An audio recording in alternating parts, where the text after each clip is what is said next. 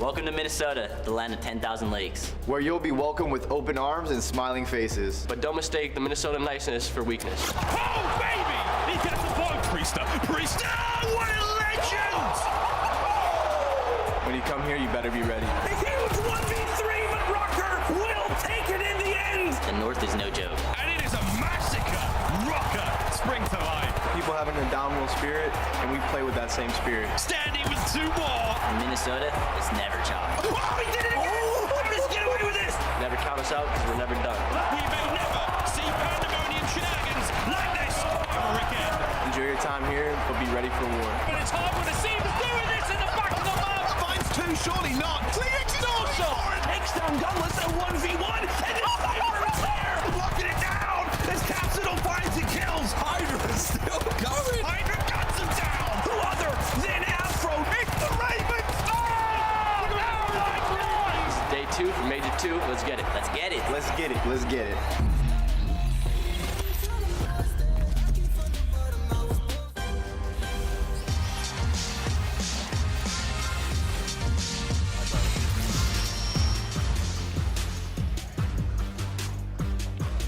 Hello and welcome to the Røkkr Major 2 out here in Minnesota, where the competition was looking like a tundra until a few teams broke the mold. From upsets to surprises that nobody expected, right here at the Mystic Lake Casino, it's about to go down. And today is going to be one of our favorite days out there, baby. It's Elimination Day. Right here on the desk, we're breaking it all down. My friends call me Chocolate Thunder, but you can call me Belly. And we got a few legends on the desk. We got Nameless, we got Merc, and also aBeZy, you've been killing it lately. How you feeling today? We're gonna see some teams go home. I'm feeling great. I love Elimination Day, but it's also heartbreaking for a lot of people across the board. Right, and yo, Nameless, if I told you last month, even 2 weeks ago, that the results that we had yesterday was gonna happen, what would you tell me? I'd call you crazy, but you can never, you have to expect chaos, especially at Call of Duty tournaments. There's always insane upsets. I can't wait to see what happens today in the losers bracket. Potentially, we have some teams that are in the top 3 going home, which would be ridiculous. No,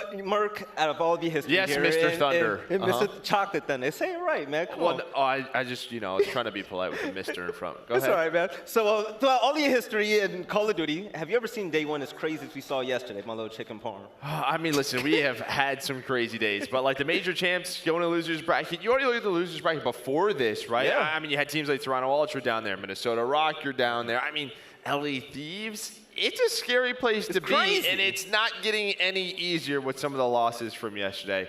I mean, all the 3-0s, it was a wild one. It was a crazy day. You know what? If you were sleeping under a rock and you missed out on yesterday, you missed a lot. Let's go ahead and take a look at the bracket. Take a look at the top left side of your screen, and you got that right. OpTic Texas got swept by the Seattle Surge, who will now be facing off against the Atlanta FaZe. We see the Mutineers and Boston Breach playing for a chance to go into the championship game and, possibly top 3. But the bottom side of the bracket, Nameless, that's terrifying. LA Thieves, you got the Royal Ravens, Toronto Ultra. This is wild. Yeah, this is absolutely wild. You know, Joe talked about it. Thieves and Ultra already being down there makes for some spicy matchups, but I'm looking at that OpTic Texas and Minnesota Røkkr matchup. This is the Minnesota Røkkr Major 2. The crowd is going to be behind them. OpTic Texas coming off of a loss. How dangerous Røkkr can be in Search and Destroy. It has potential to be an epic matchup. We're going to get to see that later today. Yeah, let's go ahead and get these games started already, right? But yesterday we had a lot of upsets, and we start off the day with the biggest one out there, right? Well, one of the biggest ones. It was the Florida Mutineers, who came out the gate swinging against the London Royal Ravens and aBeZy. Florida shocked everybody and set the tone. They're literally either fully on or fully off. I mean, they just started headbutting their way through London Royal Ravens. The Gavutu, we could say it was close in the beginning, but by the end, Florida just chained too many hills together. We saw that P3 stat as well. And then heading into the S&D, London Royal Ravens were up 4-2-0, and Zero was sniping out of his mind, but it was the Florida Mutineers that just started getting aggressive, forcing their way through mid and winning 6 rounds of S&D in a row. Definitely the biggest upset of yesterday. Yeah, and what was crazy about the series to me is we saw Dave Patty really have a big step up in performance. He was the difference, especially when it came to that Gavutu control. He was pushed up frying in green, especially when they were on their offense, and he pushed up towards B, picked up a big 2-piece to get them B control. The guy dropped a 1.3 in that series. Like, that is huge for him, and if Dave Patty continues to play like that, they can have a crazy run in this tournament, because we've seen Skies and Awakening throughout Stage 2. They've really improved and got back to all-star status.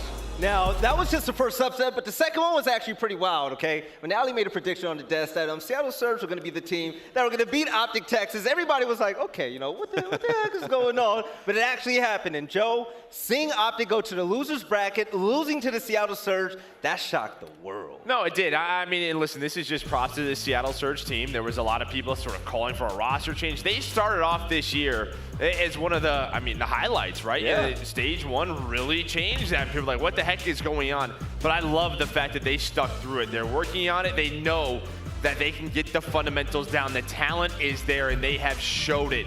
And I think it just is props to how good this league can be. These are our Major 1 champs, but they are quickly reminded how good the competition is around them. They have to be on point at all times. Seattle Surge, a huge win here. And you know, when we talked to them, like, especially Pred, after some of their most recent wins in the Major 2 qualifiers, like he said, they acknowledge that teams have caught up to them and they're continuously working through it. So obviously, when a team hits those struggles, if they're able to reflect and realize what they're actually doing wrong, work through it, not get frustrated, they can get to this level. It's tough for Call of Duty pros to admit that, but it seems like Seattle was able to do it, and they've improved so much. I mean, even from their recent match versus OpTic, they played some of the similar maps and beat them this time in a LAN environment with young players on it.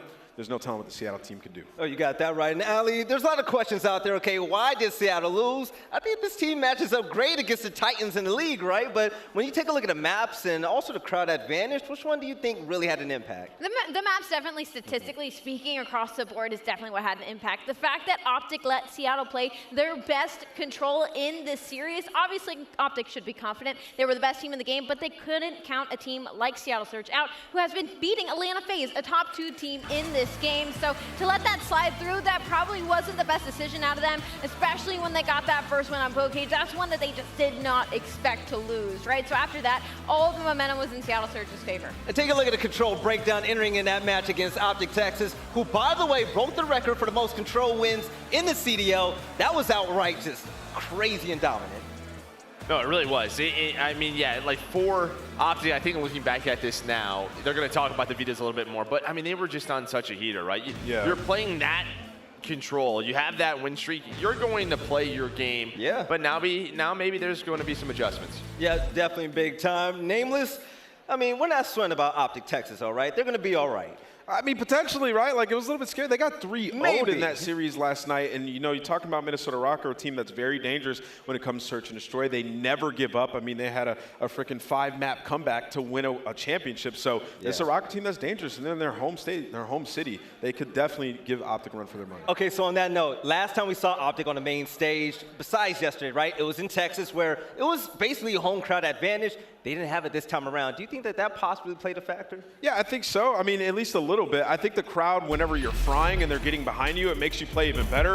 Obviously, you're going to get pumped up and you know you made a big play.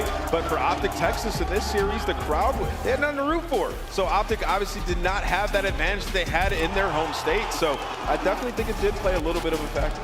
I think an interesting take on that fact is OpTic has such a large fan base across the board. Whenever they go to events, obviously there might be like at least half the crowd rooting for them. They're everywhere. But the other thing is that's every single year, right? And they're used to the crowd cheering for them. But when it's dead silent, they have to know that they're doing wrong. They know that they're losing. So I wonder, because it's such a momentum-based team, that maybe that is affecting them. Hey, we're going to find out today as they play to try to stay into the tournament. But also, another team that's going to be trying to fight for their lives is going to be the Los Angeles Guerrillas, who came into this event with a sub, okay? Gunless wasn't able to come in. Gunless, we miss you, man. But Spart just basically said, you know what, I'll take a look at the meta right now, and I think this needs a little adjustment. Yeah, I mean, I love it, right? Obviously, when you pull out that Volk the way he does, maybe some other teams are thinking about it now, right? Some of the winners round 2 teams that are going to be screaming all day today, maybe they give it a shot. I mean, this guy was putting up insane numbers on this map. I know it's really only on this Tuscan.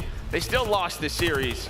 But, I mean, Spart looks pretty darn good with this. Pretty darn good. He was incredible. You got to give that man his props. I'm going to give him his props, He but hey, he still got 3-0. Yeah, they got that. But he fried, and that's what you have to do. Like, for Spart coming up from challengers, like, he has to leave an impression. So he's obviously a risk taker. He pulls out that Volk, and he starts to fry. You can see the heat map here where, you know, he was just pulling up with the Volk everywhere, up close and personal. Those are some narrow hallways that he was getting those kills, and it's just a hybrid weapon. I think Tuscan's like the perfect map to run it. We might see some players pulling it out on maps like Cage when they want to get a little bit mixy, but also win some gunfights from mid-range. And, you know, it's just tough to take people off headies with that weapon. So it could be that third gun that we have coming out situationally.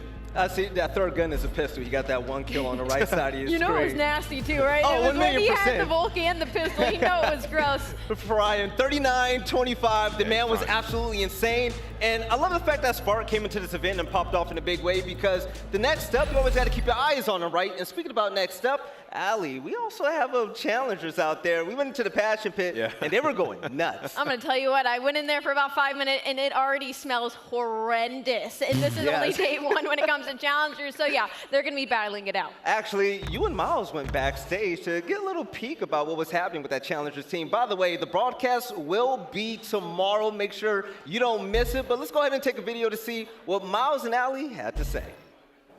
Guys, thank you very much. I'm here in the Challengers Room in the Passion Pit. The official tournament starts today. Tomorrow, everything's going to be streamed on YouTube. You can catch all the matches there. Let's take a walk and take a look at what's going on here. Matches so far have been great fun. There's been a lot of trash talk. We're hearing a lot of swearing and screaming and good times here again. Pure passion here in the pit. The game fuel's flowing. Everyone is having a wonderful time. We have 96 teams in here. That is almost 400 players going at it. Prospective pros in the making, all in this room. It has been incredible so far. But I think aLLeY has a very special interview lined up. aLLeY, take it away. Thanks, Miles. I'm in the Passion Pit with Anarchy, Andrew Cricket, and Fishity, now placing T16 in the last Challengers Cup, heading into today, 24th seed. What is it like for you being a female in the scene?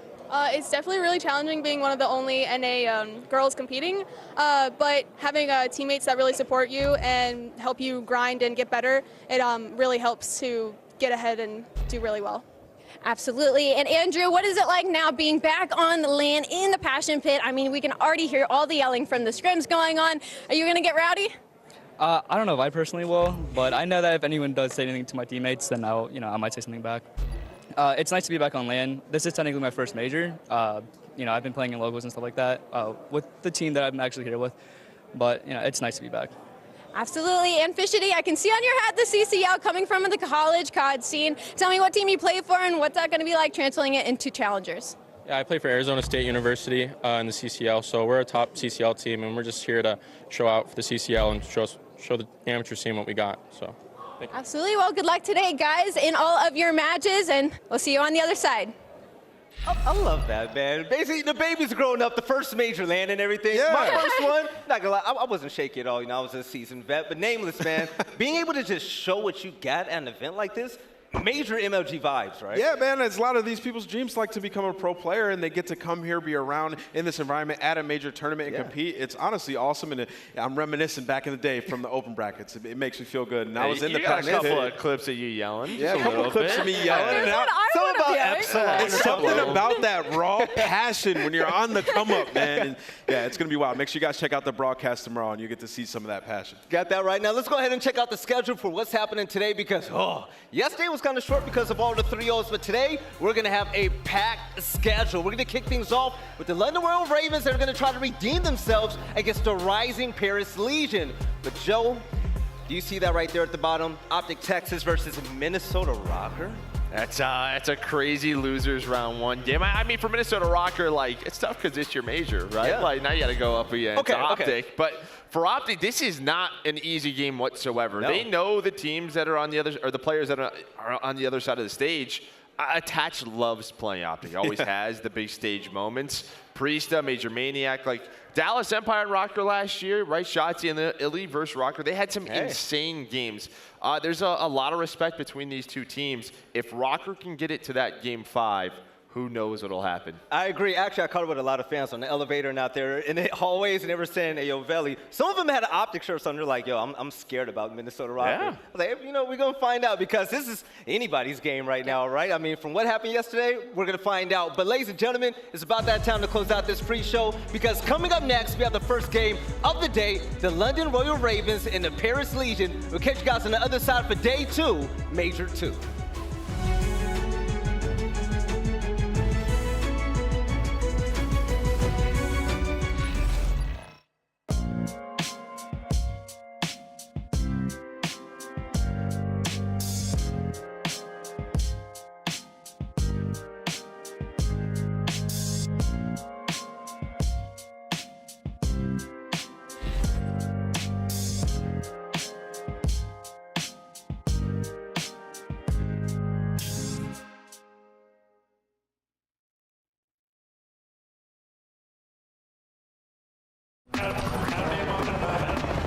Think you could rule an island?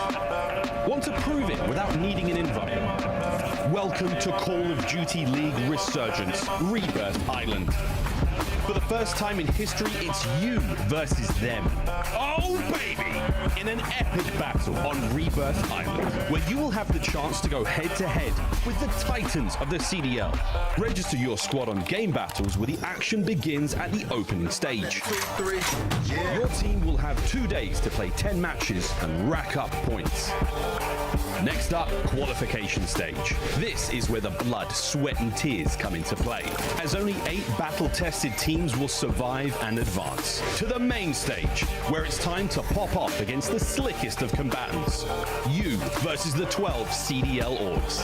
What's up for grabs? Eternal glory for the squad, along with a $100,000 cash prize pool.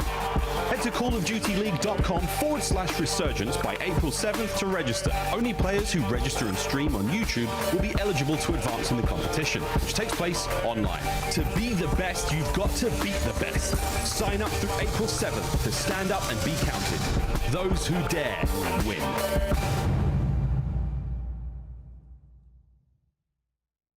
So won't you go ahead and tell me when you had enough? Fucking you one more shot when the camera's up. But this one you gon' have to duck. Tell me about your lifestyle, really. We've been on the road to the tank go empty. I'ma keep going to the Lord, call, give me if you wanted me to stop, then you can't come with me. Thinking you the best, silly. We about to put it in your chest, really. And I don't think you really want a problem. Think you know the outcome when you come around. You thinking you kidding me? Is you kidding me? Ripping everything that was again in the vicinity. All right, ladies and gentlemen, welcome back to the Major 2 Day 2 here at the Mystic Lake Casino. Shout out to the Minnesota Røkkr for throwing his land. But it's about time for the first matchup of the day. London Royal Ravens and also the Paris Legion, and the crowd has been lovely so far. But Joe, let's talk about London Royal Ravens right now, because coming into this event, all right, outright, everybody was talking about this team being top 3, but inconsistencies was the biggest question mark. With them getting 3-0'd yesterday against Florida, they're really going to have to step it up. Yeah, I mean, honestly, the big thing for me was just a slow start. You know, you lose that game 1, and then you go up 4-0 in that map number 2, but mistakes. I mean, just throwing rounds away with numbers. 0 was popping off. If they close out that map 2, maybe things look different, but it just felt like, I don't know, maybe they lost full a little bit, right? Going into that control. But we saw this at Major 1. They were able to survive in winners round 1 in a game 5. It was a reverse sweep, but it's slow starts for this London team. They need to come out today with some energy. And when it comes to the game fuel keys to victory, the London Royal Ravens will secure map 1. They're going to be loading in onto Berlin, which I respect this pick because they are good at Gavutu. 6-4 is overall, but they did lose it yesterday. So try your other confident map, 6-2 overall, and improve your teamwork and man-down situations. Their 20% is last in a 3v4 win percentage, and I mean, come on guys, you get that first blood, play aggressive, abuse the man advantage in the search and destroy, and bounce back on Gavutu control. They lost 3-2 to Florida yesterday, but they're 7-4 overall, and it's gonna be a gap control that we're heading into, so regain your confidence. Again, they're gonna be playing that Berlin as their first hard point, so hopefully they win that map, get their confidence early in the series, and close out in the control. I want to see that positive record show up on screen, but Nameless yesterday, 0 was popping off, going crazy. That man wasn't missing, he wasn't dying.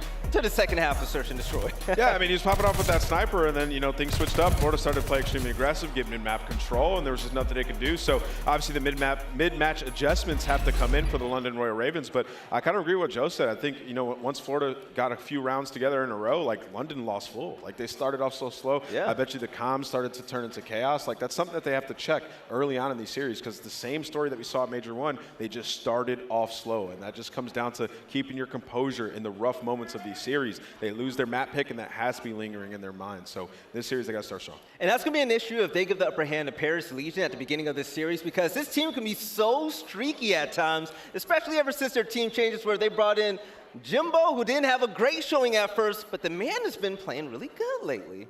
Pretty good lately. Solid. Solid.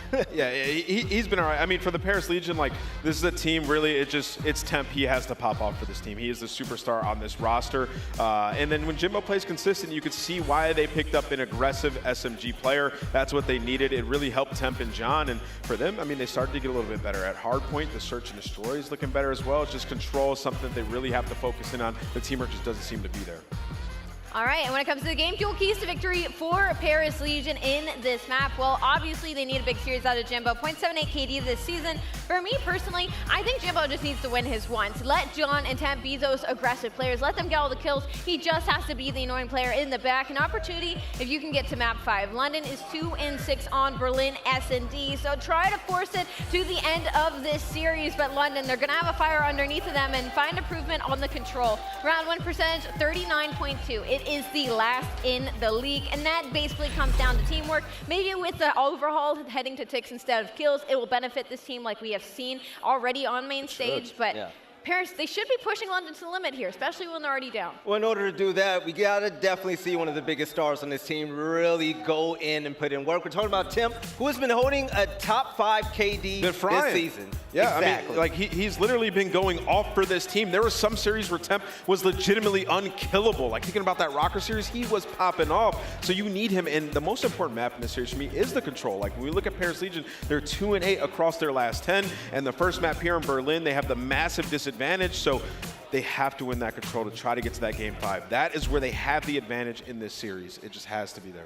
I'll say, though, I mean, there was a lot of maps going against the Mutineers yesterday, right? Yeah. I mean, it looked like London was going to just blow them out of the water, right? But that didn't happen. Paris Legion, they've had to have known, right, preparing the map sets, going into practice, what are we probably going to play against London? Yeah. The one thing I will say, as good as Temp has been, right, when you're playing a top 3 team in the league, everyone has to contribute, right? All the comms have to be on point. Can't allow mistakes to happen. So for me, that's really it. For this Paris team, don't allow those sort of clutches, those 2v4s, those 3v4s to come into play. Win your advantages. Things can definitely get out of hand to snowball, and they do not want that to happen on the side of London. But while we're on you, Merc, when it comes to pick'ems, do you think Paris has a shot in this, or do you think London's coming into today more ready than yesterday? I think that Paris does have a shot, but I'm going to go with London, just due to the fact that, you know, it was a very slow start. I expect them to come out with high energy here. I love Tom Gravity. It's just I didn't expect them to be playing a top 3 team in this losers round 1. I really didn't. Not at all. I'm going with London as well because Afro is just the GOAT, right? But I do want to see Gizmo pop off and do something special today. aLLeY, you rocking with Paris or you rocking with London? I think it'll definitely be a longer series than we would have expected looking at this bracket going into day 2, but I'm going to stay with London. Even though Nasty's been a little inconsistent, I think he'll be on today. Nameless, you've always given it to me straight from the heart, man. I'm thinking you rocking with London, though. Yeah, I'm going to go with London for the simple fact of I don't think Afro has a counter in this series. I think he's going to literally have his way. And, you know, for Paris, obviously Jimbo didn't start off too hot for this team, got a little bit comfortable, and I fear that that'll happen in this first big match on land, right? He could be a Lanimal, dude. Maybe. The impression that I got is that it takes him a little bit to settle in, and the problem with that is versus London Royal Ravens, you're going to have to be ready off rip. Oh, definitely. All right, ladies and gentlemen, let's go ahead and lock this thing in. We have the Paris Legion and also the London Royal Ravens. Major 2, Day 2 starts now.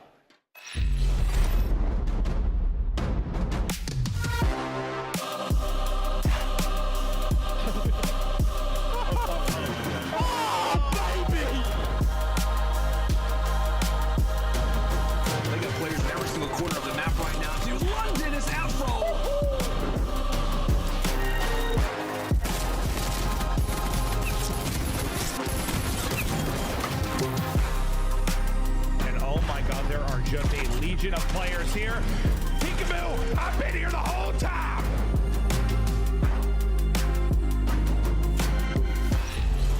Minnesota, hello, hello. Oh, this is beautiful. We have a incredible day ahead of us. Yesterday was something, huh?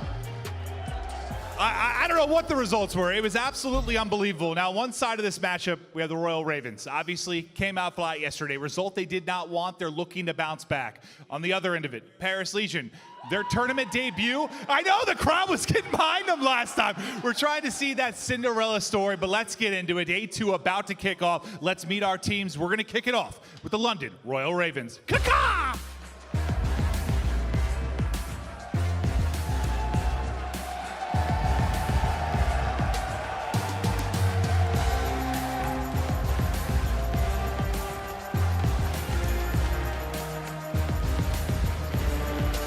There's talk about being one of the best, and then there's actually being one of the best. Now they're going to have to prove it to stay alive. I will say this, though, Belly. It does sound like the crowd seems to be backing them here. And with this map layout, I'm looking pretty good for London Royal Ravens. I think London's feeling good today, but what about Paris, Maven? Paris, it's their debut, baby. I know we got Pocket over here rooting for them. I'm loving it. A team, you know, they struggled early, but they've been making the run. They've been improved. I'm excited to see what they can do today. Let's check them out. Paris Legion.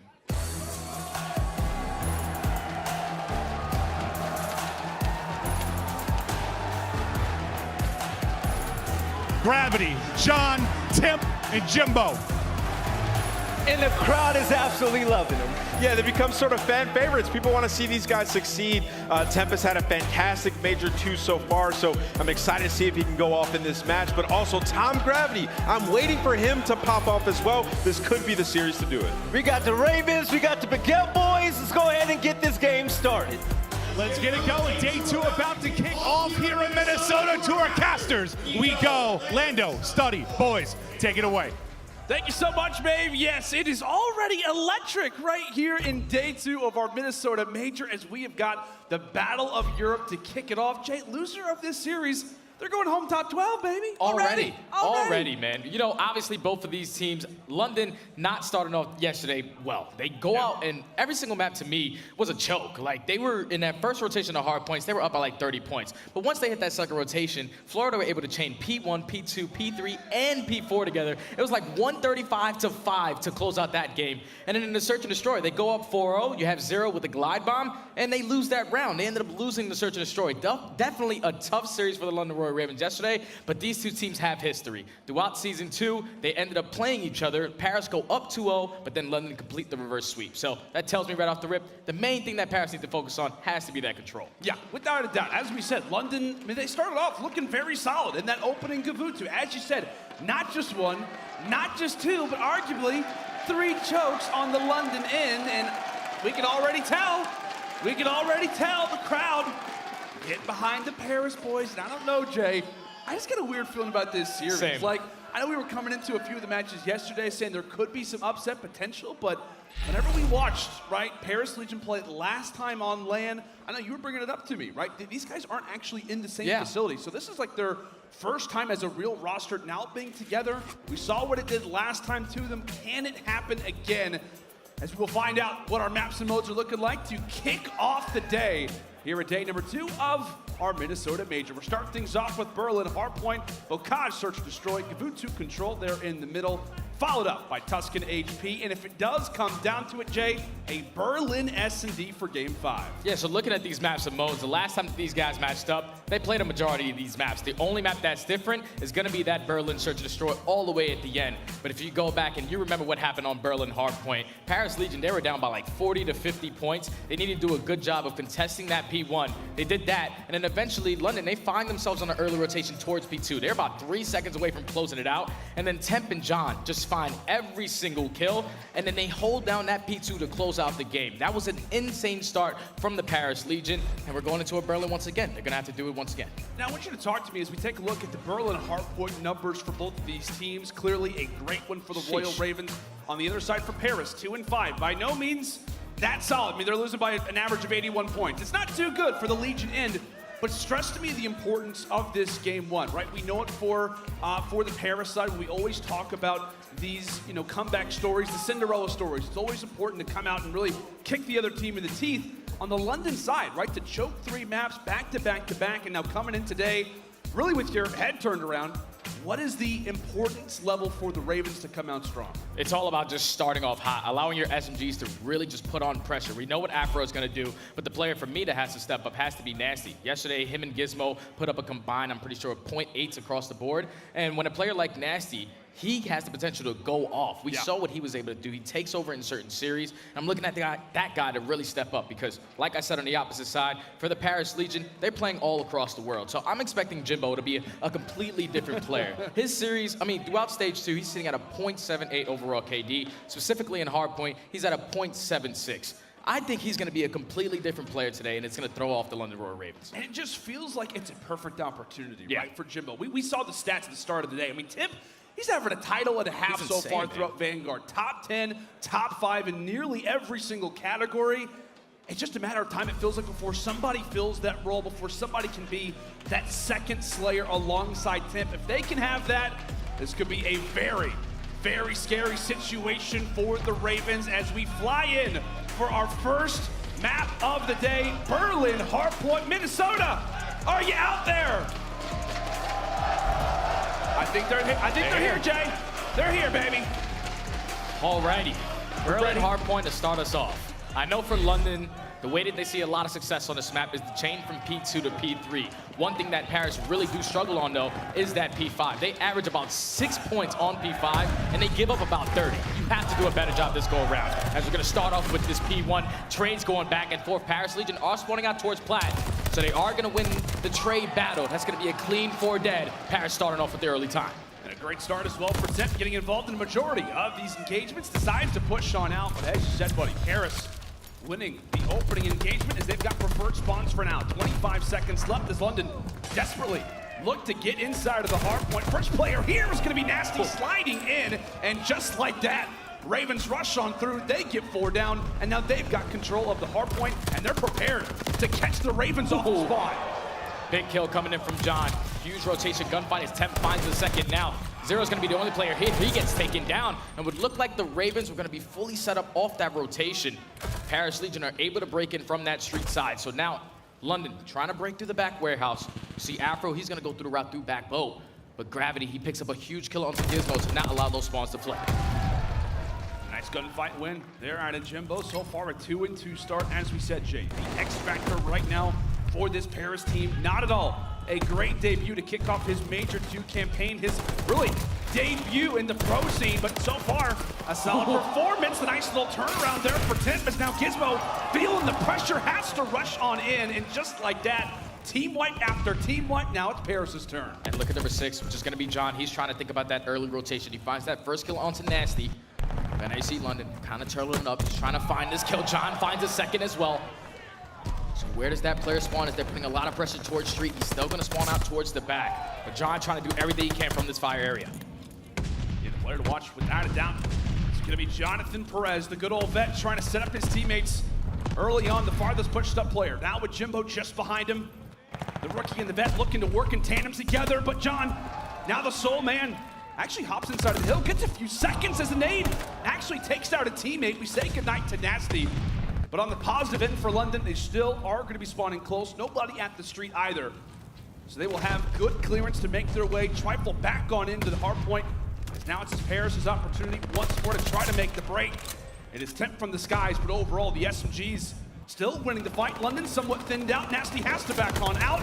It gets dropped as well. Paris another solid break with 25 seconds left. They look to gain every single one of those points now. That's just great work from Paris. They attack through fire, they attack through front, but then they set up Temp towards that top 3 story. He basically got spawn kills on spawn kills to allow his teammates to get back into this point. Now thinking about that rotation though. 10 seconds left. Paris Legion starting off this game hot. Number 7, which is gonna be Temp, trying to hit that long route, trying to flip these spawns. If he can try to get towards the back warehouse, he can potentially flip it and influence the spawns towards the back. Oh, that's great. But John finds one. Temp unfortunately does get taken down, so London right now currently holding. Oh, John just rushes on through! Oh, the lovely 2-piece there out of John, but still, London with numbers. And as they continue to push on out, they're getting slayed.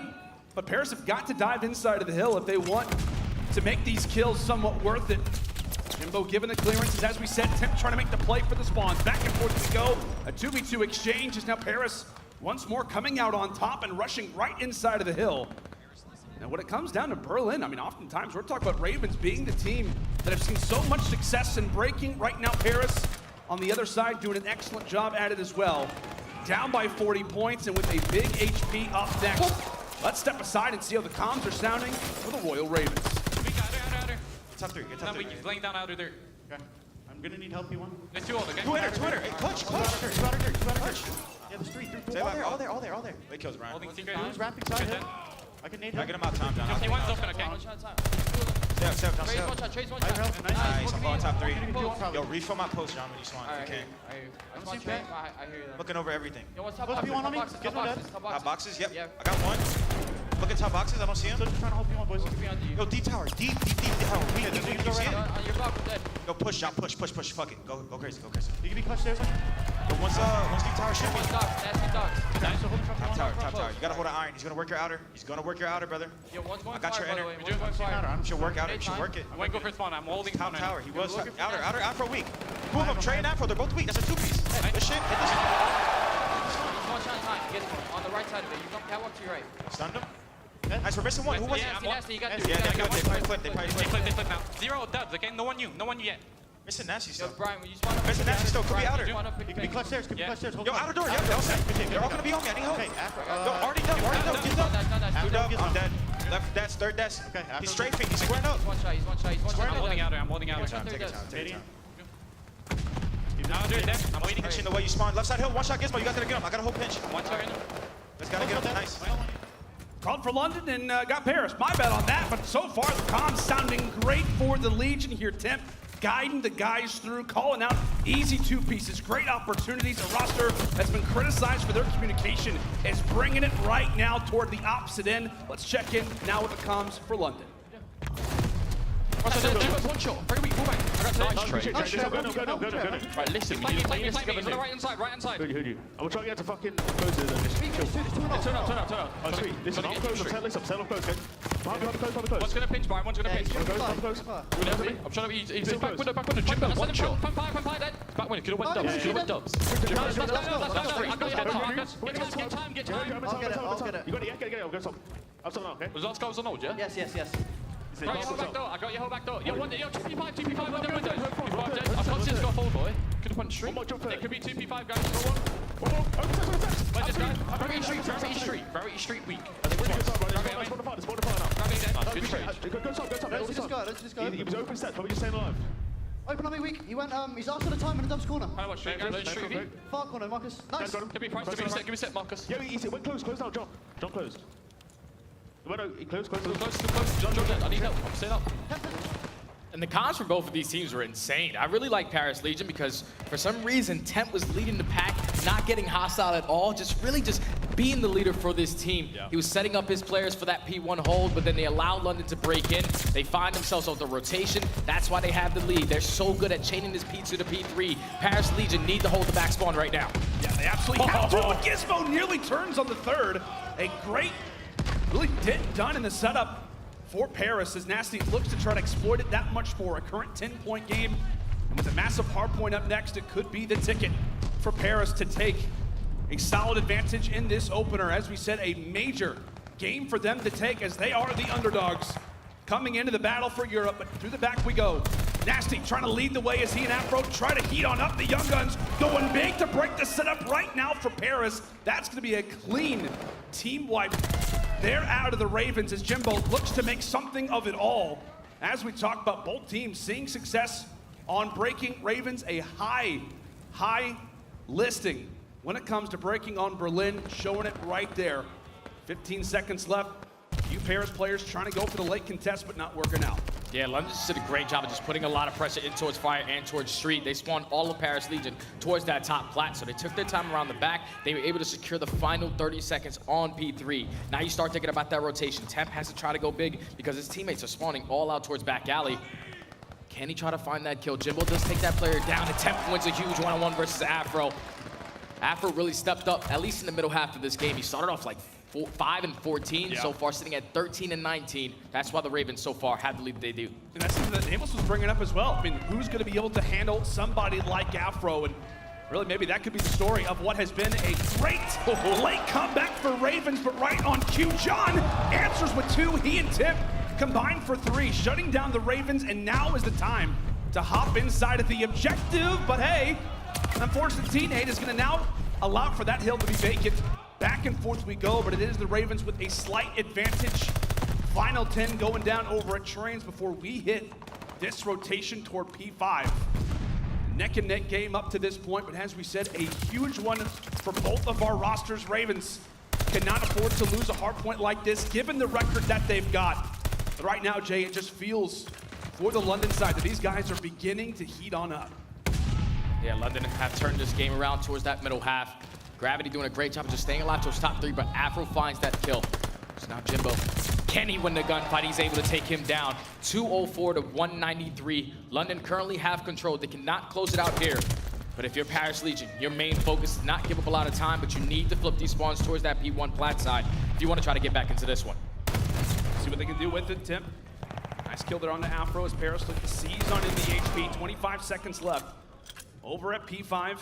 As iLLeY vacant for the moment, but as we said, it is really a race for those next side spawns. That's the thing that you're focusing on. As the pendulum continues to swing right now on Berlin, it is London with the favorable side and with the great little angles. Afro gets dealt with again. A narrow game for the time, but London doing an excellent job at clearing things out early. Well, it will be Paris grabbing the scraps. It is Ravens off the rotation. Nasty. Enco looking to set up shop and get prepared for what could be the push of the game. 25 before this one is done. Look at that play that's going on the flank, Jimbo. Unfortunately, he runs by a player, so he's not going to set up that pitch. London are able to find another 2 kills. Last player close enough is going to be Gravity. He's trying to do everything he can to take one down, but unfortunately, he drops, and London are 10 seconds away from closing this out. Paris have to put the pressure on. It's time to put the pedal to the metal. Paris, can they break in? 5 more seconds. Jimbo waits for the call. That's going to be 2. That's going to be 3. The trade still favoring London as the final 1v1 will go their way. And Ravens answer early here on Berlin. They just do what they've been doing all season. The second rotation, they do a great job at that P2, but then that P3 rotation was huge because Paris Legion, they thought, hey, we have the back control, we are fully set up, we're watching fire, but then a couple London players are able to kill a couple of those players on the street side. They spawn out all the way towards the front, towards that opposite side, towards P1, and at that point, London were just taking their time securing the back. Once they found that opening kill from fire, eventually they set up the pinch, they were able to close out that P3 by picking up those final 40, and then the second go around towards the very end, Paris Legion, they did a good job at that P5 hard point the first go around. They usually average about 6 points on it. Pretty sure they got about 20 to 25, but then the second go around is where neither team was really playing for it. London did a great job of just controlling the spawns, keeping that plat side so they can close it out on P1. And I guess you could say a good sign for London, right? To see those 2 guys, player 2, player 3, both Nasty and Gizmo, having a solid performance, which as we said, so far on land, right? When it came down to Major 1 and in that series versus Florida, 2 guys who were a little bit shaky. You see those guys in the rhythm, makes you a little bit more excited about what could be a loser's bracket run, at least a victory here versus Paris, if those 2 guys are having a solid start. 100%. Just to talk a little bit more on Gizmo, keep in mind, the beginning of the year, he was like the second best flex that we had in the game. He was sitting at like a 1.3, but ever since then, he's just been kind of calming down a little bit. He's sitting at overall at like a 0.8 so far ever since he's entered back on this team, and if that guy can get going, that is when we will see the London Royal Ravens at their top potential. Because Zero, he's a great leader. He's going to put up those even numbers. But when you can get your young guns to really step up, they're basically going to be unbeatable. And that's what Zero has said. I mean, he has talked nothing but highly about this team. We talk about the 2 rookies in specific, right?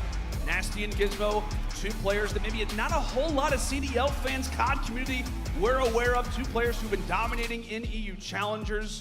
You see those guys go off. As we said, it looks to be a good sign for the Ravens early, but who knows? Bocage Search Destroy up next, Jay. I have no idea how to call this one. Well, these 2 teams have played on it before. That's true. And it was all the way into Game 5. London were able to walk away with it in a 6-3 fashion. I'm pretty sure Nasty puts up like a 2.5 KD, and so does Gizmo. Both of those guys were just taking over the game, but that was also when we were seeing Jimbo just run strictly down the map. Now that, you know, Paris Legion have got more reps in their search and destroy, I'm looking for better strategy here. Absolutely. So we'll take a look at our really search destroy leaders so far throughout the season. There you see big Byron. Good old Byron Plumridge leading the way for the Ravens at a 1.11. On the other side, no surprise, Jay, it is Tim leading the way for Paris at a 1.06.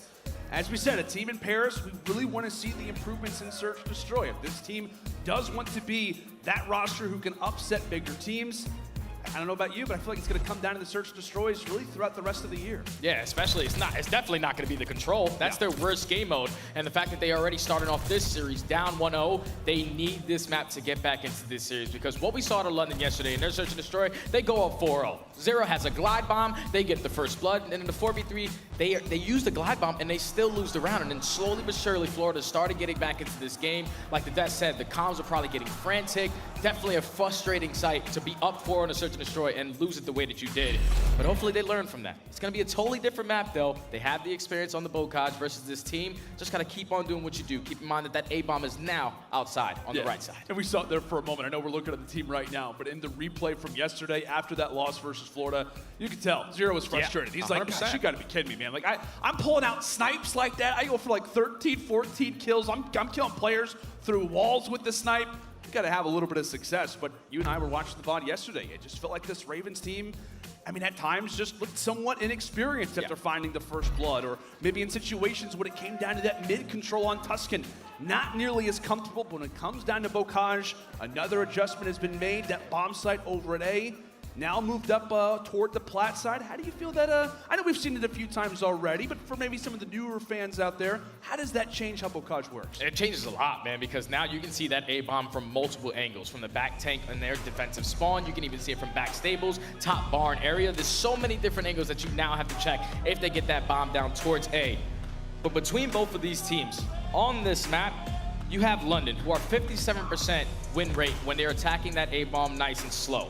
Paris Legion, whenever they try to step up their pace on this map, either if it's going towards A, if it's going towards B, whenever they play fast on this map specifically in Search and Destroy, they never see success. So for both of these teams, it's all about just slowing down the game, allowing the opposite team to try to make some mistakes, try to get a little bit over aggressive, and then eventually work your numbers. Yeah, as we said, we're going to see both teams come out firing in this SD specifically for Paris. As you called it, buddy, really is going to be on this team to really dig deep in a series that they absolutely would love to have after all the adjustments, the challenger updates, bringing in some young players to this team. You want to see it pay off for them, but into the round one, Bocage Search Destroy we go, and it's Afro answering early. Afro gets the first blood, so the bomb is going to be down in towards that middle zig, and look at Gizmo. He's already going to push out towards that accuracy tank, finds that easy kill onto Gravity. Now in the 4v2 situation, look at number 8 in Jimbo. He's trying to find great timing through the street. Can he potentially get behind a couple players on London? You see Simp trying to feed him some information. Jimbo does get found out, and now it all comes down to Donnie. A 1v4, now make it a 1v3. 50 seconds left. But as we said, this guy loves to dig deep. He's got that clutch gene in him. A veteran of the scene. Now lines up for what could have been his second kill, but Ravens start and end nice and hot. That was just a good tone setter from the Ravens to be aggressive out towards that lower tank side. And you get Gizmo set up on that left. Anyone that tries to wrap back in towards top barn, tries to go in towards the second story, they're going to get taken down. Afro finds that first blow into John. Eventually they find the second, and then they just play the man advantage. Jimbo tried to be the playmaker. He eventually gets stiffed out. But London, clean defense to start us off. Yeah, you can see Gizmo over at that tank. I think he's aware of the new positioning, the way that Bocage Search Destroy now works. A nice early round there for Jay Giz. As now it's London's opportunity. Start things off on the attack. And more of a slower start. Gizmo, nice little pre-nade to the backside of the gate. Unfortunately for him, no information really found. As the utility continues to be tossed on out, Nasty backs up. Repositions, Ravens still looking for the pick. Yeah, Ravens is just trying to take their time. They know that John, he gave up his position towards that A-bomb. As they're going to attack through Pop Grandma's. John's going to go for the challenge. He finds one. Now they have the man advantage. John spots the second. Don't commit. You do not want to drop here. You have the man advantage. Still in the 3v4. John's going to lose it. Huge one-on-one from Afro. Now 3v3. And that really hurts the Paris side, right? John was your eyes, your ears, instead of bottom Grandma's. That's now going to be given up. And Paris now working from the back. They get a great kill coming in from Gravity. But oh, Nasty. He sneaks his way through. He doesn't spot the player to his right. He doesn't spot the player to his right. And now with that, it brings it all on to Afro. A 1v3 and only 20 seconds to play with.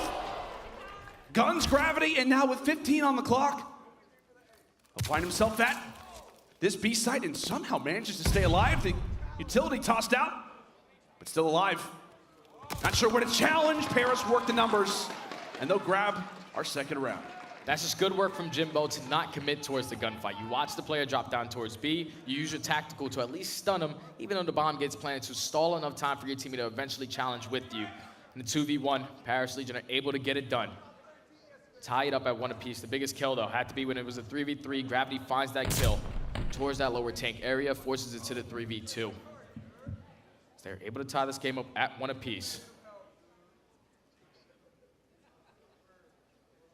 What can London do on this defensive side now? It's really going to be onto that man, Trey. As we talked about, Zero. Guiding these guys into games like this, situations like this, so relied upon. In all these interviews you've talked, brother, we've heard the young guys speak about how great of a leader that he is.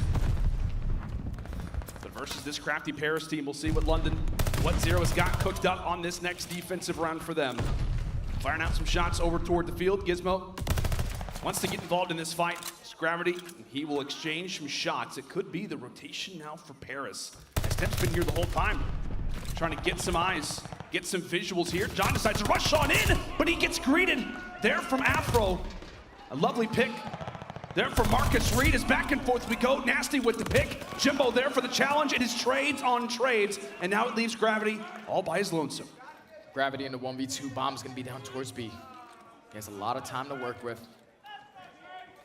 Just gonna put himself through that middle gate area. You see both of London. They're just stacking up. They're trying to play the trade.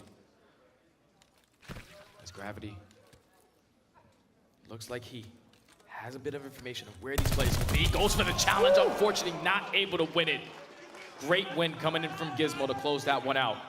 That's London. a great shot from Gizmo. Yeah, like, yeah. Gravity knew exactly where he was. 100%. That threw him off guard. Like the camera angle and everything. He was still able to win it. Big gunfight from Gizmo to go up 2-1.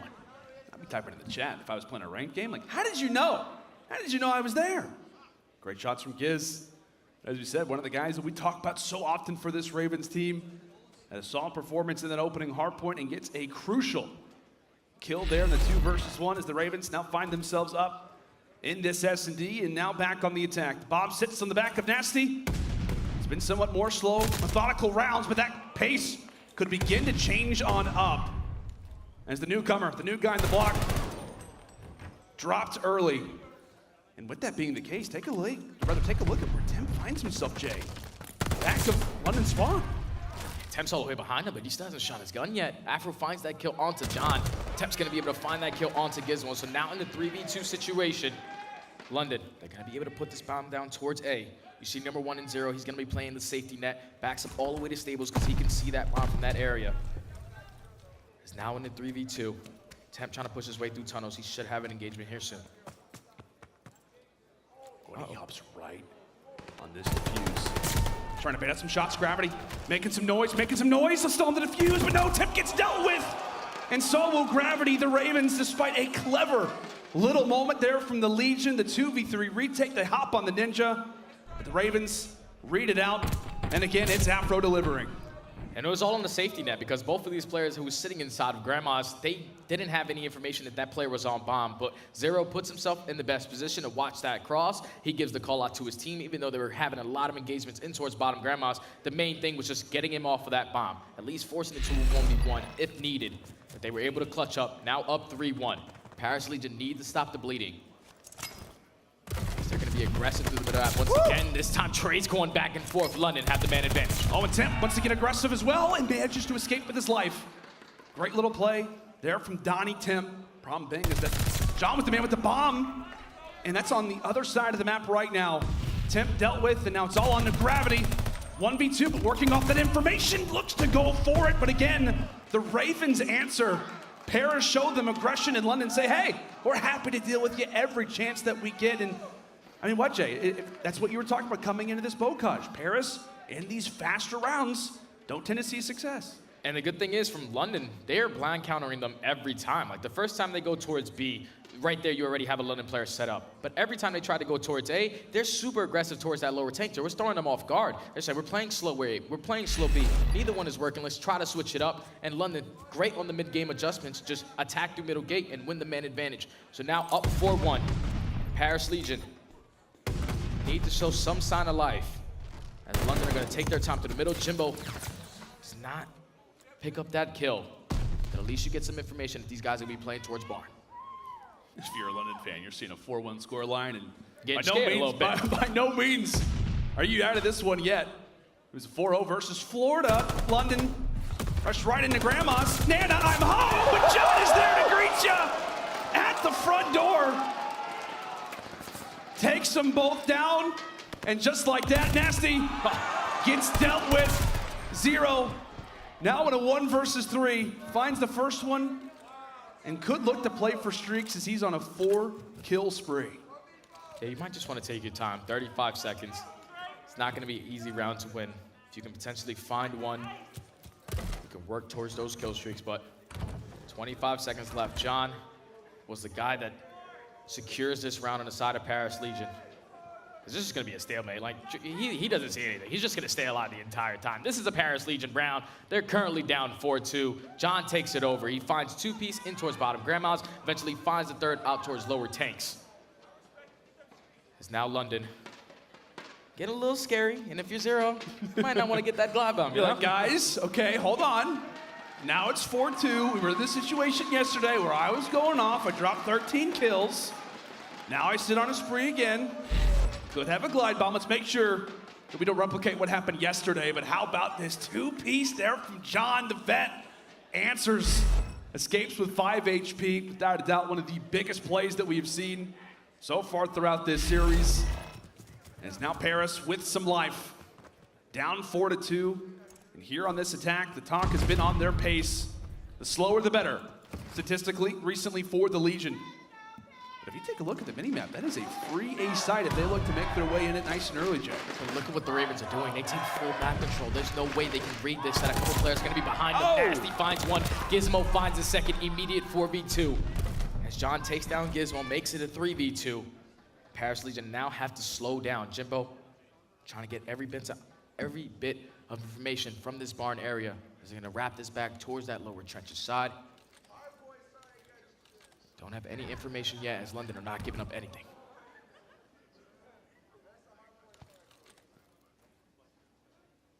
Silence is deafening. John, with that sniper, MP40 in the back pocket as well. They've got the right weapons to work with, but is the timing going to favor the opposite end? Nasty whips a few shots, and just like that, it's now brought to a 1v2. Zero, meanwhile, sits on the spree as he watches his young guns fall by the wayside. Bomb now planted, and it's on to the vet to do it himself. Get some information there on the Jimbo, knows where the angle is. Is it gonna work out for him? Goes he's toward the tank, deals with the first 30 seconds. John v0. And Trey's gonna make a play. Trey's gonna make a play, but John is there. Paris coming out with a 2v4. They need these rounds. What a round out of John. He finds that opening kills, at least make it a 3v2. And then Jimbo, he stays alive just enough towards that gate side to force that player from London to try to break out that front door. Jimbo picks up one, John picks up the second. Got a little scary though. Once Zero was able to spot Jimbo crossing back, picks up that kill, forces into a 1v1, but John's a world champion for a reason. MVP for a reason. On a 3 spree, trying to bring his team back into this one. And it cannot be understated. You've got to win this next round if you're London. You cannot afford for the pace to change up, for the momentum to instantly shift. Despite being down 0-1, Paris, they just feel confident, but that confidence now shaken. As Jimbo goes flying on Bocage, Gizmo with a nice and early nade. So Ravens continuing to look for those picks. As they may prioritize a rotation now over at A. Gravity continues to open up the windows. And John, in the position that we saw him absolutely go off on just moments ago, is it going to be another similar situation? Answers for the first, but it will be a trade. Ultimately favoring the Ravens is now Gravity left by himself, a 1v3. Spots Gizmo, and Bomb does not go down, Jay. Bomb does not go down, so now with 30 seconds left, Nash is just gonna pick it up. He's gonna go immediately for the bomb plant. Oh my. Gravity puts himself in a great position, not able to pick up the kill though. So now you see London trying to take control of their spawn. Gravity still has a lot of time to work with. Can he potentially find one? 0-0. Definitely spotted him. Zero spots him, but Gravity winning the first escapes with his life. 9 HP, for God's sake, and again, it is all on to Zero. A 1v1, 20 seconds left, as Gravity's gonna have to go for the defuse. Looking for information, where is Zero hiding? It's gotta be somewhere in Grandma's. Time continues to tick away. Doesn't turn fast enough, and Zero will clutch things out. there for London, but another situation, Jay, where it gets scary, it gets dicey. But this time, Zero clutches up. Yeah, you're happy that you have Zero on your team. Vet steps up and wins a huge one-on-one. He's like, golly, come on, guys. Yeah, if I'm Gravity right there, once you find that first kill, you had about 30 seconds, but he didn't put himself close to that bomb at any point. You want to try to play around that to at least sniff him out, force him to at least give up his positioning. He just wasted too much time trying to locate him. That London now find themselves at game point. Paris Legion trying to be aggressive through the middle of the map. Once again, Zero, fortunately, does not hit the snipe. Look at John, he's so aggressive in towards bottom grandma's. John with the aggression. Oh, he spawns him to the wall, but Afro gets the better of him there. A great little moment there at a Marcus Reed. Ravens with that first blood and keeping in mind, bomb down for the moment. Jimbo will have to acquire it. Tim comes through with the nade. Nasty falls as Tim also tries to go for the jump up. He'll miss that. Here comes Jake Giz for the chance, but no, it's Jimbo on the other end. Afro and Zero. Was man advantage, now turned the opposite direction. A great one there for for Temp is now who other than Zero again in a clutching situation. The sniper is out, and it hits for the first. Okay, makes it a 2v1 now. They know that he has a sniper, so you see Paris Legion, they're gonna be aggressive. At least push out their back of the spawn. 35 seconds, Zero's probably predicting that they're gonna be playing towards top plat, at least towards that lower trenches area. Crouches way up, I'm pretty sure he's able to spot Temp. Temp throwing great shoulders to stay alive. Can Zero trying to find this kill? Oh, he's got the rat, he's got the pistol out, and hello! Jimbo, absolutely destroyed. 10 seconds, and it will be around regardless for Paris. But it's these same situations, Jay. London going up early, not walking away with these rounds. I know they clutched one just a moment ago, but it's continually Zero left in these situations. 1v3s, 1v2s, he's doing his best, but it's these mid-round type of situations where Paris have just gotten the better of them. London still at map point, but we cannot stress it enough, the importance of these next 2 rounds for Legion. As they'll take helm on the defensive end. Gizmo trying to lead the way, make his way to the back gate position. A few shaky shots, no answers early. A bit of information, but that's all it'll be. Afro with the bomb, looks to stay somewhat stationary over toward the Z end. Paris playing careful, playing close. And John narrowly stays alive. Way to stay alive if you're John. You do not want to give up another first blood because London are dominating in that category so far. As Temp was at least able to spot one player towards that far back tank area. They know that the push has to be coming in towards A. You see everyone's starting to hit that rotation. John puts himself in that position that Afro just killed him, and the bomb is going to get planted. Oh! John trying to commit. He finds that first blood, 3v4. Oh, and Gizmo slides on him. Great little slide there for Gizmo. But the bomb still yet to get planted. Gravity looking, Nasty with the cover, spots the head of Temp, but can't take him down. Temp looks to escape, hides behind the wheel as Nasty comes around the corner. It will be the bitter end for Temp with the trade in from Gravity. 35 seconds left, and it's a trade once more. 0 v Gravity for the game. Can it be Gravity's opportunity to redeem himself? Zero sits just above him. He's got the angle. Where does Gravity look to go for the defuse? With the bomb planted where it is, he may have to hit the shots of his life. Decides to hop on the defuse. Zero, maybe knowing the timing. Here he comes, and takes it! Zero continues to clutch up for the Royal Ravens in the final, 7 rounds? It felt like Trey was in a position to clutch, and he does it in the biggest moment possible. Paris fight back after being down 4-1, but it is a new day for London as they clutch up here on Bocage and now find themselves up 2-0 in what has been a wild series. Insane search and destroy from both of these teams. Obviously, Paris Legion started off this game really slow. They went down 4-1, and they were slowly but surely starting to bring the game back in. They were getting a majority, even after getting first blood. They clutched that huge 2v4, which switches the complete momentum. And then Zero's left in a lot of situations where it's a 1v2, 1v3. Paris Legion doing a great job at just finding these picks. But unfortunately, they still lose the map as Zero clutches up not one, but two 1v1s versus Tom Gravity to close out 6-4.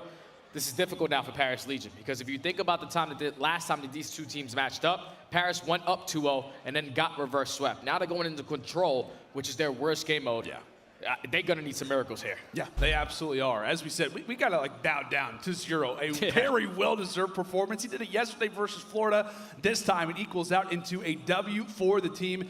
As you said, Jay, a very awkward spot now for the Paris Legion, on the brink of being eliminated already from our Minnesota Major. Will it be a hot 3-0 to start off the losers bracket run for the Royal Ravens, or could it be the opportunity for Paris to make a reverse sweep? The Minnesota Major will continue right after this quick break.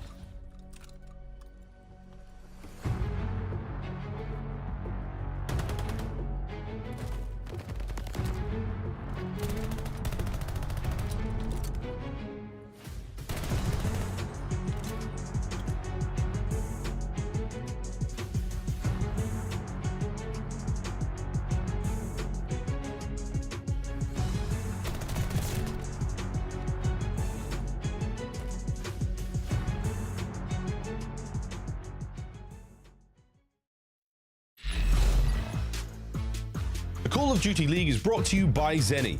Armor your eyes with Blox gaming glasses starting at $24 by visiting zenny.com/CDL. Upgrade your game with a Scuff, the official controller of the Call of Duty League.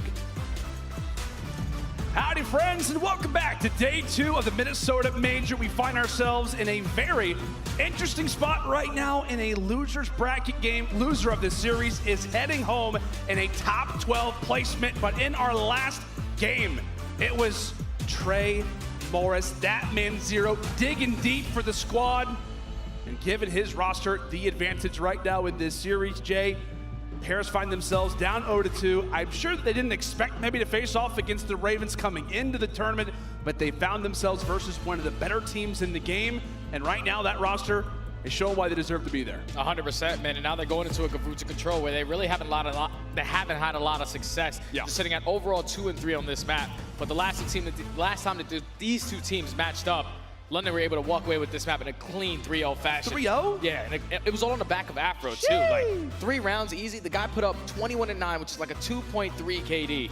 So, like, if you're Paris Legion, that's a guy that you need to focus on because he makes so much impactful plays. He pushes through P1 delayed. And eventually, if he finds himself in your spawn, he's going to cause so many problems on the side of Paris Legion if they cannot try to slow him down. London are in the driver's seat. This is going to be difficult for Paris Legion to try to bring this back. As you see the stats popping up, 3rd on offensive wins for London, 7th on defense. And you see on the opposite side for Paris, 11th and 9th. Average ticks.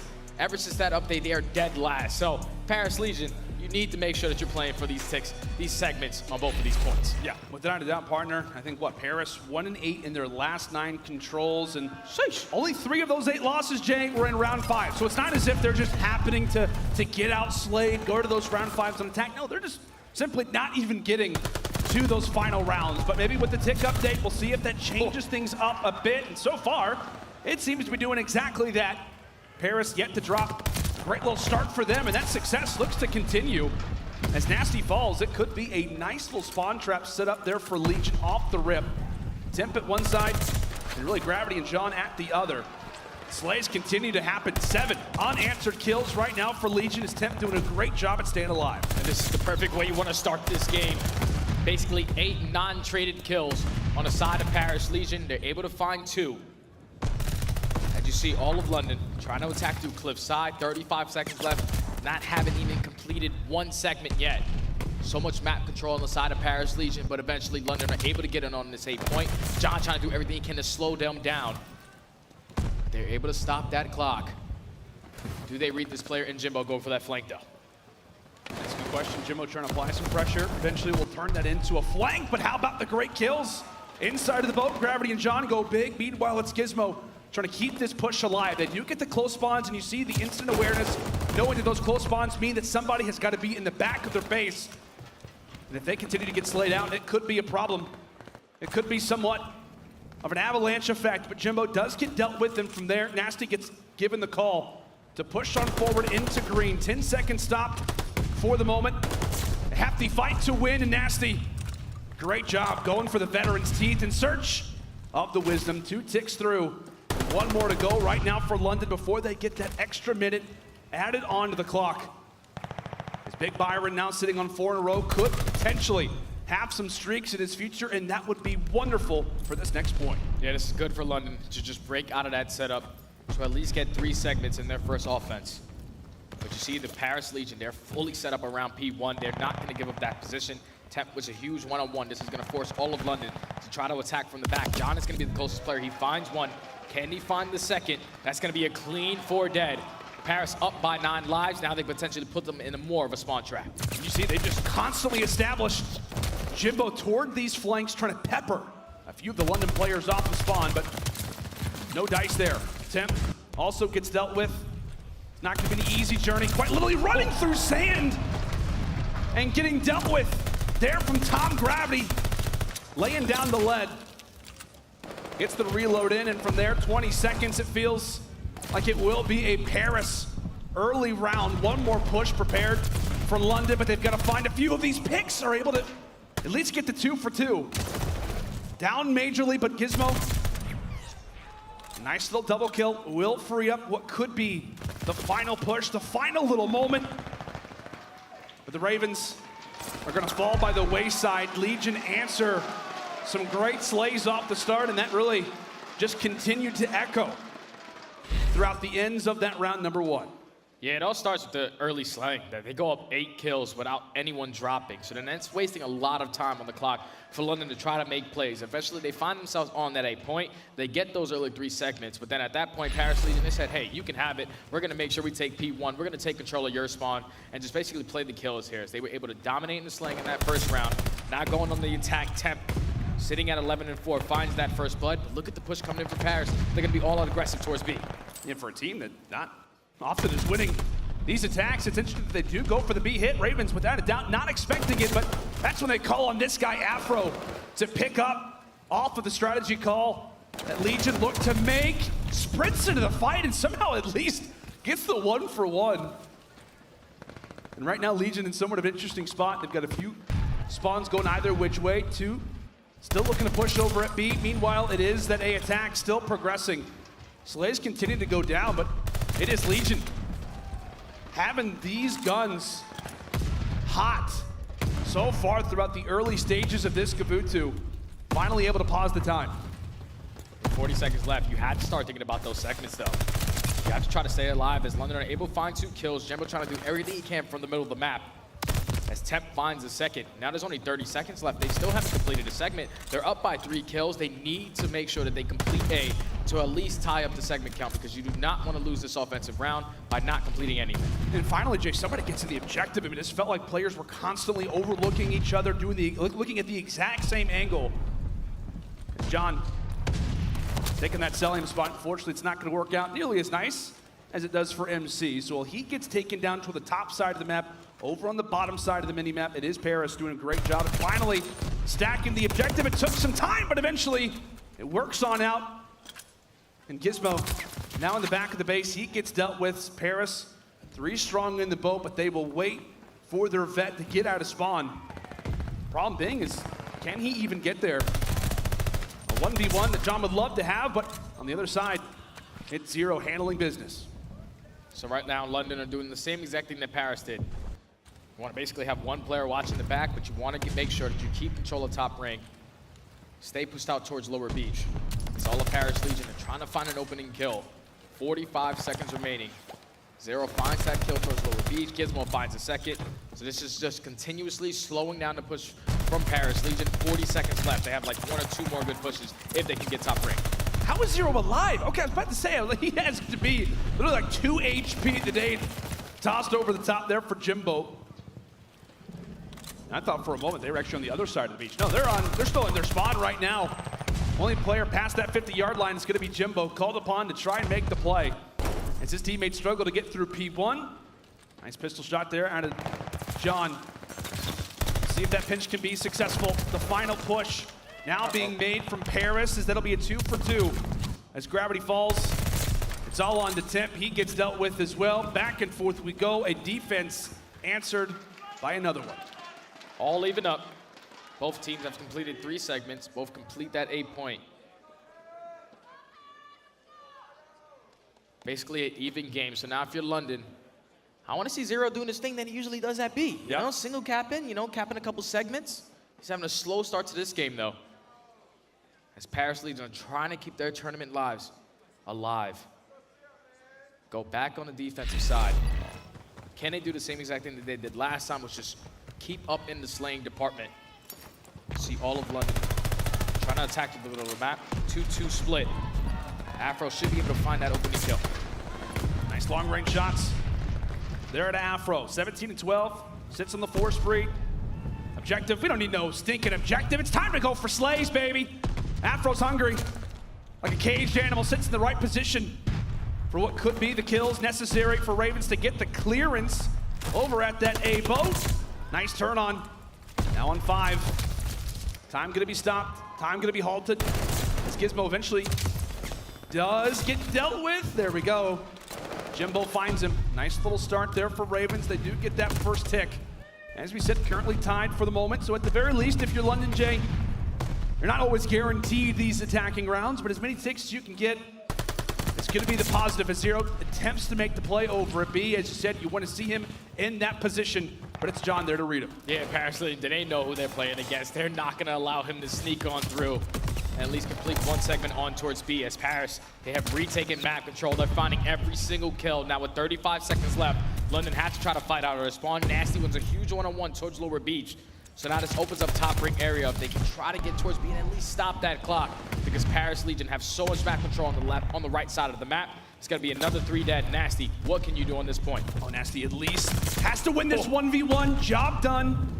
And with that, the time will be halted. It could set up his teammates to make a play over at A, but it's Gravity on the other end, doing a great job at halting that push. Meanwhile, Temp eventually gets traded. So with that, Nasty hops off the objective, and that time will continue to tick away. Gravity now on 5 in a row. Looks to make it 6. So many 1v1s versus this guy in the search destroy, but it's Jimbo, his teammate, who's able to solidify the kill this time. London, only 1 tick so far throughout this attack, and that is all that they will get. A very well-played defensive round there for Legion, and that could have, without a doubt, Jay, round 5 implications. Yeah, that could be the difference maker in this game. They just kept on putting a lot of pressure in towards Ship. Gravity ends on a couple, on a 5-6 spree. Jimbo was able to at least go on a 5. They were just shutting down the push from London every time that they tried to attack from that cliff area. Paris, they knew that Zero was trying to sneak through B. They shut that player down. They were just keeping map control the entire time. So now Paris Legion, the only thing you need to do is complete 2 segments, and you will have that defensive round just in case for round 5. And there we have it. A glide bomb to work with as well. The rich continue to get even richer. On top of that, they got the crowd on their side as well. Quite a few Paris fans here in Minnesota, it seems. As Temp looks to make some damage happen, at least some awareness happen. Over toward the top side of the map, he gets the call to sprint on forward, and once more, Paris on the attacking side making a very conscious effort at this B zone. Temp does get handled, but it still will set up this P1 stalemate. As Gizmo goes down, Gravity finds another one there on to Afro. The continuous attacks being made over at this B zone again. They try to win every single gunfight. Gravity stepping up 21 and 11. They're just trying to at least complete 1 tick at B, because A is a lot easier to close out. 40 seconds remaining in this round. You see that London. And 1 player here, Zero, is going to get taken down. John unfortunately does get traded, but Jimbo wins a huge one-on-one across the map. They should be able to get on this A point. You need to complete segments. That's the name of the game. Paris eventually, as we said, it's been somewhat slower for both of these teams to hop on that A objective, doing so around that 30-second mark and hunt for that map positioning, as now Paris have got exactly what they want. Getting the information, getting the calls, and Jimbo, a solid game so far, 20 and 14. Gets taken down in the base, but as we said, a great little moment right now for Legion. Not just 1 tick, now make it 2, as they will hold the advantage if we do head to a round 5 regardless. They've got that defense guaranteed. And they could be somewhat content with that, but they're still gonna go for this. They're still gonna fight. Afro, meanwhile, on the flank, looks to halt this push for as long as possible, maybe get somewhat of a streak going, and a streak he will earn. Makes it 3, nearly finds the 4th. Great plays being made out of the sophomore, but now it's the rookie's turn to try and slay on out this Paris team. As that A objective gets captured, another minute added to the time. And Paris, another 3 down, Jay. And Paris Legion can't close it out here. Keep in mind that Gravity has this glide bomb. He's going to invest it. He should be able to at least take 1 player down. Finds that kill. Now they have to focus on this player on the tank. Zero finds a huge one-on-one versus Temp, but the pressure is on from the front. 49 seconds. Can they eliminate Afro from the tank area? As John is still causing problems in their spawn. Right now, John on a 4 spree. Trying to do everything he can to be a nuisance. But with 35 seconds left, London have to play safe because they only have 3 lives until they have no more lives remaining. John drops, but as you said, that life bank, if you will, starting to dwindle for the London end. But on the other side, it's also the time continuing to go away. Can Paris make the final push? Can they call it curtains? Here in this game, number 3 is Jimbo. The nice headshot to start there on the Gizmo. Problem being is that he's the only player here. 3 players to deal with, but hops on the objective. trying to lock things down, and does he have the cover fire to support him? Gizmo eventually takes him down 5 seconds away. Here comes the push. 2 players hop on it. Right into the blender they go. And a round secured for London. They will advance this into a round 5. But as we said, Jay, Paris do enough to guarantee that defense in our final round. That's still got to be a little bit frustrating on the side of Paris, though. You invest a glide bomb. They only had 7 lives remaining. They had about 30 seconds. If they were able to find 3 kills, they were not going to spawn up anymore. But Paris Legion, they invest the glide. They do not do it in the kills, so we're forced to a round number 5. Paris Legion, by completing more segments, will have the defensive side. The way that they have been dominating in this slaying, everyone stepping up. Gravity, Temp, Jimbo, all sitting at 20+. So early aggression from London is going to come in towards A. Nasty finds that first kill. John, what can you do from this position as Afro finds a second? That's 3 early kills. And look at the pressure from Afro on towards B. You couldn't ask for a better break for the London side, especially if Afro can win this fight, and he does exactly that. A lot of things to keep in mind early in this round 5 for Paris. They've got to handle business at B, deal with that pesky player, while also retake control over at the boat. 1 job done, but the other one's still not accomplished. Afro still lingering, still alive. 2 objectives to work on, and Paris are able to claim both. Right now, London, they just have to get out of their spawn. They have a minute to do so. As you see Paris, they're just taking map control. John doing a great job of just staying alive around P1. He knows that one player's gonna try to sneak through. He picks up that kill onto Nasty. Now all of London spawning out towards back P4. What can they do? They need to try to find an opening kill. Temp and Jimbo able to find another 2. 40 seconds left. This is not gonna be easy for London to try to get out of their spawn. And this is the map that we have been waiting for. Out of Jimbo, 30-18. Having himself a performance, now sits 1 away from the glide bomb. Ravens able to find a few kills, but again, it's Jimbo to take him down, calls out the glide bomb, and this is the perfect opportunity to bring it on in. Ravens dealt with. Gizmo falls in the objective, but the time still gonna be halted. No zone officially captured for London, but they will stop the time at 19 and some change. The cover fire is gonna be there at P1. Can John sneak his way toward the tank? Zero decides to push on forward, and he'll be paid. Rather, he'll have to pay for that mistake. Gizmo trying to keep it all together, but he as well could start to dwindle. 13 seconds left. Nothing overall done for London. They have to rush now over at A, but they continue to fall. Can Zero make the play now with the pistol?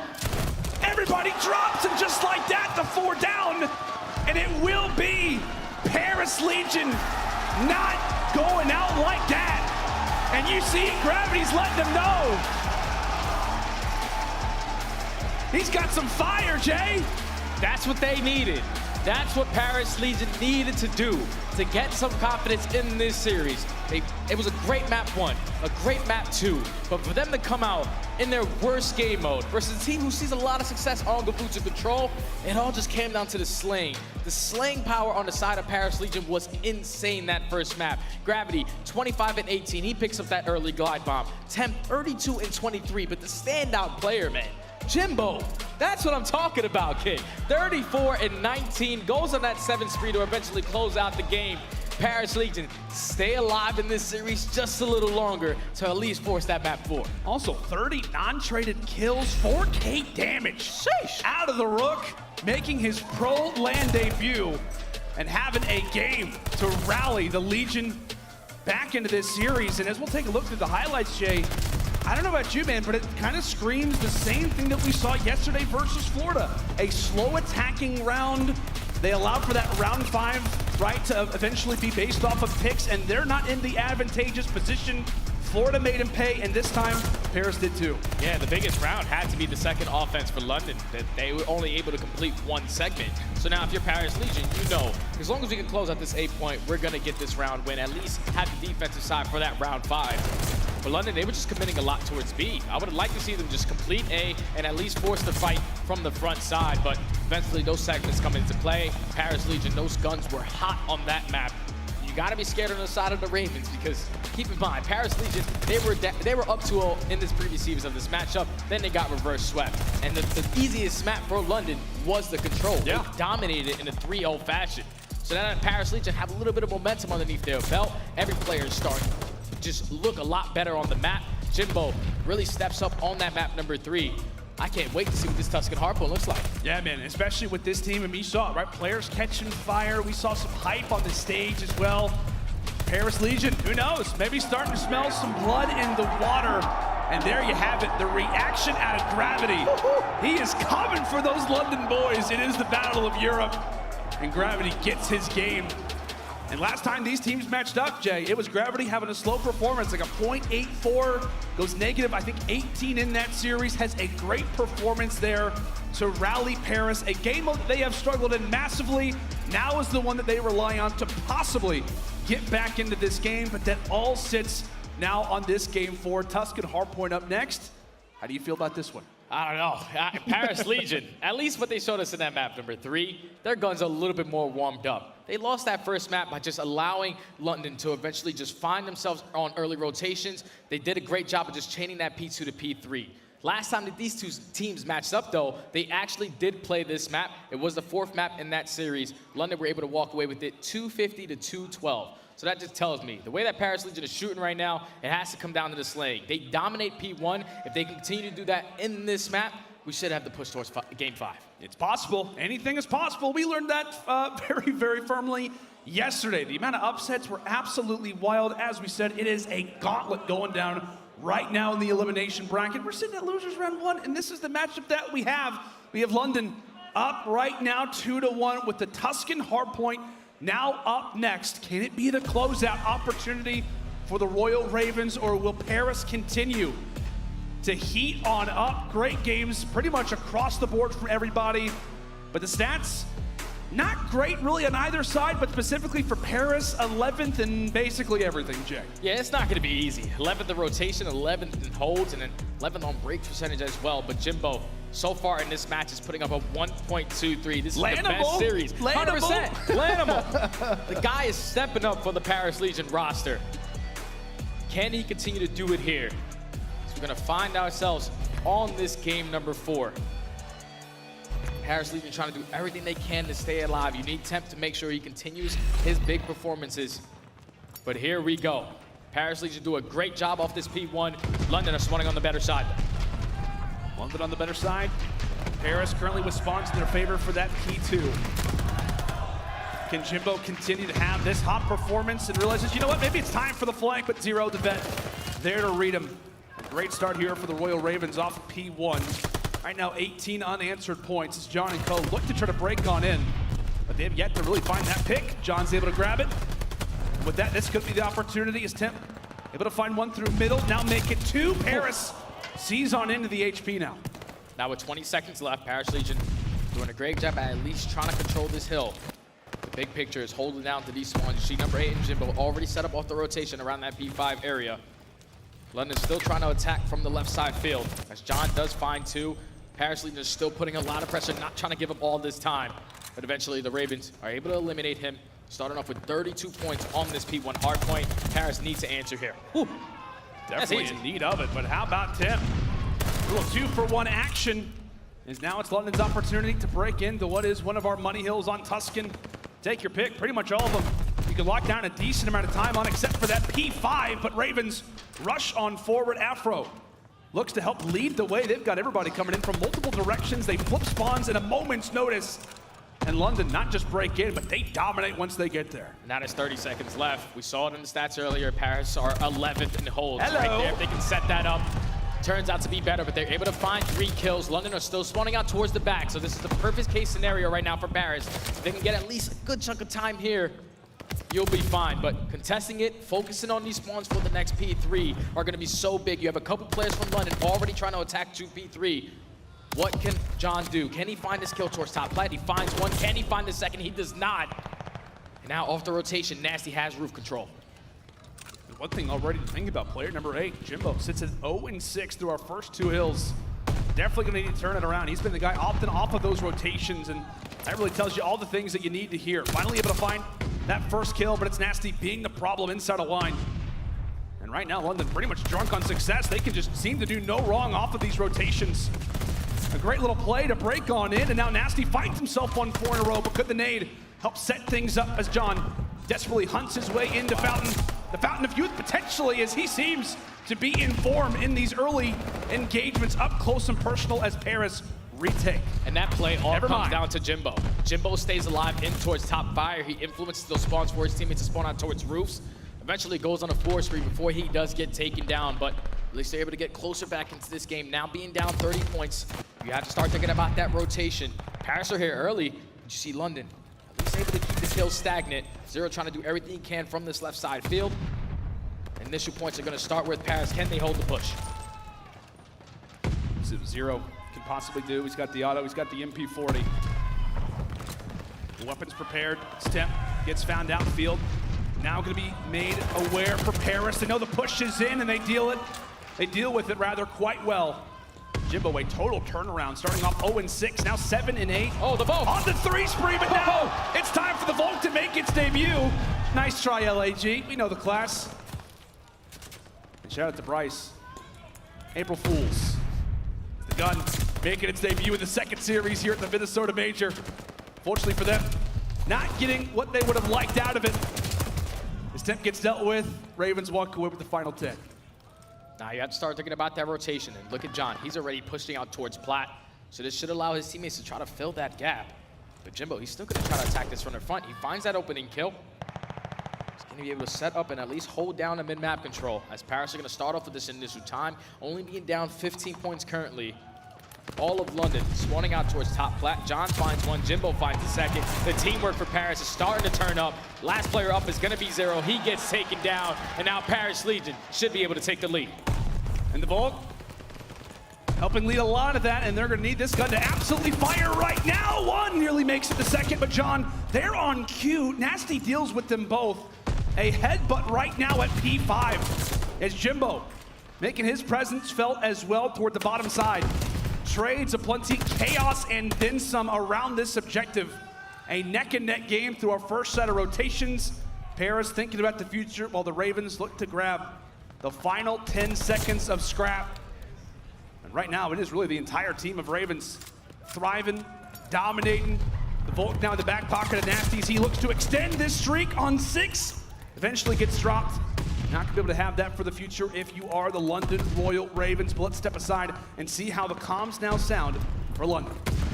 Mid alley now, timing. Mid alley, on that tree. Wait, nade the stone. Pitch is open. We got a tree, we got a tree. One shot, one shot, one shot. I'm gonna push over the region. Mid alley, currently one shot. One shot, mid alley. Out you. Stone on you. Texas at one shot, they've got one shot. Their side. Watch that. I got two. Mid. I'll try and get mid. You start church, Joey, start church. Right side. In the middle, Joey. Watch out. I've got you mid. I've got you mid now. Want some church, John. One shot. I think tree. Right now. Trey, I'm so weak. What's flash me, Plat? Yeah. He's top comms, one shot. Com steps. Jimbo. On my left, yeah? Yeah, you was. Take our time, okay? I'm waiting. Give me a sec. I'm coming right with you, Marcus. Give me a sec. You've got need Plat. Some great comms there to the London Royal Ravens. Really, everybody getting involved in that communication. A big moment right now, and really, it's also the young gun stepping up. The rookie Gizmo heavily involved in those comms as they look to make the break once more here at Column. Afro, so great in positions like this as Paris do their best to try to prevent this from going the opposite direction. They've got the time, 38 very valuable points left at Column. And this is good for Paris to get right back into this game. They were able to control top Plat. Now with 30 seconds left, you see all of London starting to spawn out towards P5. Temp trying to hold down or at least pick up this kill onto Nasty. The down 10 points are currently Paris. You have to start thinking about that rotation though. It's a good 20, but you know that the P3 can be a money hill. As London, they're gonna actually flip spawn. This should allow Paris just basically give this up. Let's just start backing up, start thinking about that rotation. One player's gonna come right behind Gizmo. Beautiful kill coming in on Temp. And now only being down by 15 points, Paris Legion with a great hold here can take the lead. Yeah, that is an excellent play right there, Jay. Out of the Legion, they flip at the final 20 seconds, and now they've got themselves set up quite nicely. Despite the break from Ravens, it could work out quite nicely. for the Legion. Only down by a few, trying to even this game back on up. Attempt does get handled. Zero and Afro making a solid dent right now in this setup. And currently locking down the time. Ravens have opened the door, but can John be there to try to close it back? Not a whole lot of teammate support as Legion spawning over toward roofs. Another break again from this London team who has seen a lot of success in this very moment. The Volk brought on out, but as it falls, as the gun hits the floor, it still will be an open hard point. Paris still close, John falls, but it's at least a very good attempt from the Ravens to hold off this time, of which Paris were really hoping to get it. You still have one player here, though. Trying to at least contest this. Nasty able to win a huge one-on-one versus Temp. So now London, up by 18 points. You have to start thinking about that rotation. John is able to find a two-piece. So this is going to set up Paris Legion off the rip. Afro finds one towards top church. Now the teamwork from him and Nasty. Can they try to eliminate this player in Jimbo? Jimbo wins a huge one-on-one. Now only being down 9 points, Paris Legion are holding. All of London trying to spawn out towards field. Temp with one, Temp with almost two. He gets taken down, but Paris down by 5. Should be able to take the lead here. Paris good the spawns in the back. Player number 3, Gizmo, doing everything he can to try to make a problem happen toward the backside. A correct 2v2 trade inside of church, but a zero falls. Afro gets dealt with as well. Paris not only get the team wipe, but they take the advantage in this game number 4. 20 points left at church, and Jimbo finally found out. Gives the comms over to Paris. As they look to falter, it could be another break for Ravens. They're able to get on through. Final 10 awarded to the boys in red. Now early rotation for Paris. Towards his P5, Jimbo's in a great corner. He does give up his positioning. Does he find the kill? He finds the first, almost finds the second, but Afro with the trade. So now the initial setup should be here for Paris Legion as Temp is able to win a huge one-on-one. But look at the route from Zero. Zero's gonna take his talents all the way around top roofs. He's gonna be able to flip those spawns. Paris Legion are just growing this lead. 45 seconds left. Chaos at P5 as always. Paris here early. Does that investment work out for him? So far it has. Zero gets dropped once more from the Volk. There is something about this gun. I hope Accuracy and Slasher are not watching this game. Let's go for it that way. Nice little moment there for Deb. He eventually gets found out. Paris reached double century mark as John and co continue to clean out this P5. Gonna have the advantage as we enter into the third set of rotations. London will grab once more of the scraps. Temp not giving this one out without a fight. No, Temp says absolutely not. I'm fighting for every single second possible. A great little angle here for Afro as he looks to stop what could be, as we said, the hill that brings Ravens back, or that continues to provoke Paris. Well, Paris able to find the initial two-piece. So now the pressure's gonna come in from you. Pressure's coming in from back barn side. As they're able to find every single kill, they take control. Trades going back and forth. Gravity trying to do everything he can from this tree area. At least you want to stay alive. 40 seconds here. Paris can still close it out. Nades going back. There's so much action going down right now. Paris is trying to close it out here. They absolutely are. As we said, Ravens, they've got the preferred positioning, not just in the hill, but for those next rotations. They cannot afford for Chain to go through. They have to break on in. They call upon Temp. He gets found out. London sit firmly right now in the objective. Continuing to win the trades, continuing to win the overall team fights as they are within 12 points of walking away with this lead. As London are prepared for next, Legion eventually are able to make their way through a neck-and-neck game. But Ravens prepared now at column. It's rather gonna all be onto this retake now for Paris. And Ravens is the first time for P2 that they're gonna have to spawn, so they know the push is coming in from the back. What can Nasty do? He takes down one, but eventually Paris Legion are able to flip it. Pressure coming in from the front, trades going back and forth, but Gizmo's able to take down 2. So now all of Paris Legion spawning out towards the back. London, you wanna do a great job at least keeping it in contest, but tie game. Both teams can close it out here. Let's get it on. Here we go, final little plays.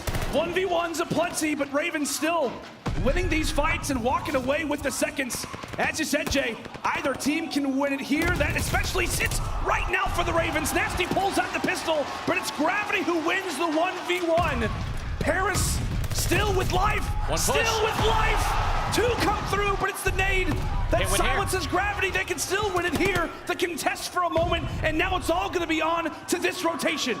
Here comes Temp. Temp is the only player from Paris Legion. What can he do? He has to at least find the initial. He finds one towards top fire. He's going to allow his teammates to eventually follow him up. Can they find these players on towards the point? Jimbo with the second. You see London. They're starting to spawn out towards the middle of the map. Spawns right now for Paris Legion towards roof, but London are in. John's here. A current 2-point game, but London are holding on. London are holding on, and they will close out the game in dramatic fashion. It came all the way to the end. But London will lock up this series and advance in the elimination side.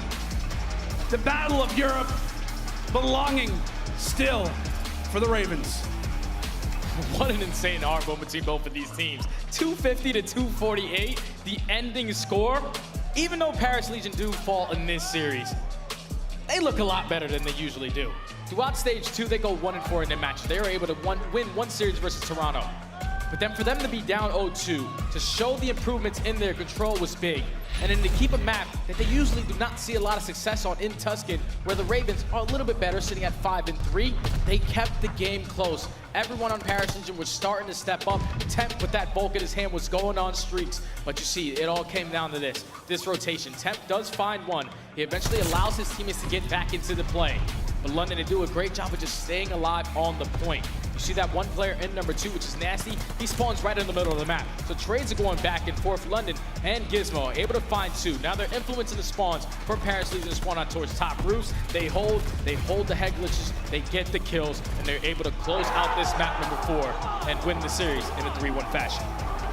The dramatic game, especially toward the end, is Zero letting him know. I know he was down a little bit on Twitter yesterday, not super happy about the loss versus Florida. A 3-0 loss yesterday, but they do answer, and that will be the end of the road already for the Paris Legion, a team who's seen a lot of team changes so far, but as we said, Jay, a much better performance. You got to keep things in mind, right? This is considered to be a top 3 team in the game. It had a number of different close performances, but it's difficult, right? This elimination bracket is a gauntlet right now. 100%, man. And then for London, it's good for them to bounce back after a touch loss yesterday. So now they're keeping their top 3 a little bit more alive now, as they're going to continue through the losers bracket. For Paris Legion, one piece of advice from me is, like, get your team in a facility. Let me tell you, Jimbo's a completely different player when he's sitting side by side with his teammates. Online, he's a 0.7, but he came in here and dropped like a 1.04 or something like that. So he definitely stepped up. I'm looking forward to see what Paris can progress going forward. Yeah, you saw some signs of life, like we said, from this Paris team. A few different players stepping up. You saw Gravity really getting loud in that control. We saw some great performances from Jimbo. Temp was the same old self, and there were times where John just seemed unkillable on the map. A great little performance there for Paris, but as we said, it is not going to be their day as they end things out top 12. And who knows, maybe the start for London. They've got another game today, but we'll see who they will be facing off against as we'll bring back in the desk, guys.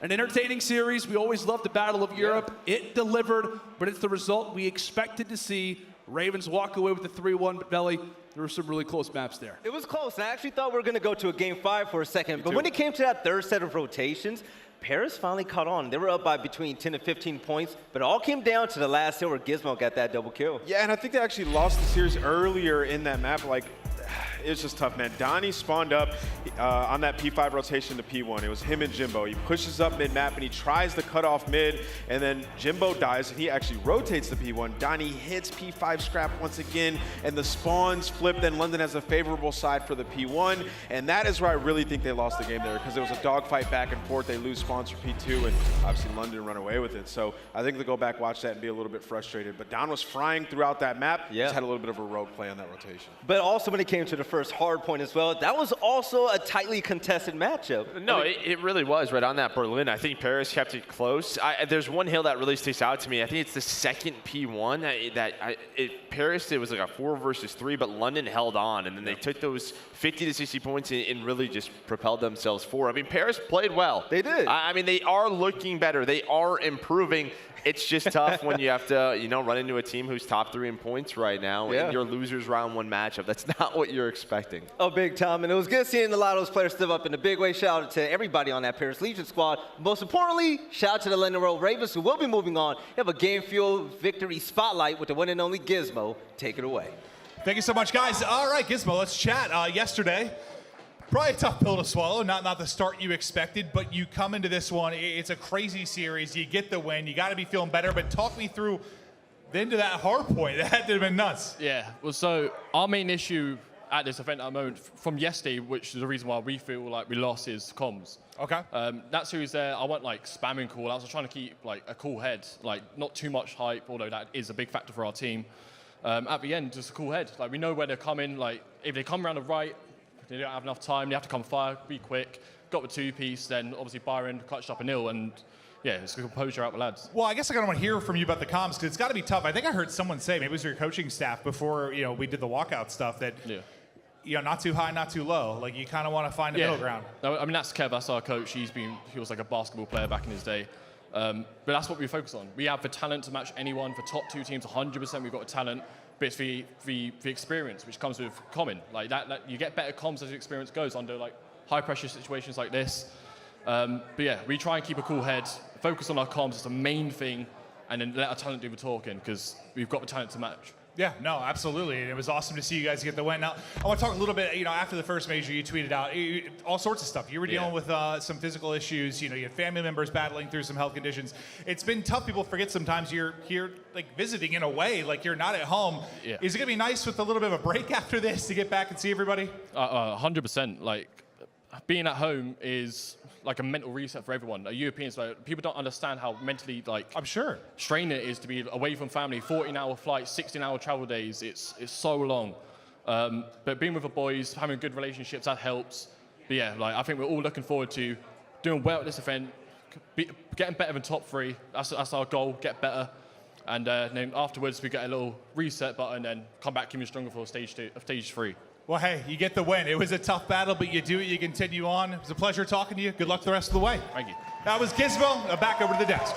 Great interview about Gizmo and aLLeY. That was a good treat to start off the day, right? Yeah. I mean, Jimbo looking like an animal out there in the control. Zero is Big Daddy when it comes to search and destroy. And now we're moving on to the next series, but ultimately to put a bow on top of that, I mean, what are your thoughts? I mean, for me, it was actually Nasty. Nasty was frying this entire series, especially when it seemed like Afro had a little bit of a slow start in that opening hardpoint. Nasty, he insta-spawns up in that game 4 hardpoint in mid-map, and he rotates instantly on the map. There's still 10 seconds. Parents still could have won off it. He was like, I'm trusting my teammates. We never rotate, so if we're going to rotate at any time, it's going to be right now. And so he was really the highlight for me for London Royal Ravens. Do you think today is going to be as crazy as yesterday with the matchups that we have coming up? I think so. At least one or hey, two. we got a 3-1. You know what I mean? We got a fourth map. It's already started. Got a 4th map. So. Yep, ladies and gentlemen, coming up next, we're going to have the Los Angeles Guerrillas face off against the Toronto Ultra. And when it comes to Toronto, nobody expected this team to start off in the losers bracket, but we're going to see what that run is going to come into right after this break. We'll see you soon for some more Call of Duty Major 2 action.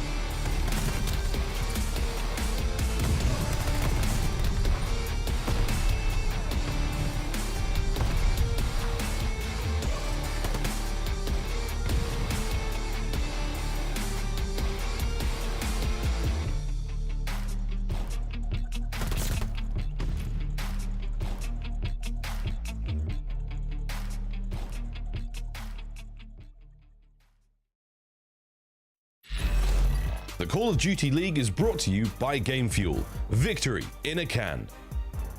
AimLab, official first-person training partner of the Call of Duty League. Unleash your potential. Welcome to Call of Duty League Resurgence, Rebirth Island. You versus the 12 CDL orgs. To be the best, you've got to beat the best. Sign up through April 7th to stand up and be counted. Those who dare win.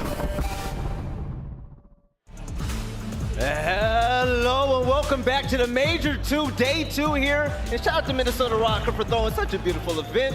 Day 1 was great. We're just getting started with Day 2. And in this matchup right here, we finally get to see the Toronto Ultra take the stage against the Los Angeles Guerrillas. But right here on the desk, we got my boy Steady, we got aLLeY, we also got Nameless, of course. And Steady, you came off of a good game, but I'm going to be honest, man. I'm kind of hurt. I was hoping that we went to a game 5. Yeah. Paris Legion had that. 100%. They put themselves in a great position. The hardpoint was back and forth the entire time. But then at those final moments, you saw that once Temp finds that first kill, Nasty spawns out towards the middle of the map. It allows his teammates to eventually get back into the play, and then Gizmo closes it out with a big 2-piece. Once he finds that 2, all of Paris Legion starts spawning out towards top roofs, only needing a couple points to close that one out. It was just difficult for Paris to try to get back into that hardpoint. I wanted to see it, but Gizmo was just way too clutch. But let's get into this match right here. And let's start with LAG because, aLLeY, when it comes to this team, I'm going to be completely honest. I didn't know what to expect from Spart yesterday. Yeah. But about hearing about the maps today and in this matchup, I'm feeling good about him. There's a little bit of hope. I mean, to be honest, he was frying yesterday. He was frying, and then they pull out the Tuscan, he pulls out the Volk, and then he fries even more. And after seeing the lineup for the maps in this series, we're getting put in a bit of a Tuscan blender. It is Tuscan for the first 3 maps of the series, so I'm wondering if maybe Toronto Ultra's going to pull it out. Can you imagine the Volk on a player like Cammy, who has been playing lights out in Respawn? I don't know, man. Yeah, so LAG, you see him on your screen right now. Once again, if you're just tuning in for the first time, Gunless is not playing in this major. Spart is stepping in, and the guy is bringing something new to the table, and this team just looks so refreshed right now. Absolutely, and we'll get in the game fuel keys to victory here in a second, but looking at the map set, like what aLLeY was talking about, they're just trying to make Spart as comfortable as possible. Yeah. And I think it was a good decision because if they do take one of these first maps, like games 4 and 5 are great for LAG. That Berlin, which they're positive on in both regards, in both game modes. So for the game fuel keys to victory, find success locking down hills on Tuscan hardpoint. LAG is 11th in hold percentage, Toronto 10th in break percentage. Toronto has not been great at hardpoint, 2-8 over the last 10. I actually like LAG's chances, especially in game 1 where Toronto have a 4-10 record. And then have a game plan for Ultra's fast A pushes on Tuscan Search. Toronto is winning 73% of the time when they go fast A on Tuscan. The research is there, prepare for it. And then make your kills matter on control offense. LAG is last in offensive win percentage, 3rd in KD. So gotta make your kills matter on control offense and try to get those seconds because defense is obviously OP in this game. For such a streaky team as well, LAG definitely has to strike fast. They have to win that hard point because going against the Toronto Ultra, you were looking at their record and it has not been pretty at all lately, man. 6-18. Like we're talking about Toronto Ultra, the second best team that we had the entire year last year. They just simply can't put it together, man. Everyone in this game, more specifically, is sitting underneath a 1.0 KD. You're not going to have success if you're losing those gunfights, not finding those gunfights off rotation, not properly setting up. That is their key to success. That's the only key to success for the Ultra because they're pretty good at search and destroy and the controls, but their hard point, they need to figure it out. Yeah, because their control teamwork is nasty, right? Yeah. And when it comes to the hard point, you'd think it would translate, but when it comes to the game fuel keys to victory, we don't gotta say it, man. The last 10 maps that they've played in hard point, they are 2-8 overall, and show up on Berlin S&D improvements. They're 10th in round win percentage, but I don't think all right, they're 3-3 so far in Berlin S&D. That's gonna be the game 5 though, so they have to even make it there. Swing game advantage on Tuscan control. LAG is 1-4, Toronto is 5-4, but we all know why LAG put all those Tuscans in that series and why they're not playing Gav, even though they have a really bad record on Tuscan control. It's to make Spart feel most comfortable with the Volk. So I'm hoping to see Toronto Ultra be able to counter that. You got that right. And when it comes to Toronto Ultra, it's really weird looking at this team and saying, yeah, they got potential. They're supposed to be getting a hard point and whatnot. But Nameless, this is not the same team that we saw last year. Looking at these stats and this record, this is bad. Yeah, I mean, there's a few things. Obviously, last year, that man-AR position was a little bit more impactful, and Insight was literally frying throughout the season. It just made it easier for the SMGs. In this game, that role is just not the same. You got to sort of be like a hybrid player, and there's certain players' play styles that just works for them. You look at a guy like Dashy and like Cellium. That's why, I mean, they've always been disgusting, but that's why they're really like superstars in this game because it's just the way it works. So Insight's gonna have to speed it up and play a little bit better. But it's not just his fault. It's just a team dynamic thing. They've been slow when it comes to hardpoint, trying to play those rotations extremely slow, not giving themselves multiple opportunities. And this is an Ultra team with a great coaching staff and a great roster. They should be able to figure it out. And I honestly do have a lot of hope for this Ultra team. We saw glimpses of it. Like in that last FaZe match, I liked what I saw when they play aggressive like that. Sometimes you just got to drop strategy, and then you progress from there. Once you figure out how you become comfortable individually, Cammy and Kleenex, I want to see them frying. And I completely agree with you, man. The only thing that throws me off when you're watching Toronto is that they're always trying to play with so much structure. You have to sometimes just get mixy on the map. You need your SMGs to really just start to step up. Bant's sitting at an overall 0.85. When you're watching Bant play at his best, he's doing a great job of just doing it in positioning. He's always shooting a lot of players in the back, and what he's doing that, you're allowing Kleenex to just ego chow from the front side. You need both of those SMGs to be playing at Mach speed for them to keep up here. So on that point, when it comes to pick'ems right now, are you going to side with Toronto, a team that hasn't been the Toronto that we've seen in Stage 2, or are you rocking with LAG? I think I'm going to go with Toronto in this series just because it's their full roster. Okay. But for LAG, it's a struggle when it comes to that search and destroy mode. You don't really have the reps. You don't have the practice to smart in. So even if Toronto don't show it in the hard points, I still think they're able to get it done in the 2-3-5. Right, and aLLeY, Toronto, Los Angeles? They're the 2-3-5 team, baby, and especially in this series, I'm going to go with Toronto Ultra. Toronto, all right, Nameless, you're going to tip the scale to go for Los Angeles, or you rock with Toronto as well? I'm going to go with Toronto Ultra. I think they're going to take it. All right, I'm going with Toronto, but I'm looking forward to LAG for making this a great game against them. Let's go ahead and let's get the second series underway between the Toronto Ultra and the Los Angeles Guerrillas.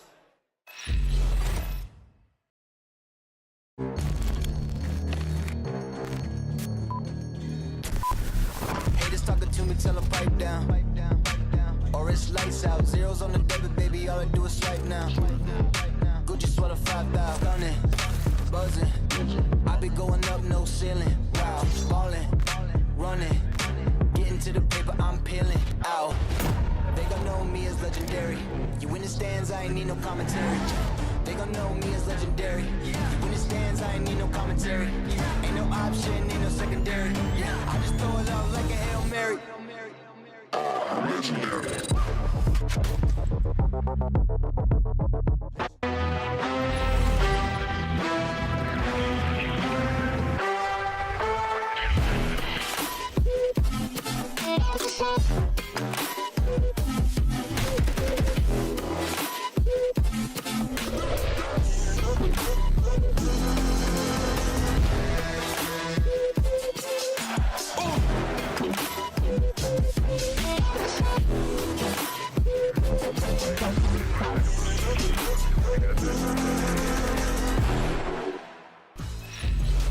Howdy ho, Minnesota. How we doing, baby? How we doing? That's the hype that we love to hear, guys. We have a great game up next. The elimination matches only continue to wow us. We've seen some crazy surprises, and who knows, maybe we can have another one in the pipeline for this bad boy. As we said, an elimination match, loser headed home, and not just headed home, but in a top 12 fashion. The last thing you were to do is come to a major and be ended out in last place. But it's time, folks. It is time to introduce our very first team to the stage, trying to do everything they possibly can for their main man Pierce, who's watching at home. Make some noise for the Los Angeles Guerrillas.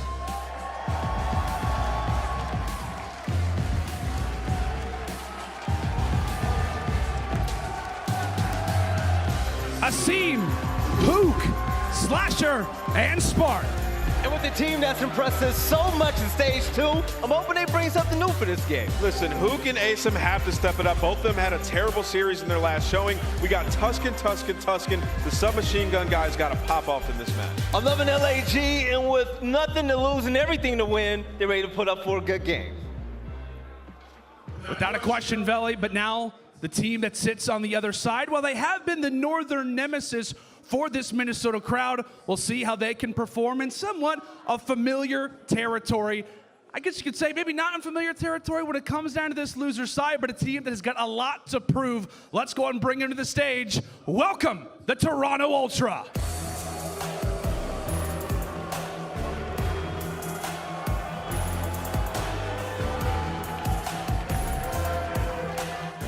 Cammy, Bance, Kleenex, and Insight. And taking the main stage for the first time this event, it could be their last, and they can't pull out this win. You're absolutely right, but they were getting a little jiggy with it. I could feel the vibe. They're all chewing gum. They're going to do their breathing exercises. I believe in the Toronto Ultra. I want to see Vance and the boys pop off. I do too, Belly. As we said, a great game prepared, a great game lined up as well. The loser is headed home in last place. It's a battle of the purple teams. We'll see who can advance. Crowd, make some noise. We got to get loud for this game. And with that, I will send you over now to the commentators. Miles, Chance, boys, take it away.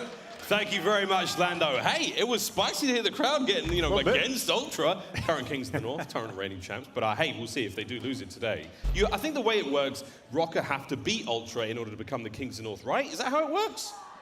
You're asking too many questions. I have absolutely no idea what the system is, but I know at least for this match, it is going to be incredibly interesting because obviously LAG playing with the sub, but that being said, the sub might have been the best guy on the roster yesterday, right? Spark was shooting lights out, so I think we might have a competitive series, and I think the hard point should be that main focus, right? You have Toronto Ultra 2-8 in their last 10. It has been an actual struggle point for this team, but if you're going against a team with a sub, I mean, you almost can't afford to do anything other than 3-0, right? If you want to have confidence long term. So I think Ultra have their work cut out for them, but not a terrible map set for the guys. Triple Tuscan and a double bill in to close things out. Should we have to go the distance? We finally managed to break the seal on map number 4. So hey, who knows? Sky's the limit here at Røkkr Major 2. But there we go.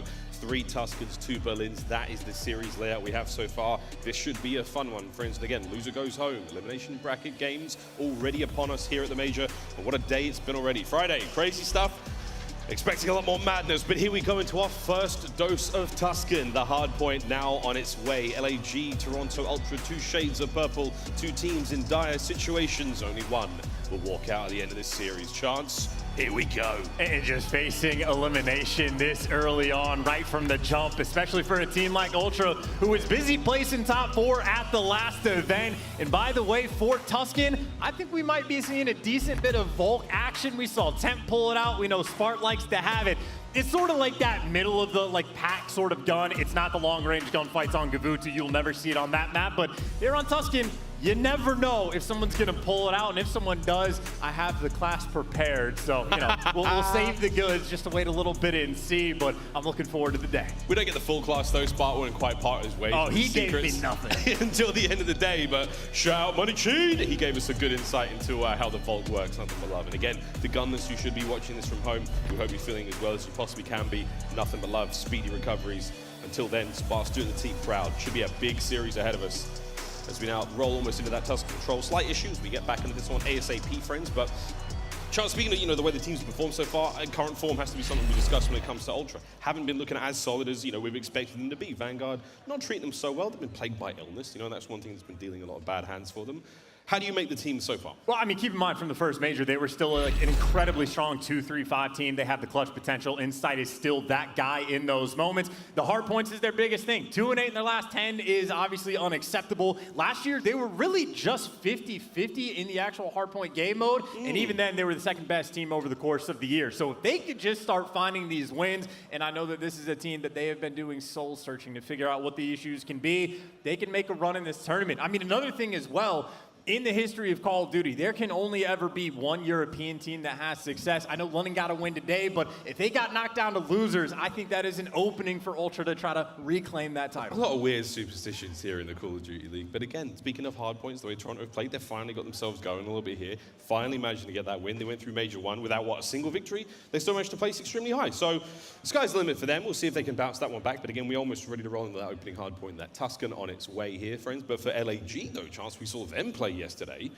Even with Spartan for the sub spot, not a bad luck at all. Not at all. I mean, I think any single time, with the exception of PaulEhx when his sub first comes in. I mean, Jimbo, when he joined the team, dropped a 0.4. Spar dropped a 0.5. It has been incredibly consistent for everyone not named Paul, but the turnaround was there. I mean, he was leading the pack in the respawns. He was making plays in the S&D. So I think as far as the eye test goes, Spark passed it with flying colors. He looked like an incredible player. Of course, for the team, though, the biggest issue is, I mean, you're fitting a new guy into a system that it's just hard to get comfortable. I mean, one of the reasons I think he had success on the Tuscan control, it's not just the Volk, but he was oftentimes just like an island player over towards the A site, just giving that free roam to do his thing. And He certainly showed off some of the stuff, and I mean, with each passing day, you expect them to get a little bit better. Now that they have a map repetition in on land on some of these similar maps, it's certainly going to help them, but obviously, if you're losing a guy like Gunless, I know Asim described him as a walking UAV. Like you are, it is just such like big shoes to fill. But I mean, hey, even if you pull off one series win for LAG, I'm calling that a dub. That's a wonderful look again as far as the squad goes. In dire situations, both teams indeed. Here we find themselves in that lower bracket, but we will see, friends. Again, almost ready to roll. You can see on stage there's a slight issue. Of course, our wizards here at the Call of Duty League working away tirelessly to fix that one and get that one all sorted. But yeah, Charles, it's been a roller coaster of a tournament so far, and we talked about vetoes, we talked about the maps, and again, it's difficult to really apply that to LAG because, of course, a team that had to make a substitution. When it comes to Ultra, though, man, Hardpoint, not been super solid, starting to find their way there. Search and Destroy, though, this is another team that typically, historically, been pretty good. Great in the 2-3-5, and again, obviously this team actually has like a few decent excuses. Not that you ever want to be making those excuses, but they've had two different players that have been dealing with COVID. They haven't been able to get unsick practice in quite some time, but as far as the Hardpoint goes, the two standout things is Hoop. This is where he's at his strongest in the side of Ultra. If your top performer has a negative KD, that is simply not a good sign, and I think Cammy is the perfect player to look at because obviously, I mean, superstar in the Cold War season, near superstar status in MW as well, so he hasn't quite hit that same form, but if he can start turning things around or really just crank them up a notch, this team will have success. Even for the maps we have like throughout this series, like that Tuscan Hardpoint, their record on it 1-4, not too great, but it's only a negative 8-point differential. So they have a ton of tight games against teams like Atlanta FaZe. And I think the win they have against Minnesota, which obviously not ideal, Minnesota not capable of winning a map one, at least not in the online portion, but they've played some top teams very tightly on this map. And again, if they can just figure out those one or two tiny adjustments they need to make, then they can start shooting. We know there's no lack of capability when it comes to comms, no lack of capability when it comes to ice.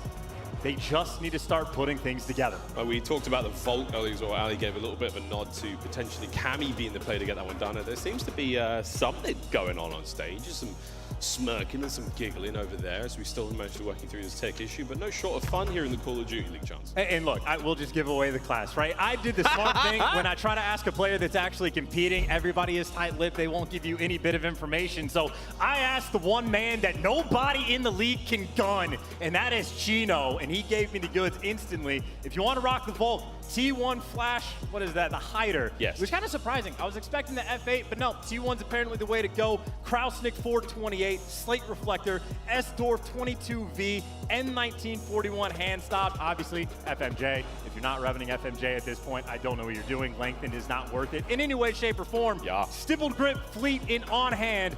There you go. Go ramp it in ranked play. And that was not a man's shopping list. That was indeed the full loadout for from the Chino. Vault from Money Cheen himself. Almost ready to get things going, friends, once again. We're going to say goodbye to that gum, says Asim, as finally the match is almost upon us. Here we go, Codfans! It's time to get the show on the road. Tuscan Hardpoint, map number 1. In we go. Should be a fun one, Chance. We talk about Hardpoint. We've talked about it to no end. But hey, when it comes to Toronto Ultra, my friend, it wasn't great at Major 1. Here, and in this, this entire stage, sometimes it may be good, sometimes it may be... Yes, Miles, we know how it could be for this team, but if they can turn things around, they will be in a good spot. You go from triple negative into a game mode to dead even. That is the difference between being all the way at the bottom at 12 and maybe all the way at the top 2. Or honestly, with the way this tournament has been shaping up, who knows who can win at this point? I think there are very strong odds of a team from losers making a run. We'll see if either one of these teams has what it takes. Here we go, in the purple gold. It's going to be LAG making their way forward on the hard point. Hoop with that first blood, nades are up and about, stuns, you name it. Empty pockets flying forward. Hoop with the Asim with the kills, and Asim, ooh, my word, man's finally being brought down there as the opening hard point. Always fun and games, pure shenanigans here on Tuscan with the spawn changes. Spark putting to work the automaton there, trying to find kills all over the place. Mid-map coverage now from Slasher, and the kills will not slow down. Relatively even in the first hard point. And already, this is honestly a very strong start for LAG. They get gifted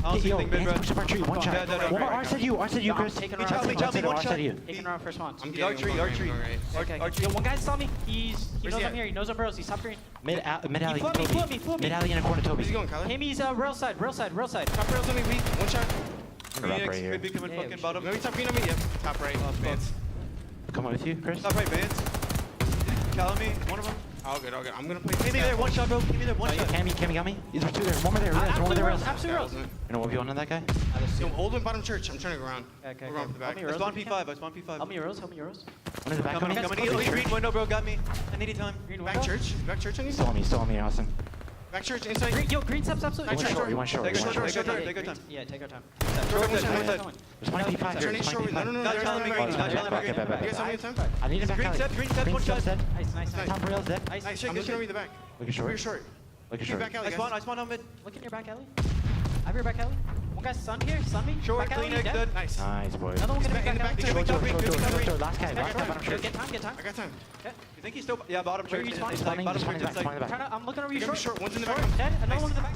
That's what could have been a pull-away moment there from LAG, turned into a real battle there with Ultra getting involved. Slasher though with a 3 spree now, pushing the lead ahead. Well, that P1 hill is, I think, where they really dropped the ball, but we can touch on that later because they're at least able to stabilize on P2. But we talk about all these rotational gunfights, massive ones coming on the flip side of things. Spark wins the first, but he's got pressure on him, delivers and picks up two. But now the question is, can he read this flank? The room spawns come through, turns in the nick of time to get three. Number 4 in a row. The new kid on the block making the big plays. Vance now trying to make the punch through the front. Asim's up next now, locking it down for his teammates. No joke, though. Cammy on the flank manages to get 2 out of that. Now it's a bit of a fight for this hard point. Players in every corner possible. Cammy trying to watch the front. Ultra have managed to get themselves in, but there's no chance for the hard point just yet. Spark once again, Volk in hand. Forward he comes. CleanX taken care of from top side. Oh, baby. LAG back in the point. And Spark once again with the 3-piece. And he's put in the work, man. Just that intro kills. Now he's picking up 3 towards the tail end of it. That is a wonderful chunk of time LAG are trying to get. And honestly, Ultra is still trying to fight for it. That's how much they want this scrap, and that's how little they can actually get it, because Spark is here. That was his hill, and frankly, LAG starting to blow this one wide open. I mean, a 60-point lead going into new. Admittedly, Ultra get here first, but it is going to be tough for these guys to turn this one around. Once again, hardpoint rotation goes the way of Ultra. They're going to be in the bottom side of the church first and foremost, and we'll see how much time they can get. Here comes Spark on the 5 spree, looking to get themselves some streaks. Nice snap, not enough to get it though, as Slash is going to be there for the final shots. Here we go now, another point. Cammy gets brought down, as Spark once again looking for one more kill here for streaks. This could be huge.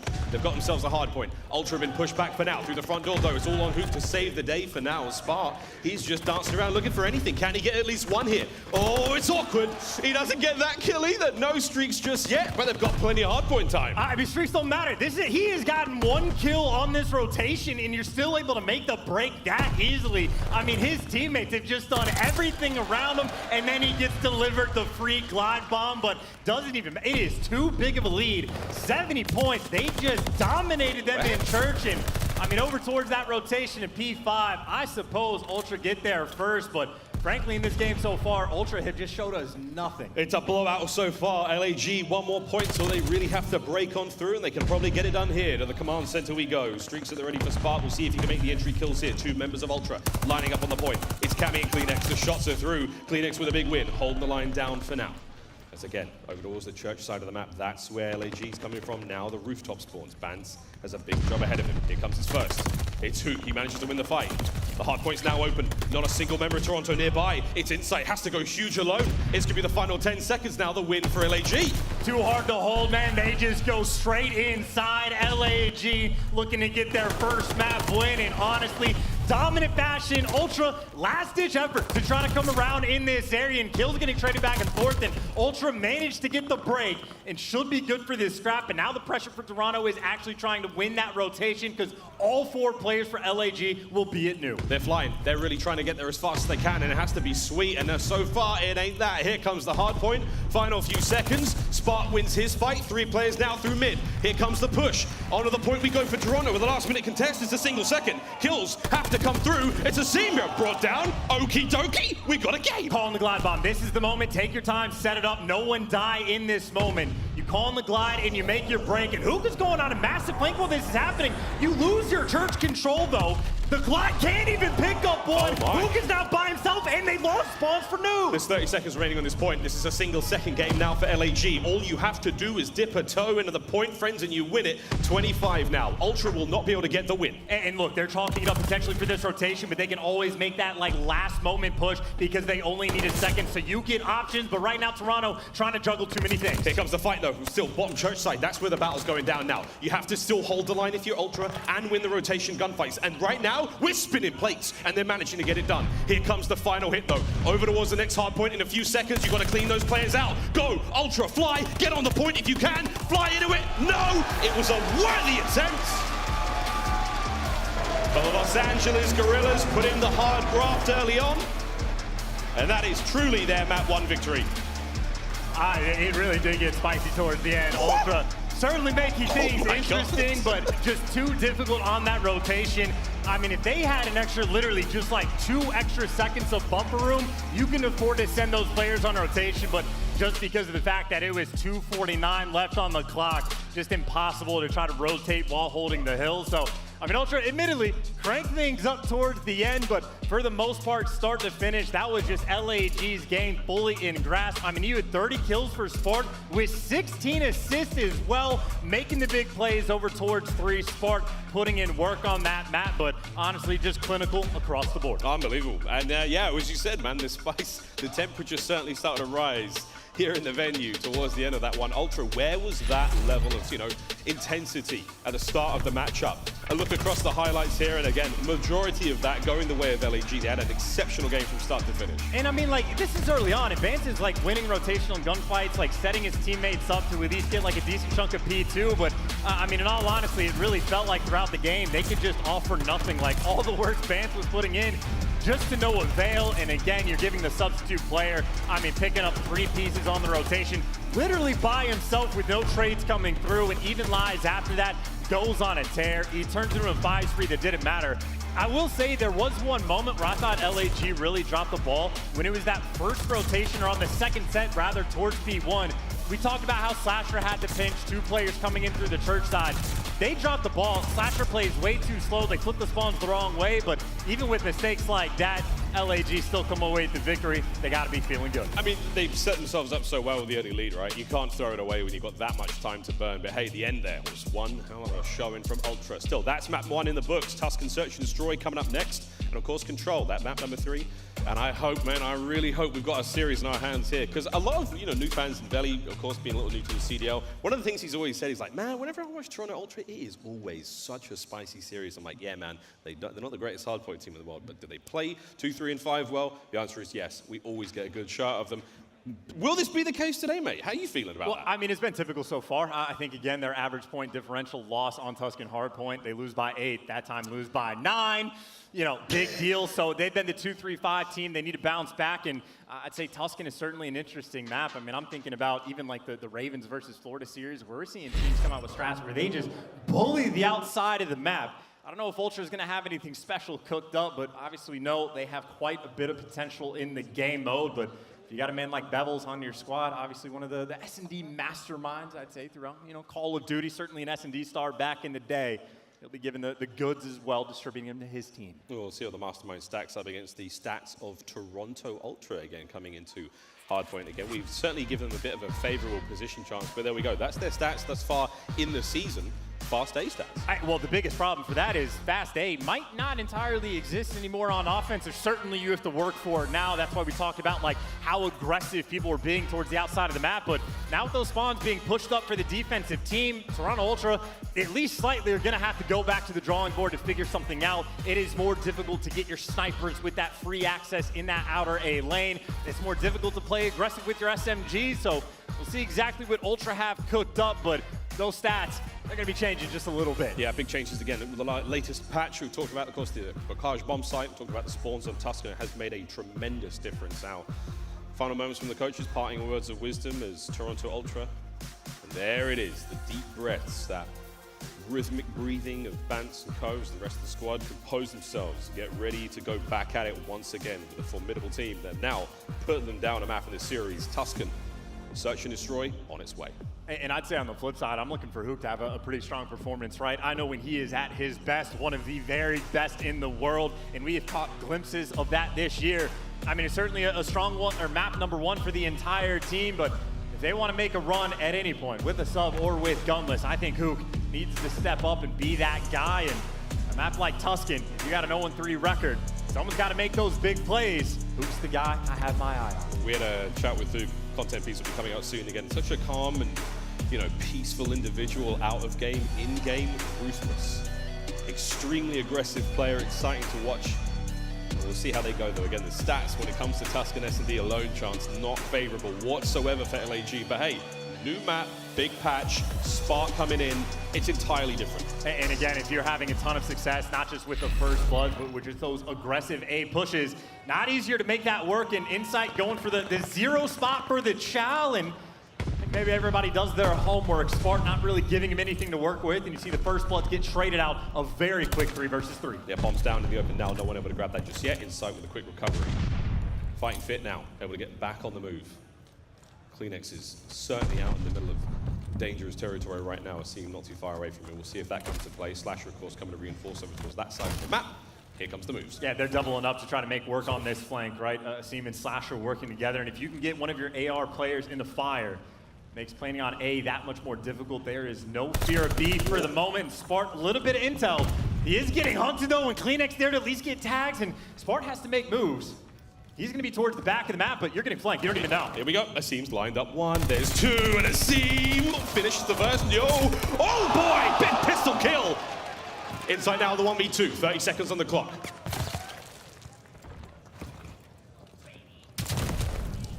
And there we go. LAG don't quite let the round get away from them at that. Got spicy indeed. What a shot from aSeam. The reaction time with the rat there saved the day. Well, if his shot was a little bit better, he could have had a top 5 play of the week. Oh, that's right? true. With a clean 3-piece, so maybe a little bit shaky for the second one, but either way, the strat from early on was there. aSeam and Slasher working on the flanks, and even where one man falls, the other there to pick up the pieces. And again, that is sort of the typical, right? Ultra don't have that access. Fast planning A is not going to be nearly as easy as before, and LAG, because of that, will be able to take that first round. Insight's surely got snipes up. Oh my word. Could not have been any closer. Cleanex through mid. No, who reads it? Ultra now in a tough spot on defense. 3v4. The bomb's going for it though. Do you really want to push Insight in this moment? It feels risky to me, but he's at least forced to back down. Not complete A control yet, because you do have number 6, Cammy. He's in the interesting spot. He gives it away and does get forced back for the moment.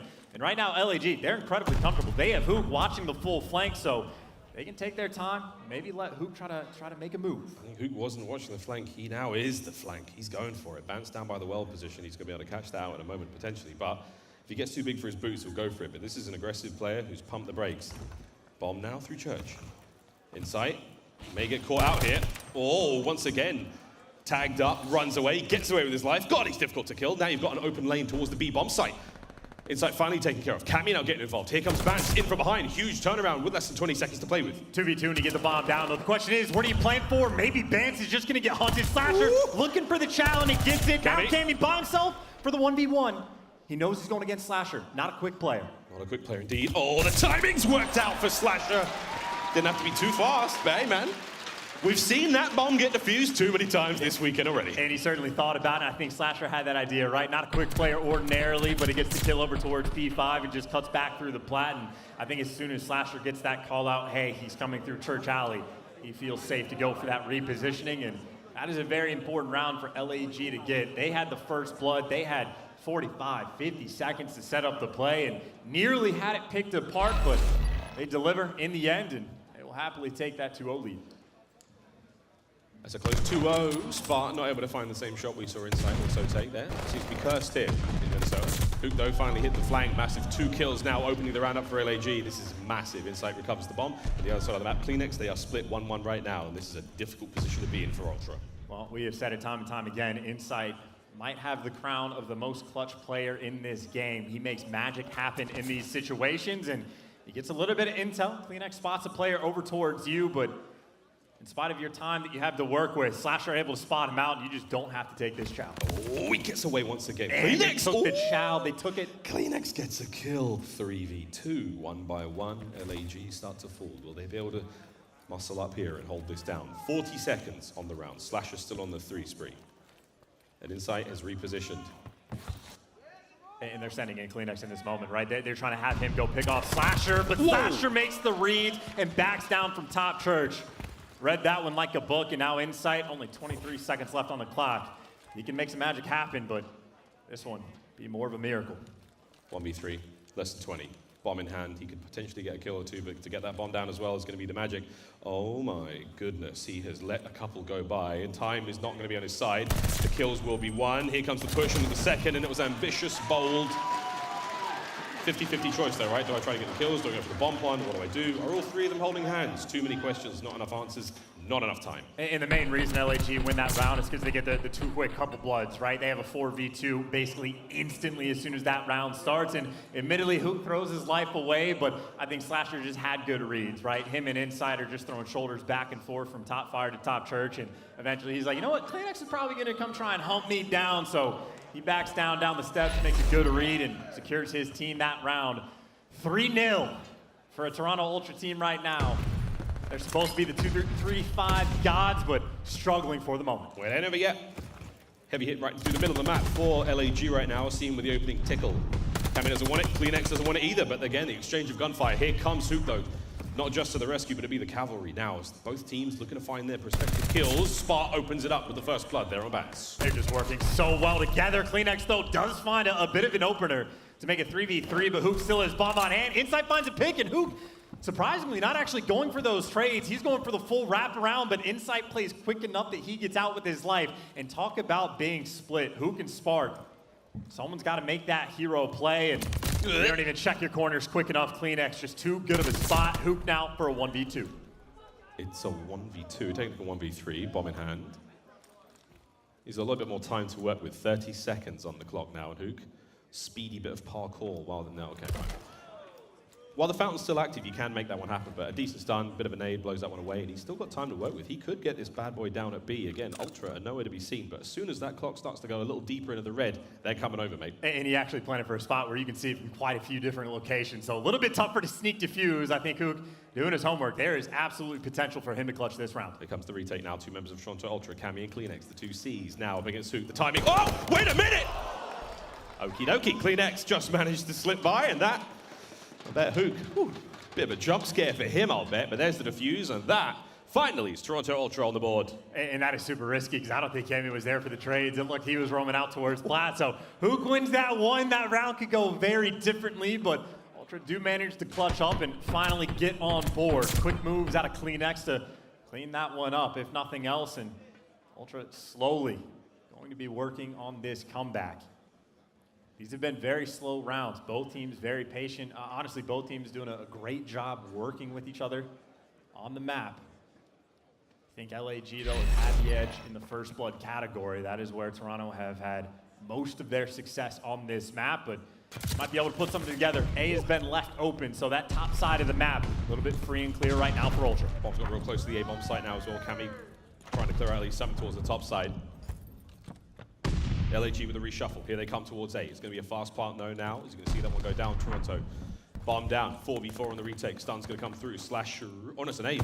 Won't catch him out though. No information gained just yet. Insight looking the wrong way for now. Cammy with the opening blood. Here come the trades. And it's a big 3-man hit straight towards the bomb. Oh my god! Hook's so aggressive. Not enough to get any more kills out this one. Slasher with a covering fire. 30 seconds to get the defuse. And CleanX, he's been flanking this entire time. This will be free kills for him. And around for Ultra, there's number 1, there's number 2, and a 5 spree for Tobias to turn this game around. That was a very strange round because that was almost shades of like the fast A plants. They gave it up for free. Ultra get the bomb down. They're like, oh, this is the one thing that we are incredible at on this map. We will take these gunfights every day of the week. And I mean, that is just shades of Tuscan S&D from a few weeks ago. And I mean, Ultra, again, happy for it. And CleanX, again, nice little gunfight win he had against Hook the round before. The 2-piece he get towards the end on the flank. He's on a 5 spree. He's the guy to win this game for Ultra. Still keeping it going. It's a great opening salvo out of Insight there. The shots come through. The Sun's going to put Slasher now down at bay. You've still got numbers, though, towards the A-bomb site. Those nades are huge. That could have picked up multiple members there of LAG. Asim and Slasher, they are cheek to cheek there by the A-bomb site. Spar overwatching them. As tension falls across Tuscan, Bad surely dies here. Surely brought down as Hook managed to get the first blood and gets away with it. 1 HP, literally 1 HP, and this round could go differently, but oh no! Now Hook is making the plays from 1 HP to shutting down streaks and more than likely winning his team this round. Number 6 though, jumping out towards the map. You cannot afford to let this bomb get planted. Takes him down, can't get the next trade, and leaves Insight in a 1 versus 3, but he's clutch. He can make magic happen. And all of a sudden, it's a 1v2. That bomb is down, but Insight, nice and quick, already towards top church, and Slasher nearly gives him a freebie. No lethals, no tacticals remaining. It is all down to Insight and his trusty automaton. 35 seconds on the clock to work with now. Forward we go, looking to find at least 1 kill. Slasher playing close. The 2-man hit now. Damage in, less than 30. And he's just playing with the timings. He's going back and forth, but the shoulders right now. LAG throwing. If they're throwing shoulders, they were good. Slasher gives one up. 20 seconds left, and Insight, he's got the intel. He gets the clutch. You hand it to him, and he will take it every day of the week. LAG were doing everything right for so long, and Slasher says, no thank you, I want you to win this round. This one's on me. I'm not sure if that's exactly what he said. I just don't get it. Literally, they're just throwing shoulders in you. They had the intel, they're bouncing it back and forth. They did nothing wrong, and then he just wide swings out. I mean, Insight, as much as we talk about him making magic happen, like, people just throw their lives at him, and well, he delivers every time. Also, I don't know what call-out Spark got, but he's shooting the wall. He gets the wrong corner for sure there. I think it was Baby Yoda who said, if your opponent is making a mistake, you know, let him finish. Sun Tzu? Could have been Napoleon. Who knows, mate? There's a lot of weird gifts going around these days. Opening blood for Asim. He's going to get that first kill. Easy peasy for him. Insight on a 3 after that round. We'll take that. We're all tied up 3-3 now, as the lead that LAG works so hard for is dissipated quickly. Insight is behind a couple. Someone got past, though, and he should just get shot in the back. Don't feed him this kill, Slasher. Let your teammate do it. Thank you. You take care of Insight. You're in a much better spot, 2v3, and admittedly, that A side of the map is wide open, but not ideal to try to plant that bomb. I think you're going to want to work and try to find a pick before you can make a move, and Vance is quick, but LAG, for the most part, grouped together. Oh, Asim saw something. No, Cammy managed to get the kill. 2v2. Doors busting wide open the inside of Church. Slasher now makes it a 2v1. Bance, though. He's got himself a bomb by B. This could get ugly real fast. Guns are up. Benjamin Bance. Oh, the door. Finds one. 1v1. Spark, check the corner if you can. Tags are in. Oh, and the foot race is on. Spark, pressure indeed. The Search and Destroy has maybe been the bane of LAG here. And no, Ninja, he is so loud, but he doesn't even hop it. Ah, that would have been an opportunity because Vance wasn't quick, but now you're playing the mental game. Again, he knows that he's running. He's not running Ninja, so he's very, very loud indeed. Bance now looking to ring around the Rosie, and here we go. The gunfight could be on. For now, Bance is just looking up. Spark with a gunny. And 10 seconds to get it done. Wow, close indeed. Retribution for the last round, and he certainly needed it. A bit of a smirk across the face of Spark there. Shoulder peeks go a long way, let me tell you. Just throw a quick shoulder, see if you're about to get gunned, or maybe just slide on out. That Bocage brain infecting the minds of many a player. And even for that 3 versus 2 from Guerrillas, they were almost playing together, and Asim just kind of makes a solo play. He gets caught. Same thing. The other 2 players for LAG were grouped up. They got the next kill, and then they just split. They're trying to find creative ways to throw away these rounds, but it is the new kid on the block, Spark, that delivers. Make sure things don't get too crazy for the team, but obviously still a tight game. Another round. Spark's 3 kills have been very important in this one. Hyper aggressive now out of CleanX. He is far forward. A sweet corner to be in. Timing might not pay off here, but we will see. Checks the corner. Big gunny out of Spark. Stays alive. 2 players now from Ultra drop immediately. Sparta is earning his paycheck, let me tell you. I mean, it might only be 4 kills, but he loses that one, and, well, we are in a 50-50 round, and I think now an opportunity, Guerrillas. They've had a couple clutch moments in the 4v2. Do not throw your lives away. 3 players sticking together. Hook is responsible for the full flank. A job he loves to do, and no one there to watch over your teammate. LAG, please figure something out. At least Hook is there to find that next kill, but Insight, we've said it too many times, Miles. We have indeed. You know how this one may end, friends, but will it be a repeat Or will it be something new? Eyes towards the bomb. Damage in. No way he wins that fight. Jamie Craven bites off a little bit more than he can chew. Thank you. Thank you for not trying to plant the bomb. I mean, this is something a couple teams have made the adjustment for. You have plenty of time to work with. You have the man advantage. Never put yourself in a situation to get caught and throw away a life. And if you need to get the bomb down, someone help him out. I mean, I suppose Hook technically is there for like the late flank, but it could have been a little bit cleaner. Nonetheless, LAG deliver.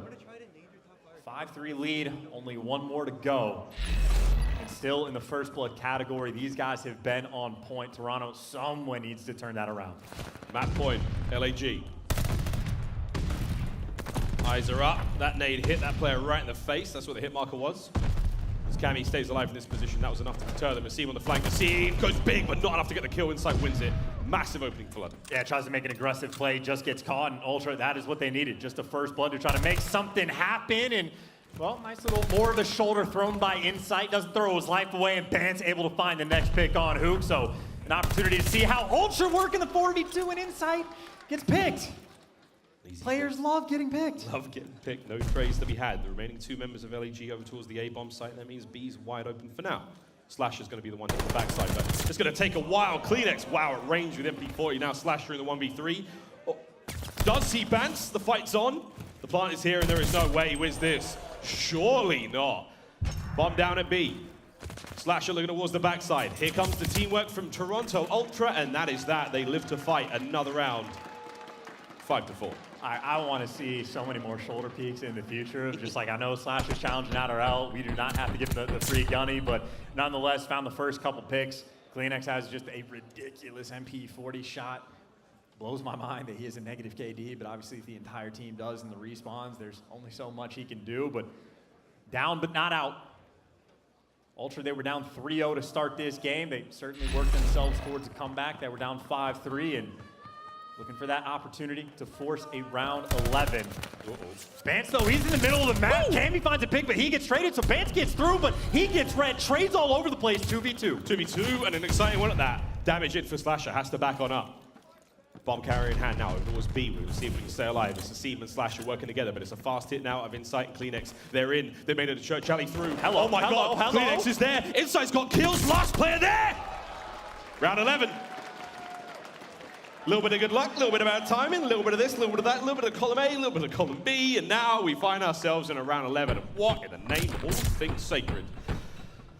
Players running past each other, not checking the bomb. Things are getting wild, all for a round 11. Defense slightly favored. First bloods have gone back and forth, and Ultra will have defense for the round 11. Maybe that doesn't matter, though. I mean, it has just been clutch after clutch, or the potential for that to be so. Here we go. Round 11. Here we go. 2-2 split through mid-map through A now for Toronto Ultra. They've got themselves defense. What good will it do? CleanX nades up. Big damage, no kill. The bomb making its way over towards B, though. That's all on Cammy. And Cammy, the pressure's on because they are going to force this through P5. How many can he catch? Oh, shots are in. There's 1-2 damage. Cell manages to get spot. Pistol now at hand. You're going to let 3 players go through. Is that going to be enough, though? Here comes Insight on the back line. Maybe able to get something happen here. Hook's not going to check that corner, I don't think, but this is getting awkward. Cammy taken down by radio side. 3v3. Asim tagged up real bad, as this could get mixy, but again, there are players lying in wait. They've got no idea. Hook's still here. Insight versus Hook. Hook wins it. 2v2. And you got the bomb and plenty of time to work with. You got a gunfight towards back tank, and while everybody trying to group together, no bomb site control, even slightly. Hook and Slasher trying to play for these kills. And they're going towards A with the bomb now. Ultra, 30 seconds. And they have no idea where they are either. They haven't seen a soul in such a long time. A-bomb's open. Here comes the nade check. I don't think it landed. It did not damage anyone. There's the plant. Less than 15 seconds now. They're going to get the plant down. Here comes the hit. Slasher drops. And they managed to get it done before the bomb goes to 10 seconds now. Hook's got to plant fast.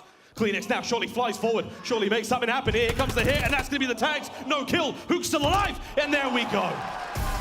It is not over until it is over. No, it's over. You can roll the music, baby. They're going to defuse that bomb. But oh my. That got a little too mixy And I have to hand it, though, again to LAG.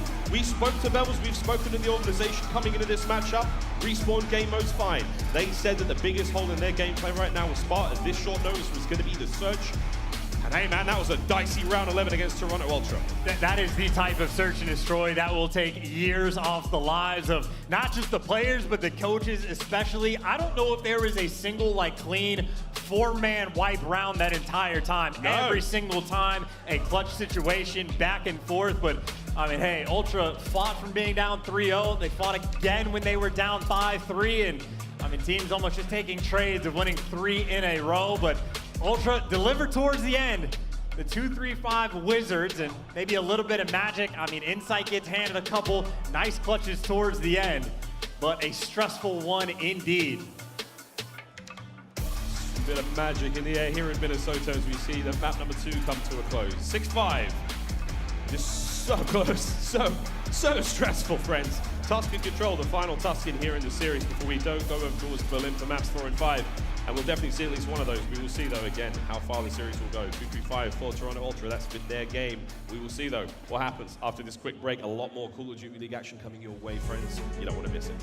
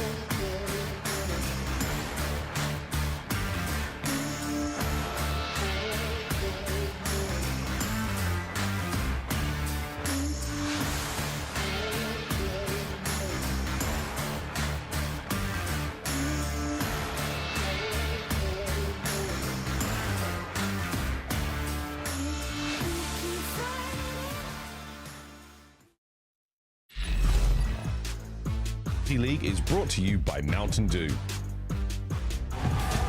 1-1 in the series, LAG Toronto Ultra, as a very eventful round 11 comes to a close. Not sure how to feel about that one, mate. It was a wild one, but hey, the hard point was real close as well. And if that's anything to go by, our two purple teams here in the matchup, we're going the distance. Weird vibes, yeah, I gotta say. Maybe it's like that because of how close the colors are between the two teams. You just, that search and destroy, man, I don't know. I think as soon as, what was it, the round 4 that LA Guerrillas sort of threw away, after that, it was just wild. But to control, we go, and obviously, over the course of this entire season, not really super ideal at all. This is, of course, just on offense. So the 3rd overall KD, that is certainly back in the day where you were playing heavy for that TDM style of play. Obviously, no more. This is where the ticks need to be better. Last place early on, not necessarily the best indication, but obviously not the best look going into it. And of course, that is for the team that has a substitute player. So really, who knows? And for those who don't religiously watch the Call of Duty League or know, read all the patch notes, we play for segments here. The OBJ in control, incredibly important. Capture the zones, get defense round 5. That's the name of the game, friends. But here we go in a Tuscan map number 3 here in our series. And this, again, is the last Tuscan map. The series after that, we say bye-bye. We say howdy doody to Berlin. But they're looking across the records chance. It ain't great for LAG, but again, Spart's here. It's all different. I mean, hey, they were 0-3 on the Tuscan S&D, and maybe a couple clutches they threw away as an indication as to why, but still around 11, still a battle. I mean, literally both games down to the wire. Insight, though, I can't exactly remember how the hard point went. Maybe put in a decent chunk of work, certainly if he has the positive KD, but I'd say right now, all that I'm looking for is just mistake-free Call of Duty. That is the dream. You ain't getting it, brother. 3 players now making the way towards A1. Goes, no! Hook manages to kill at least one. There we go. Cleanix is trying to pick up. Not going to happen. Over to B we go. Stop the clock. Quick cap. Cammy trying to clean up. Oh my God. Pistol in hand. 1 HP. Who's going to get the kill? And it's an explosive opener here on Tuscan in control. Kills either side. Flying all over the place. But at the very least, Ultra on defense managed to save B.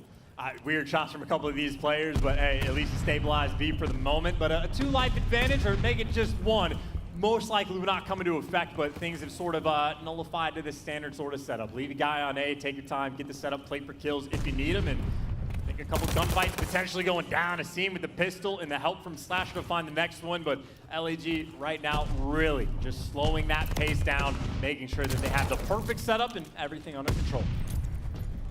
First bit of progress, well, second bit of progress now done towards a last segment now remaining. It's going to be Spark getting that job done very slowly and alone. Again, we count these segments, we count these ticks. They're incredibly important, again, going in towards that final defensive round. So far, final contest comes through. We may not see that last segment on A captured just yet. And it seems just flying away, too. Doesn't even want to just sit on the heady. And, well, it looks like you're sort of forced to wrap towards P5, but Insight's here in the corner, and it looks like he actually didn't get spotted, but Hook checks the corner anyway. Bunch of players running down at Cleanex, but he's got the help from Cammy. He got the cross, he got a little bit of help, and now Slasher by himself trying to cross towards P5, but right now you're more or less stuck. Asim again, flying from the top ropes. It's like we're playing jetpacks. His ball is flying. Hook managing to get it, but hey, if he wasn't weak, that might have been a 2-piece. Seems staying alive though now. His feet firmly planted on the floor. Into the zone he goes. Cammy then with the reads. 25 seconds remaining. 9 lives for Guerrillas now on offense as we still fly forward. Advance may be able to deal some heavy damage here.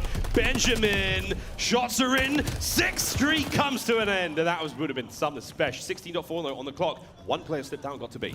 LAG have just been introduced to the blender. They might have a guy on B, but they are down now just to 5 lives, 15 seconds on the clock. Never able to secure A. Ultra a little bit too aggressive, a couple nicely timed flanks, and this has developed into a pretty dominant round. Honestly though, even for this, if they have these few lives, it is nice for them to just be able to get that tick, so they will take it, but it's gotta be perfect from here on out and simply not possible. Only 3 lives remaining, and Cammy, it looks like he has a very strong start. He had 9 kills. Vance, he'll match him at 9 as well, and Ultra taking care of business. There's down to 1.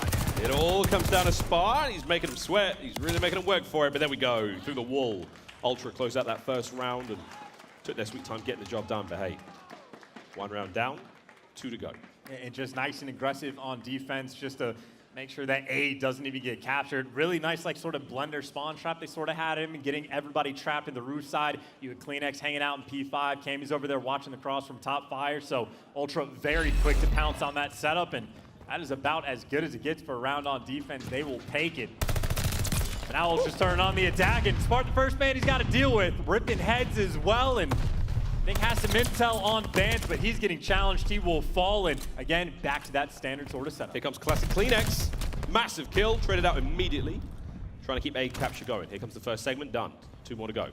Cammy knocking down this push alongside Bans. They've got all their angles covered. Big shots out. Cameron McGilligan. Tags are in. aBeZy now trying to open up mid-map. On the flank now already, it's going to be Hook now. Still keeping the pressure alive. Spart up close and personal with the vault where he likes it. Hook's there on the point, and they will drain that second segment at A, and they wipe the defenders clean. It all comes down to Insight, who gets what?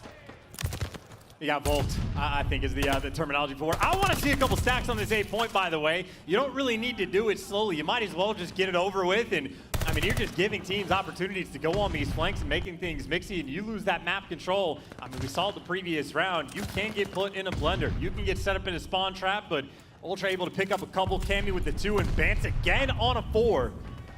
Volk in hand and maybe thinking about a couple kill streaks, but his teammates are falling one by one, and again, almost like the Tuscan SD, just weird vibes. Not able to quite finish the cap. Ben's playing now for kills at this point in time.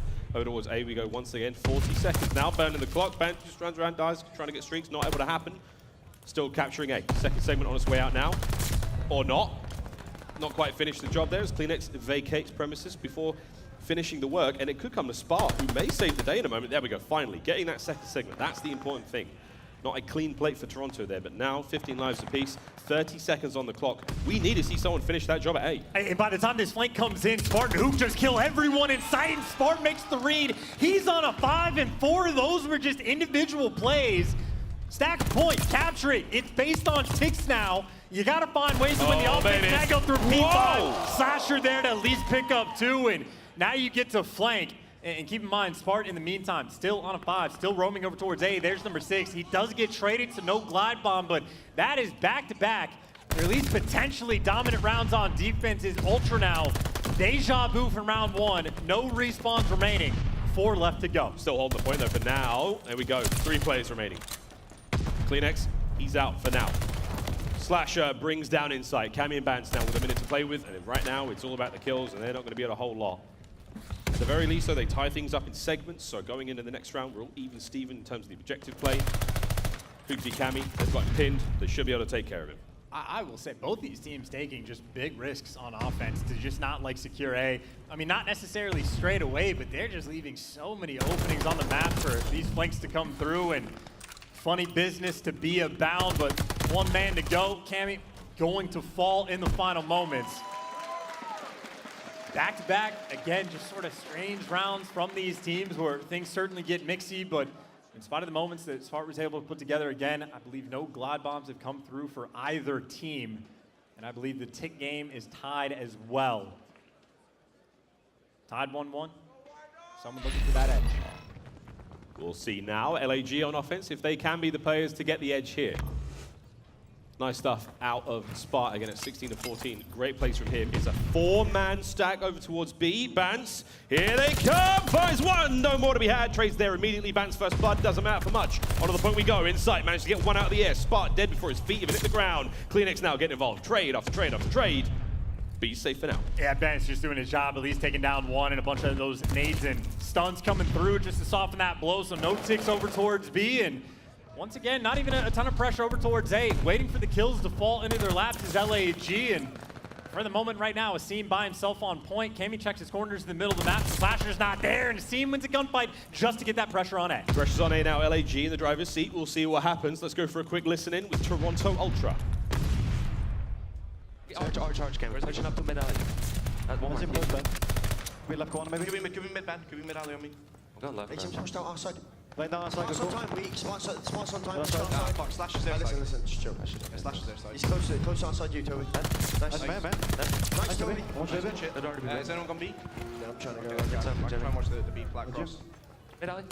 Nice, Toby. Who are we looking for? Hugh. Is it Hugh?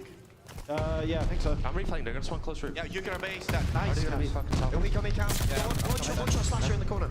Slasher. He's close corner. I got stun, bro. They both playing me top rocket. I'm looking mid alley right now. Yeah, I'm mid alley. I'm nading over you, Jamie.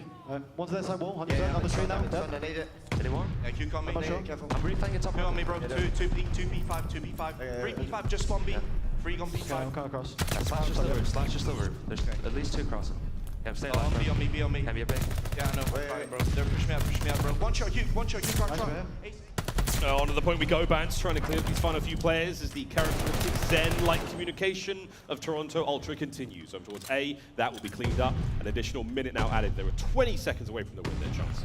Ultra really just done a very nice job of obviously reading that who got through. It took them a little bit of time to figure it out, but they got the job done. But that fire pressure that they have, or broken as Ultra calls it, all that pressure to pick up players on the flank, it's just the slowest, Chal of all time from Spart. Asim flying in just a little bit too quick for his teammates, so there will be no trades. And obviously right now, LAG down to 9 lives. They are looking for a break just to see if they can get an extra segment.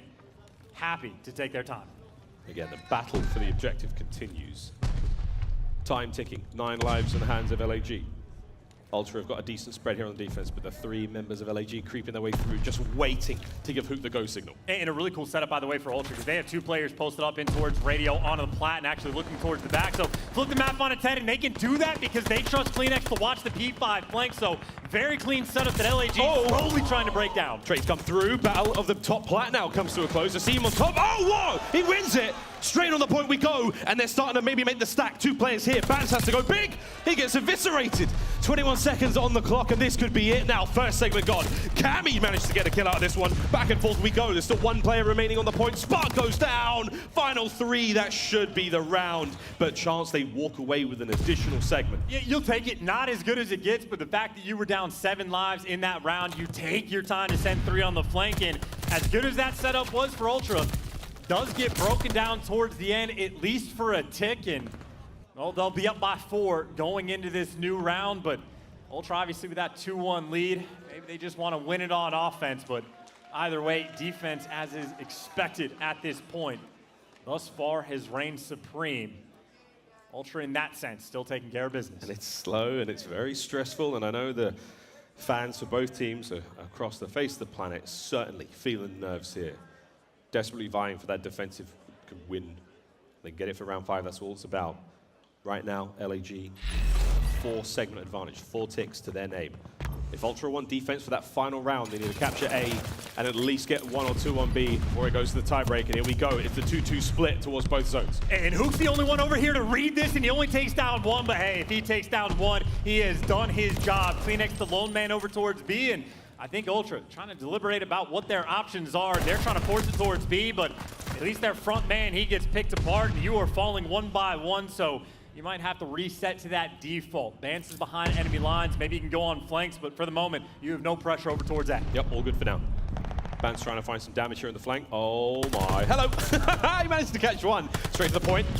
Tags are in. 1v1 against Asim. Does manage to lose it. That's a big win out of Asim. Still pressure now towards A. Now Ultra all goes down on A. They're managing to deal with the time, but not enough to deal with the flank.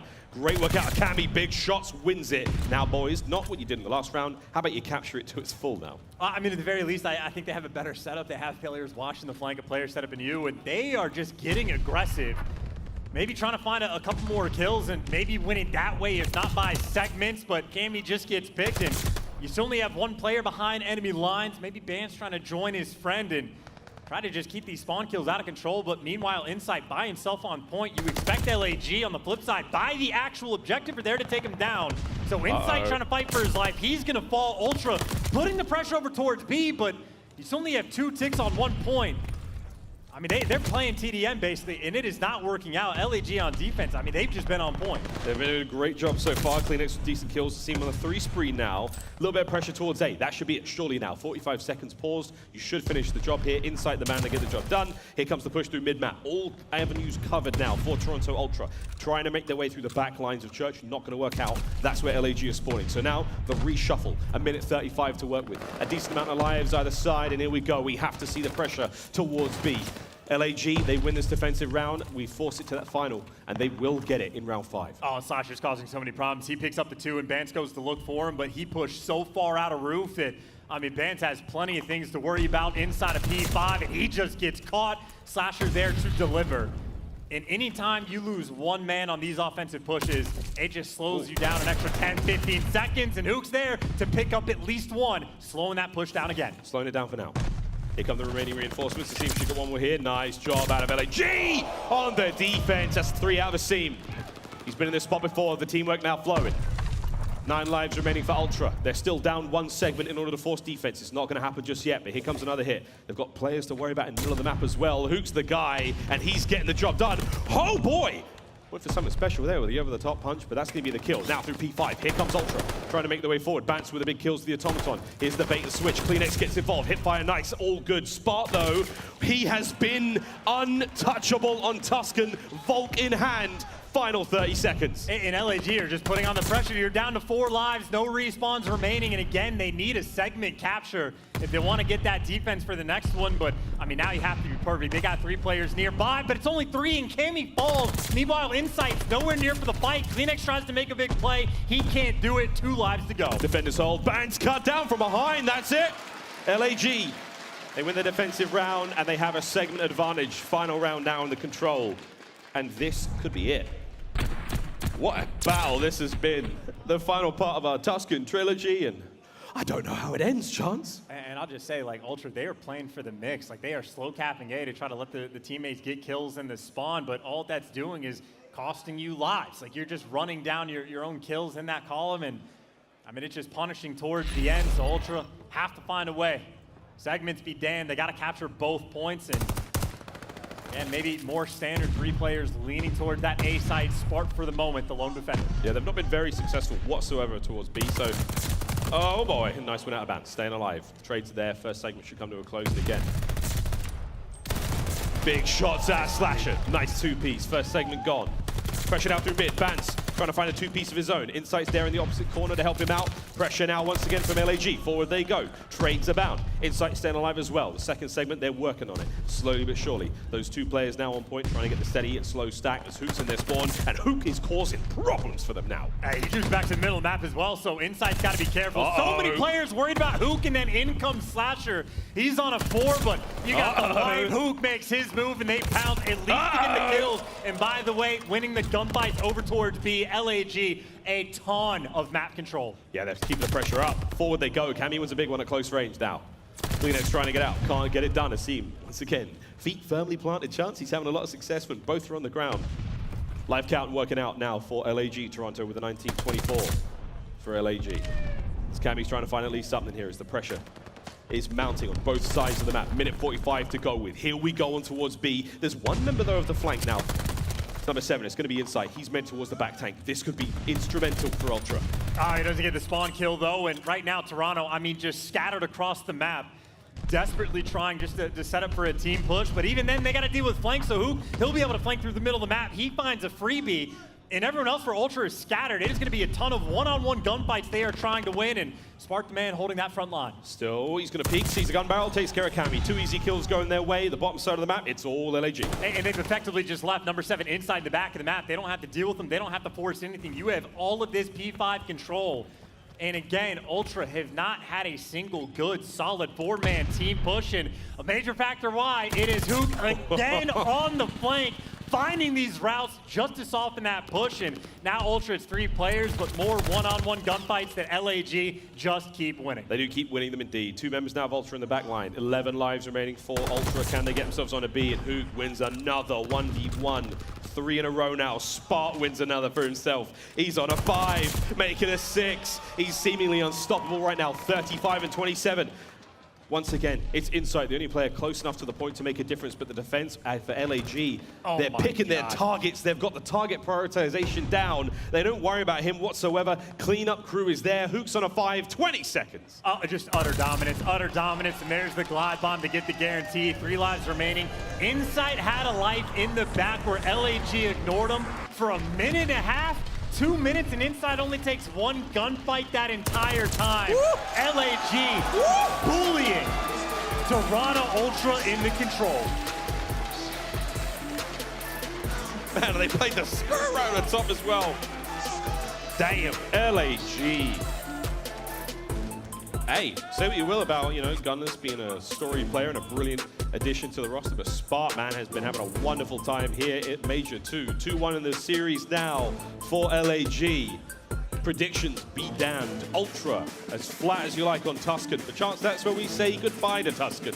Berlin Hardpoint up next. Well, I suppose, but it's not like Berlin Hardpoint has been a strength for Ultra, not at all. I mean, 1 and 4, their point differential is worse, and I mean, they just simply did not look good on that Tuscan control. Again, Insight literally had a life for a minute and a half. He's hanging out in the spawn of LAG, not a care in the world. They just fought the rest of Ultra 4 versus 3, and by the time Insight actually makes a move, he loses the gunfight. I mean, just straight up bullies, and a map that Spark certainly loves to play. I mean, 38 kills for the kid.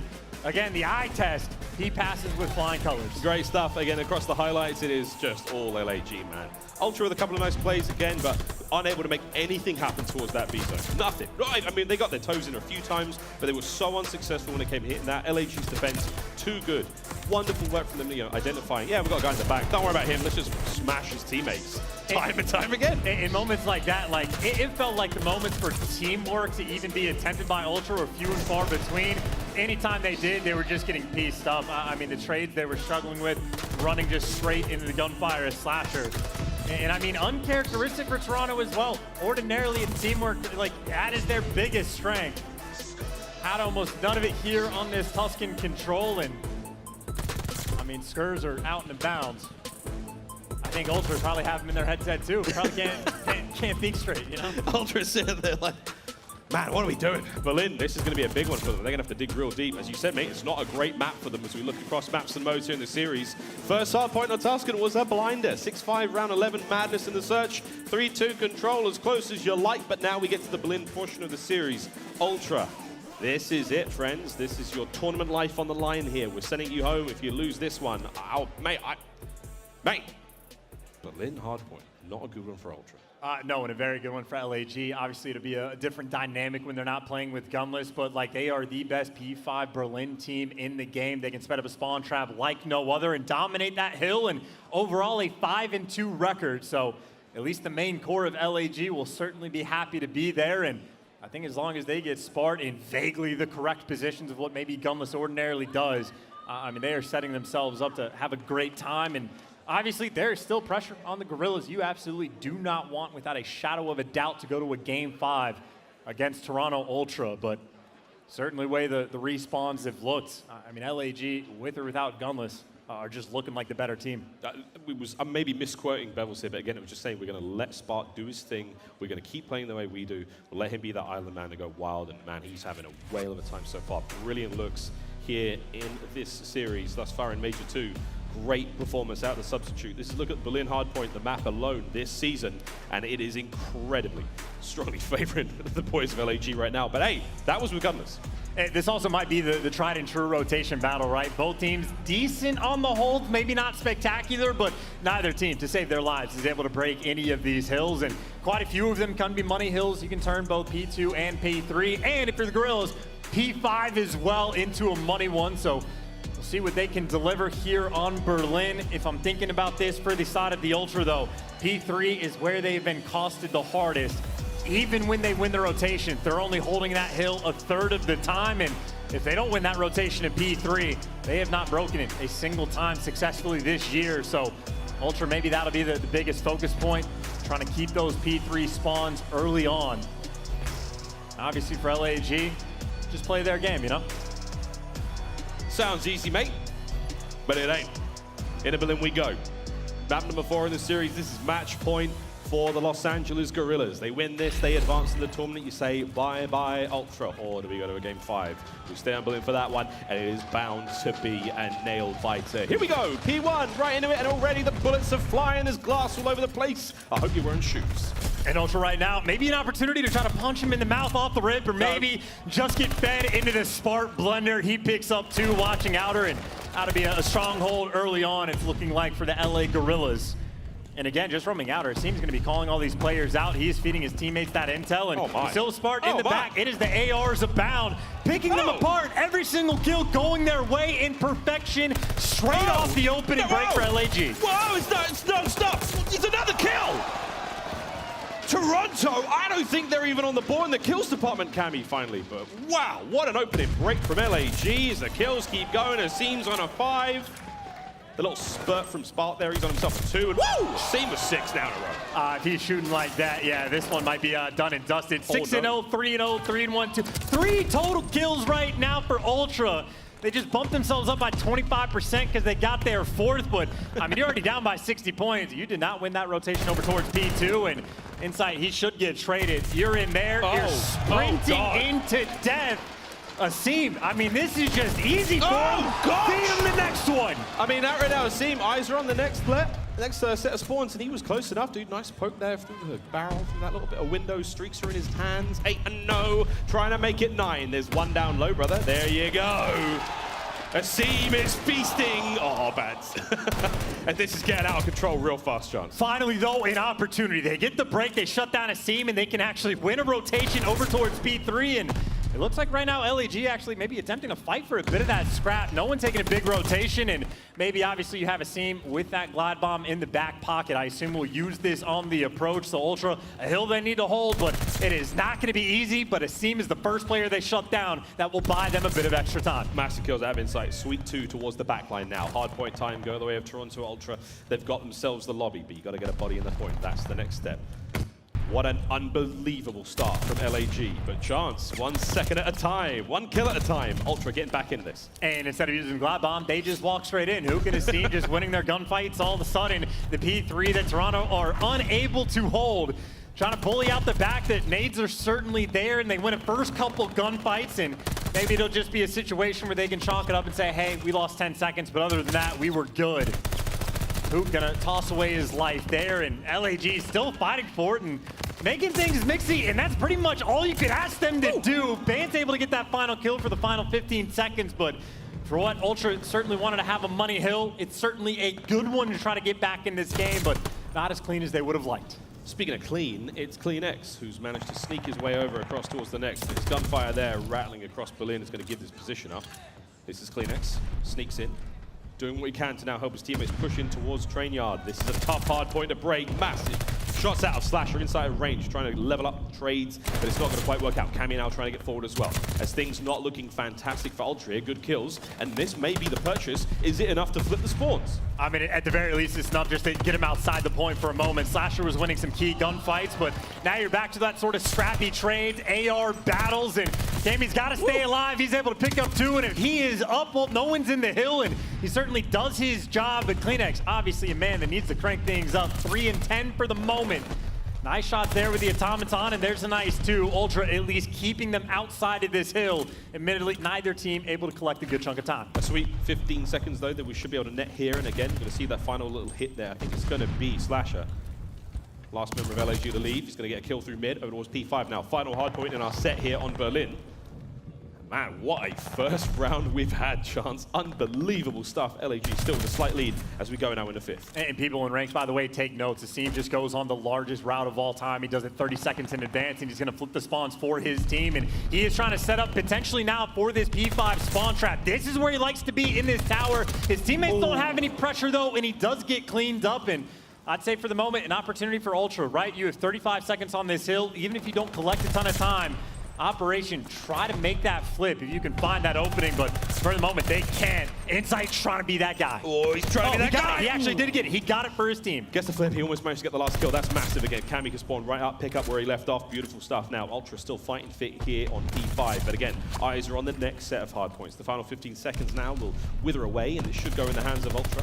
They get a player over towards that spot, but what they are really aiming for is back over towards this little office, back over towards P1. As our first set of hard points come to a close, we will not forget that opener for a while. Here we go.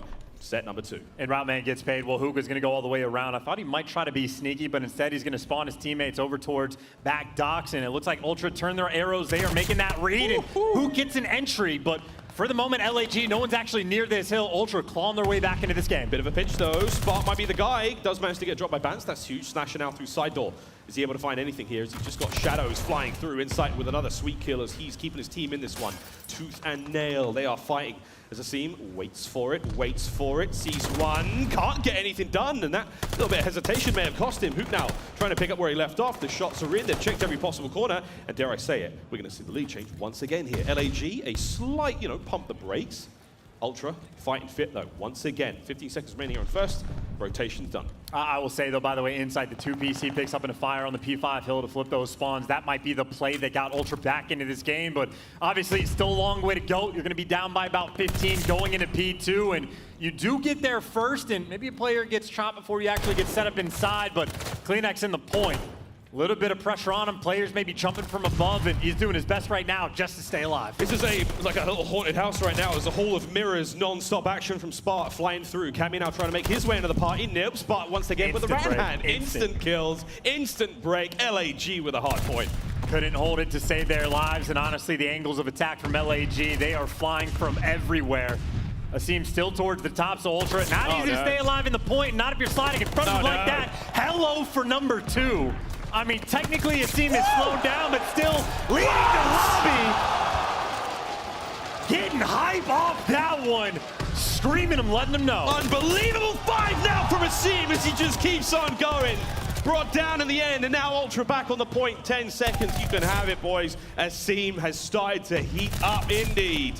And this is still very much anyone's hard point. Rotations are done. LAG in position for next. Well, Ultra, that next hill, they struggle to hold, and they are basically never able to get a break. LAG get here first. It is a 30-point lead in this moment. If Toronto don't turn up right now, this game might run completely out of control. Cleanx, though, actually found the angle of attack. Slasher gives up the back. He's able to push straight up, block these spawns, and might be able to gun him, but at the very least, you do have those spawns. Block Cleanx, looking for the next one, and a teammate there to shut it all down. Paul, the play's still going, though. You've got an opportunity to make your way through. Bans may have seen it. You saw Hook for a second, but Hook taking care of him. Nades now from Hook. Massive plays 3 for Hook. Unbelievable from him. Oh, no. Asim Slasher now forward. They go, no. Hook just killed everyone! A full 4 for Hook, 20 seconds remaining here on point, and Insight can't get it done through the front. That's now 5 in a row. He saw what Asim did a second ago and said, hey man, I'll take my shot at it. What a run here. Chances it over now. And you have all that work from Cleanx. They actually flip the spawns for a moment. Slasher gives it up. There is a moment of opportunity, but they were down by 30 going into it. Now they are down by 80. Unable to orchestrate anything on that third hill is Ultra, and well, now they certainly have their work cut out for them. Tournament lives on the line, and they are dealing with a glide. Here comes the glide. It will land. Cleanx taking care of from the top tower there. Now Asim from his perch to find a few more kills. Cammy caught unawares. Crossfire is on. An open hard point, an open field.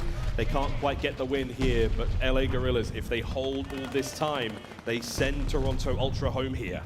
Asim right now just looking for his next, like, what, top 5 play of the week, if he can find it.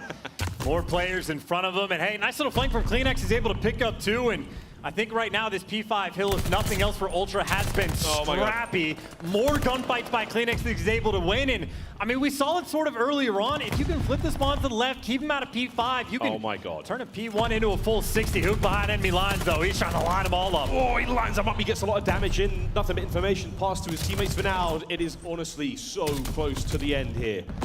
Toronto Ultra have got to dig deeper than they have. A team known for their composure. Try to pull things back here on P5. LAG, one of the teams that thrive in this mad, frenetic chaos. And if I'm LAG, I'm just taking routes. I'm sending someone just to try to flip the spawns, and Asim, who's at our docks, might try and be that guy, but he ends up getting caught. Cammy is there, and Ultra right now, keep in mind, they have to put a ton of pressure on this hill as well. They want to flip the spawns, but with the score right now that LAG have, they have a lot of work at their disposal. But for the moment, Ultra still in a feasible position where they can win this game. But Slasher picks up 2. Might be an opening for the Guerrillas. Insight's got to go big. Got to keep these players off point because it's 20 seconds for the win.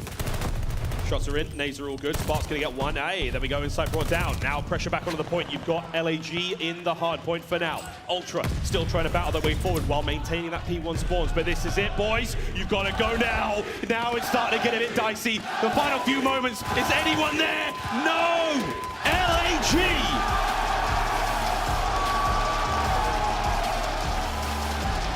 To a rapturous applause here in Minnesota. They stay alive in a massive, massive victory there on Berlin. And for Toronto Ultra, it is truly commiserations. Hardpoint has not been their game mode all season long and continues to be a tremendous thorn in their side. I mean, truly chalk might be a better way to phrase it. Ultra offered them nothing. Asim consistently putting them on skates.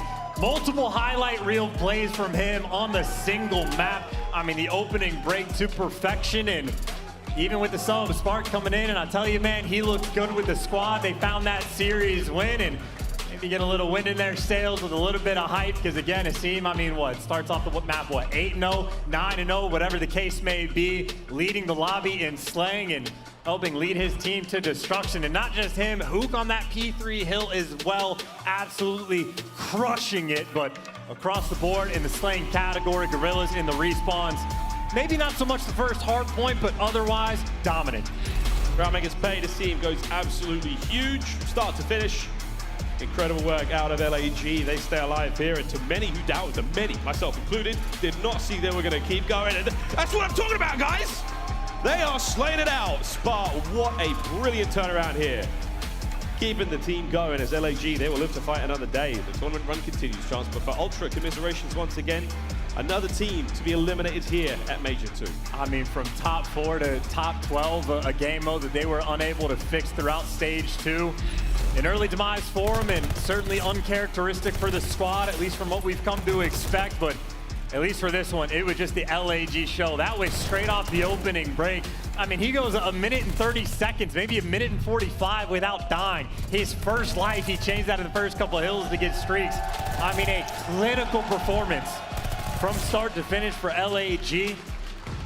It truly was the case of, I think, Ultra, especially so in the Tuscan Control, just had nothing to offer. Yeah, it certainly feels like something's wrong again. This is a team that's been plagued with illness. They've been sick for a while. I mean, whether it's one player or two players, it's just caused such a problem, you know, for the team's morale, for the team's performances, where it's online now here in the Major. They're still suffering. So we wish the team, you know, nothing but strong health going forward.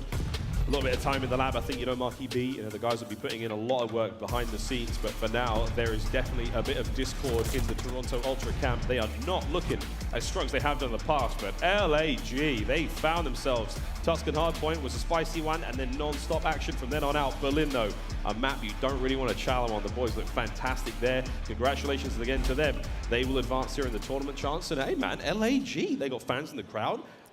They're the dark horse in the tournament now. I mean, there's a few dark horse options. Again, I think an expectation as wild as this tournament has been, at least through the first day and a half, I do expect some team from Losers to go on a pretty deep run throughout this tournament. Maybe with the sub, they could figure something out, and Guerrillas could be that squad. We'll see, though. Desk, what do you think of that one? Spicy stuff. Spark's looking nice up there. I mean, they're looking real good right now, but let's be completely real, man. When it comes to Toronto Ultra, that's kind of embarrassing ever since Major 1. But when it comes to the Los Angeles Guerrillas, Spark, Hook, everybody popped off in a big way, and I'm loving what we're seeing from Asim right now. That was insane. The opening of that hard point when they basically had those 2 hills fully for free on their own, Asim going on that opening 7 spree, and then later on 4-piecing every member of Toronto Ultra during that male hill. It was basically signed off at that point. Yeah, and when it comes to LAG, Jeremy, I mean, I'm happy to see him move on, man. 100%. Going forward, they better make sure they get some Tuscan, that's for sure. Smart, he was unbelievable, man. He turns up in that hard point, turns up in the control. The biggest thing for me had to be the control, because both teams, they were going back and forth on the offensive side. You complete 3 ticks here, complete 3 ticks here. But then LAG, they made the heads-up play. They needed that 1 tick over towards that B point to secure that defense for the round number 5. They were able to get that. They get it done in the respawns. Yeah. Insane stuff with the team, with the fill-in. Well, listen us over to the main stage for the Game Fuel Victory Spotlight with the one and only Asim. Thank you so much. Yes, Minnesota, make some noise for Asim. Very, very well-deserved, buddy. We obviously know, right? The story coming into this major for you guys, obviously having the quick substitute, Spark fills in, but you guys get the W today. Yeah. You right the wrongs in the series yesterday versus Boston. You turn up today versus Toronto. I gotta ask you, man, coming into that Berlin, you start off on a 9 spree. It felt like nobody was dying for the Guerrillas. What's it like when you're frying like that? I don't know. I just feel like whenever I'm going on a spree like that, it's super electrifying, and with the crowd bumping up after every kill, it feels like I'm just unkillable. So shout out to them. I gotta say, brother, one thing that has also been great for your team is this gun called the Volk. I don't know where this has come from. I actually didn't know it was in the game, to be honest with you. Yeah. I know Slasher's on the team, so I hope that it maybe stays. We'll see how it goes. But what really seems to be the process around that gun? And I gotta say, actually, how does that even get brought up? Like, was it Smart's idea? Was it one of the guys on the team that decided to bring that gun out? Yeah, so basically Chris came into the team, and he was like, guys, like, I have this special gun, like, I really want to use it. I'm like, Chris, listen, do whatever you want. So basically, you just come out, he's been using his special class, and it's been working. And it's still allowed. So Okay, okay. You heard that here first. It is still allowed, at least for now. But obviously, you guys get the W today. And now looking ahead, you guys are not done, right? You still have another match still to go versus the London Royal Ravens. Job's not finished. You guys have had some great matchups with this team in the past. I think you're 1-1 so far on the season. You beat them in the Major 1 qualifiers. They took you guys down at Major 1. What's the biggest focus? Not a whole lot of time, but what's the biggest focus coming into that game? We feel like London's a very fast-paced, breaking-heavy team. So as long as we can, clean up our holds and make sure we're playing together, we should be able to beat them. They are a strong team. They are a top three team, in my opinion. So if we can come out guns blazing just like we did right there, we should beat them. You look good to do so, buddy. Thank you. Last question. Gunless. I know he's not here with us right now. Any words for Pierce who's watching at home? Man, Pierce is one of my best friends out there, and he's from my own hometown, so we're both Canadian. Shout out to him. Hopefully he can get better. But we're doing it for him. This is for Pierce. Love to hear, man. Minnesota, make some noise. LAG, they get the job done, and they've got a date later versus the London Royal Ravens. It's going to be a great series. Minnesota, I'm going to ask you one more time. Make some noise for LAG. Make some noise for this guy.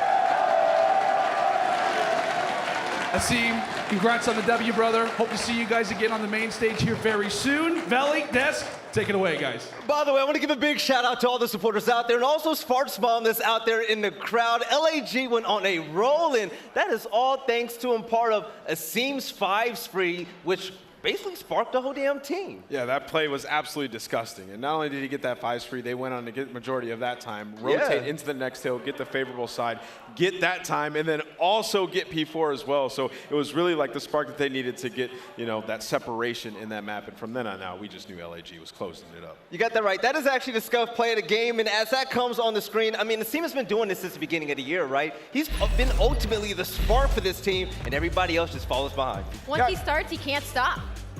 Yeah, I thought everybody played well in this series, to be honest. I really like what I saw out of Spart as well. I mean, this guy was literally popping off. And, when you have a player coming in, to fill a player like Gunless's shoes, he has to put up the big kills, the big numbers. And Spart was able to do that. So you saw Asim and Hook this time around get way more comfortable. I mean, Hook as well. This guy was going in this series. It was a big turnaround from the performance he had in their first one, where he was like, I think, a 0.8 overall. And that's what you need the SMG players to take a big step in this one. There wasn't any weak spot on LAG, but Nameless, back to you right now. Toronto Ultra. I mean, this is a fall from the top. Yeah, no. Last year, stage 1, we don't even count any of that right now. The Kickoff Classic doesn't even mean anything right now when it comes to them. And this is pretty bad. This is 2 majors now where they have not won a hard point. And there are specific situations that are unacceptable. On that map 1 Tuscan, when it was P2 and they had the back spawns, they waited for like 10, 15 seconds until they even tried to hit it. They had a guy going around Churchill waiting on him to get some information. You cannot do that. You're getting held in the back. You're losing majority of that time. And you also lose that rotation because you're spawning in the back and you have a long trek all the way around to P3. The same thing that we just saw after Asim's 5-piece. They're not able to recover. You have to have some players that are hitting routes. You can't always be in the obvious spot. They look lost, like completely lost when it comes to hardpoint. I agree. And I mean, push has come to shove. I think it might be time for them to entertain bringing in Hixie and just seeing if it changes the dynamic on this roster, because hardpoint just seems like a lost cause right now. Well, when you log into a series, I mean, ultimately hardpoint is an instant L. So they're always fighting from behind. That's really not acceptable. So hopefully they get things together for stage 3. But Steady, it's been fun having you on the desk so far. Next series, we have Los Angeles Thieves and New York Subliners. You guys don't want to miss this. We saw Crim on the main stage just now. Let's see how far New York can go exactly for day 2 of the Major 2. We'll catch you on the other side of this break.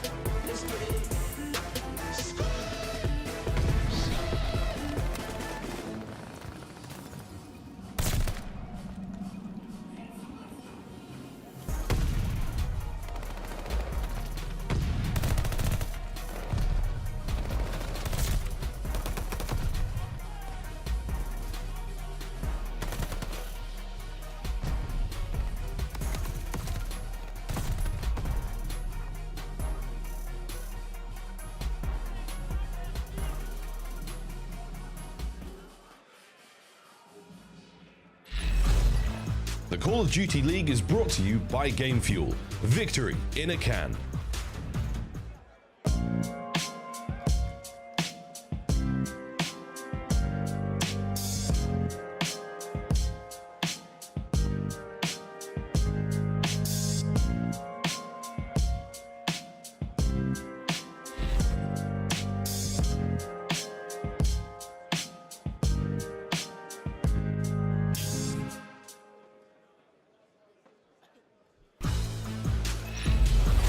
All right, ladies and gentlemen, welcome back to the Call of Duty League Major 2 out here in Minnesota. Shout out to the Røkkr for throwing this event. But like yesterday, we just had another upset where the Toronto Ultra just fell victim in the loser side of the bracket and the LAG moved on. Chance, you just got off that game and that was a head scratcher. I mean, there's a couple things I could say. It felt like such a strange series. I feel like I just need to turn my brain back on because that was not the best Call of Duty we are going to see this year, let alone the best Call of Duty we will see today. Yeah, and we're looking at a whole bunch of middle of the pack teams trying to work their way up right now. And speaking of which, the New York Subliners, nameless, they're going to have a second chance in this tournament facing the Los Angeles Thieves after they fell to the Atlanta FaZe. I mean, I like the New York Subliners in this series, especially after looking at the maps. I mean, Berlin does Siege and then Tuscan the final way through. At least on Berlin, they've been 3-0 since this new roster, and PaulEhx hasn't even lost the map yet until that last series. So yeah. I like this New York team, man. I think Neptune and HyDra can come in this and do some work. The only player on the side of the LA Thieves that's been impressing me and consistent has been Envoy. So this is a beatdown team, and New York have the opportunity to win. And when it comes to the game fuel keys to victory, obviously take the Berlin hardpoint battle. New York Subliners is 3-0, while LA Thieves is 4-2. So both of these teams are going to be trying to play to their strengths and focus on getting into post-plant situations versus LA Thieves, retaking only 30% in neutral situations. Last overall, we know this is a team that has been struggling in search and destroy. And with the way Neptune and HyDra have been looking, man, I would be worried. Need more out of PaulEhx during control. 0.72 control KD this season. That is insane to me because when they bring in PaulEhx, he's kind of what changes the overall mentality for this squad, brings them all up, and now he's kind of the one struggling a little bit on the radars. So Neptune and HyDra, they have been crying. So I'm looking at Paul when it goes to this series. I think yesterday was necessary for New York, okay? This team was riding high, undefeated ever since their team changed, but losing to the Atlanta FaZe in the fashion that they did, that's going to teach them a lot right now, okay? Losing against one of the best out there, it's definitely going to help them out, but they're going against the Los Angeles Thieves, who need more help than anybody else out there. They haven't won a game in stage 2. If I'm being perfectly honest, I think coming into the tournament, I was like, I don't know if it's chalk for this team. It doesn't look good, but I trust the bounce back. And then I watched Subliners play FaZe, and I was like, honestly, they look good enough. I think they could take them down. But we get to see what this team is actually made of. If they collapse under the pressure, or if they can turn up in tournament time and try to make a loser's bracket run. This is definitely going to be a prove-it tournament for the Los Angeles Thieves. Here in stage 2, let's see if they can go back to form and be the team that we all know they can be. Yeah, and for the game fuel keys to victory, Drazah needs to step up in this series. Major 2 qualifiers, 0.74 KD. I saw some people, isolating Octane, isolating Kenny, and where I don't really think it's all Drazah's fault. He has been the main player that I've been looking at to bounce back throughout all of Major 2. He's been underperforming, so look out for that. And then be prepared for B pushes on Tuscan, Search and Destroy. NYSL goes to be 30% of the rounds. The league average is 14%. What we've seen out of New York, even in that last match, they like to just get extremely aggressive. Neptune pushes up, tries to dominate mid-map, and when they do go B, it's pretty fast. So be on the lookout for that. And then improve your Tuscan control. 1-6 this season. They were the lower seed, obviously, and that's tough for them because they are not good at Tuscan. They heavily prefer to play Gavutu, so New York's taking them there. And despite the results, this roster is built for championships, but with basically prove it written all over the series right here, let's find out which team is going to move on ahead in the loser side of the bracket. Ladies and gentlemen, we have the New York Subliners versus the Los Angeles Thieves.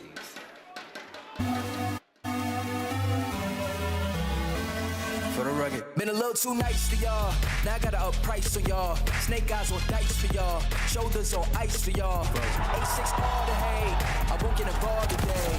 Got lost in the ball and A's. I'm flipping the balls. I'm flipping the Octane. That's what we wanted. That's what I'm talking about. He don't miss. Off record deals. Tell him talk to Colin for the quote. All record, off record. I still want to act, not the ghost. For the record, I'm done trying to make y'all comfortable. Yo, I think too small, I got big dreams. You just starting, I'm way ahead at the end scenes. Started reading and dodging all of the quick schemes. Money like your Spotify, boy, I got 10 streams. And I'm still looking for more. My people, they got a soar, I'm putting that on the Lord. Ain't accepting, ignore, just kicking down all the doors. Guarantee you, boy, if I ask for it, it's gotta be real big. I gotta make it just for my kids and for their kids' kids. That's wealth years and years. Promise my brother soon as he out and finish this bid, we finna do it bigger than anybody ever did. The odds is real big, job that's real big. Satan trying a little, my God is real big. Stayed up on the ground and the cards is real big. I gotta do it big, the only way that I can live.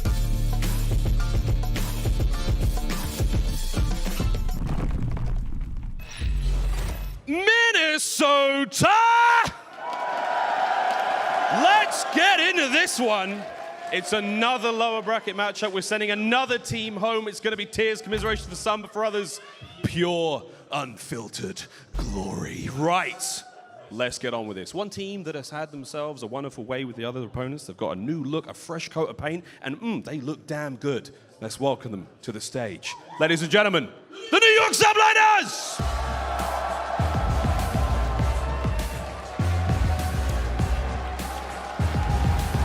PaulEhx, Neptune, HyDra, and Crimsix. The vibe overall for this New York Subliners team has been incredible since the addition of PaulEhx, and the sub duo is looking on par. This should be an incredible series. Miles, go ahead and bring out the LA boys. Oh, boy, it would be my genuine pleasure, really. A team that's had their struggles throughout the season, you know, they're a bit up and down, a little bit of mismatch here or there when it comes to hard points, but damn, the drip be good, ladies and gentlemen. Please, welcome to the stage, the LA Thieves!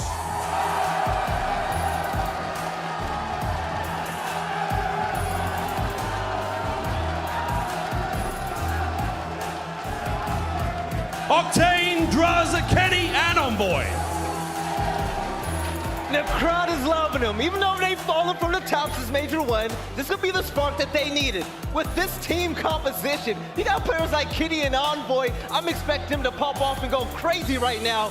Miles, I'm feeling like this might be a turnaround. It's very well might be a turnaround. This is going to be a good series no matter what happens, friends. The crowd is pumped. We've clearly got our fan faves here. It is now time to throw someone over to Bryson Tunn, boys. Take it away.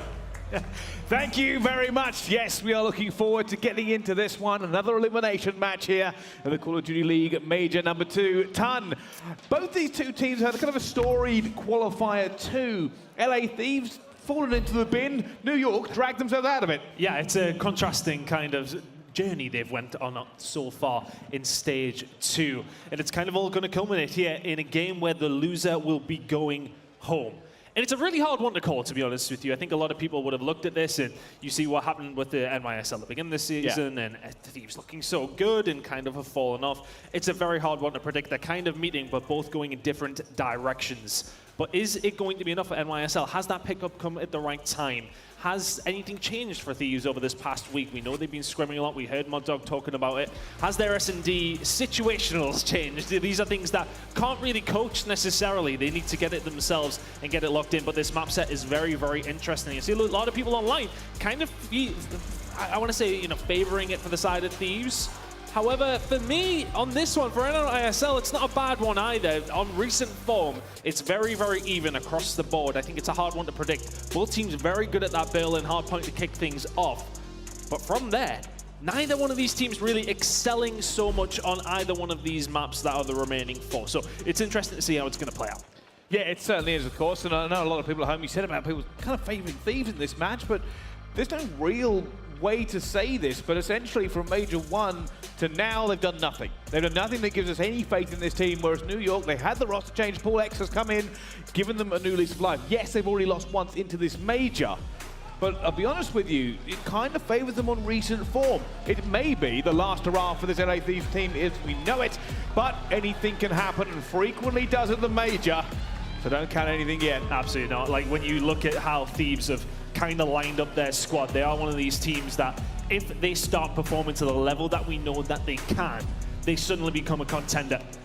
And it's just a case of when that's going to happen. Is it going to happen? NYSL are going to be one of the teams to try and counteract that potential that lies within this Thieves squad. But looking at the map records for these teams, as you can see, 3-2 for the Subliners, 4-2 for the Thieves.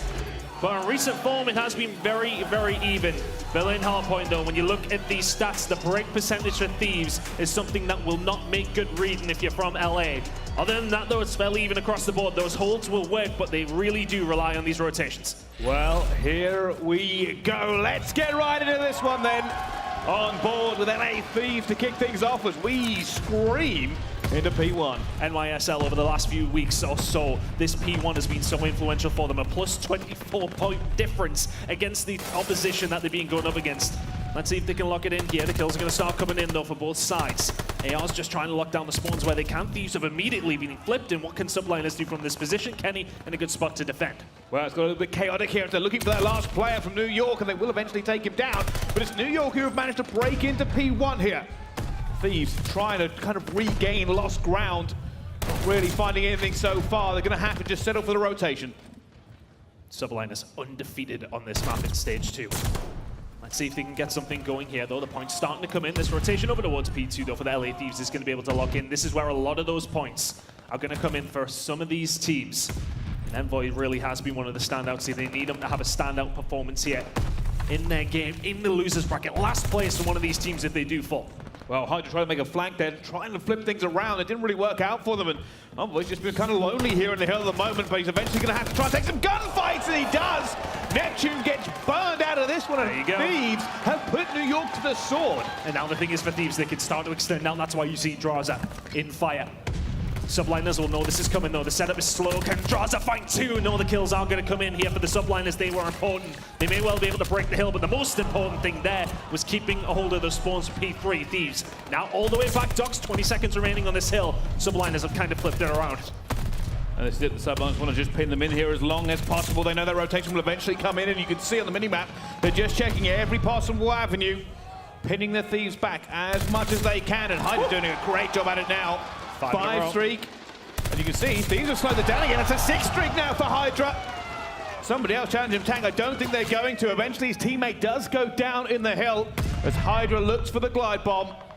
They know he's on it. They know he's on this streak, and this could be important. All the gunfights going on the other side. Oh, he's actually going to choke it. Crimsix helps him out, but now he is there to make the cuts over across fire. The fact that he is seeing little over here gives the info to Subline as everyone's trying through the front door. They certainly do. There's a big push coming in at the moment, but it's going to be New York who hold them at bay. HyDra gets there to reinforce his team, and nobody's here as he eventually finds one at the back. That's the glide bomb for HyDra. New York still in control here. Reinforcements flooding in from the LA Thieves, though. And PaulEhx is going to have his own glide bomb if he finds it, and he does! Double streaks now for New York! Oh, nearly finds the kill on Octane towards the back as well. But a fantastic set of 2 hills coming out for the Subliners there. Really puts them on the board, and look at this rotation coming in over towards P4. Thieves will get around 15 or 20 seconds on that scrap, but Subliners here in a really nice spot. They've got the sprees, they've got the streaks coming in for their team. Now the push is going to start coming in here for the Thieves. Can they get the ball rolling? It's only a 20-point game. Good shots from Kenny. Still running that AR. There's been so many conversations about him being on an SMG. We're not seeing that quite come to fruition yet. Well, at the moment, New York holding steady here on Train, and I'll be honest with you, we don't usually see this much time. LA are going to start thinking about making a move, finding the gaps. But at the moment, they can find nothing. Octane is trying to see where anybody is here. Kenny eventually opens proceedings. Octane gets the second one in. And now you can see that is a slow push, but a successful one from LA Thieves. Just about successful. HyDra's going to find 2 inside the train station. That's really going to slow things down. Can't find the 3rd. As Octane will lock this one in. Much better from Sam as he finds a few kills coming on board, but PaulEhx is there to answer back. Nice turnaround from the Thieves after a slow break. It certainly is. Well, let's find out what's going on in the mind of the New York Subliners with a listen in. Watch that front fire. Boys, you close. Laying down. Yeah, laying down close. I don't see him. He's still laying down. Still laying down. He's front fire. Watch out, Envoy. Watch out front fire. I went sidewalk. Nice. Yo, front fire still. Yeah, they flip fire. P2, bottom P2 in fire. Get the whole soak. Oh, yeah, mid-section, P2. Yeah, stay P1. Stay P1. He's on the left side top. Nice, good job. Left side, 2 P5. I'm playing P1. One P5 tank. P2. Back me. Absolute right side time, nice. Good job. P2. Soak's on me. He's peeking out. I left off. Soak's on me. Drazah's on me. On time. Yeah. I'm 2 on time, guys. I needed it. Left side and right side. Left and right. There's no time. One's P1. I get to me. P1 weak. Get the rest of this time, okay? P2. Come right now. Give me a sec. I'll keep P2 nice job. This probably got long. Yo, Long. Get towards P1. He went by. Back alley. What's that? Another one on me. New York trying to hold this down. You can hear in the comms screaming them to their teammates trying to get it, but the rotation of P1 is imminent, and it will be LA Thieves who break on through. Only HyDra has the opportunity to stop them. Pinch setup potentially here. They need to get rid of HyDra, and they do so. Drazah will find the kills. So for the subliners, you've got the more preferred side if you do want to try and break this hill. But Thieves, the trenches are dug, and here comes the rest of the subliners. So shots are in from aBeZy! My goodness me, how accurate with the MP40. He'll get it done, and this is a really nice hold so far. Thieves are going to change the lead. They certainly are, and it's been a game of two halves so far. Both these teams looking great on different hills, but it is going to be the Thieves. Look at the push out coming all the way. Drazah managing to get down fire, and that stopped New York in it. Envoy looking for streaks as well. A little bit of pressure coming through, and Neptune bends the bullet around the doorway and takes him down. Yeah, all for subliners at this moment in time. You lose far too much time over towards P1, but the Thieves looking like they're going to give up the majority of the scrap. Drazah will find one. See, the push is actually going to come in from Envoy. It looked like they were trying to set up for P2. Have to be careful not to fight over too much, as it is going to be HyDra who slipped the net. Octane is just about going to survive, though, his presence here with the MP40. The rest of the subline is now coming to back it up. Thieves give up quite a bit of time there. Could have been a better spot for them to be in, but they had the setup at P2. You have to be careful for HyDra, though. He's been lingering for a long time. Can he find the break for his team? Well, the French Phenom is on the flank, and they're going to be looking for him. They know he's going to be an issue. PaulEhx looking for players to come around again, and it's HyDra once more. Just being so dangerous. Looking for Octane up top, and he gets them down eventually, but it has opened the door for New York. They are in here in force. Can they hold? HyDra really finding the roots and finding the kills for his team, which is lighting up Thieves. Very close game. Octane's going to find a kill, though. Fighting from the back here are the Thieves. Already for subliners, 25 seconds to go. You're going to be thinking about this rotation. Neptune spawns him at fire. He's already going, and Crim's doing the business inside the hill. 15 seconds to go. Would have been the fourth for Crim. Drazah and Cole looking like they are going to break on through. And for Thieves, this is maybe a little bit of respite, but it's PaulEhx inside the hill trying to stop it happening. And that's the best case scenario for subliners. You hold on the majority of the time. You got the spawns from P3. Well, it does look like they are in the driving seat at the moment, but with this rotation comes a new set of parameters. What can they do here? HyDra still being a problem around that old hill, eventually gets taken down. On the minimap, though, Kenny trying to work his magic, looking for the opportunity for this already. The glide bomb's going to come in. They're going to know Kenny's there as well. They're looking for it here on the street, but New York have been completely removed from the hill. The glide bomb does nothing, really, but allow them to respawn up. Yeah, I really don't like that from HyDra. It takes him out of the situation to help in those gunfights in the front. Neptune will find two. Can he find a third to maybe break on through here? The shots into Envoy are not necessarily the best, but look at the spawn out for Thieves. And now New York subline. It's the pressure that actually comes in from Crimsix in street. Helps that break come on through, and Thieves are going to battle back once again. Well, they managed to flip this completely, but look at the pressure coming through platform as they say that. Complete shutdown. PaulEhx just shuts down Thieves completely. That's a multi-kill for him, and we're off to the races as it goes back to train. Yeah, streaks are going to start coming in here for PaulEhx as well. This break for Thieves, this hold for Thieves is going to be very difficult when the missile's coming on through. Does not find Octane towards the back, though. Can he lock it in? But constant thorn in the side has been the French Phenom in HyDra. Looking for a couple of kills over towards the back. It's messing with the spawns as well here for Thieves. Not helping them with this hold. They really haven't picked up a single point so far in P4. We can see both teams hesitant now to actually jump onto the point. They're looking for control first. Something the LA Thieves didn't really have before they grabbed it. They're now getting all that back train spawn, though. And they're going to be fighting for this for a little while. Desperately just trying to maybe get a tick here or there on the hard point. But it is closely contested as both teams flood bodies towards this. Who's going to come out on top? Octane towards the boxes. It's a powerful position to try and hold. Can't find the third as Neptune shuts him down.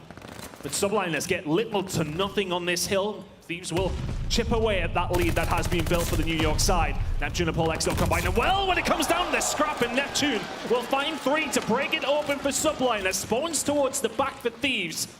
And can subliners get themselves set up here over towards P5? Not quite turn into a money hill. Oh, no. But look at HyDra. He's locking it down all on his own on the outside, but Thieves get the pressure. They get a bit of break. Well, it's all on Thieves now. They need a miracle. They need a regain. And Crimsix is looking for them. Drazah does get one here. Envoy gets the second. They're jumping straight for this. Envoy gets the third. And now Neptune gets one back. But LA Thieves is about control. They will try and get some time here on P5, but they're losing members left, right, center. P5 gone back into New York's control. And this is not looking good for LA Thieves. They are spawning away. It's not, and they're going to have to start hitting from train.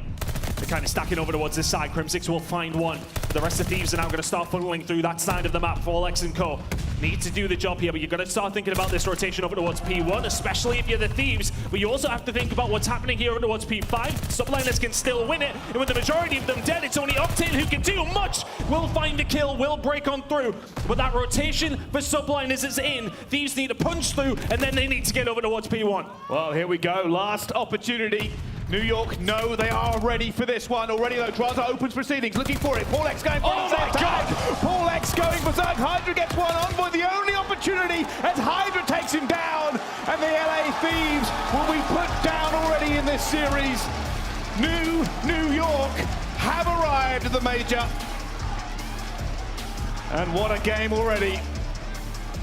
And it's about those rotational kills. PaulEhx and co will be the ones to take the plaudits towards the end of that map. But it's HyDra. So many times he's making the cuts, he's making these routes, and he's winning his gunfights time and time again. A 32 and 23 from him doesn't necessarily even give itself so much credit of how important he was for that team, but a heavy outslayer by the Subliners will give them confidence heading into map number 2. Yeah, unbelievable. As we look through the highlights here, we're going to see the same players in it over and over again. HyDra just being a menace. And this is not something just a month ago. We were at another event just a month ago. This is not how this went at all. What a difference the time has made, as it just seemed like New York with a better team here in this hard point for the majority of it. Yeah, it really did seem that way, didn't it? And we were talking about it backstage. I really do fancy New York in this series, but it's the streaks that they go on. I think that P2 to P3, on both the rotations that we've seen, Thieves got little to absolutely nothing in that one. A phenomenal hold by NYSL. And typically, that's where Thieves have really had a lot of their success when it's come down to Berlin. We're talking P2, an average of 12 points over the opposition team. Over towards P3, maybe not so good, but it really didn't come to fruition whatsoever for the Thieves and Subliners. That dominance they usually show on P1 wasn't even needed. P2 and P3, those transitions were beautiful every time. Thieves barely got out of docks at any stage. It just makes it so difficult when guys like PaulEhx are doing this, lining them up. And what a pickup he has been for this New York side. He's a big reason as to why they lead the series now 1-0, and that is a comfortable map number 1 on Berlin win. So many conversations about New York Subliners in the run-up to this event and before they made the roster change about pacing. I'll tell you something, PaulEhx is like a new breath of life into this team. HyDra's playing well, Crimsix is playing well, Neptune's playing well. For the Thieves, there was flashes of the old Thieves. There was something there, but it was never consistent. And the problem they've got is not that LA Thieves are completely down, it's that New York are up. New York look incredible, and that's not what LA wanted coming into this series. They needed to just shake off all the bad vibes they've had for the qualifiers. And unfortunately, it continues. Yeah, and it continues into probably a worst game mode. Let's have a look at the search and destroy side of things for the LA Thieves. That is not good reading. Round win percentage, last record 7 and 13. It's the first bloods and the first bloods conversion though. That's the big problem for me. You don't find many first bloods, but when you do, you're doing nothing with it. 60% of their first bloods only get converted. That is terrible. There's so many times that we've seen this Thieves squad in an advantageous position in rounds in search and destroy, and they convert it to absolutely nothing. That's just situational players that they need to be better at, and that's not necessarily on the coaching staff. That's on the players. Well, throw as much shade around as you like, Tan, but I will say this.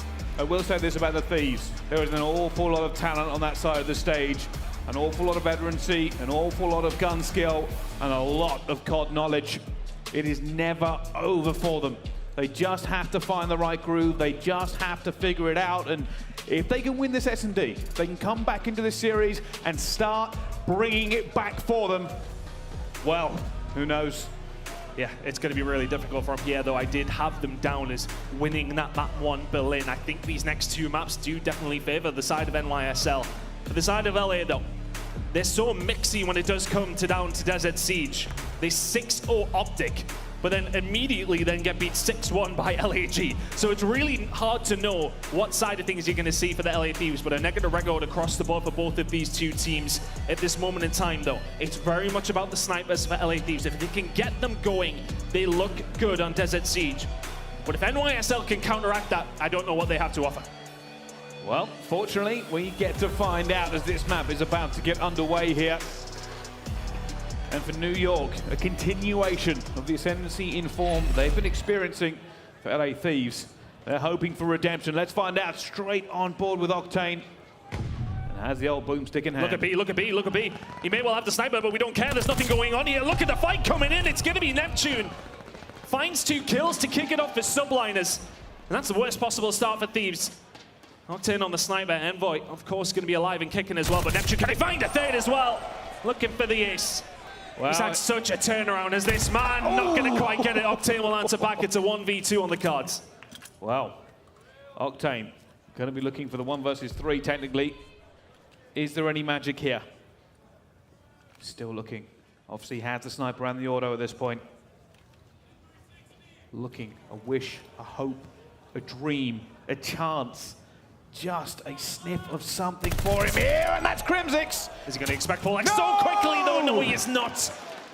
Very close to each other, and PaulEhx has the perfect spot to respond to the shots.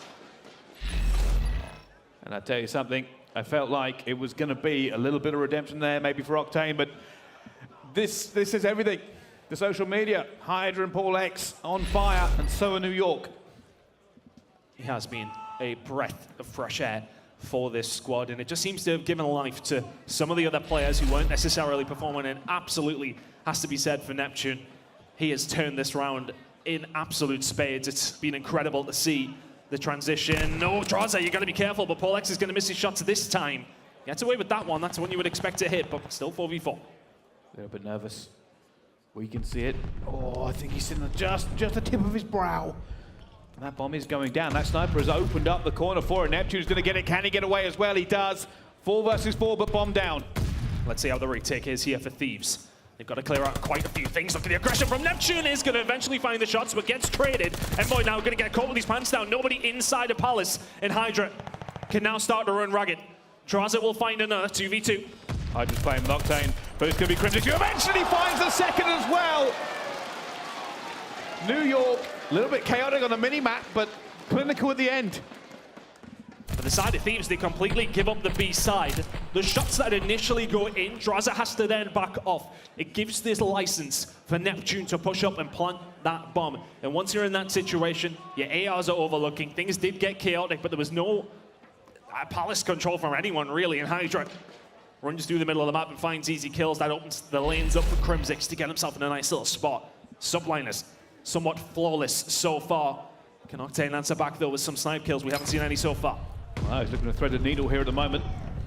Thieves making their way up the map here.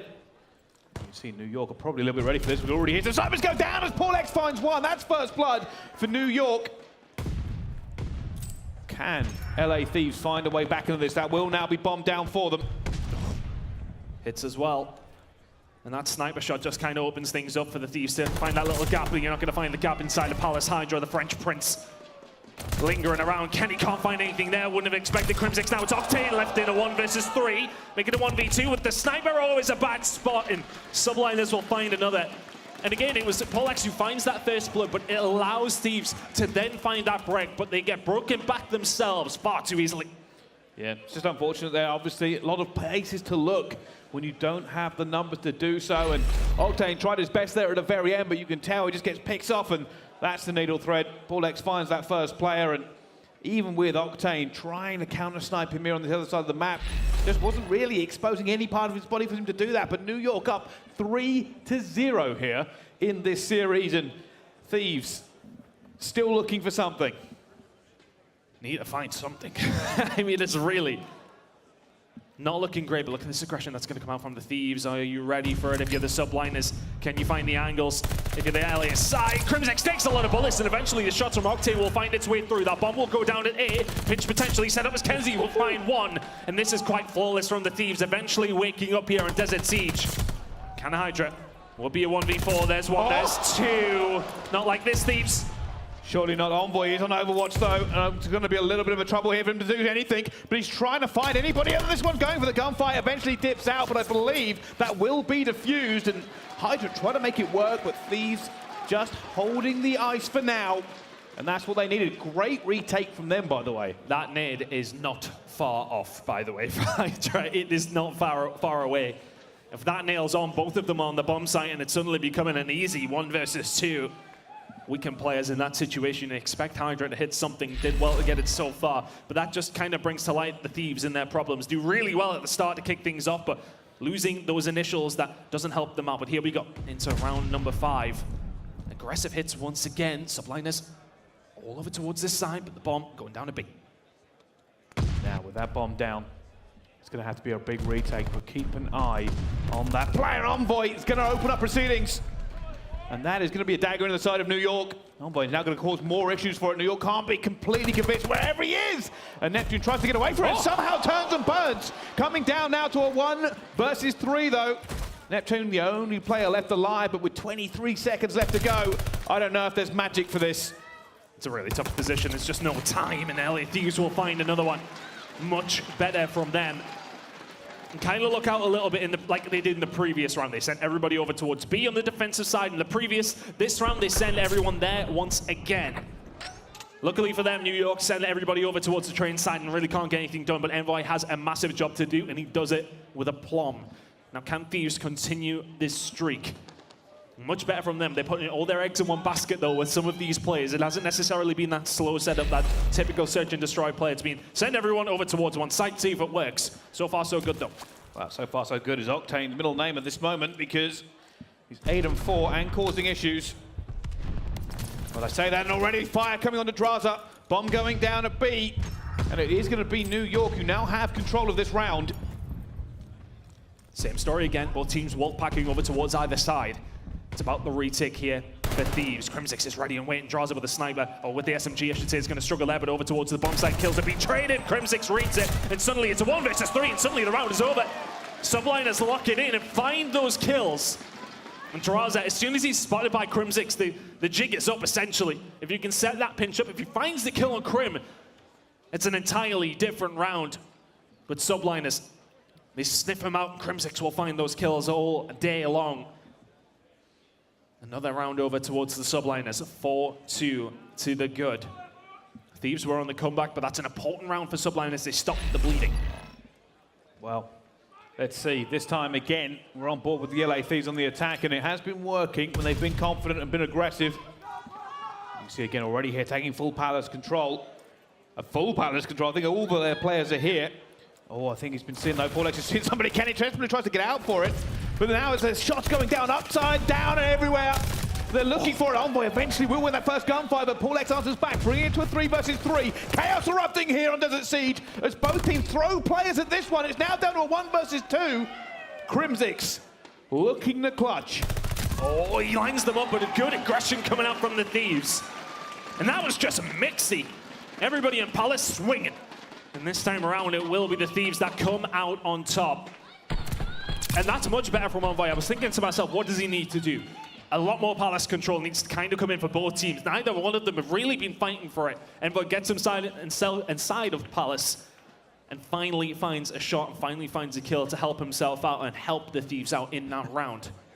It was kind of chaotic Palace there. Everybody was shooting through every door, window, and wood bit they could see. Found 2, actually. And now, the Thieves are still very much in this.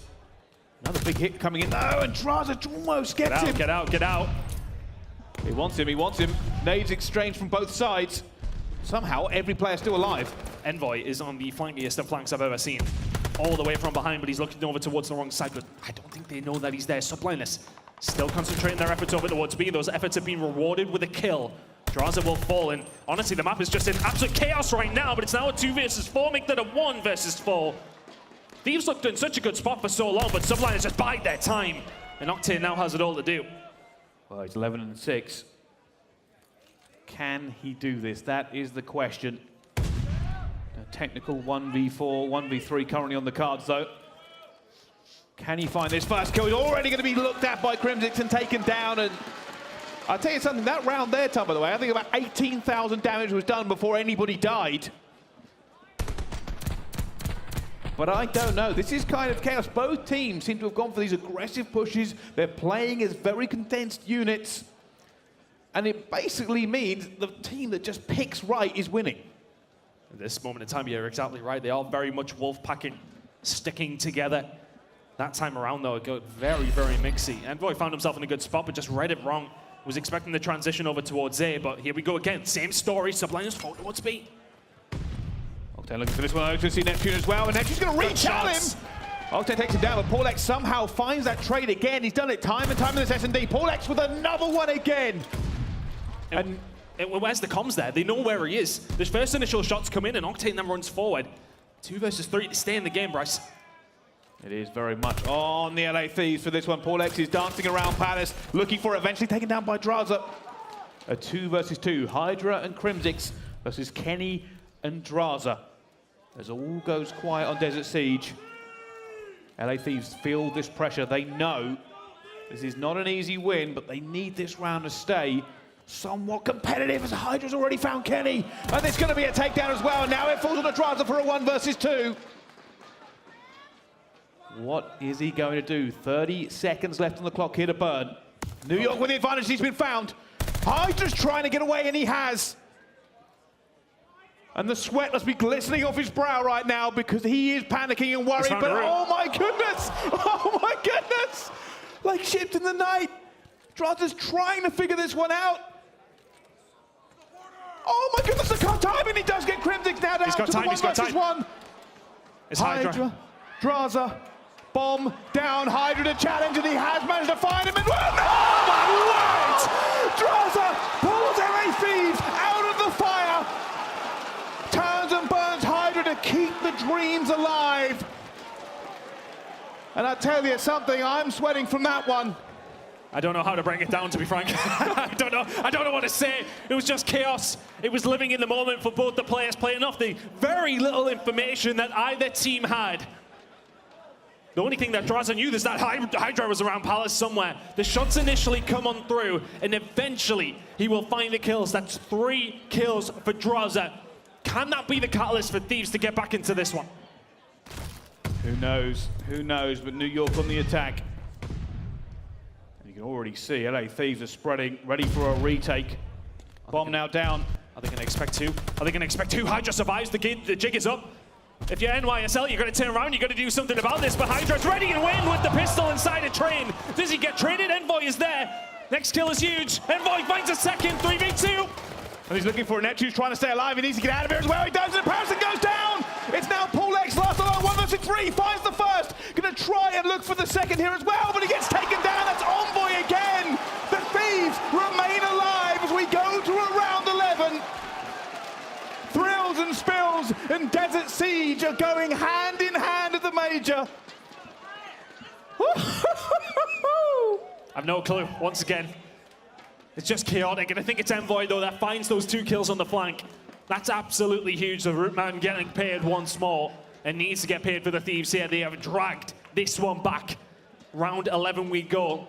The Thieves looking to steal map number 2. As we head into it once more, it's going to be Thieves on the attack. Can they bring this back and make a series of it? Well, here we go. It's another big hit. LA Thieves throwing caution to the wind. They're going straight for this as well. Crimsix is trying to deflect it. HyDra gets first blood on them. The bomb goes down. Neptune is going to go down now. Back to a 3 versus 3, and Thieves have chosen not to go for the plant. Crimsix to the back. They run straight into him. Envoy's going to go down as well, and Thieves have lost their mind. They've run towards the guns of New York, and now Octane has to have an S on his chest. He needs to find a 1 versus 3 to not let them go down, and he can't even find the first one. New York Subliners go 2-0 up in this series. And oh my goodness, it is heads in hands for the Thieves. Plant the bomb! Plant it! I don't understand. HyDra will find the first blood, but then all of a sudden Thieves get hot-headed and start running forward. And Crimsix is like, thank you very much. Easy kills will find the round there for the Subliners, but it has to be said, the fumble again. Octane has a mental performance. 26 engagements in a game of Search and Destroy blows my head off completely. 13 and 10. But it's not enough. It's really not enough. And again, these situational plays we talk about so many times with the Thieves. They're trolling, bro. I don't know what to tell you. So, I kind of get what Thieves are doing. I can explain the theory behind it. Essentially, I believe they had worried they'd lost their flank. They had lost their flank, so they had to push it out. They didn't know where all of New York were. They only knew where Crimsix was. It was PaulEhx was the other player that kind of put the nail in the coffin. He had the crossfire, and they were trying to push through and gain control of that side of the map. They didn't have it, and honestly, yes, it looked chaotic. They run into the guns of the New York Subliners, and I'm sure maybe if they had held that flank for just a few seconds, they would have found out. But this series is not over, and it's been sweet so far. So join us right after the break for more action here at the Major.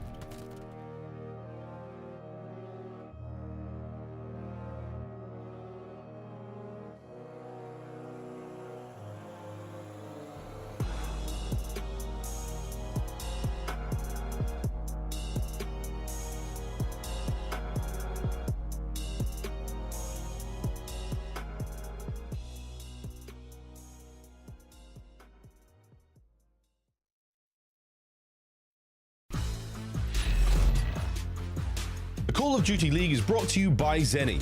Armor your eyes with Block's gaming glasses starting at $24. by visiting zenny.com/CDL. Ladies and gentlemen, welcome back to the Call of Duty League second major here in Minnesota. We have the New York Subliners going up against the Los Angeles Thieves. And it has been a barnstormer so far, but it is New York in the driving seat. They will be leading 2-0 in this one, and I've only just about recovered from that S&D turn. I haven't yet. I'm sweating buckets up here, so I don't know about the players on the stage. What a game of Desert Siege that was.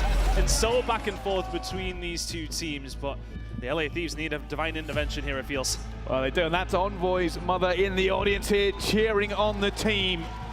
Looking for redemption here at the major. And they have got a way to go, but it is not over yet. If anything has happened at this major so far, it's surprises and upsets. And we could be looking at one more. A reverse sweep is always on the cards. Last two times that Thieves have played this map, Brycey, they haven't won a round. Okay.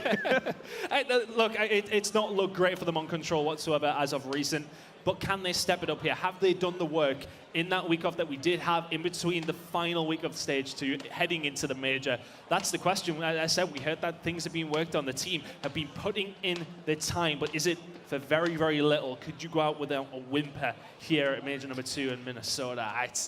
It's a tough one, because when we were talking about the series beforehand, I give the map number 1. I felt relatively confident that they could snatch that one. They can't find it. Maps 2 and 3, I was feeling Subliners. So can they force a map 4 where things maybe get a little bit more interesting for the Thieves, but it's a tall order. As said, the last 6 rounds that they have played on this map specifically, they have not won a single one. It's a horrible stat, by the way. Well, it's a good one, though, isn't it? All right, I'm saying the reverse sweep, and you come in with some wonderful reality. All right, well, let's find out, because it's never over till it's over. As we go onto the Tuscan control, you can see the unfortunate statistics for this one. New York Subliners 2-2, LA Thieves 1-6, but 0-6 in rounds the last 2 times they've played it. It's not a good start line to look out for Kenny, a 0.59. We need to see a lot more when we get into this one, but that's quite good. That's quite good. HyDra has been an absolute phenom all of his CDL career, had been the shining light for NYSL before the change, and he has just excelled and excelled. But here we go. Can Thieves start the comeback? You need to start doing it very, very quickly. Well, already we hit loggerheads here straight away. New York going straight in for A, obviously. Very standard opening for them as well. Neptune will get 2. Eventually, though, will be rebuffed just a little bit.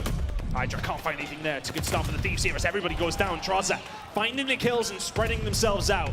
Finding another as he now pushes forward. It's going to be a B hit coming in here for the Subliners, but the best of breaks coming in here for Thieves.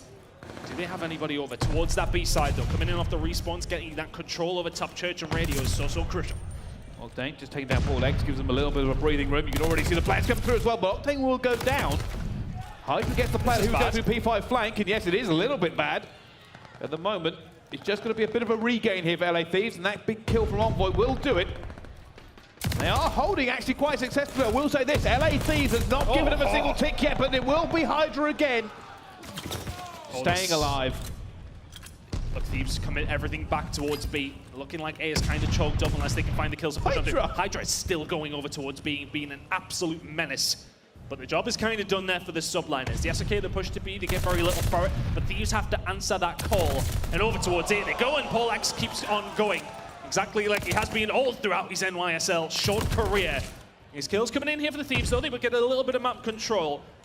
And you can see them forcing their way through. You can see Kenny getting aggressive with the rest of his team. Mid-map, B control. Very, very important. Drazah having a good game so far. He certainly has eventually just got slapped around the face by Neptune, though. Kenny going to be looking for these players on the flank and does do exactly that. LA Thieves going to be looking for a few more kills and make it difficult here for New York. But minimap-wise, HyDra is being an issue again. If you're NYSL, you wait for HyDra to maybe engage and find some kills. He's given up some presence towards the back, though, as he backtracks his way through to help his team get on through. HyDra will expect this from Octane. No, he will not. And now they need to clear out their spawn. Octane is there just being useless, so staying alive is the perfect job. Crimsix decides not to have any of that, pulls out the MP40 and puts feet to it as well. Just goes straight towards the back and takes down Envoy. Eventually will be rebuffed again. LA Thieves secure their own lines. It was an ambitious challenge coming in from them, but lives are all equal and there is a lot of time here on the clock. So the game will slow down now. A minute to go. The only thing is here for Thieves, though, they got no presence over towards Church or in Radio. So if they lose these gunfights, they're in a terrible, terrible spot. You need to lock in.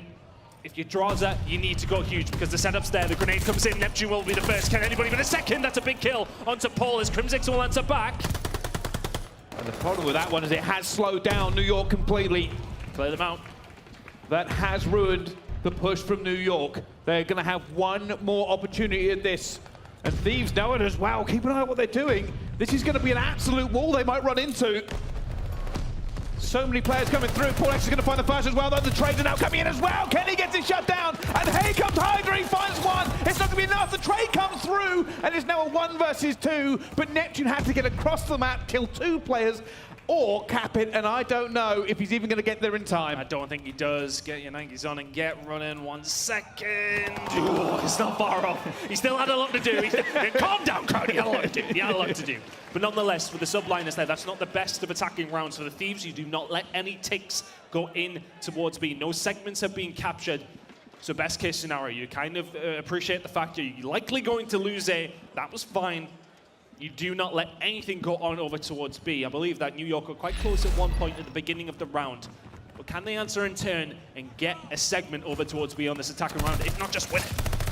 Well, already big fights coming in. Drazah trying to take down Crimsix towards the back, but not really getting anything going as PaulEhx finds 2 towards mid as well. Drazah trying to just stop the clock here maybe for a second, but it just holds off actually. And that kind of baits Neptune into it. You can already see that's a fast tick coming in for them as well. And Drazah is going to try and take the control here. Drazah, oh my god, the snap on the Crimsix. Giving the old man the skates back there, my goodness. But PaulEhx, the young gun now coming in for NYSL. Kenny will find one. Can he find Crimsix as well? Yes, he can. Locking it in here for this 100 Thieves, but cannot get anything done here. The shots in for Octane are good. I'm just the only one who can answer back. But a lot of progress made over towards here for the Subliners. Well, I tell you something's a little bit back and forth here as well. Crimsix now going to push up and be found with the flank, and everybody's doing it. Flank over and over and over again. That first capture should come in towards A here. LA Thieves will have done it, and they've done it with a life advantage.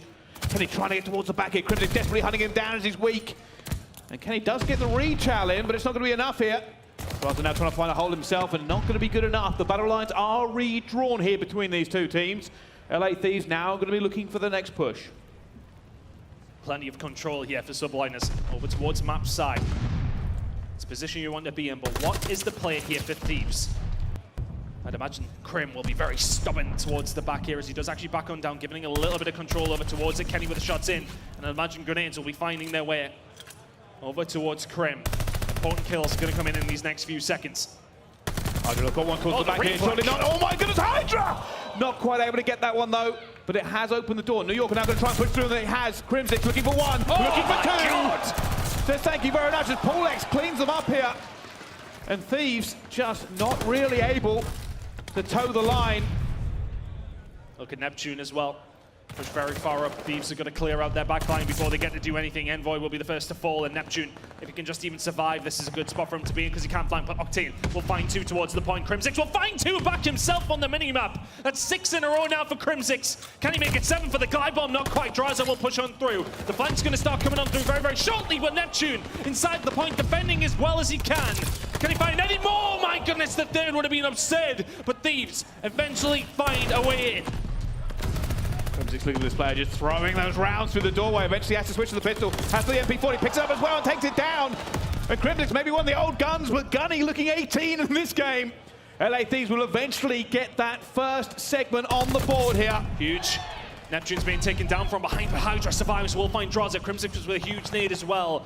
And NYSL will survive. LA Thieves maybe have one more push in them. Kenny, I would have liked to see him survive maybe a little bit more towards the back. 5v5 in lives. 30 seconds remaining. A final push coming in for the Thieves. This is huge for the Thieves. If they can find anything else now, they might be able to do it. Neptune already taking down one. Taking down a second. Can he get one back? Oh my God! Neptune just shuts it down completely. It's a 3 versus 2. Make that a 1 versus 3. Envoy last alive. Sitting in no man's land. No real opportunity. And PaulEhx is just playing with him. And eventually will take him down. New York do get the defense, but these rounds are wild. Yeah, they're wild, and they're really coming down to the wire when it does come down to these respawns remaining.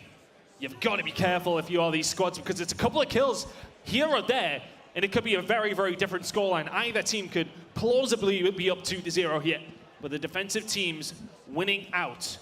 And I don't believe there was a tick there over towards the B side for the Thieves on that attack, or maybe was it just the one? Did they actually get over towards it? We will get that confirmed from on production side, but if that is the case, then that is a positive for Thieves out of those first 2 rounds. At the moment, Thieves not going too heavy towards A. They're just going to be waiting for this retake, and Drazah gets that first kill down. That's going to worry New York.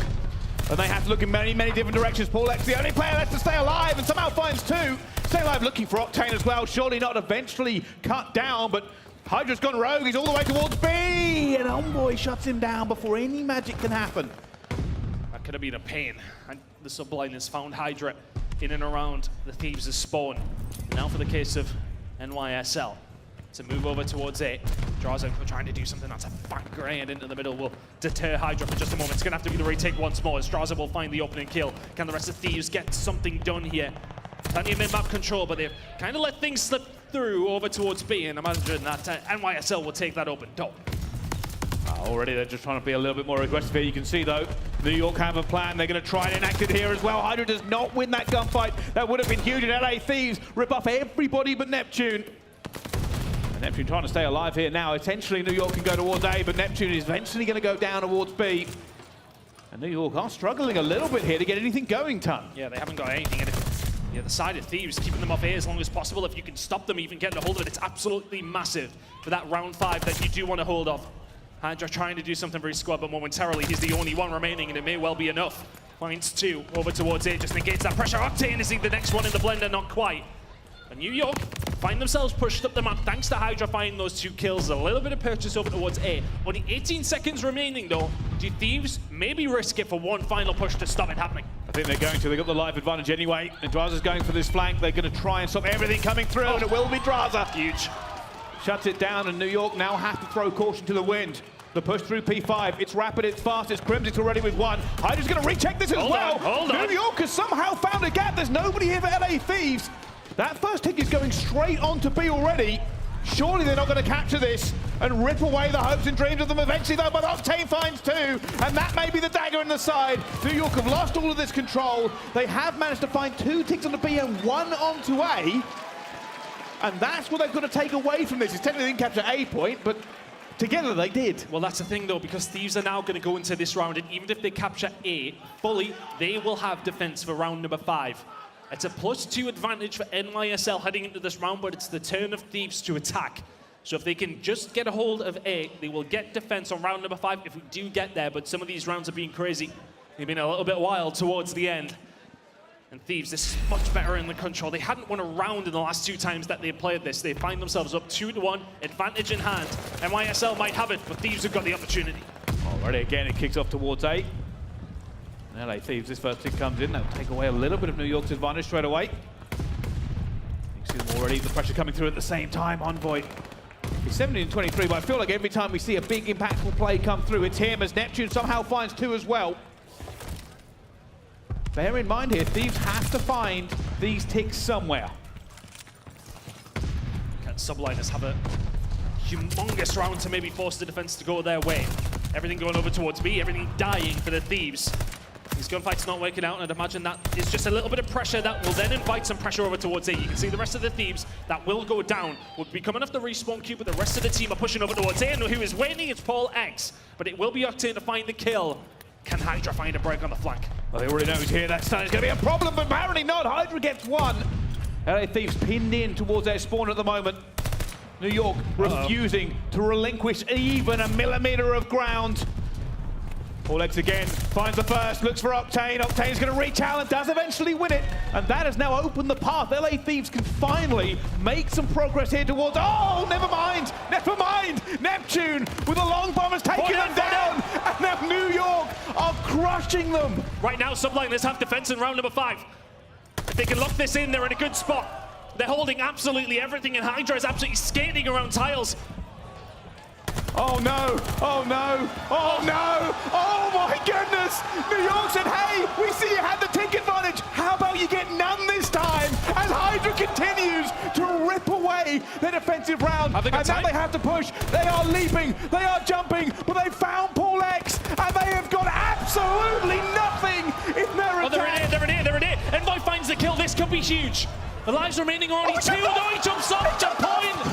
Jumped off the point. Why? Why have you done this? I don't understand. It must have been just a miscalculation. I mean, they had 2 lives. They had 2 lives remaining. I mean, it would have been tough. But what a round. Neptune went 10 in a row. What? Unbelievable. How can you let that happen if you think you literally need to capture A to get defense in round number 5? But as it goes, it's New York to lock it in. 10 in a row for Neptune, 4 in a row for Paul. To shut down Thieves is pretty much guaranteed defense of round number 5, but they're going to do it on the attack to stay in the major. Well, they haven't done it yet. Can they do it this time? Could be the very final roll of the dice for the LA Thieves. Already getting that first pick over towards A. Much better. Are they ready for HyDra? Through the middle, the majority of the kills coming through here for the AR players. They're forcing their way through over towards the back as well. HyDra may be the one to shut down this push over towards A. Doesn't find anything though. Still chasing the kill. As Thieves get a few kills and get a little bit of purchase over towards the spawn, but that's been shut down entirely. Not a bad start for the Thieves here in the attacking roundup. Oh, you can see they're already looking for this push towards B. Neptune's going to try and shut them down. Had an absolute monster of a round last time. And Thieves have managed to get through. They've got 3 players towards B here, and this is dangerous. They make a single wave of kills. It could flip this game on its head. They're looking for it as well. Envoy's found one. Octane's got the pre-fire as well. He finds Crimsix. They're looking for it. That second hit comes in. He shoots his teammate. That's how much they're even gun, and he goes down. Drazah's here as well, though. The LA Thieves have got numbers. B is about to go towards them, and that is so dangerous. Envoy, another kill for them. I do not believe it. And somehow LA Thieves have got it. They've got B. A is now ticking forward, and Thieves have found something. In the dying seconds of this game, LA Thieves running up on the control, and my voice is gone. Oh my God!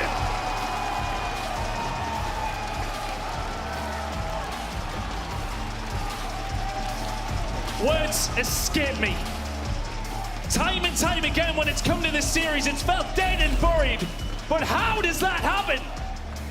There's a complete collapse from Thieves in round number 4, and then New York go, oh yeah, okay, hold my beer. What was that? Drazah goes huge. We've got a series. And finally we see some life from the side of LA Thieves. And it's about goddamn time. I don't even know where to begin with this series. We said the teams are fighting for their lives here at the major. And they really are. They are scrapping. They are clawing and biting their way through. But to go on an attacking round getting no ticks, to getting all 6. I don't even know where to start, to be frank with you. Look, Drazah and Co start going huge, and I think for the side of NYSL, if we were to rewind back to that one, to try and regain some sort of composure in this one, they had so much mid-map control. But for the side of Thieves, they found a route through some way, somehow. And because the fact that NYSL are up mid-map, they don't probably have any utility to find those grenades to slow it down. So Thieves say, well, screw this, stack the point. It starts going quickly. They then win their gunfights. And then from there, NYSL are fighting off the back foot. They're coming in swinging, but it's not enough. Thieves honestly did not deserve to win that map based on what happened. But what an insane end to that one. And thank God we have a series on our hands. We said they may be going out with a whimper, but that was very much a roar to get themselves back into this game. But for the Subliners, that's one you will look back on potentially and sort of say, we should be winning that game when into round number 5. They should have even had defense on round number 5, to be fair, but they bring it back. They do the hard work, and they just fall to pieces. Unbelievable. I understand nothing about Call of Duty anymore. No. Nothing makes any sense. Honestly, I try to get up here and try and speak smart words, give some sort of knowledge, but I don't even know what I could possibly say about that one. Neptune went on a 10 spree for the L. I mean, what? I honestly am absolutely bewildered. Tuscan Control does quite often offer up interesting rounds and interesting games, but Drazah, this is it. I'm not being funny. He absolutely smokes HyDra there. Gives him the drop shot. I don't think HyDra was born when the drop shot was invented, and Drazah says thank you very much. And that is a humongous kill in the grand scheme of LA Thieves this season. as they find themselves back into the game with a control win. And the best thing is we stay on Tuscan. And this, ladies and gentlemen, is why we come to the majors.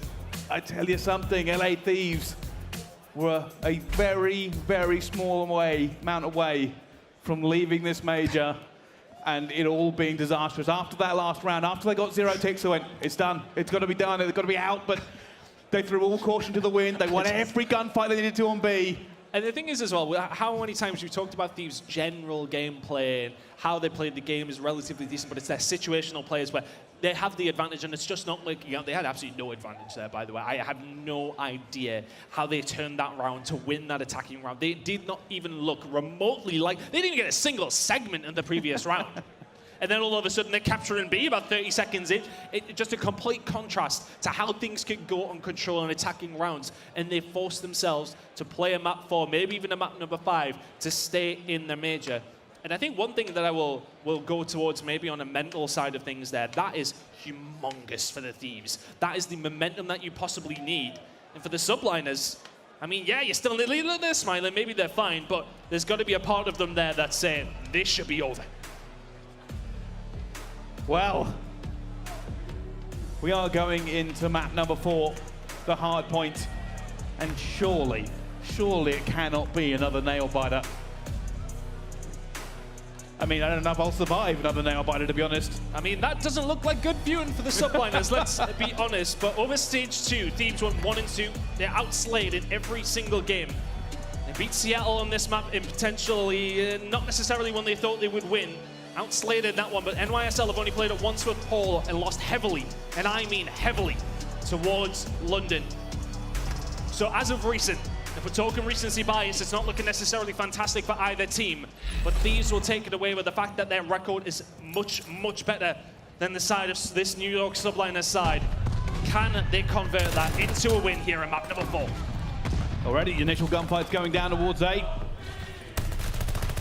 See Kenny just having a little bit of a fight towards mid-map. Going to be taken down by PaulEhx. Will be the Subliners to get this first breath of time.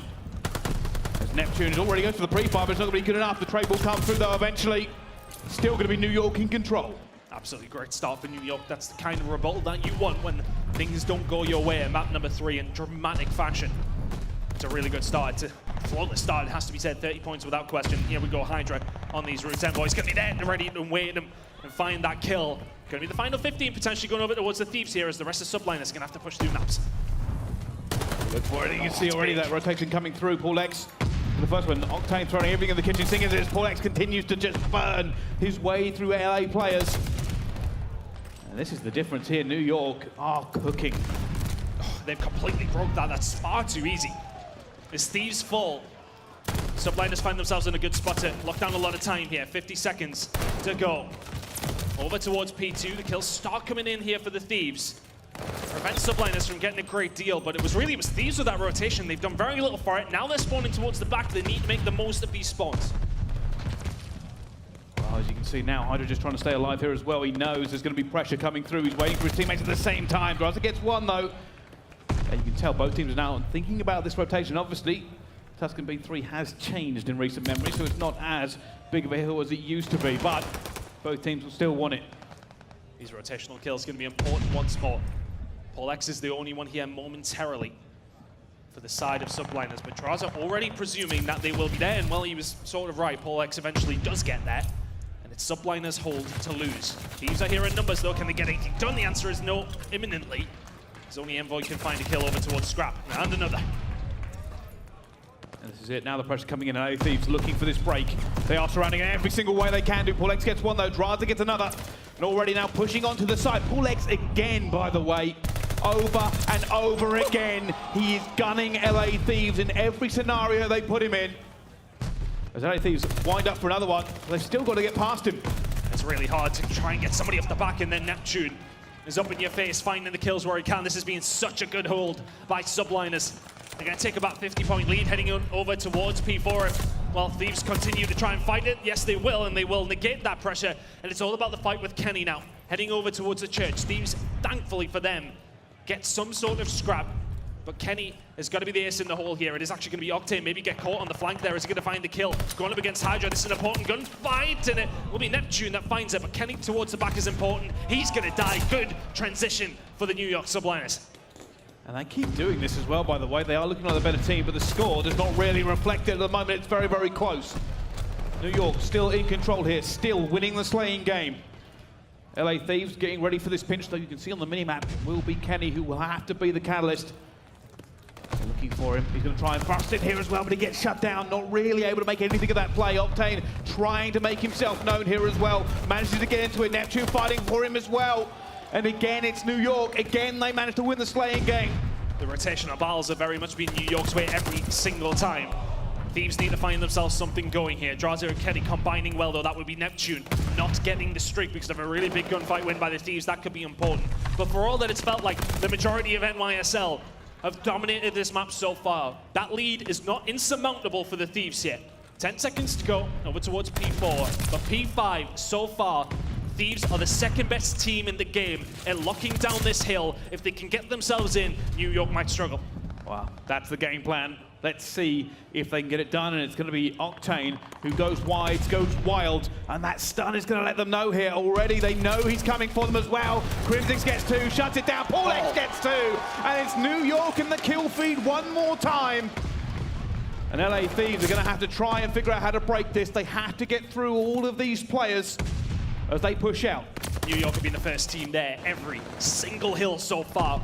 Thieves are constantly fighting off the back foot, and well, they may well come out swinging. Look at these kills going to start coming on through here, and that's momentarily 4 dead. So there's 25 seconds to fight for here. NYSL are going to have a look. They're going to fight for the scrap. What? What?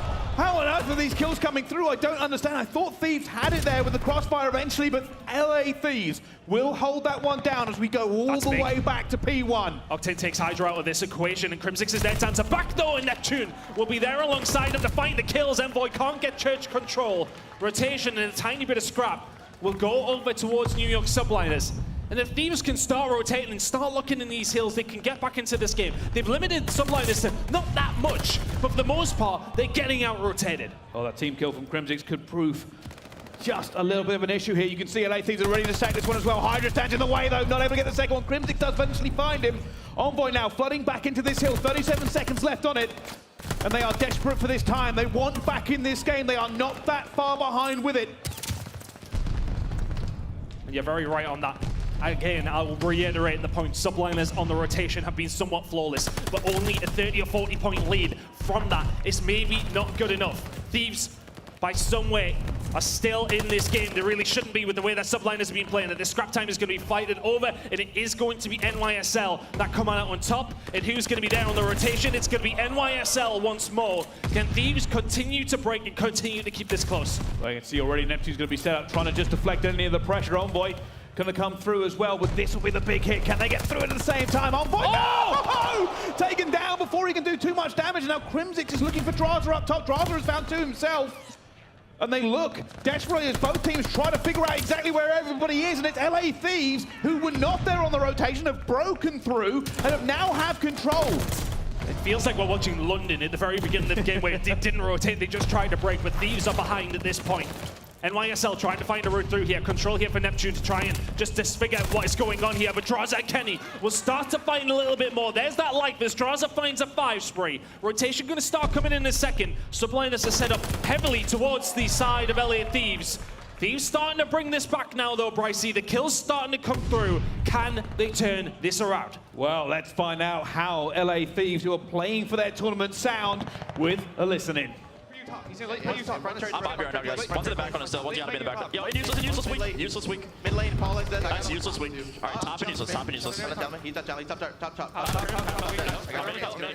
Go ahead, mid lane. I dropped the nade, bro. I'm going top. Mid lane, Weak on hill. You, Paco, out. I'm spawning back through. Everybody down. Running through mid lane. I'm gonna get square, give me a second. I'm mid lane down.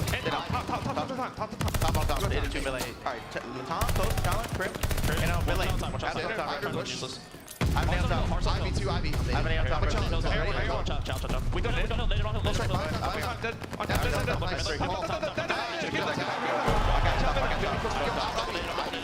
Ivy. Ivy challenging. Another mid. Nice. Just one everyone. I hear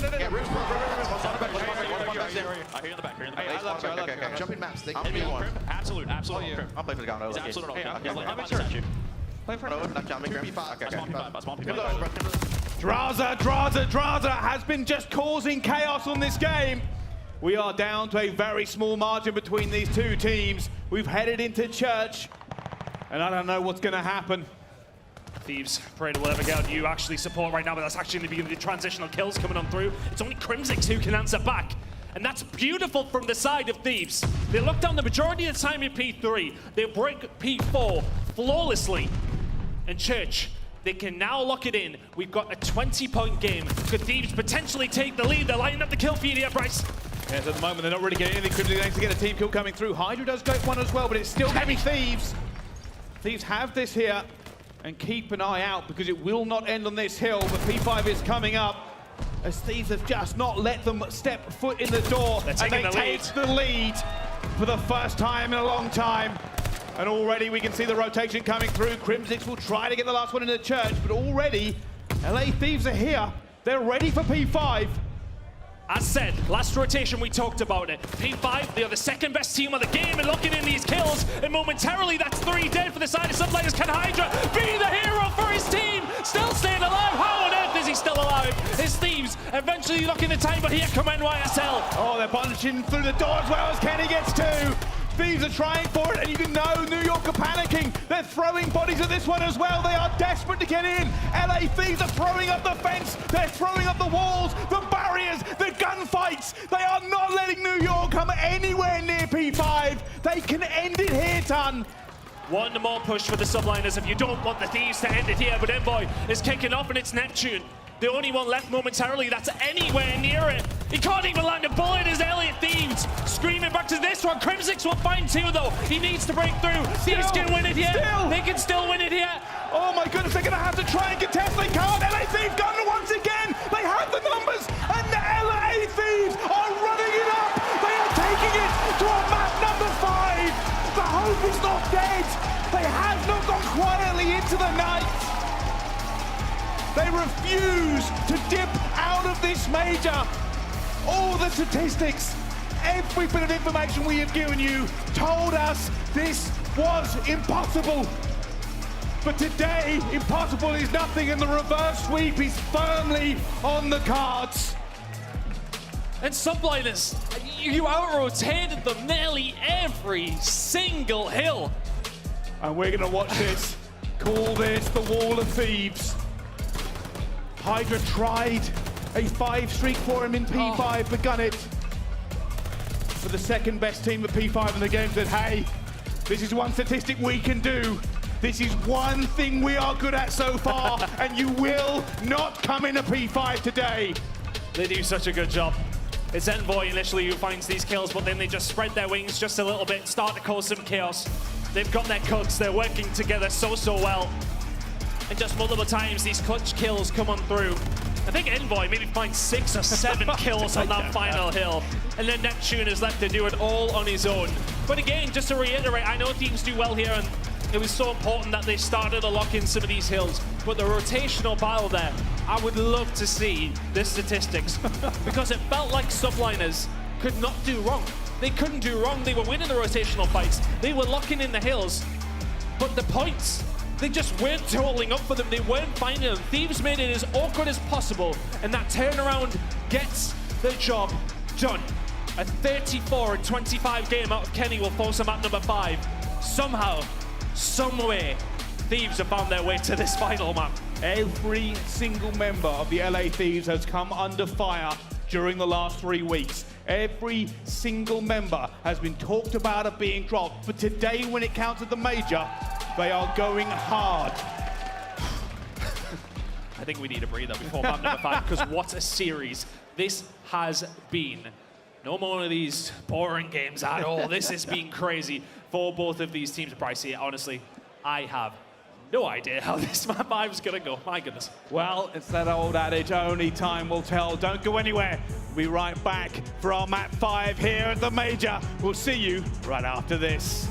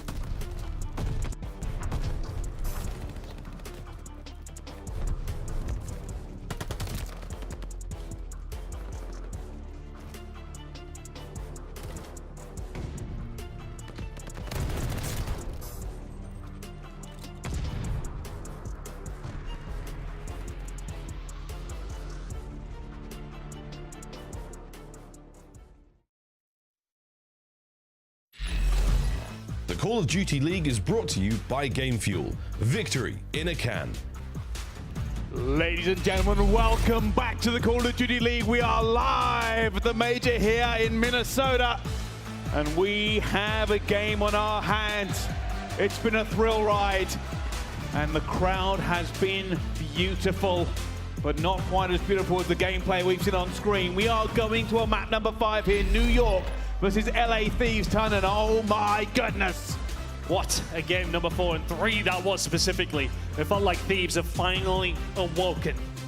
Is the reverse sweep on the cards? Zidwav thinks so.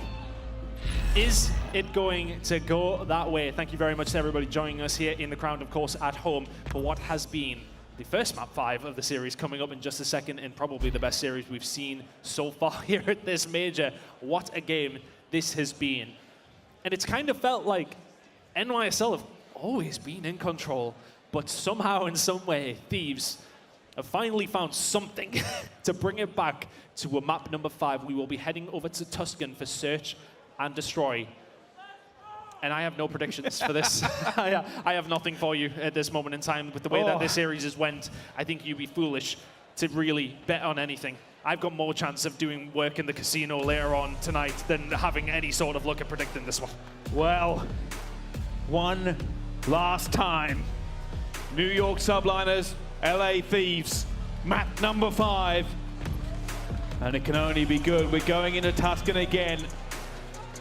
For New York, a chance to do better than they did last time around in the major. For LA Thieves, a chance to prove everybody wrong. The last seed coming in, for the reverse sweep is in on the cards. It is written in the stars, but we will have to find out. On board then with New York. Well, here we go. The map 5 records for LA Thieves is not nice reading. You've been here plenty of times. Is experience going to be the mold that brings you into the ascendancy? It's a big air hit coming in here for the side of NYSL. Octane's grenade will be good though. First blood to the Thieves. They're a little bit stuck now as well. They don't really want to challenge Octane, but they have managed to put some bullets on him.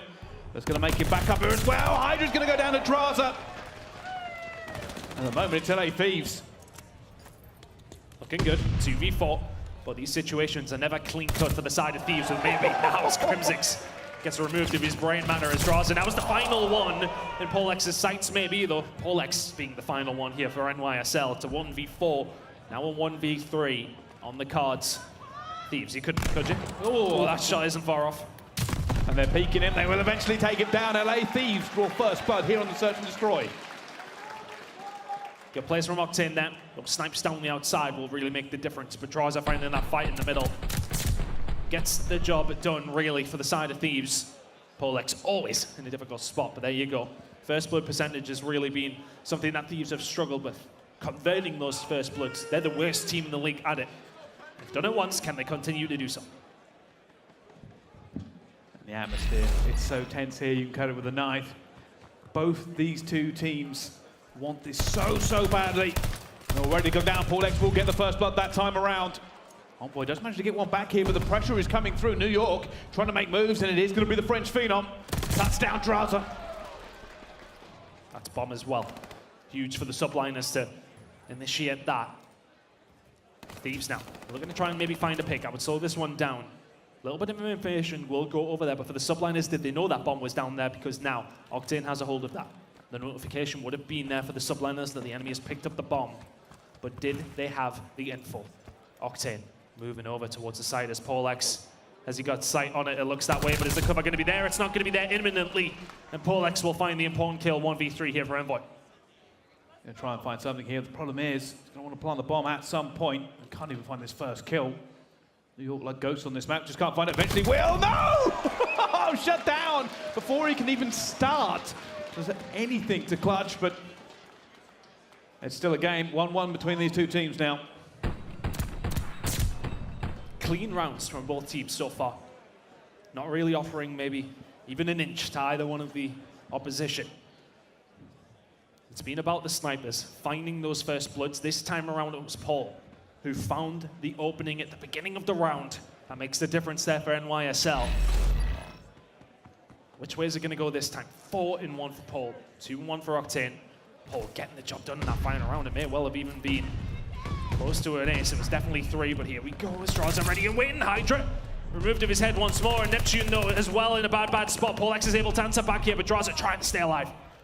Oh, he's worried. He's managed to get away through the P5 for just a few seconds here. Has a little bit of reinforcements, but now Neptune going to be left in a 1 versus 2. It was a 1 versus 3. Is there any magic? A little bit of Tusker magic already. Kenny does find him though. And he's going to use those boots of Hermes to try and get away. He's done well here. The fact that he got out now, the information is really not there for the Thieves. Are they going to fall foul to this one? Neptune, you watch what you're doing! Oh my God! Big brain! Ginormous brain, incredible patience. Unbelievable for 1 versus 3 for Neptune. And the entire arena just sucked all the oxygen out of this room by holding their breath at the same time. He held his shot for just long enough. And for the LA Thieves, these are the situations we've talked about so many times that have not went their way. It does not go their way once more. And Subliners have themselves a lead. Neptune's on a 3 spree. And Thieves fall behind for the first time in this game. Looking for it, though. A lot of pressure coming through. Crimsix will now call that out. And you can see New York are going to have to react to it. They're one of the teams that like going towards B on this map. There's not many of them. But they do like to strategize around this point. 30% of their attacks head towards the B site. Octane will open it up with a kill on the Crimsix 4v3. This is huge. Bobbing, dipping, weaving, and now going to try and just wait for this pressure to come through as well. That is bombed down. Advantage LA. They get out after planting that bomb as well. That's huge for the side of LA. Neptune now trying to find a route through. PaulEhx from this position as well, but the sniper isn't really going to offer a great deal as Envoy finds 1, Envoy finds 2. And HyDra now left in a 1 versus 3 with a bomb defusal on his hands. Good luck. There you go. Big round from Envoy. And again, as I just said, I just alluded to it, Thieves do not mind a B here. I said 30% of their rounds on the attack that go towards this site. And YSL not necessarily doing their homework there. Well, I don't know. Can this game end in anything but a round 11? Well, I think it would be very, very rude for the players if they didn't do that. I'll be frank. We'll see. Anything can happen. These two teams are putting everything on the line today. Let's find out. On the attack here with the New York Subliners again. Octane already having to get out of it. Neptune does get Drazah though already. PaulEhx gets another one, and LA Thieves are reeling. All of a sudden, this round has been ripped away from them, Ton. Shocking all from the Subliners straight down mid-map and just throwing digs. For the LA Thieves now, a 2 versus 4. First kill here for them is absolutely huge. Can Octane find it? HyDra just throwing shoulders and will just continue to do so. Don't offer them absolutely anything. Subliners, it's a clean round. Thanks to those opening kills that come on through, it makes their life very, very easy. Thieves not able to answer that. Wow. 3-2 now up for New York. And that was a clean round, Ton. You are right. We'll see, though. Can LA Thieves answer back in any sort of fashion? And most of the rounds have been very one-sided outside of that Neptune 1 versus 2. Been clinical from both these two teams in their wins. So far, though, it is New York who have been ever so slightly more clinical in this situation. Look at this from Thieves, though. Are they going to be ready here for NYSL? HyDra will find first blood, 4v3. Neptune, though, on the cusp here. Big fire about to come in. Envoy shuts the door in his face. Nope. Says, no, I'm okay not chatting that as well. However, doesn't matter. HyDra answers back, though. Sniper again. Kenny eventually takes him down. And this brings it down to a 2 versus 2. What on earth just happened over at P5? The sniper holding it down for HyDra. Does get traded out. Kenny, PaulEhx hits him with a movement. And now Octane in a 1 versus 2. Oh, this is so hard. Will he know Crimsix is on the outside? Very little information to play with here. The reload comes in at the wrong time. PaulEhx, the X factor for NYSL there. Oh, he's feeling it too.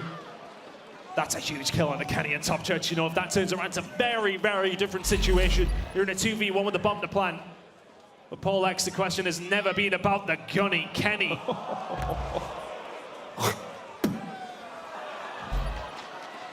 Unbelievable. New York now up 4-2 in the S&D.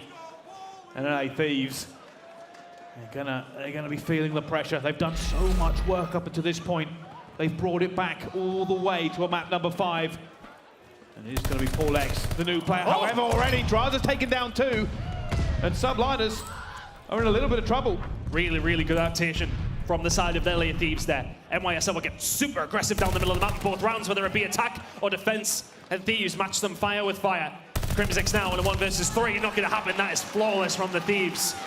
A really, really good adaptation. Because NYSL have been taking over that mid-map. Drazah says absolutely not this time. Well, that's what they needed to answer back. And Thieves just hitting the hard counter. And we'll see as we go back and do it for New York here again. Truly, the tides of battle are turning every single round. The reverse sweep on the cards for LA Thieves, staying alive for the New York Subliners. Let's find out. Let's find out on board once again. Here's HyDra with the sniper. PaulEhx was clearly not feeling it with the sniper. Seems as if the auto is getting the job done. HyDra changes over to that. He's on the outside over towards A, but Thieves with a slow, steady attack coming up through, and the artillery being hidden towards Top Church. Will they expect the corner? Well, if he isn't Top Church, he's got to be somewhere. Neptune falls. PaulEhx challenges. 3v3. Well, they managed to get it 3 versus 2. Kenny has managed to get it here, even with PaulEhx and Crimsix trying to do something. He's on the cards. LA Thieves, though, moving in force, moving in numbers. And it's going to be New York who have to clutch it this time around. That bomb is going down. They're going to know LA Thieves have taken advantage of it. And the pinch is going to come in. Advantageous situation for the Thieves. It's been such a struggle for them in their search and destroy to try and close out these moments. Can Crimsix and PaulEhx put spoil to the party once more?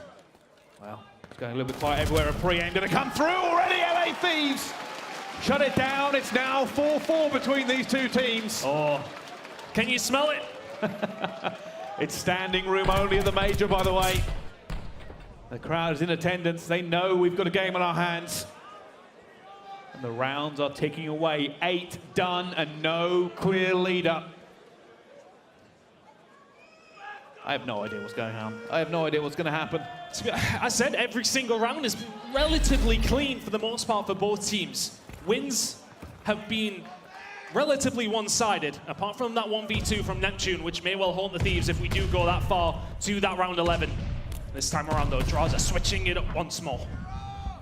You can see both teams. He can play a little bit. Oh! Octane takes down Drazah. New York now with the advantage. They have the numbers. Still, though, patience. Oh, I don't know if it's misplaced from Octane or if the comms aren't there. The nade goes over to 3v4. Is it redemption time for Sam on the outside? NYSL. Here it comes. Here it comes. They're hitting it. Octane's about to find out there's a lot of players here already to push it in the PaulEhx, but somehow not able to get it nailed down, and he's desperately running back here, trying to play his life. He needs reinforcements. Oh, the opportunity was there, but it presents itself once more. Paul will fall. Mid-map control is going to be crucial here for the side of Thieves as Subliners start to switch it up with Thieves. They've got the book out, they've read this playbook once more, and Envoy will find the kill on the Crimsix. 3 versus 2, they've turned this round around. And now New York are up a creek, and that paddle is disappearing, but I say that. They have a sniper regardless. 2 versus 2, McKenny gets him, and now a 1 versus 1. Neptune firing, looking at him, he shuts him down! And now he gets a defuse in. LA Thieves are now 1 round away from the reverse sweep. What a crazy, crazy round that was. Octane team kill, Octane fumble, Octane first blood for the side of Thieves. And then the round just kind of plays out from there. HyDra does his best, but Neptune, oh, Kenny just jumps to the other side. It's not good gunfight by any stretch of the imagination, Brycey. And NYSL, they need another round to force a round 11. This could all be over in seconds. This game could be over. New York's tournament could be over. Oh, look at this. It's a big hit. It's a big hit already. Drazah puts bullets into Neptune. There's fire going all around. P5, Envoy gets first blood. Neptune gets it back. It's down to a 3 versus 3. Looking for the kills here for Thieves. They've committed quite a lot over towards this. Kenny will find one more. Subliners, you need to do something. You need a hero play. Well, here they go. LA Thieves are committing to this. They're going to be looking for it as well. Oh my God! It's now only Crimsix. It's only Crimsix who can shut this down. The reverse sweep is now on the cards. Can he do it? No. They found him. He's in trouble. The bodies come through. And LA Thieves, the reverse sweep, run it up.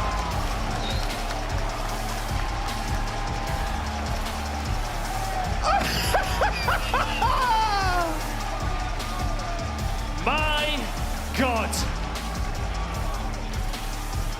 The switch up comes in for the Thieves. They answer back to the questions that have been asked by the community, been asked by NYSL 5 times in that game.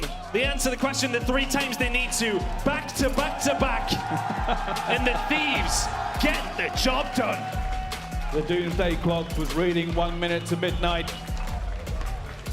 There was a call for blow it up, but not this day, not this game.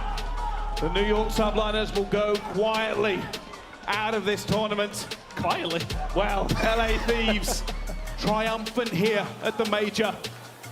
They have won one finally in 4 weeks. And in what dramatic fashion.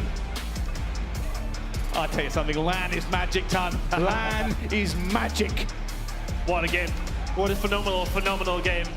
LA Thieves kind of just win it where they won the previous map. In that P5, inside the maps, NYSL said, do you want to dance once more? And Thieves said, this is our playground. Envoy opens it up. Neptune answers back. But this is where it's made here for the Thieves. They find this initial break. PaulEhx has to go huge. He has to go massive. He's been so influential for this team. But Neptune gets caught kind of just running, and Paul just has to back on down. It's so difficult here. If he stays, he falls, but gets caught climbing up to the top. It's a 6-3 from Kenny to end the game and end NYSL's tournament. What an incredible game. Balanced on a knife edge the entire way through, Ton. We didn't know what to make after those first 2 here. We thought it might be New York, but the dream never dies. The dream never dies, and there is not an awful lot of way for me to break that one down, Tom, because it's ridiculous. It's blown out my voice box. It's made me sweat about 8 liters of blood. Oh my goodness. You're a sweaty guy anyway. I am a sweaty guy anyway. It's not really that deep. Look, I mean, look, for NYSL, that is a tough one. You definitely were in the position to win that game on multiple occasions. There will be questions asked about that one. That's one that it feels like they threw it, but you have to say the resilience for the side of LA Thieves. Is this the start of the beautiful comeback? Who knows? That was hard to watch for a lot of people, but my goodness me, what a game. It certainly was. What a game. Well, Desk, how about that one, mate? Crazy. None of those teams wanted to lose at all. Dude, that series was fire. Those last 2 maps were absolutely incredible. What Thieves were able to do from that control. Drazah throughout the last 3 maps was literally a superstar. Every huge play that you needed, he was clutching up from the control on B, clutching up to the very end. I mean, just flawless gameplay out of him. Oh, Big Daddy Nate shot is smiling at home right now. But let's go ahead and jump into the Scump play of the game of the last round of control that just lit this entire series on fire. Dude, it was pure insanity. I mean, you were on offense for this final round, back against the wall, working on a reverse sweep, and you got to start it some way, and they were able to stack the point at B off the rip just about. I mean, this series and these moments were some of the most wild that we have had all year long. The chaos and insanity in team shots coming through and players flying around it. I mean, the most hyper-aggressive game and 2 teams going at it, not just in this moment for control, but literally non-stop. I mean, this was the started, and after this moment, never slowed down. Yeah, and you saw Drazah literally just push through mid for free. He knew that lane was completely open, and he doesn't make that push there through Church in that timing. They get cleared out on that B side. He's there for the assistance with Octane. They finish the cap, and 2 players are already on A. I mean, dude, that's had to be one of the fastest round of Tuscan controls on offense we've seen as well. Like, just a completely absurd, bonkers, batshit insane, a crazy series we just had, and that is truly one for April Fools. You know what? We got the hype up. Let's go over and send it over to the main stage for the Game Fuel Victory Spotlight with the winners, 100 Thieves. Thank you very much, guys. Envoy, firstly, congratulations. What a series was, mate. You've had some tough ones in your career. You've had some crazy reverse sweeps. How does that one stack up? It felt good, man. We iced up when we needed to, and we've been lacking a lot of that recently. So it's a big win for the squad, the first in a while. So we're super happy. It's about time, right? It's about time. Your teammates all performed incredibly. Your first bloods were out of control. That Search and Destroy, you had some amazing moments. Is there anything in your mind right now that sticks out as like a defining moment where you knew we got this? I mean, that round 5 control win was a super big swing. I mean, the offense is as hard as it gets, and, you know, we took B, took A, and that was the start of the reverse sweep. Triple Tuscan, shout out to Cap. That went big. That went real big. Your mum's front row, mate. Yeah. It was a roller coaster for us as fans. Can't imagine what it was like for her. It's great. And shout out my mom, shout out my grandma. They're here today to support, and shout out all the other fans for supporting us. We're going to keep stacking on the dubs. Mate, congratulations once again. You've earned yourself a bit of a rest. The tournament continues for you. GG's. Thank you. Desk, back to you. Woo! I'm loving everything I'm seeing from LAT right now. And aLLeY, you know what? One of the best moments right there. You loved it when Kenny just got worked, and then he went crazy. Kenny literally got torqued on top turf, and he was just like, I cannot go out like this, and then just goes on a 6 free, just starts sprinting at New York Subliners, and obviously they came out with the win. That's the absurd thing to me, that literally sprinting at them, like no shoulder peaks, nothing, just flying at him with the gunny, like all the confidence in the world after a moment like that. Kenny is straight up different. Nameless. LA Thieves looking good, man. Moving on in the tournament. We've been waiting for this all stage 2. Yep, and they're going to play the winner of this next series, which is going to be either OpTic or the Minnesota Røkkr. So, you know, LA Thieves looking a lot better in the second half of that series, even in that hard point. I love what I saw. So we'll see if Thieves can get back into early season form as we hear the crowd go, and OpTic is now taking that stage. No, it ain't OpTic. It's the Minnesota Røkkr. They're on mini side. OpTic right now. I'm loving it. Ladies and gentlemen, today has been a crazy one so far, but we are nowhere near done yet. Coming up next, we're going to see the Major 1 champions, OpTic Texas, take on the hometown team, the Minnesota Røkkr, and I can't wait. We'll catch you guys on the other side for some damn good Call of Duty action.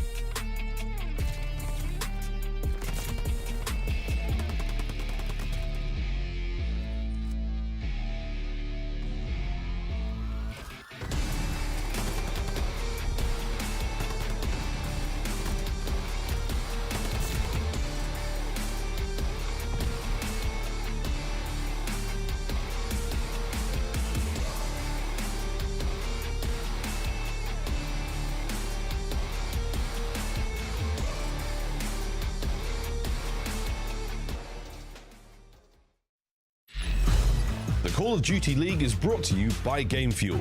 Victory in a can. Upgrade your game with a Scuff, the official controller of the Call of Duty League. The Call of Duty League is brought to you by TeamSpeak, the official broadcast communication partner of the Call of Duty League. I know, it should have been like, we will rock you, Røkkr. Good times. No matter if we're down 0-4 and they're pretty sad at the watch party, but they're still there for us, or when we start to mount that comeback and win one map at a time. One thing I love about the Minnesota fans is the amount of energy and passion they bring to our games. Seeing your fans always supporting you makes you want to go harder and makes you want to win for them as well. So shout out all you guys. I think just their intensity and like passion, just to watch us succeed. They're always supportive, so just I think that passionate and just intensity about them. What's great about the Minnesota fans, I mean, man, they be going crazy every time we finish a match. We'll go on social media, go on Twitter, and just see them all screaming, yelling, you know, getting hyped. So, I mean, it's awesome, man. And I see like a lot of the same people too in those videos. So it's cool to see like we have a nice core like fan base and that they're always out there showing love. So I'm excited to see them at the event. This is our house. Let's go Rockers! Let's go, Røkkr! Let's go Røkkr. Let's go Røkkr, baby! Let's go Røkkr! Let's go Røkkr! Come on, baby, let's go!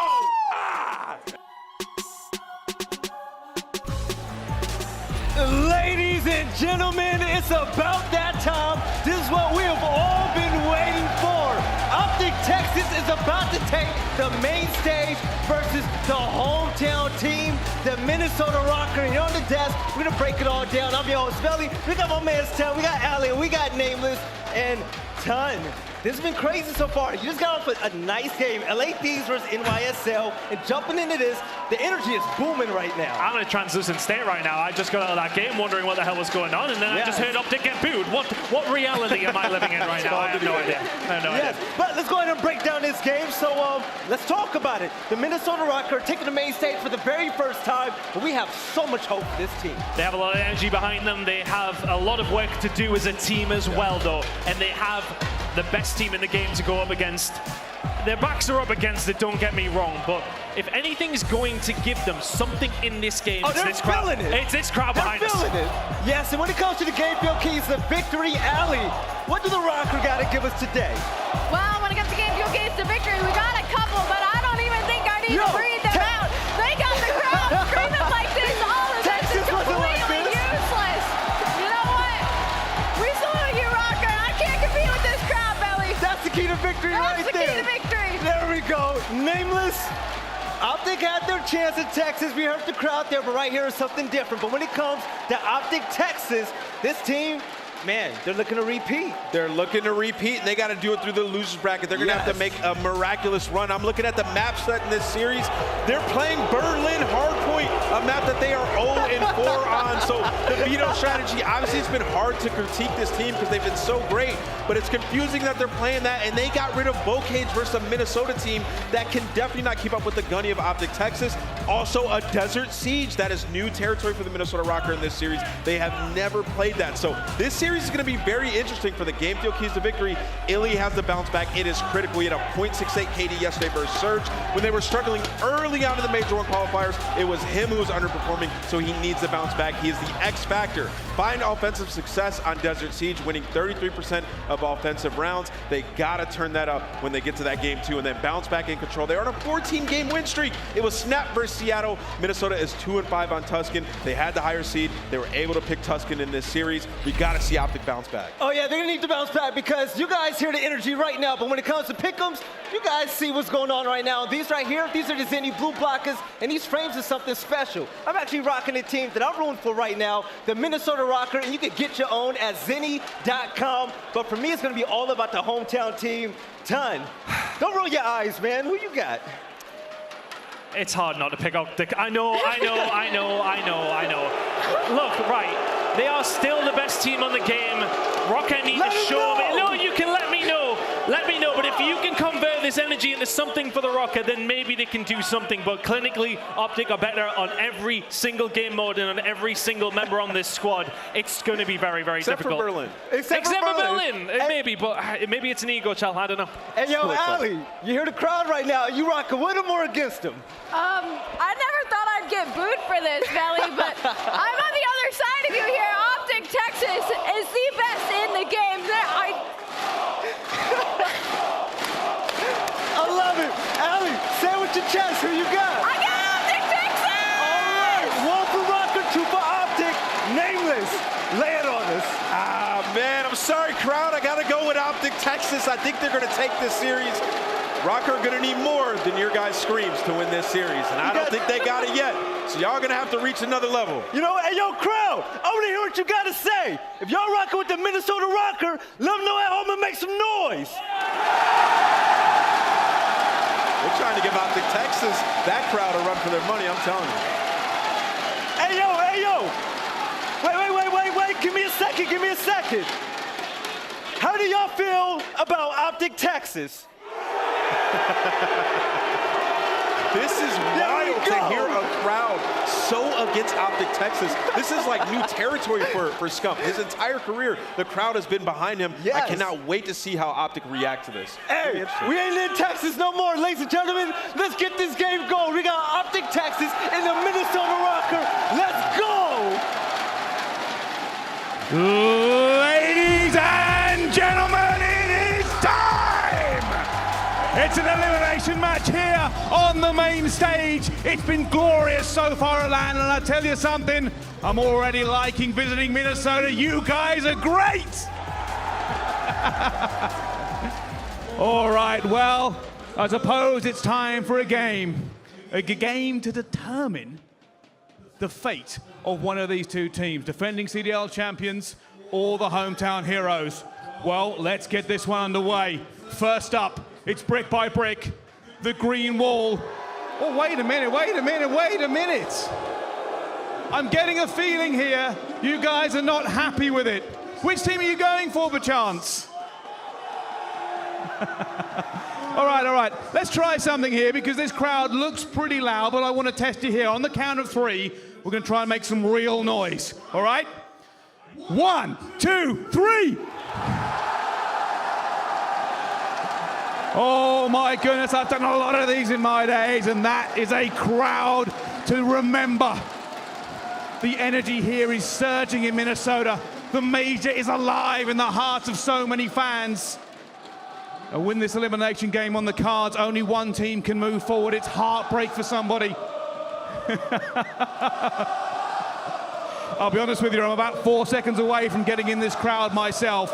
We are getting these teams ready, don't worry. But there is so much on the line. You've got to remember, thousands in attendance looking for their home team against the defending CDL champions. And I know the desk have faced one way, but how can you go against Minnesota when the crowd is like this? Unreal. And I'll tell you something, I also want to find out, like, just how everybody is feeling backstage. Our desk is hype, they're bouncing in their seats. And so are our casters, I can see them, the beautiful players over there. Merc and Maven, you guys look amazing today. Oh, this place is awesome! It is awesome, man. I mean, the energy here, right? I mean, the hometown crowd, I thought it was going to be a little bit more 50-50 myself. That's what I thought, 50-50. But this is a lot of fun. I'm ready to get nasty. Yeah, I know. You told me you were about to get ready to go streaky. Whoa! Yeah. Oh, wait, Minnesota? No, that might be a bad idea. Good. Yeah. I don't know how far you can. I don't know how far you can run. Probably not too far, but you'll be all right. Honestly, it'll get you going. The energy level will be up. I'm glad you made it here. Joe, what does that mean? During the last match, some of the search and destroy rounds, I thought we were going to lose you. Listen, man, it's just old philosophy. You know, I was talking to those guys. You know, just different mindsets. That's all. It's okay. I'm just glad you're still here, and fans, this is amazing. You make it special. This is going to be spectacular. But yeah, I'm with Joe. I thought this would be kind of 50-50, but to be fair, I heard the Let's Go OpTic chants kind of rile it up a little bit. It'll rile up. Before it got started. Depends on the gameplay. You know, the city-based side of this is what makes it special. When you get to one of these home events and just to hear the crowd behind them, it's amazing. And honestly, I had to give props to Røkkr, right? Because the organization was all about sort of the watch parties, every major that we were going to. I mean, it was just one of those things that we were always showing on broadcast. They built this fan base, and it's just, hey, we're all in the same room, man. This is going to be a blast.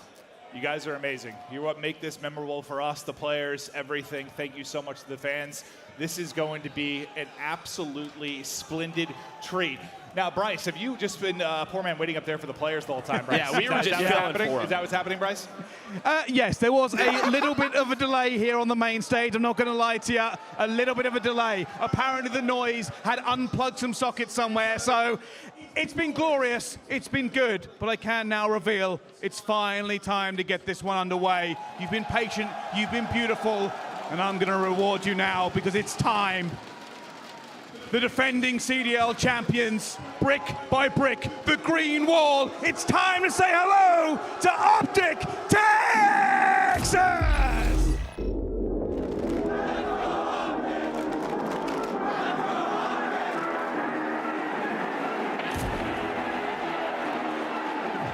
Oh yeah, now a bit of control.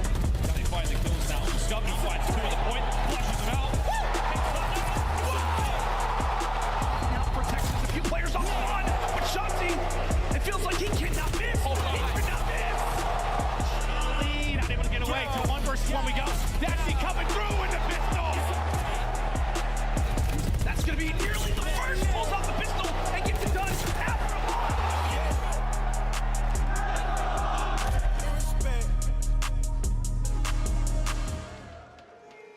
Ladies and gentlemen, OpTic Texas!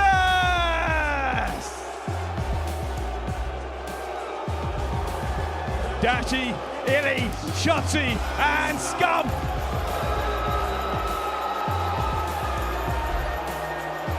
You got the MVP, you got the king, you got the pope, and my man Shotzzy is cracked out. OpTic Texas are looking to redeem themselves with this loser bracket run, but it's gonna be all about the hometown team.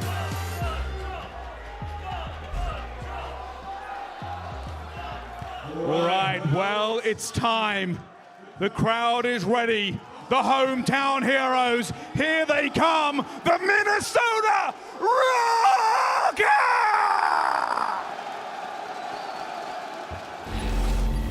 The north. In the darkness, a prophecy is told.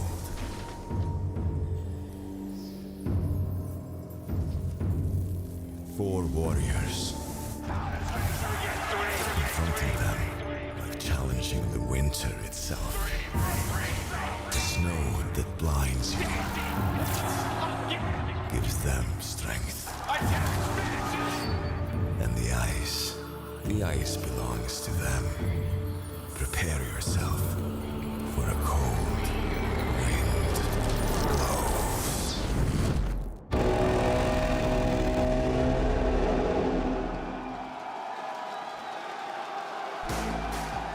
Ladies and gentlemen, the Minnesota Røkkr take the stage!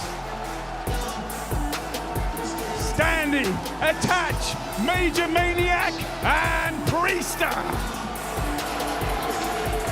You can see the smiles across their faces. This crowd is lighting them up for a match that they desperately need to win.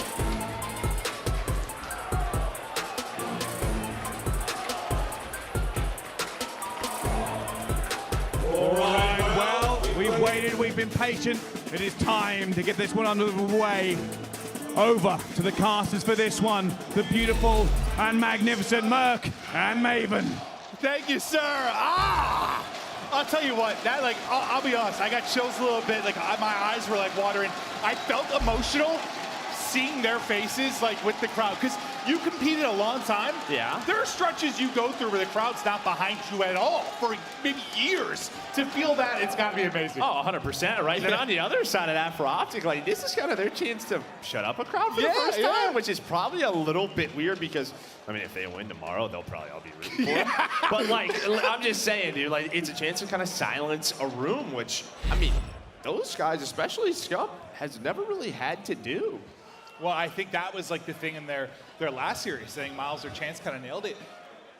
The crowd kind of got taken out of it. Yeah. Because they got control pretty much throughout that map one. Like, they never really got into it. Then obviously it ends in a 0-3 fashion. But yeah, it's kind of different. And this team, there are a lot of people maybe panicking about their loss, but I saw a tweet from Ray, their coach, that was sort of like, people sometimes forget how day-to-day COD can be. You know, to summarize it, like, some days it's just easier than others, right? The game comes to you, the gunny's on point, some days it doesn't. You can probably speak to that over the years. Yeah, and I really think it comes down to how good this league is, right? I mean, these guys have been magnificent the entire year. But, you know, even if you look at the first part of the Major 1 qualifiers where they lost a couple of Game 5s, one of them being to the Røkkr, and then it was a bounce back. I think it's just one of those things intensity-wise. It's a wake-up call. You got to go. But, yeah, I mean, sometimes it's just maybe you're 1 second off, and if you're 1 second off, that's the difference maker. For me, this is just, can we get that Røkkr that we expected maybe at the beginning of year one? A team that's always going to be tough to beat. A team that is always going to push you to a map 4 or 5, taking the distance. They had their heroic efforts. They had their miracles last year. They need it now, but let's get it going, baby. Map 1, hard point, Røkkr, Texas. We kick it off on Gavutu. And you saw those Røkkr coming into this, and the Des was sort of talking about it. This isn't a bad map for Røkkr. 4-1 for OpTic, but they did not want to play them on Bocage. And maybe a surprise, right? Talking about those vetoes for OpTic Texas, right? You're going to have a Gavutu hardpoint, a Berlin hardpoint, which they have not won on the year. If we can get to that Berlin Search and Destroy, a beautiful map for Minnesota Røkkr. They just got to get there. The crowd behind them, a nice lead. This man, I talked about it on the pre-show. He loves playing OpTic, and there you can see that 3-piece coming in. He's always lived for the moment, right? He's always lived for the moment, and he is rolling right now. 5 in a row for Dylan Attach. As he's getting things rocket in the building, just starting to roll here in this map 1, but it's a 30-0 advantage, and it does not get much cleaner than that. As the finesse game, man, just trying to get the reload, but up over the top rope, but it's Scump that will finally slow his roll, is now we focus on the second hard point. And you know, we saw a lot of this yesterday, right? This is a very disciplined play out of OpTic. They rotate over towards this P2. Yeah, Scump working the spawns on the backside. Look at this pinch. That's gonna be Standy who spawns out. And based on this play, okay, they read that well, but a lot of time given up. Now comes the push. Standy on the other side with that spawn. He's gonna get a pinch. Dashy, no streak for him anymore. And inside this hill comes Minnesota Røkkr. See how it goes. They try to battle through. It's Shotzzy trying to hold top, but it's the Major with the pistol. That'll be his undoing. We get right back towards the point. It's Attach, maybe looking for a one-on-one. He's got one just on the other side of him. Bit of an awkward engagement.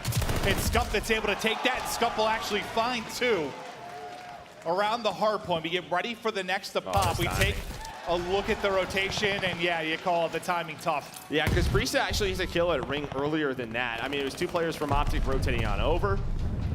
iLLeY was just trying to sneak on through. He left that player ringside, but the nades come in. Ring gonna go down. You still have close spawns. Inside the middle alley, though, Shotzzy's gonna find one. iLLeY, his duo, covering his back. And now OpTic only 15 points away from taking the lead. And this is great for them, right? Because you talk about that transition from P3 to P4. They have the front side. They're going to have the closer spawn up. Let's see what Røkkr's trying to do. Priestahh trying to work inside a ring. We talk about the power of nades all year. They use them well there, and iLLeY, maybe he gets something going. It was a rough start at this event, but now the hop, the shots, everything feeling good. The damage of Reigns continues to go through as he soaks up the time. 15 seconds left on the hard point, and take a look at that mini-map bottom left. The rotation starting to come in, set up on the new point. It's going to be Shotzzy. We'll hop to his POV as he's going to deal with this first wave of the squad. Now you're going to have Major work towards Ring. Post spawn should come in for OpTic, though, but you're going to have everyone back here now. Can the nades hit? One player spawns out with Scump. So it's a 4-on-3 now. It's just one player left in Shotzzy. He was a player that rotated just so early in this position, but Røkkr, it looks like they're able to break on through. Nice discipline from this squad. They didn't get a ton of time at P3, but over towards P4, they recognized the situation that they were in. It's all purple in the field. Look at the top left. That is what? 8 kills in a row for Røkkr. I mean, I don't think OpTic gets a kill really as that hardpoint pops. Oh, no, I mean, they just got one. It's just all Røkkr, beautifully done. And yeah, I was kind of with you. I thought he might get that close spawn, as we've seen it so often. It doesn't happen for Scump, and now they try to burst back through. It's 5 in a row for Major. But at least they get back into the hardpoint. If you're OpTic, might be looking at a lead change here in the coming moments. Take a look at that number 7. Already kind of posted up back green. Shotzzy once again trying to get in position. Can they do a better job in the early part of the hardpoint? I mean, this is great position from Shotzzy. He could just kind of ruin this setup right now. And Major's kind of in the back corner, so if he's watching this, he could win the one-on-one. You have Standy beachside. They're going to have no idea. No idea, and he's just going to play his life. And there we go. Here comes a collapse now from OpTic. iLLeY's going to find a kill. Beautifully done from Shotzzy. Not an easy transition at all, going from P4 to P5.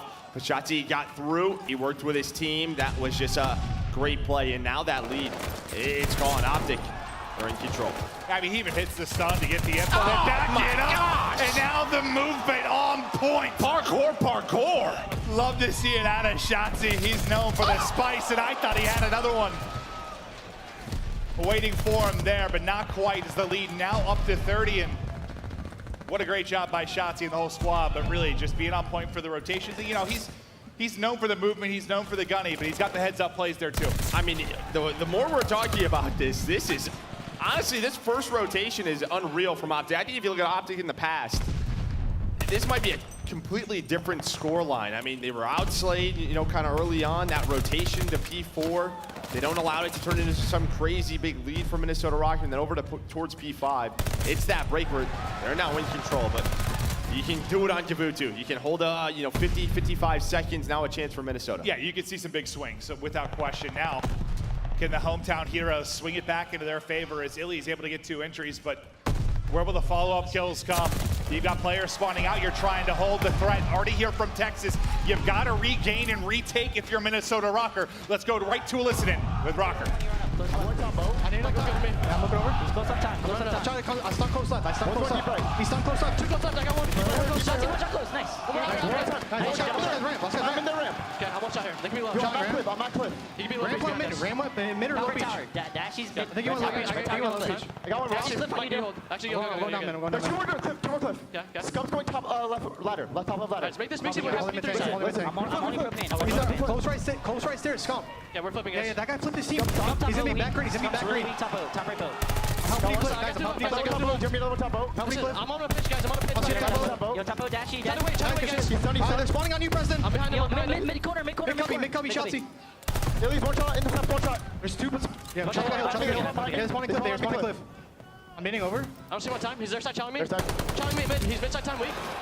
Dashy's mid tank. I got him weak time. Nice. And there's a time. I'm trying to go ladder. Low green. Low green. He's going left side green. He's chummy P5. He's low cage is weak. Absolute. He's still low cage, guys. Trying to kill the guy, Tom. Yeah, I'm trying to focus time. He's close left. Shotzzy behind us. Shotzy's weak. Shotzy's weak. Low cages. Low cages still. Low cages. Only on low cages. That's both. Hey, propane. I'm going new. Bill new. I'm going ring. They stun ring right now. There's a big hole there. iLLeY does. Nice. Hold ring. I have no. He can be on the ring stairs. Looking over to you, Mike. You're top out on me. Top out. Dead. I'm going green. Can I go back? It seems like the comms are there, and they're calling people out, but they're missing one. Again, it's happening, right? Names. I need to hear names, right? That's really the key. Shotzzy is doing it again. It's iLLeY and Shotzzy, this duo. They keep getting behind enemy lines. This is now the 3rd hill that this has happened against Røkkr. They're playing a solid game, but these plays against this team cannot happen. It's just like you hear 3 names called, and then never that 4th. And like the one time you heard Standy go, where is iLLeY? Where is iLLeY? I think he's low beach, but nobody looked for him. Nobody looked for him. You heard Major say, I think he's behind this green now. Shotzzy is putting on a montage. He was at a 6 spree, now a 3 spree. With this auto in the lead, comfortable for OpTic. Now you have the trap as well with 15 seconds left. Oh! Yeah, dude. Yeah, whatever that kung fu noise was. Yeah! He's got the snapper right now as he continues to be hot throughout the course of this. 189, 124, OpTic Texas in control. as we now get ready for tower. Now, first time through, Texas had a pretty good setup. It fell apart quickly. If they can clean it up here, they're going to take this map 1. Well, now, you had a 4-on-2. You had a 4 versus 2 situation here, and Shotzzy and iLLeY hold it down. Maybe a couple of impact players that were missing from yesterday have showed up here big time in this map 1. Yeah, I think iLLeY was the one that was targeted quite a bit for his performance, but he has been stepping it up with the cerebral plays, and the shot has been there. Shotzzy just wants to send it. The hipfire hits. What is going another? on? What did he eat today? My man is locked in. Another spree for Shotzzy. He's up top. That's 7. There's a glide. 24 seconds from winning this map. By the way, he's going to flip spawns again if he keeps making plays like this, but almost double positive for Shotzzy. And he has silenced the crowd. The man is a one-man army. What a map it has been out of Shotzzy. And they only need 5 more here to close out the map. We're going to see another hard point. There's not enough ticks here to continue through. It's going to be Røkkr in, and they've got to be absolutely flawless if they're going to somehow bring this back. Yeah, that's one way to put it. Yeah, it's one big break, one big moment. And OpTic Texas behind a godlike map from Shotzzy. He's all the way around again. How many times? This is deja vu. Deja vu from Shotzzy. He could just get on the hill and win them the game, and I think he's going to do that. There it is. OpTic Texas win map 1.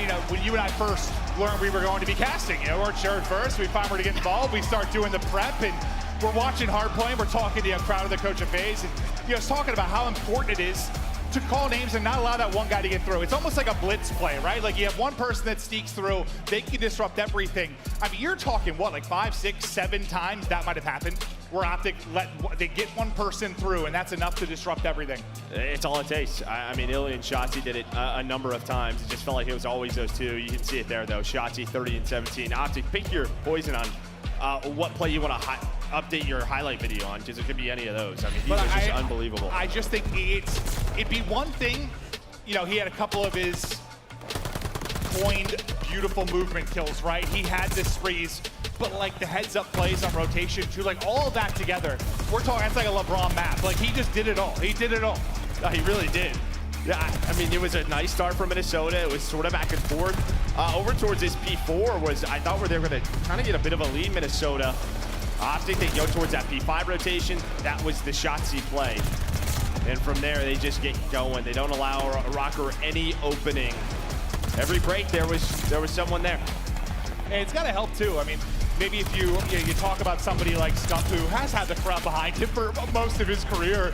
You know, Dashy at this point has been here for a long time, but like, you know, whether it's Shotzy's experience with Halo or, you know, he's playing obviously with Dallas, like, he's kind of used to this. He probably feeds off this. It's fine. I'd love to come and shut up a crowd. And on the other side of that, for Røkkr and Røkkr fans, you're used to this, because before this, Røkkr were 1-11 in map 1 on the year.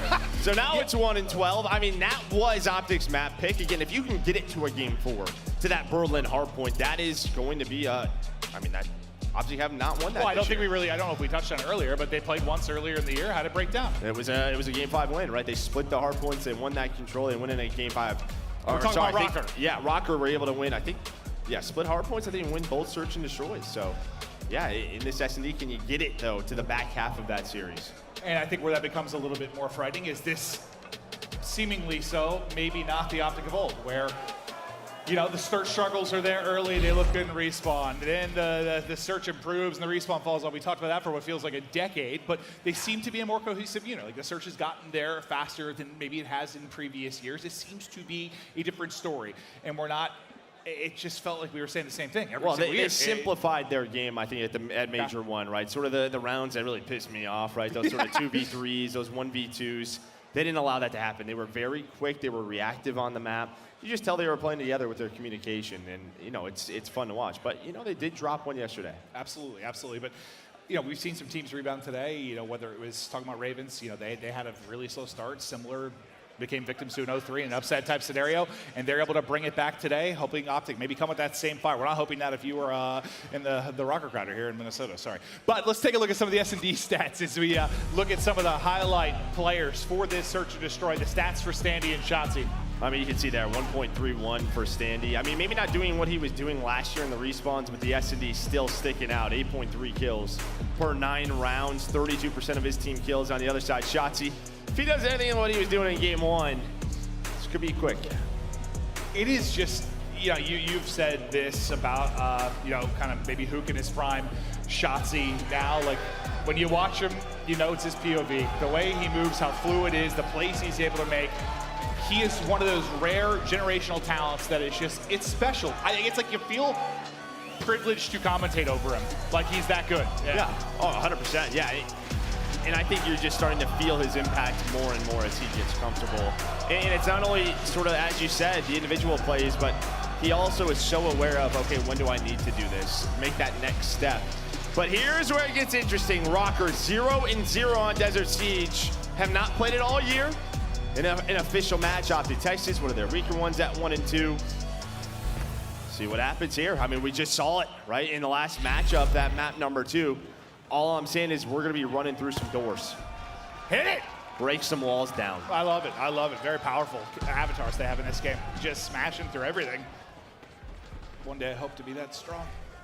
I think you could definitely run through a wall. I probably could. I don't know if it would feel too good. I'm a big boy. I'm a big boy. Yeah, you are. To Scump's POV bottom palace. He's just trying to sniff him out. And he sniffs it, but Priestahh too stinky. He's in the corner. He's able to take it. Major will follow it up. That's a 4-on-2 advantage early. Priestahh surprised though. iLLeY holding on the bomb, but the trade there for Major. And I like this round number 1. Dashy was going to make this into a 1v2. All right, now he recognizes they might be isolated, but the crossfire comes in. But I like that round number 1 for Minnesota. What do? A lot of the times on offense, it's a quick B plan, right? So OpTic, they get aggressive over towards train side. They're not seeing anything. And honestly, Minnesota are just kind of camping corners. They're playing patiently, and then as soon as someone's able to open it up, it's a collapse towards that A bomb site. Nice round 1 on offense. And it's just like it's red light when it goes green. Time to hit it. The change of pace. Beautiful there from Røkkr. Obviously, though, shifts a bit as we swap sides. As Dashy will have the big stick out, looking to hit the snipes. We might have some early fights. Around Palace as Shotzzy continues to search. Major looking for angles as well. Standy just finding maybe a head, but Dashy right before he drops, he was able to hit the snipe. Major out of it. See now, Priestahh getting aggressive. Maybe in a find Dashy just kind of goes down, right? Because both teams know once you commit to one side of that site, there might be a flank. But Standy through that angle is going to find a pick. And iLLeY was watching his back. Now it's 2 players inside. We're into a 2v2. Inside of Palace, Shotzzy, Scump, door. Very quick, very reactive, and this is what we saw. Playing with one another. Bomb though, getting planted, attached spots him. The size 13, simply too big there from Scump. Book gets ripped off, Røkkr clutch up, and Priestahh fast to the flank.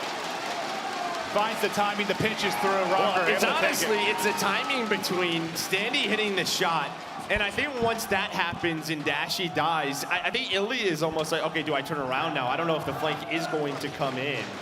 And I mean, Priestahh's just able to catch him. It's just that sort of 1-2 punch. You go from that 3 versus 4 quickly into a 3v2. The crowd now coming alive, Joe. I need a hammer. You should get a nice little helmet with some horns. Absolutely. But the bullets, they're flying early, and it's another first blood for Dashy. You definitely have Viking genetics in you. Bloodline, look at you. Probably somewhere. And Shotzzy, he keeps it rolling. Scump now wanting to hit the gap. I think they're going to spot him. I'm not sure it's going to matter. He's at least able to take down one and quickly. Major in a tough spot, snipped out, dropped. And Texas, they needed one, they get a quick one. Yeah, I mean, again, like, you know, Vikings were savages, and you're definitely at it above that. Yeah, 6'3", 240, Viking blood. 100%, yeah. You can definitely run through a door now that we talked about it. But yeah, OpTic, they needed it. They find the first bloods. They use their numbers.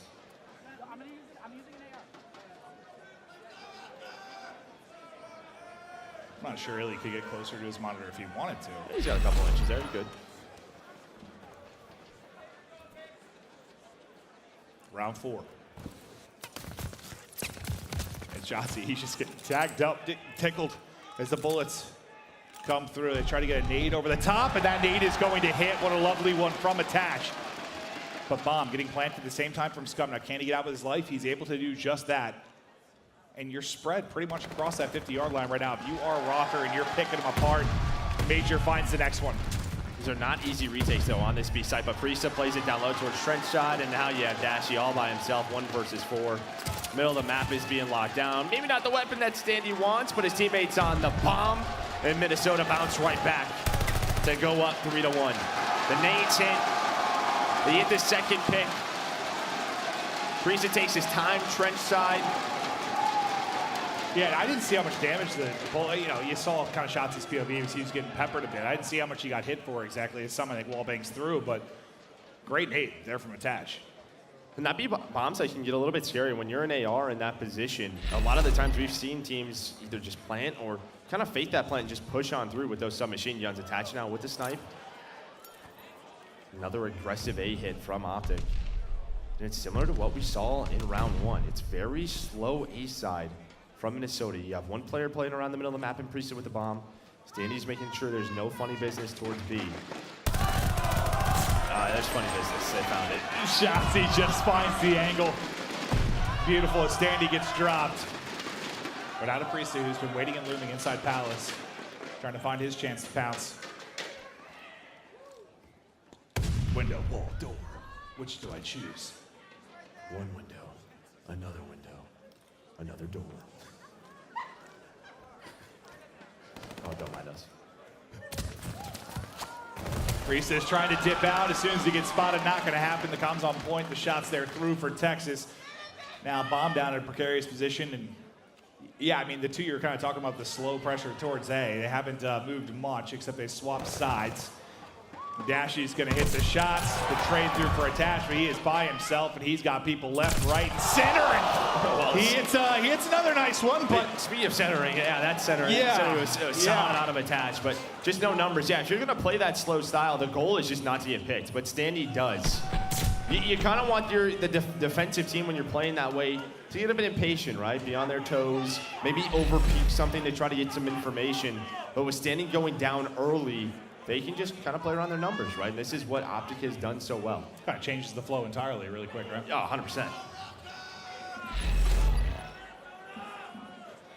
And that's been, I mean, talking from a first blood standpoint, I mean, I think it was like 2 in a row for Dashy, and then Shotzy's had one other down around, but they've been doing pretty solid from that regard.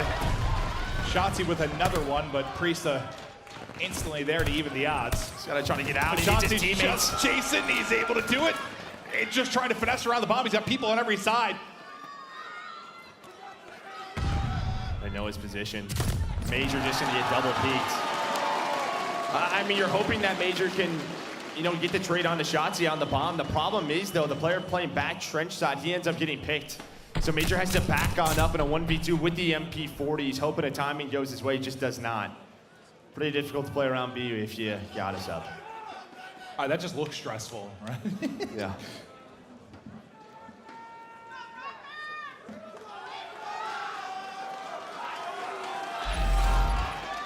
Well, it's been a couple rounds now for OpTic Texas. The crowd once again just trying to bring life to this Røkkr team. I think maybe trying to isolate Standy trench side. It's again this slow ace build up from Minnesota Røkkr. They're just going to go for the bomb. They're just going to work on up. Bomb being played out. We're going to have a 4 versus 4 retake. We'll see. If any of the nades hit from OpTic, sounds like nothing's really gone off for now. Attach trying to find a pick. And now a much better position, though. You don't get first blooded, you get the bomb down, you put the pressure on OpTic. And Priestahh is massive here. If he can find 1 or 2, he can change everything. He found 1 or 2 bullets. They just got on the bomb. They're on the defuse right away. They're on that defuse. They just get on it. That is done. Nobody checks it. That's a cerebral play from OpTic. They just jump right on it. I mean, you're in that 4 versus 4. Yeah, I mean, we're mind blown too. Yeah, that is the face of a one that is mind blown. What just happened? Yeah. They just hopped the defuse. What a great shot there from our camera crew. And it's one of those situations where nobody really wants to get picked, right? In the 4v4, so you're not over peeking. Priest is really your point guy. Once maybe he gets a kill, boom, you can start to collapse. Maybe Attach sees across the bomb, but he doesn't. Just think you have more information than they do. It's another one for OpTic Texas. 3 in a row now. A much needed first blood for Røkkr. They follow it up as Standy wins a big one. The 2 remaining players outside towards Trains in A, and iLLeY at least able to get 1 and get away with his life for now. He'll recoup with Dashy and see if they can pick this apart. They've got a minute to work with. And this is just one of those rounds, right? Take your time. Don't give them a freebie. Don't give them a freebie. You can allow them to plant the bomb. You have numbers, right? OpTic's just going to try to work your pace. See if anyone gets a little bit lazy from Røkkr. Maybe Dashy can find a pick, but that bomb is down. Patch, I think, just going to shoulder it, but you have Standy watching across from mid-staircase. It's like they took about 30 seconds to see if they get a freebie. Now they got to go. Once they got to go, they're going to start to get caught. iLLeY falls, Dashy. Well, we know what he can do with this. Yeah, he can make plays, but no chance given. Good patience and discipline there from Røkkr to close out the round. Not give freebies. But as you said, that first blood, right? Then that second one in the Oh, it palace. felt like it'd been like 4 straight rounds since they got one, honestly. Like, they just didn't have numbers very often. There's something in that ballpark. Like, I know there were trades in a lot of them, but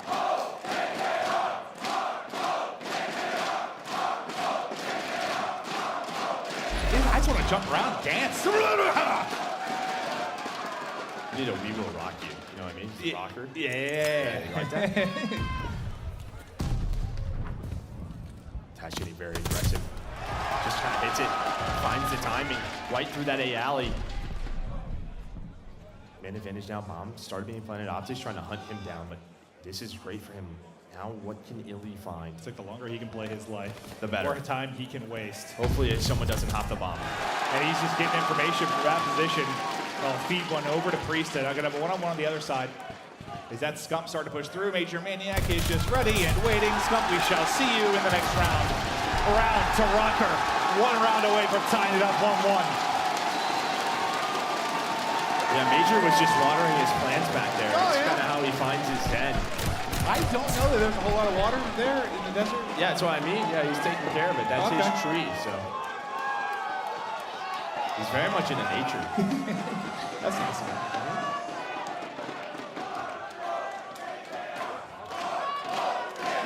They need this one. They need this one badly. The crowd can feel it. Another round. They're tied up 1-1. They can brush off the hard point loss. But we're not quite out of this one yet. Can Dashy find a pick with a snipe?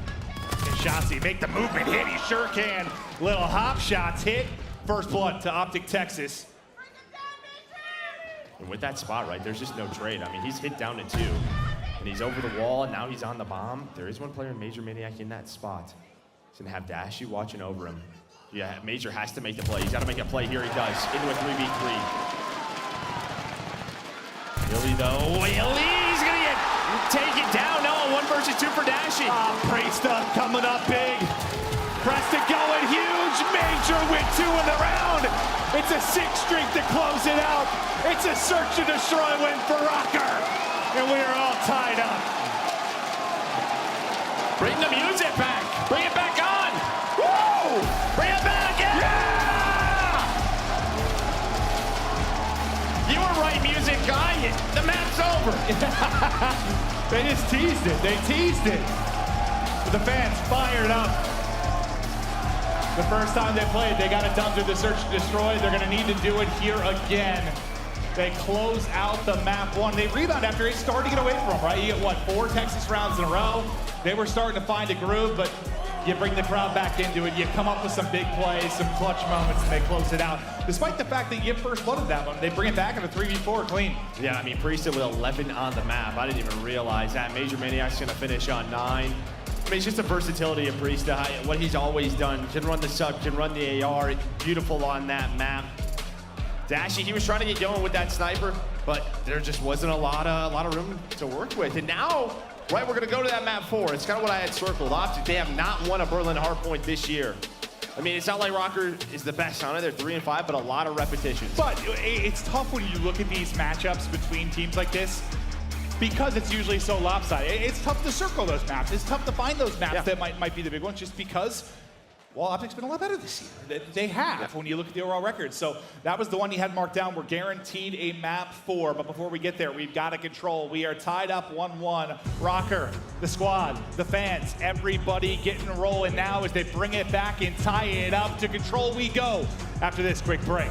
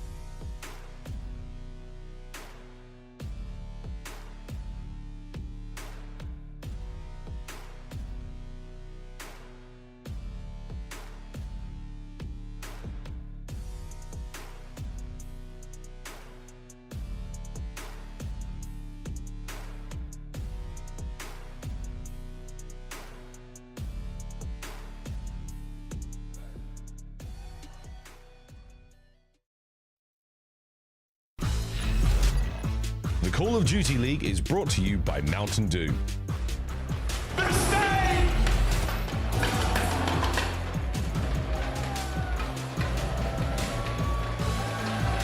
Keep going.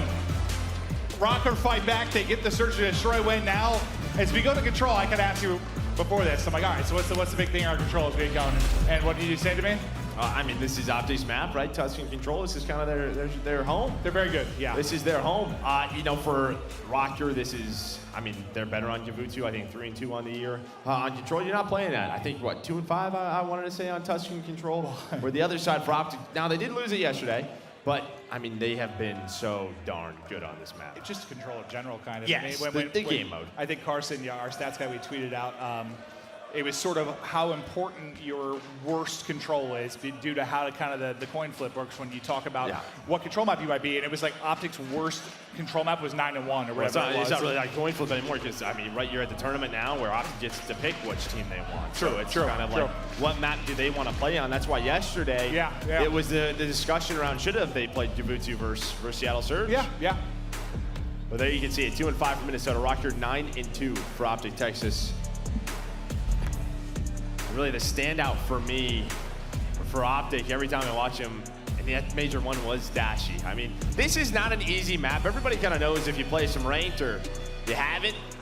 The auto on this, it's not easy. There's a lot of those small cuts where a sub is just quickly in your face. Dashy, it's an art form. He's put other ARs in the blender on this particular map. But all other teams. Yeah. No, 100%. But all right, let's get into it. It's Priestahh, kind of the king of the map too. Starts to get the ball rolling for Røkkr. As they'll look to hold here defensively. They've got 3 pushed up near the point. Really just Priestahh who's going to be coming off the spawn. And he'll kind of pick up B with his teammate watching the cross. That's Major hitting the shots, and that's 3 straight kills there for Røkkr.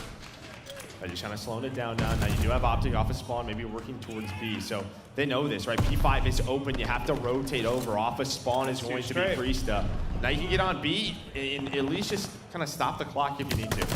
And Shotzzy with the movement. How many times have we seen him just slide under somebody? And you know how hard that is to deal with as the opposing player. It's like impossible. Yeah, that's why he keeps doing it. He continues this, right? As he gets towards back tank. The rest of Røkkr, though, they kind of wrap through towards P5. They get towards flat side. They're just looking for one player, and Dashy's on it. They didn't know he was there. Attach, though, was there for the trade. He's up to 4-0. We saw his stats. I think, what was it, through 2 maps, 1.19? That's what I mean, Attach. I don't know what it is exactly, but he does love playing off. What, he get up a 0.4 on the year and suddenly drop like a 1.5 against OpTic? Is that what you're saying? Yeah. It's kind of how it feels at times. But it's a bulk out for iLLeY. But we swap right over to Attach, and he's keeping it rolling. That's 6 straight now as he works closer to the glide. Glide's huge, especially offensively. Just getting the info, a little trigger discipline for now, just getting the call outs to the teammates. But he sees one of the cross, and now as he works the flank, there's the freebie. There's the glide. The pressure, though, is at B. That's where MajorManiak is. He does find one. He has a 1-on-2. Major's just trying to buy time right now.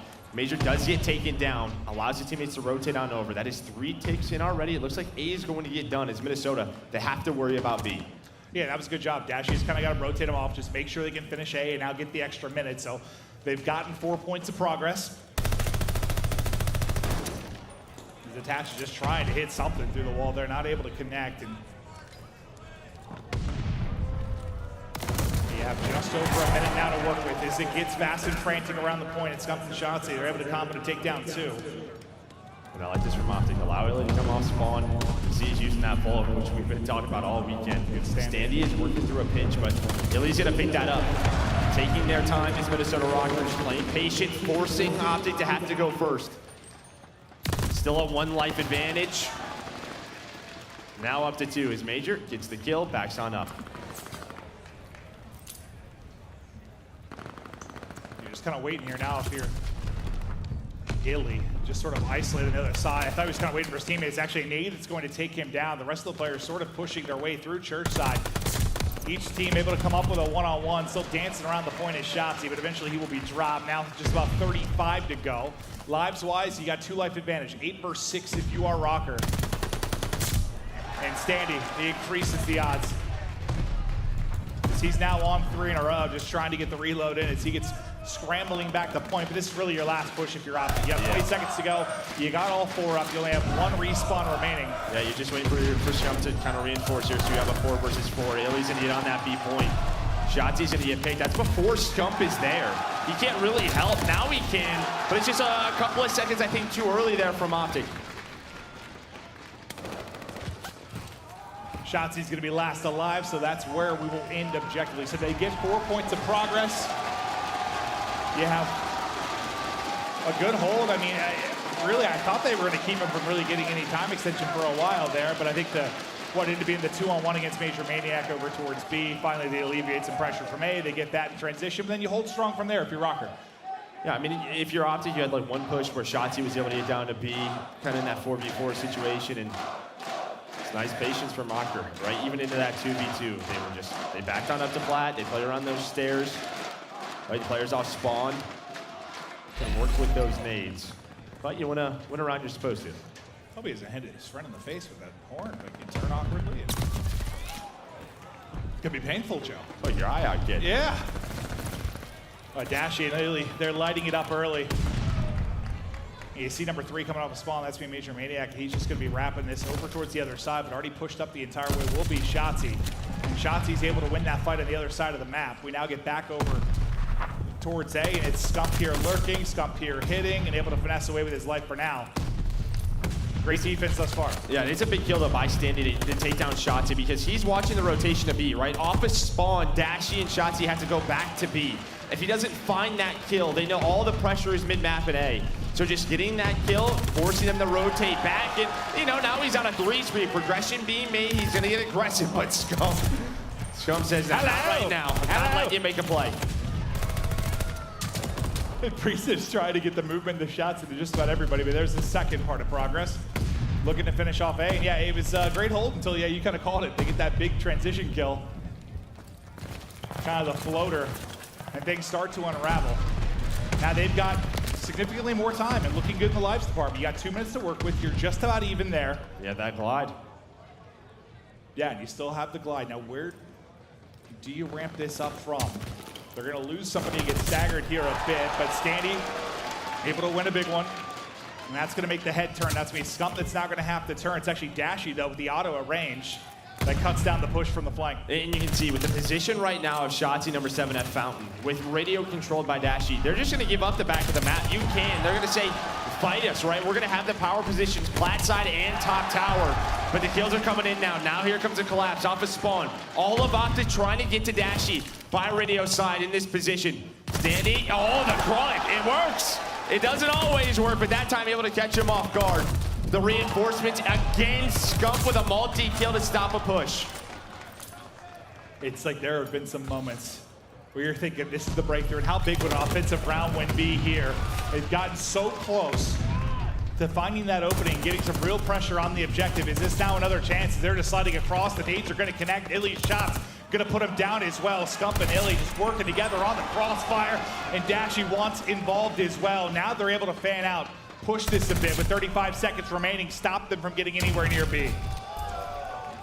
Just a little bit from those point of views, with what we've seen, right, content-wise from OpTic, one of the big things is Rambo has thought nobody plays their life quite like us, and you're seeing what it does. Just buying a second or two, allowing your teammate to get near you, to make that trade, to play your life. You see what it turns into. In the top right, that's 8 kills in a row for the team. They shut down that offensive attack. It was around 14 to 12, I want to say. Røkkr, I mean, it was a solid one, but what, they get 3 ticks, so OpTic right now up 1. Yeah, I mean, round it was solid till it wasn't, right? Like, you get A so clean. Yeah, I think you're down 1 life at that point. You kept it about even till you said, around 14, 12, whatever, it was right in that ballpark, but then the green wall, they just couldn't get through it. Like, they just get absolutely shut down. And you would hope in that 2 minutes you get 1 point of progress, something, but nothing going. What a defense it was. So now we flip sides and see if Røkkr can ramp it up, or if you're going to strike now on offense. Scump just comes soaring out for broken and able to take that first fight. There's a one-on-one on the bottom side of the map, and that's going to go to Shotzzy as well. So that's going to turn heads immediately as he's found an opening towards B. The gunfights continue to go down over towards A. But look at how many people have to come focus this now. All right, just buys a lot of time as well. So now they can just kind of put one player on it, work map control, try to drain the lives. Røkkr, though, similar to what we saw from OpTic, they immediately get out towards P5. They're playing around Fountain and Radio now. Shotzzy does get through. MajorManiak right behind him. Doesn't spot him. This guy's the route man for a reason. This guy is, doesn't find the second snap after the slide. Again, A almost done. Attach is going to win that gunfight over towards A, and Priestahh on that flank. Shotzzy reads it. I was thinking he disrupt this just enough. Maybe delay because you had the pinch coming in from Attach on the other side of it. Up off spawn, he will get the one kill, but I'll delay it for now.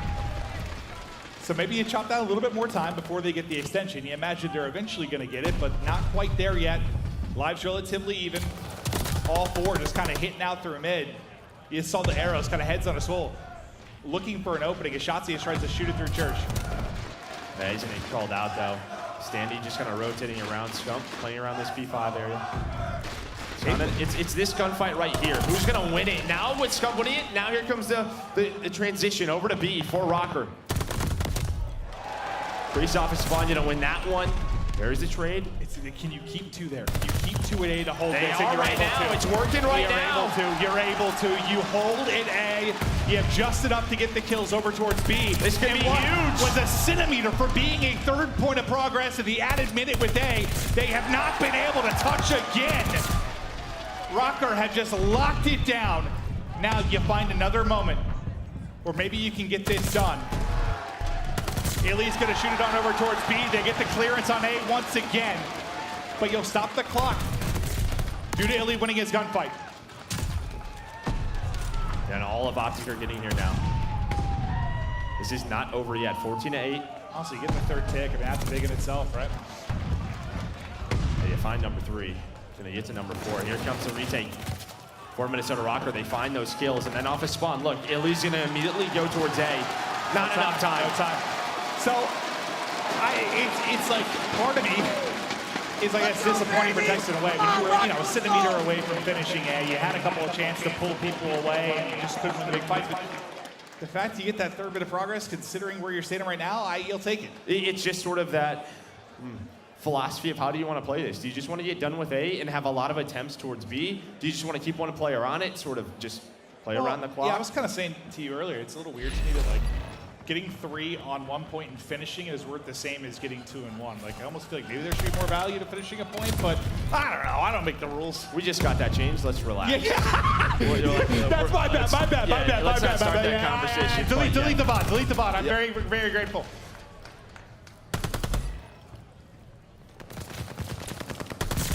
Well, as it stands, Røkkr holds the 2-1 edge, and Priestahh looking to get something going. He's on 4 in a row now. He had the huge map too. Gonna get caught though as iLLeY is playing deep. And they're all just kind of funneling in, and throughout this, you see that number 7 is starting to work his way up. The shots he was playing towards B just slowly may get involved in the action, or will he need to? I don't know if he's gonna have to do anything, and map is wide open for him. Major does get 2 at least, because they were getting chopped down. All right, let me keep going for this. Dashy is still here. Gonna be the last one. You still have Shotzzy just sitting top broken. All right, A security, you need 1 more point to tie it. Slaying-wise, it is pretty darn close. It's a 2-kill advantage. And that's why that 1 extra point for OpTic was so big, though. Yeah, but now this is where they were able to hold last. I mean, it's the same as a couple rounds ago, though, right? Right, but look at this setup. Okay, so now the key is really Standy here. Can he find a kill? Right, you need the pinch to open something up, to get Scump on a top radio, to get something plat side. Now you're pinching. Yeah, now Shotzzy's kind of pinching the pinch. Yeah. That's what I mean, reactive, right? How fast they are on the map, similar to Search. And well, it's Shotzzy who does it. Yeah, you're a little slow to get things going. Maybe the stun, the shots from Dashy kind of slow it down, but the pinch comes in quickly, and incredible stuff there from OpTic Texas. They're just trying to make sure they retain that defense for round 5. And they've got a big life advantage now. It's up to 8. Still a minute 20. OpTic just controlling this position so well. Now Dashy's gonna take that spot alongside iLLeY as they watch his top jump hop. They're gonna go through the backwoods again. See if this time they can make it work. Standy does get 1. Looks like he might push back to his same spot now. They're gonna call it in. This will be the glide. Sees him in the back. That's gonna be Scump down. Another drops in iLLeY at the same time. They have a couple more lining up, but Shotzzy and Dashy trying to go big, and they're gonna do just that.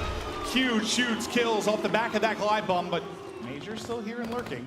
Yeah, they're looking for him. You see the 2 players in iLLeY and Scump just trying to hunt him down. trying to basically take a 1 versus 2 while they can. Major able to find one. iLLeY now on the second, there is that trade. The communication on point for OpTic because they were hunting MajorManiak, but now Standy's through. Standy can make the play. Maybe find the opening. 30 seconds, 10 to 15.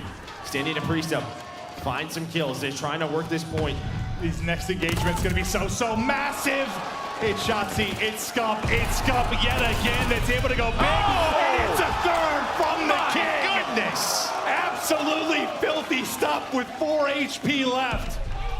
That might have been the opening for Røkkr to get the defense, or at least tie it up. Not gonna happen there. Just 5 seconds to go. Can somebody touch it in time? It's not going to happen. Scump goes massive. And I mean, it's that play right there and then the glide. You get 2 kills. You have the last 2 players in Dashy and iLLeY radio side. They just could not clear that position. And they get what, 3? I think it was, yeah. Yeah, it was a 2 versus 4. And they shut that push down. And it's going to be frustrating because if you're Røkkr, you had your chances. And I feel like maybe even the first off, you could say, maybe not as great a chance, but you had your shots. But now it's round 5, do or die time within this map 3. And it's offense for Røkkr. Can the hometown heroes come up with something big, or will the defense stand strong still for OpTic Texas? I feel like we've had so many of these control games that's been defense, and suddenly offense crushes it in the 5th round. And a lot of the times that's sort of maybe a breakout push. MajorManiak does get through. I don't know if he was spotted. Does not seem that way. A lot of map position here for Røkkr. Can they turn it into something? But it's those gunfights. It's that next line that OpTic continues to win. It just feels like, so many times, like, you need one more, so many times. Now they do. Okay, they all turned. So who's this wrapping the way around that? Now, of course, it's Shotzzy. And Shotzzy, just once again, he's able to get in. They stiff him out towards B and find the kill. Attached to be the last one lurking, but Shotzzy has always seems to be in some position that is so annoying. As he's lurking towards you again, they got to deal with him. I mean, he's in between 3 players. Surely they're going to be able to drop him. You get this, you've got, what, just about tying lives, looking at about 2 minutes. That's pretty similar to the last 2 offenses. A has not been an issue. It's this spot right here. This is Dashy's home, where he's 31 and 20 and on 5 in a row. This is that area. How do we get through from here? Now, you had a couple cracks at it. Maybe you've learned something throughout this stretch. You got a chance to get more streaks now. Get that 30 and 22. Also, Casa, day attach. If that might be number 7. All right, so you'll at least get the streak, but... Okay, while we were on Attach's point of view, you had 2 players push up from Røkkr towards P5, and guess who? It was Scump with a 2-piece that shut down the push to B. So what, it looks good on one side, horrible on the other. It's just not the side where you really want. I mean, at least you have the glide, but it's not where you want those skills. Well, we'll see. I mean, how valuable is this glide? You got the extra utility again, yeah. Can you turn it into something this time? You've got a minute to work with. Lives dead even at 16-16. Glide bomb, it's coming in now. They're looking for an opening. All the call-outs coming in. Can you turn these all into kills? They're going to hit the street. You see them come right through the cut. They're trying to get in fast. The spot is there through the window. They're able to take down one. Just looking for more, but it's iLLeY. It's iLLeY on the finesse. The melee's not going to hit it once again on the tail end of the streak. Advantage to OpTic, get all the kills. Back to step 1 we go. I mean, props to this team because they are so good in those positions. I mean, you have that sort of stare-heady where, Røkkr are getting aggressive, but it's just plat control where they stand strong. 12 to 12 though, 30 seconds, 2 kills. Here we go, maybe the last chance. The dash. But guess what? That's his home. Can you get through the turret that has just been rifling shots through all game long? He's finally going to get dropped. It's attached, it's able to take him. You've got somebody onto the point, and the clock is stopped, but it's just for a moment. The last guy, sorry, 2, you're going to have Major here with Standy, and they're both going to fall. Scump and Shotzzy again come on clutch, trying to transition, not going to happen. The door slammed closed in Attach's face, and with 10 seconds, I'm not sure you can get there. They're trying desperately. But once again, the defense simply too strong. Or is it? You got 1 moment, only 3 lives remaining, but the grenade over the top, that'll seal the deal. OpTic's defense so good.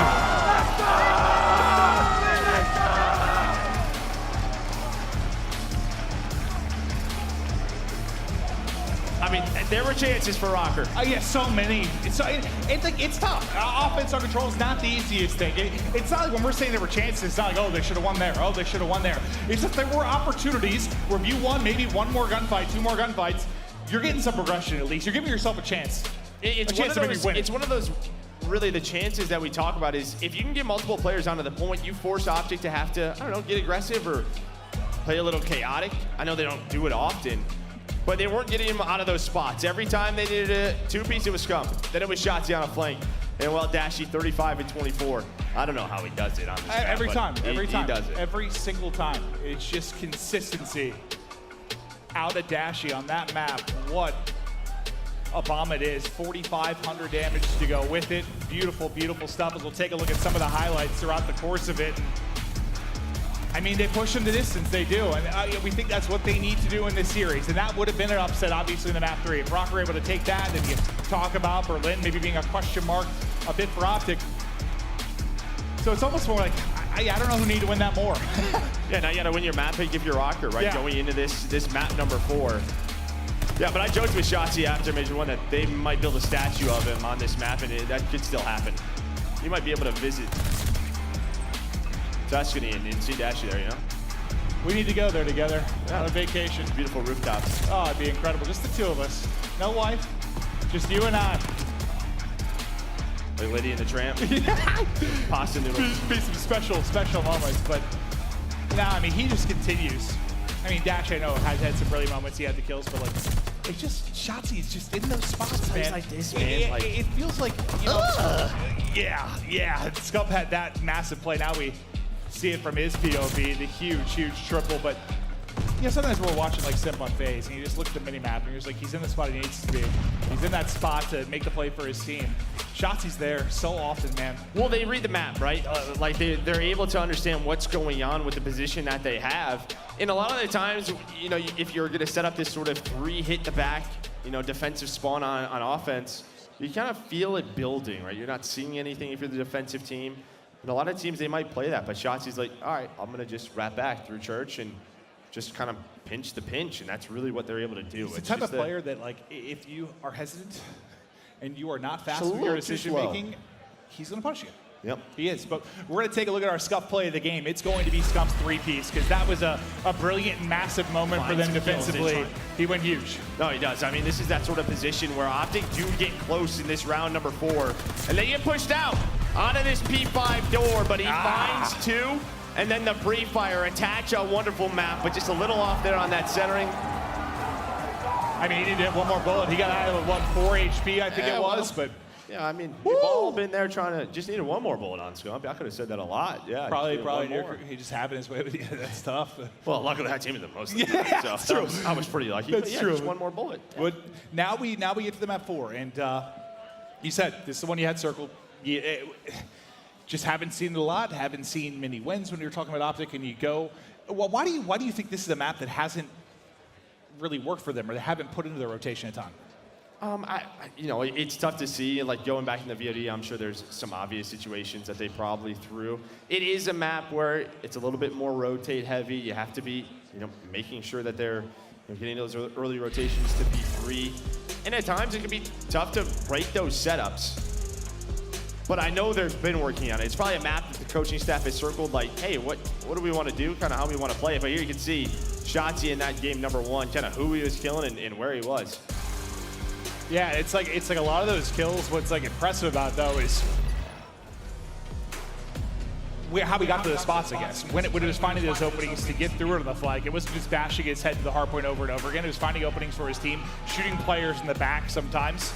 Honestly, more often than not, just felt like he was the one missing when you heard the Røkkr comms. Like, the sort of the where is he? Yeah, where is he? Where is iLLeY? Map 4 time, though, to Berlin. We go to Standy's POV. Let's get rid of all these windows so that I can see through them, but the information is there, the snapback is on, the headshot is through. Is Standy at least able to get one, but in the hard point for now, it'll be OpTic Texas. Yeah, right off the break there and have that good side get there quickly. Now off a spawn. With some nades in hand, can they break this setup? Standy, doesn't matter what gun he has. And well, him and Priestahh are able to break on through. Shotzzy, talk about being a route man, and he's gonna do it right now.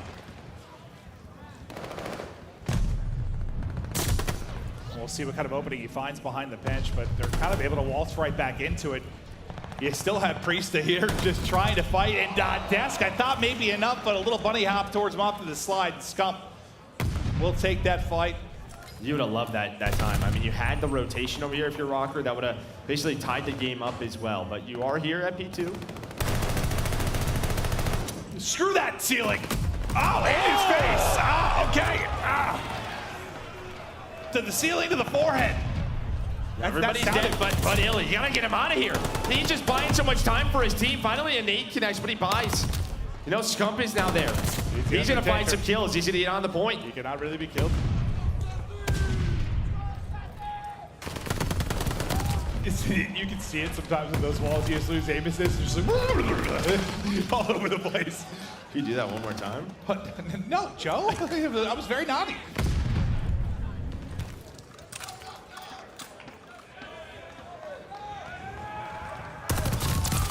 Crisp from iLLeY. Bulk still in hand. Well, now they're starting to work these P3 spawns. You have Attach here trying to play his life, but it just feels like gunfight starting the other way of OpTic. Shotzzy able to find 4 to break P2. Now they're set up with the spawns. And even while this is happening, Shotzzy's just killing people off of spawn.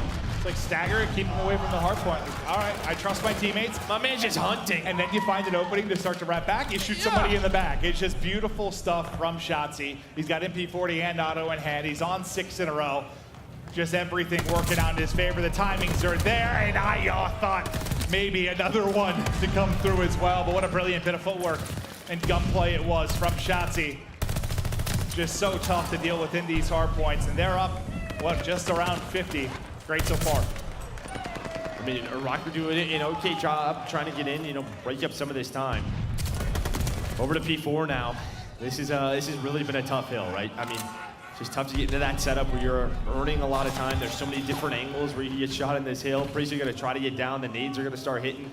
Attach though, he's got a lot of OpTic members pushing his way. You got to think OpTic. They can smell it now. They're blowing them out. Up 70, just dominating. Shotzzy with streaks raining in. Let's get right to a listening with OpTic Texas.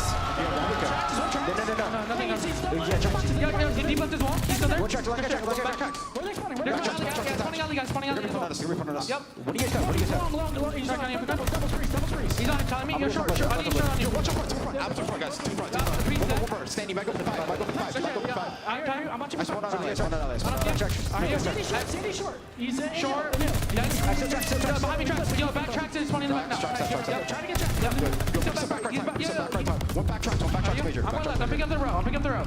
One's back right tracks. Back tracks. One shot, Major. One shot back right. I already have streak, guys. I already have all the streak. Back right of all good. Are you? I have all of those streak. And then one is probably going to be inside poster. Attack is already through. He's in fire. In fire? Yep, chill. One's aLLeY. aLLeY, Priestahh. Where'd he go? I can play for him. I'll go get him. aLLeY dead.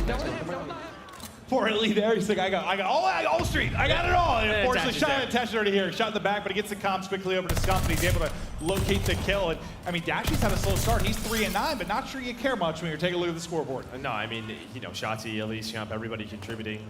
The key there is really just the P2 to P3. That's the difference, Røkkr. Kind of similar to what we saw in the first hard point. Just a couple of players that were able to make too many plays. But yeah, even with iLLeY, I mean, getting taken down that calm, like, he's fire. I mean, you saw it. The Scump's like, oh, good call, dude. Like, I don't know what you saw, but nice. I like that. It was just perfect small talk. Set up an easy kill there for Scump, and yeah, that's a great part of the listening towards the tail end of it. But this is the chance, though. If Røkkr want to get back into this, breaking this P1 hill while you have Mack position could be it. You're going to get the rest of this time. You can see that, who's that, Dashy already rotated on over. Have to wait for one another now. They brought it back within 35. You see Attach going on this long route all the way through. Fans, they need you now. This is a big moment. Røkkr trying to continue on at their home event. How big a break could be here. You trail by 40. Can you find an opening? Just waiting on who's going to be the person to go. They find an entry with a nade. Attach able to get one as well. That's going to be 3 down. Now you got to fly in. Last person to deal with is going to be Shotzzy, and they're able to take him out as well. It is patient, but they find the picks and they get through. Beautifully done. One player sneaks on through off a spawn again. It's Scump this time. It's just right through the middle of the map. That's going to be 3 dead. They have to fix those mistakes, Røkkr. That's a 30-second swing. We would have been at, what, within 10 points. Instead now, you're going to have OpTic up to 150. Is this sort of like a, you know, if you look at Cold War last year, you got a break like that, you had 5 seconds to kind of regroup. You just don't now. Your decisions need to be instant. Yeah, and again, just calling out players. Who's the first one to spawn? And they try to get a little bit pushed out, and maybe, you know, you just that first push, you play from the hill. Doesn't happen. Now, over towards B2. Let's see if they can hold it this time. Yeah, you do the hard part last time, but it falls apart. Now, can you just lock it down? You'll have attached play in deep. He's going to be caught in the cross. That's going to be auto heating up for Dashy. They are falling apart one by one. 2 have already dropped. Last person remaining around the point, ready to dance, is going to be Standy. How much can he find? Because now Major trying to get across. Able to do it. A little help comes in from his teammate, but they get the kill off of the hard point. As they're battling back in, no one able to get a ton of time on either side. And OpTic is just sort of playing discipline right now. You have Dashy locking down P5, then look at iLLeY. And here's the thing, if you're gonna have 2 players out of play, you're hoping if you're Røkkr to at least be getting some of this time. Last 15 seconds. Oh my God! He just got incinerated! Is that 6 in a row? And that's a goddamn pistol! Ah, now it can't be full! God, you give him more ammo there. It's probably another. It is a pistol. It's very strong. Yeah, it's like a little nuke. Well, with those Packs skills, a punch. The rotation over 10 seconds. You don't even have pressure yet if you're Minnesota. Need a break here, down 70. It's starting to get out of hand. It's getting to that scary territory, the scary hour. Because they need to do something. Can Priestahh be the hero they need to find an opening into this point? He's able to take the first, take down the second. Trying to cook Oh, man, he's doing it all. Throw a little teardrop, but the help is through. Instead, he's able to find one. You need this time. You need it desperately. Another gunfight win for Priestahh in the corner, but Dashy is able to take down 2. Attacks is getting shots into 7 pillars, 8 players, but nobody's falling, and it's OpTic back into the point for the final 20 seconds. And now your next 2 hills, hoping to acquire as much time as possible. When we were in that listing with OpTic, you just kind of saw it. But like Minnesota, they had trash position where you see 1, 2, and 3 set up. But the nades are hitting, the angles are in. It's not easy to do. Yeah, well, that makes it tougher too. Oh, yeah, because his pistol blew up the whole team. Now he's got a streak to do with it as well, as Dashy rips Standy out of the hard point, and they look to collapse beyond that. And they just got to play conservative. One's going to spawn out if you're Standy. Yeah, there's no one inside the point. You need points so bad right now if you're Røkkr, but you're playing scared. You're getting just taken apart. Right back into the point and over the 200-point mark. Go OpTic Texas, looking to silence the crowd, put this away, continue on to this loser's bracket. Again, a map where they were 0-4, so this is just, I think it's great to see for them, right? To get that first win, if they're able to close it on out on the board. Especially if you're gonna make it all the way to a final, a best of 9, that map set needs to be strong, and so far it has been. Well, when you're on top, usually what's the toughest thing to do, or the big thing you gotta work on? Just continuing to widen that map pool, to improve wherever you can, but they're not quite done yet. Røkkr, I mean, heroes of the biggest comeback we've ever seen last year, but once again, it is someone getting in behind enemy lines, and this time it is Scump. The long routes throughout the hard points are something you're gonna watch if you are Røkkr, and it is going to be painful. I think one of the first teams to really show us that has been like a, you know, your London Ravens. Just, there was always someone playing on that outside part of the map. And let's be honest, it's difficult to watch, right? There's just so many different alleyways and routes that they could go. But you have to be on top of it.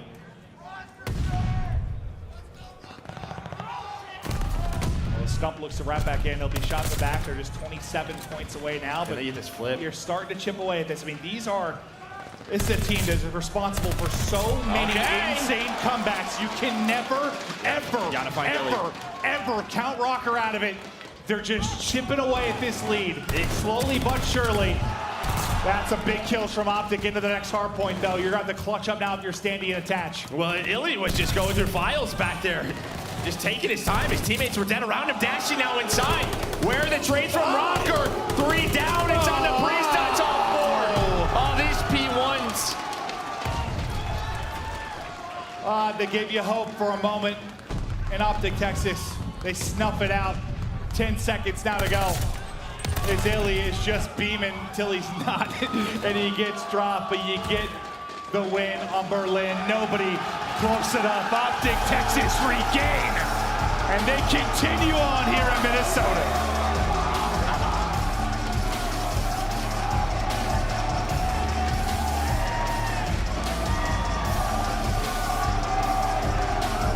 Just a couple of fundamental plays. I mean, both of those hard points, but it's a game mode they've been struggling in all year.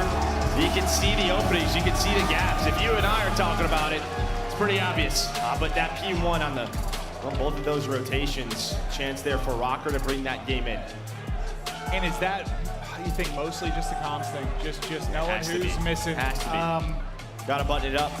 It'll happen. I mean, I think it happens to any team a couple times over the course of the map, but not that many times. Yeah, it's just it's gotta be a frustrating one. And you know, we're talking about like it's so easy to do. It's not. I mean, this game is very, very fast. The spawns can be really, really wild, but the fact is, you got to be on top of it. You got to be disciplined, and they just weren't. They got punished time and time again.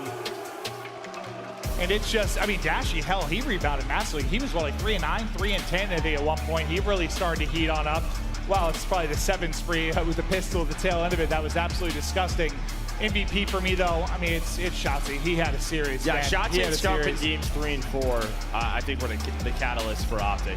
Shotzzy that one was... They're a very strong 1-2 punch in that submachine gun duo, and that's why they are Major 1 champions. And I think that's, you know, I think ever since the likes of Simp and aBeZy came onto the scene, you were gonna have to have some sort of combo that could deal with that could pack a punch like they did. And you gotta love what you're seeing though out of these two. You do.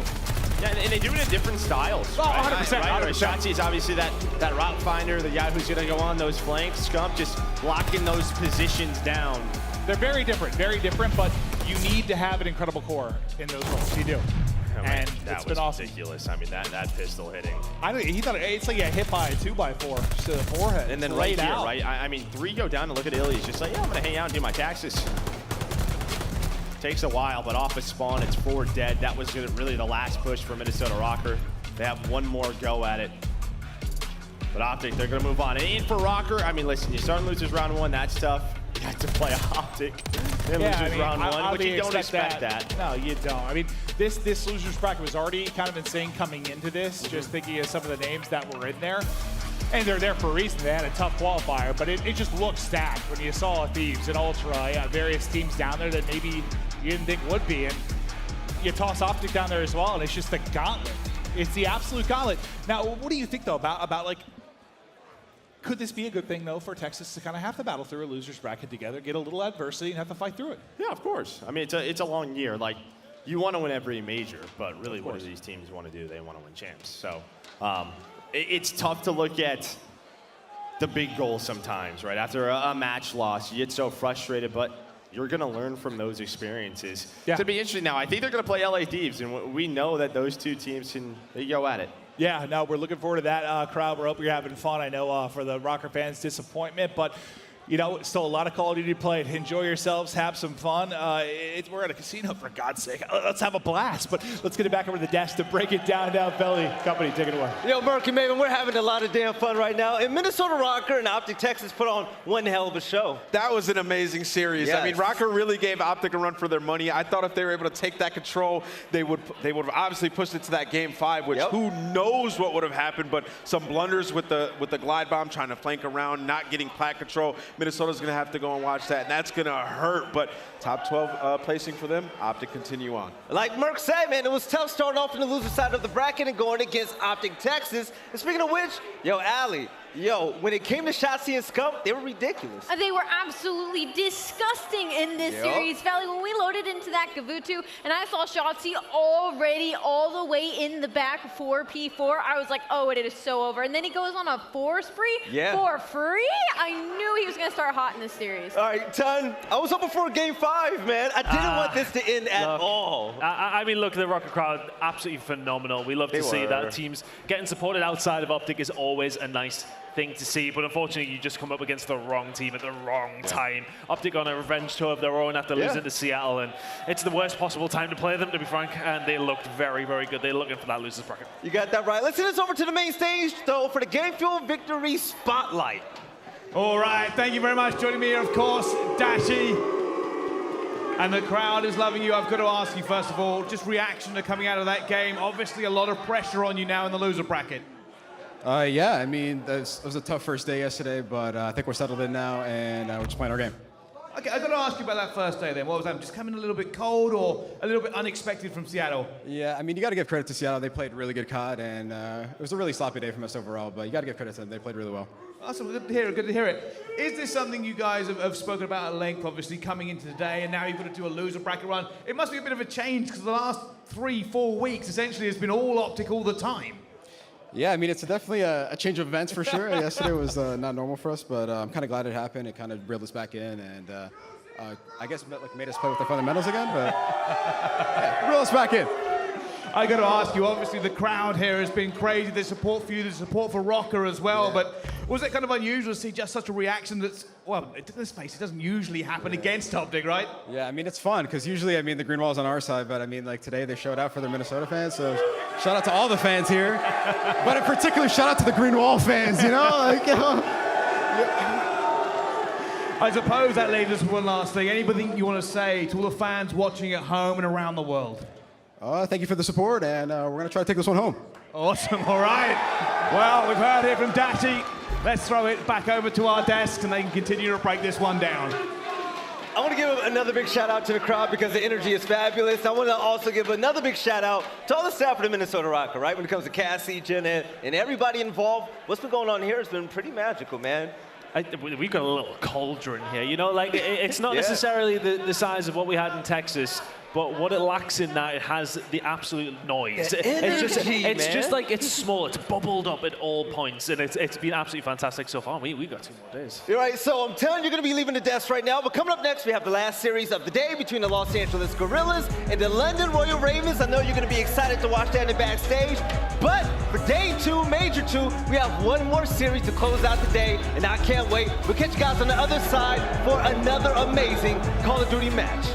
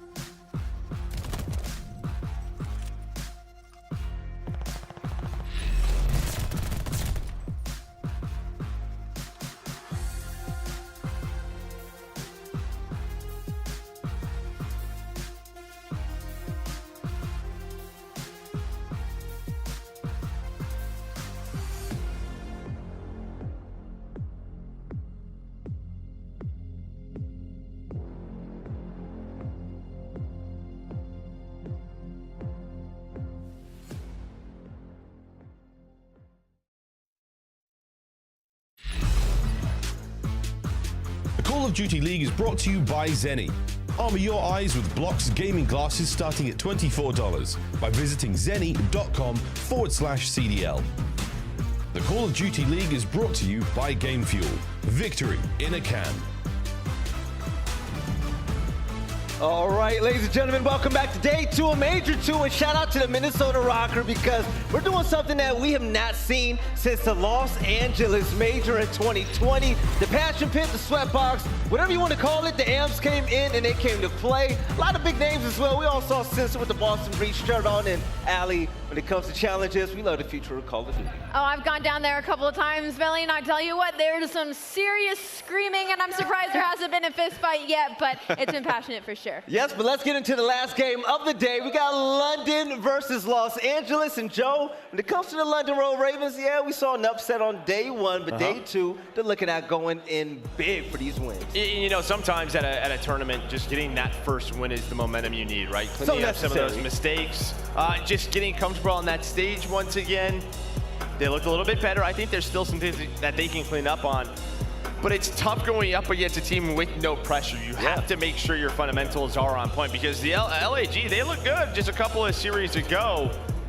Let's see if they can neutralize that. And when it comes to the game fuel keys to victory for the London Royal Ravens, it cannot rely on breaks. We have said it all year. London, please, please, we're begging. Just rotate. Even if it's just once or twice on a P3 or a P4, that basically signs you off the hard points. LAG holds 85% of the hills on Tuscan, second in the league. And improve your teamwork on man-down situations. They're last in 3v4 win percentage and bounce back on Gavutu control. 7-5 this season and lost 3-2 to Legion earlier today. A very tough loss, but it's the end of the day. I think they can bring it back, Belly. Yeah, I think they got their swagger back, and they're definitely going to need it because this team that we're about to bring up right now, oh, they're surprising the whole league right now, especially with their main sub, one of their newest subs coming in this Spark, and he's just going on a tear. No, he really is. I mean, talk about a guy who's just kind of playing at a really high level, showing off his skill set. I mean, that's really, you're just kind of, it is difficult to be brought in as a sub and say, hey guys, kind of what do you want me to do?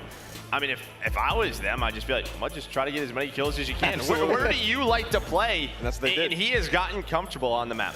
Yeah, he's sniping, he's playing every role that Gunless was playing, and he's putting in some great stat lines as well. Yeah, and what Joe just said is facts. That's what they did. They were like, Tuscan, Tuscan, Tuscan. That's where you're the most comfortable, and they have 2 of those in this series. As for the game fuel keys to victory, you got to shut down the Royal Ravens' break attempts on Berlin. How many times do we see the Ravens rotate late or Afro get a big 2-piece behind them on Berlin? It happens all the time. That's map 1 in this series. They're breaking 55% of hills on the map, the highest of any team on any map.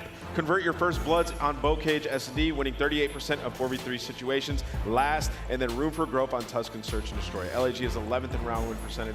London is last. So these guys both got to improve there, and that's going to be map 2 of this series. All right, let's go through pick'ems real quick, and I'm going to say, when it comes to LAG, listen, the Hungry Dog is the scariest one in the fight, right? But the thing is, when it comes to London, they still have a lot to prove as a top 3 team. I'm thinking this is going to go to a map 5, and I'm rocking with London. Joe, who you got, my man? Yeah, I'm going to go with London. I just, again, it's tough to go with a team who's going up against a top 3-4 team with a sub. Like, I like what I saw out of Guerrillas, but even if they had their full roster, I'd probably Is that enough right now? I'd probably still say London. You got that right. aLLeY, are you going with the underdogs? I'm very proud of what LAG has been able to do thus far, but they weren't able to get that triple stack Tuscan in the series this time. I'm going to have to go with the London Royal Ravens. Nasty really showed up to play today. Nameless, are you going with what's good on paper right now, or are you going to rock with the wild card? I got to go with the London Royal Ravens, man. It's a top 3 team. They did start slow in their first series, but they just look fantastic. I'm thinking they're going to take this one. All right, ladies and gentlemen, it's been a long and fun day so far, but for the last matchup, we have the London Royal Ravens and the Los Angeles Guerrillas. Let's go ahead and get this started.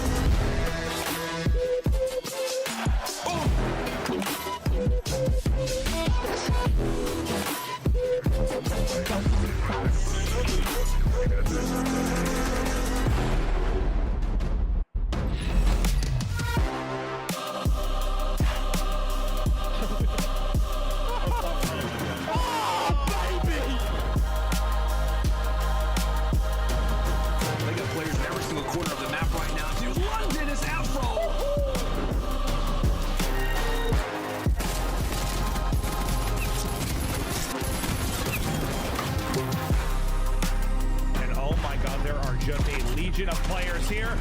Peekaboo, I've been here the whole time.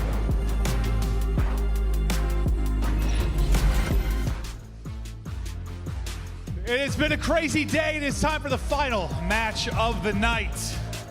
It's been a wild one here in Minnesota. Thank you for those that have stuck around with us all day long, but now two teams. They had to rebound today. They had to rebound in a big way. They brought it. They had what it took. They got the W, but now they've been sitting, waiting to get back at it. Let's introduce the teams. We're going to kick things off with the London Royal Ravens.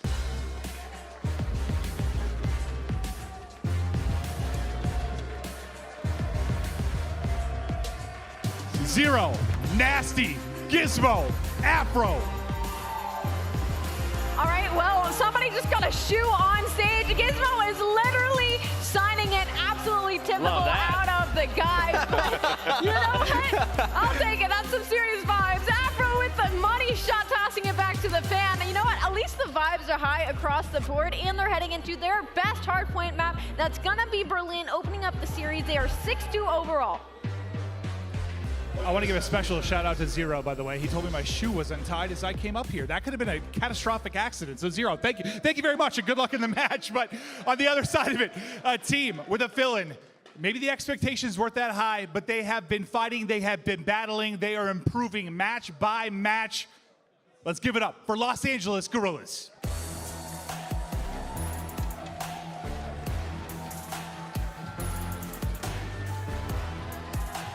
Slasher, Asim, Spark, and Hook.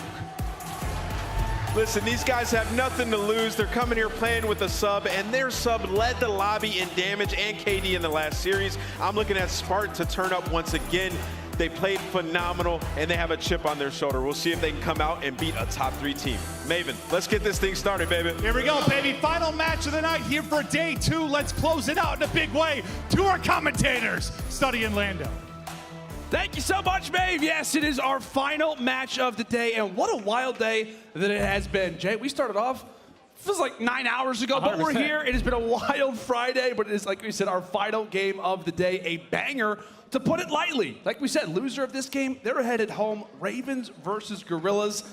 I don't know, you and I have talked about this a decent amount coming into this game. You know, I think on paper we like the Ravens, but you got to be really excited with what you saw in that last game for Guerrillas. 100%, man. They went out and played a team like Toronto Ultra, who were the second best team that we had all year last year. Yeah. But they have just been struggling this year so far. They win every single respawn. So huge on the side of LAG, playing with a substitute player. Like you heard Joe say it, there's nothing more scary than playing a team that has nothing to lose. So if I'm London, you have to answer early into this series. You have your best hardpoint, Berlin hardpoint starting off. They're sitting at 7-2 on that map, but this is also the best hardpoint for LAG. So this map 1 is going to be a huge momentum for either one of these teams who walk away with it. Yeah, and we'll specifically talk on the side of the Royal Ravens, as we mentioned, right, a 6-2 record. You see the numbers, the KD, the whole percentage, and most specifically, the break percentage, 54%. That's been the talking point around this team, Jay, for the last, I don't know, month or so, is how great this team can be at breaking. They coincide that with the number of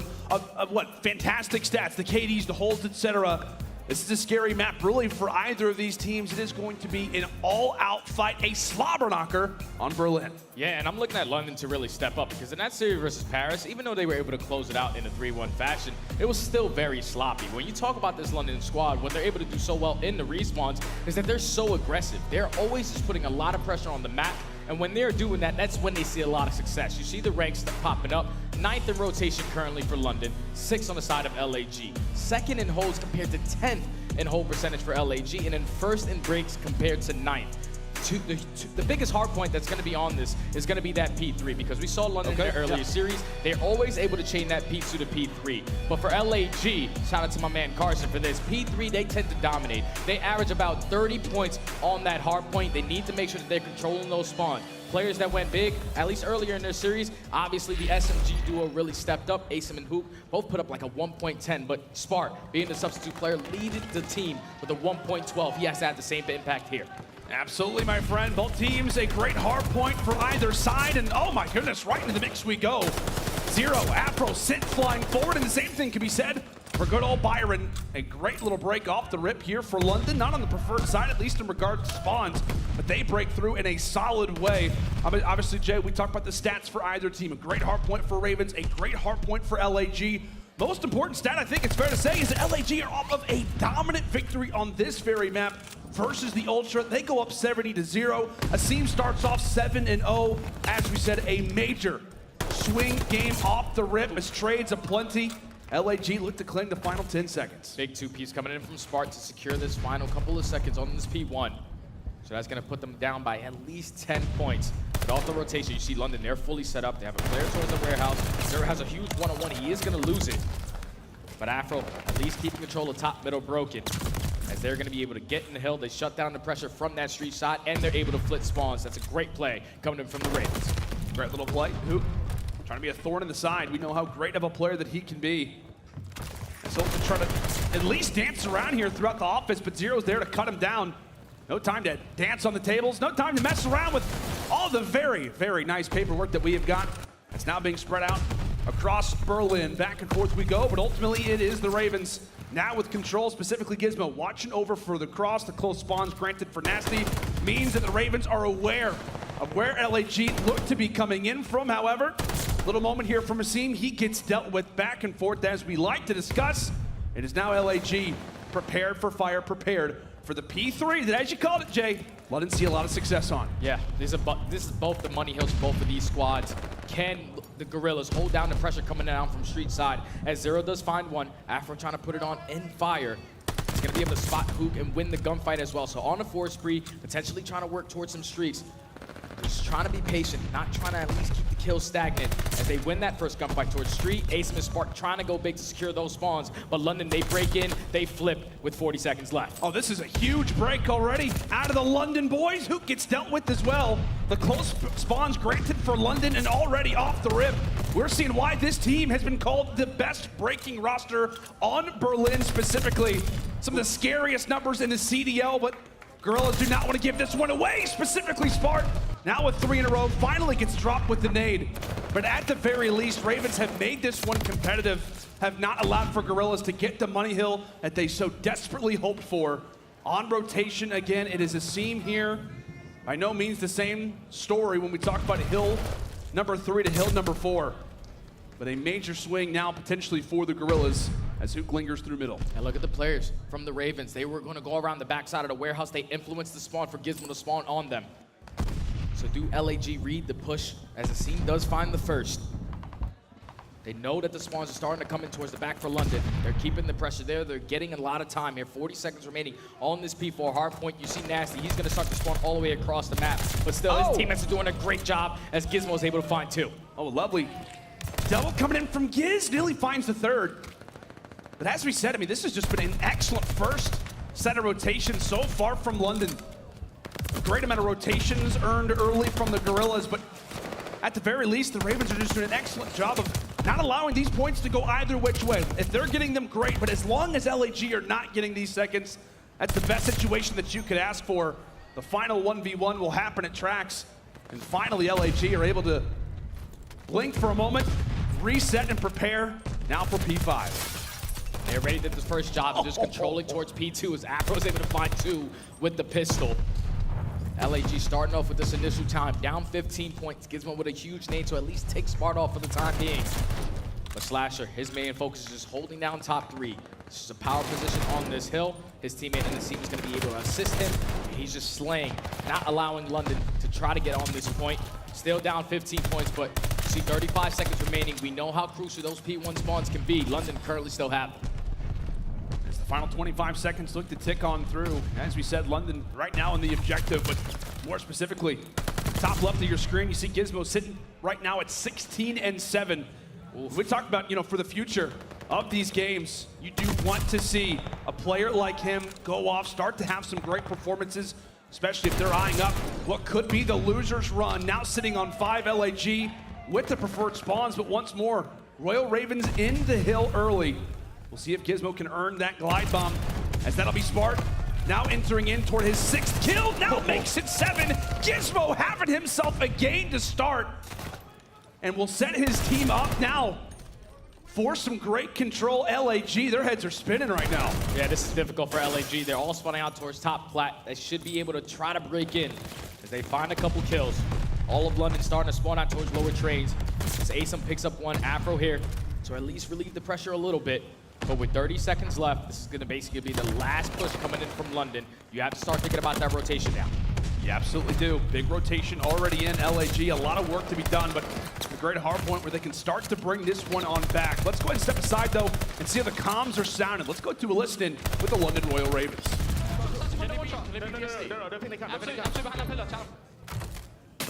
Listen, get top of the whole. There's Duke says 2-0. Listen, could it be a P5? You missed the spot. You missed the spot. You could have got really good time and really good time. I think. Nobody get street. Oh, wow. I'll get street.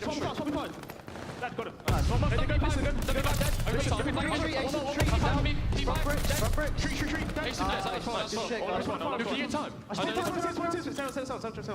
I can get all your P5, I got your P5. Get my back door. Get my back door. On me back. Get my back door. Marcus, stop Steve. You can't, Marcus. Jump down. Statue, Marcus, statue. Yeah, but he's in time now. In time. He's close B2. What you want? Jump in. Close left corner. B1. I don't know where he is. Let's go second. Big time. I spawned out.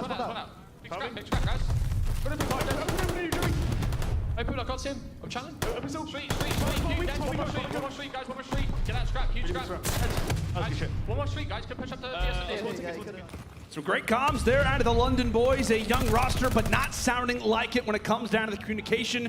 A big hill up next for LAG. Let's go ahead and listen in with them as they've got a massive hard point prepared next.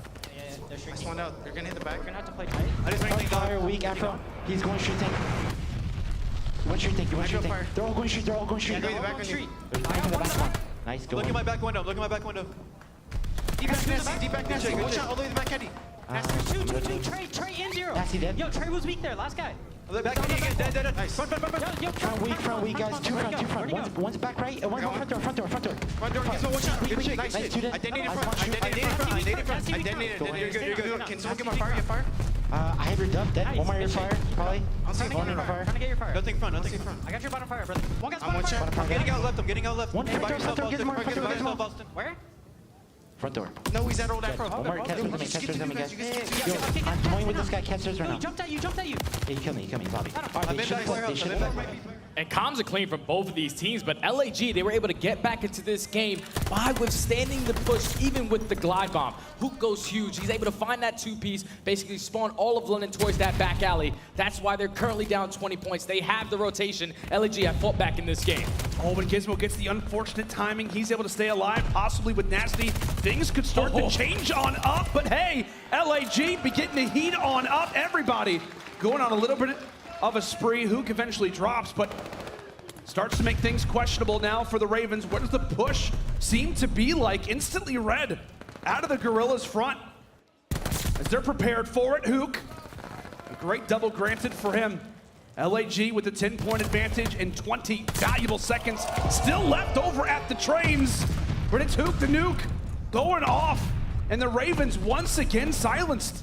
There's only 10 seconds left, so you have to start thinking about that rotation towards P5. You see number 2 in Nasty. He knows that the power position has to be towards his 3-story, but Hook, he's just roaming and frying on a 5-story before he does get taken down. You see all of London, though, spawning out towards that top plat. Spawns for the Guerrillas, still spawning at Warehouse. Number 6 in aSimp. Trying to at least push up that street side, calling out the cross for his teammates. As Slash is going to be able to find one, Hook with the second. But neither one of these teams is just trying to play for that time. Neither one of them. They're trying to focus on these spawns. London do not want to flip. Trying to think about the long game, and obviously makes the most sense for London. But the positive thing for LAG, seconds you walk away with only get you ever closer to that 250-second mark, but a great trade overall favoring the side of the Ravens. A 4-for-2 exchange, as now they lock down the time, and now they can sit somewhat pretty with those spawns just behind them. As Zero looks to clear out the lanes, making things that much easier for his young core inside a middle. Afro beginning to heat on up as he enters in to 30 kill range. Nasty as well, doing what he can.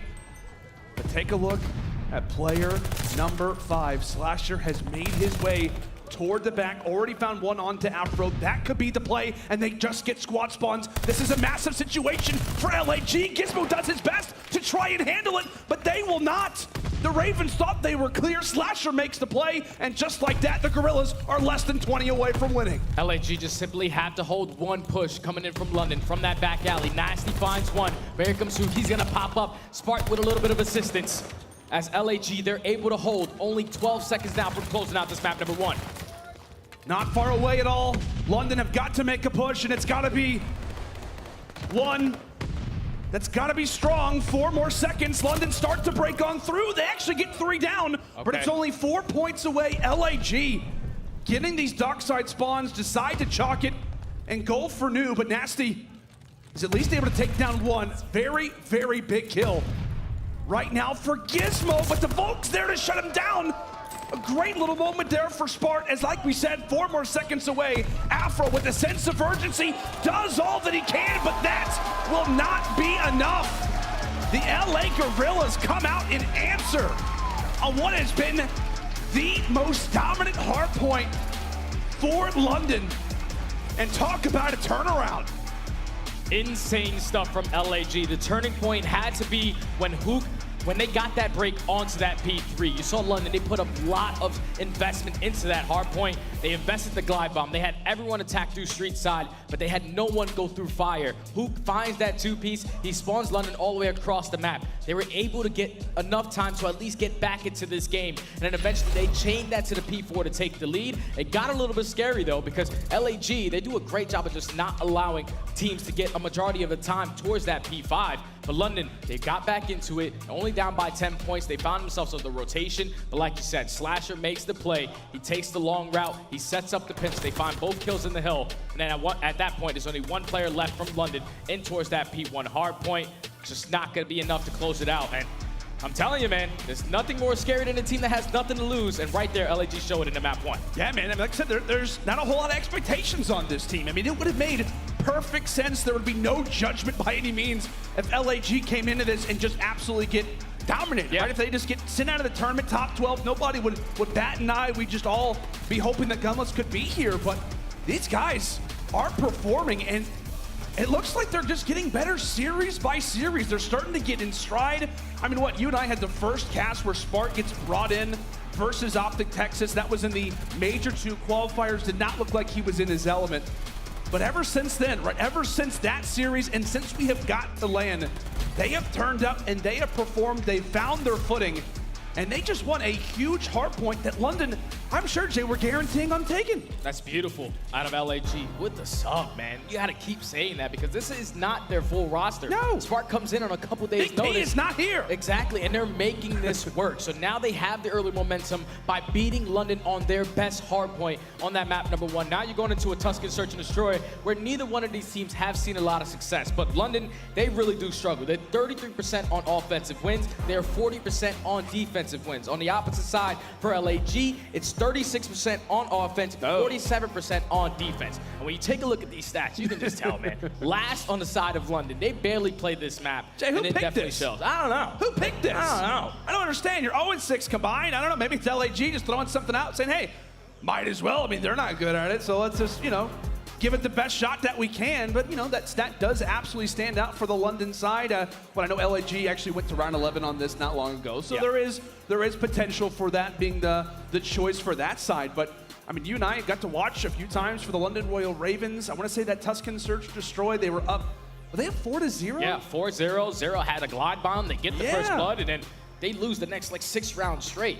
It was a terrible performance from the London Royal Ravens, but obviously, when you had that confidence, you go up 4-0, you were doing a lot of things right. You just need to be able to close out games. Yeah, and these Search and Destroys, I mean, that you and I have commentated over London that we've watched this weekend haven't been solid. There haven't been too many great, moments. We talked about that Bocage Search Destroy earlier in the day, where it was like Zero was constantly left in these clutching situations, a lot of first bloods that they didn't really, I guess you could say, invest in as much. It's been kind of a shaky mode for either of our teams. Another thing to note as well, LAG yet to win a Search Destroy with the substitute. Obviously, it makes sense given the strategy side, but if this team is improving, maybe S&D is one of those things that gets ironed out. I know, especially if they lose in the 6-5 search and destroy to Toronto and you let Insight 1v3. Like, Yeah, that's they true. would have their first S&D underneath their belt already.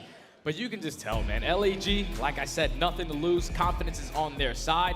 Got the support of Spart's mom in the crowd. The young man is just playing well, man. He's playing so well, really stepping up for the moment. Without a doubt, man. We hear the cheers, obviously, for Spart, for this LAG team who, like we said, are just going to give it their all. They're doing it for Gunless. I had a chance to chat with Asim earlier, and he was like, yeah, man, we're doing it for Pierce. We're doing it for Gunless. Obviously, if Gunless has watched this, buddy, we wish you the absolute best and can't wait to have you back on the stick soon. But heading to this Tuscan Search Destroy, like you said, Jay, it has been the Spart show. In a lot of these games, obviously the Tuscans have been the talk of the town. Maybe not the Search Destroys, more in the respawn side of things, but Asim and the entire team has been really impressed by what this guy Spart has been able to do. They just have to make sure that they're playing their man advantage correct. You cannot allow another 1v3 to happen. When you have that advantage, force them to either plant the bomb or defuse the bomb. Those shoulders, but make sure you're staying alive, not giving your life up for free, because that is when London can capitalize on it. Afro, he does a great job of at least putting a lot of pressure on, finding that first blood, getting out with his life. Looking at him to have the same impact here on this map number 2. Without a doubt, partner, it's time for Tuscan Search and Destroy. One of what could be 2 opportunities to see this map, as Tuscan Hardpoint will be game number 4. But hey, don't want to get too ahead of ourselves. It's time to hop into round number 1, and we are in a very interesting round 1 to start. It is LAG attacking the B site in round number 1. A ballsy call, but as Sun likes to say, they are indeed on the table, and they are on the board, as Spart, though, does get taken down by the nade, an instant 3v3. Big kill. iZero to at least pick up that kill and even up the numbers. Now with 40 seconds left, Afro is going to get shot in the back. He only has 54 health remaining. As Asim does find one, going to put the pressure on towards Zero because they know he has a sniper. Now Afro left in the 1v3. 1v3 for young Marcus Reed. LAG make the interesting call, and it works out perfect. I know those stats normally, right, when we talk about Tuscan Search Destroy, I mean, for B, it's like 10%. Yeah. Like 10% of the time, it actually works out, but that just continues to be the trend. When it comes down to Tuscan S&D, those defensive spawns get moved up. It allows for the attacking team to maybe not have as much control, no more guaranteed positions at that A site. And that could be the reason why we're seeing a lot more teams pivot toward the other side of the map. And you saw London, that completely caught them off guard. When Nasty pushes up to try to get towards P5, he gets caught with his pants down, trying to run back. As LAG win that first offense. And now London on the attack. LAG only have one player, which is going to be Hoop, that tries to take that mid-map control. Trying to find an opening slasher, great crossfire to at least get that first blood. Good answer on the other side out of Gizmo, and a solid first game despite the loss. See if he can continue to do some wizard-like things in the Search Destroy. But current 3v3 LAG look to stack up over at P5. We'll see if that does end up working. Gizmo in the major cut eventually gets dropped, and Nasty over at the bomb in a nice placement decides to plant it so that he can't be spotted from fire. A heads-up play from the Rook as LAG now with the man advantage look to retake. But look at this play from LAG. Instead of committing towards the flank, they have players that wrap back as well. So Sparta's getting all this information that no one has pushed out towards their side. They should be able to find one. Zero's going to give up his positioning, and once they take down Nasty, you can hop this bomb. Zero towards top church. You have the sniper. Slasher has the angle, and LAG are able to clean up the round, go up 2-0. And you love to see that. See, he's giving some love to the new guy on the block, Spart. And that was just a perfect retake. Like you said, Spart goes for the visuals. The rest of the team, they find the kill. They instantly hop on the bomb. And I guess you could say some unorthodox missed snipes out of Zero. We don't see that happen very often. It goes like 0 for 2, 0 for 3. Yeah, that's unfortunate. Probably if he picks up that kill in a 1v2, it's probably a little bit easier, but still have to try to get past the gunfight of Slasher. Yeah. He had the positioning towards the middle of the map. Your player was already on the bomb, so that should have been an LAG round regardless. As LAG are up 2-0 this time. London, they're going to put a lot of pressure on towards A. Can Nasty try to find a pick? And he may just fin to go for the full-on flank. That could be the idea. Oh, it's Spart there to read him. Like a book, Nasty instantly gets taken down in LAG. Now with numbers, have the opportunity to work this a little bit. A minute on the clock and a lot of time to decide on what bomb Really tickles their fancy. It looked like it was beat. Now it's another pick as Afro gets aggressive. And once more, it is put onto Zero with this sniper to try and clutch on up. But take a look at LAG. They see a quick glimmer, a glint of the scope, and they make the rotation. Gizmo's here, though. Yeah, they're not going to give him any opportunity. They get the information that Zero has a sniper. They're going to be super aggressive towards B. Do they spot Gizmo, though, towards top radio? As Asim's going to slide in, find that kill. Now all left up to Zero in the 1v4. He picked up the MP40. It's not going to be easy as Spark closes out the round. The young man is stepping up tremendously. The fact that he read that push through A, finds that first blood, it's beautiful plays out of him, man. Without question, as we said, not making his debut, right? I know there was a lot of people who were like, oh, Spark, you obviously making his debut in the CDL. No, he actually made his debut back in the early stages of the CDL, our first season back in MW with this very roster of the LA Guerrillas. He's been hanging out in challengers and been one of the top prospects. He was picked back up in December of 2021. LAG wanted to make sure they had this guy in the lineup, and clearly it has been working out. A 4-1 start for him. Take a look at the numbers from LAG in the top right of your screen. Everybody sitting on streaks. And that just heavily emphasizes the importance of this round for Ravens. Not only do you just need to get a point on the board, but you need to get these potential glide bombs out of here as well. And look at the positioning of Hook. He's so far pushed up at A. He's gaining all that information, but he's actually going to give it up. They probably think that the bomb is going to be rotating towards B, so Asim has to try to go big in his position. But London, they're just taking their time. They're trying to get some information. They were able to spot Hook. Can they find this first blood? Oh. And they do. They do indeed. Who gets found out inside of you, and with that, that could be the green light now for the Ravens. Gizmo looking for information inside of middle. Nasty finding the second pick with the nades. Or at least able to provide some decent damage there on the player number 3. Gizmo has to back up as Zero falls. The veteran out of it, which is somewhat of a weird situation to be in if you're Ravens, but take a look at the play from Spark. Comes around the corner with the pistol and now puts the Ravens in somewhat of a bind. Another kill. And the glide bomb will be earned for the future. A current 1v1. Slasher versus Gizmo. Only 7 seconds to work with, but Slasher beams him down. That's a 4v2. That is a 4v2 round. Great plays coming in from Spark to find that second kill to pick up that glide bomb. The young man is stepping up so big right now in this map number 2. He's confident. Yeah, he's confident. Man. Oh yeah, he's making the plays. He's getting the gas from his teammates. Wow. But look at these players fall.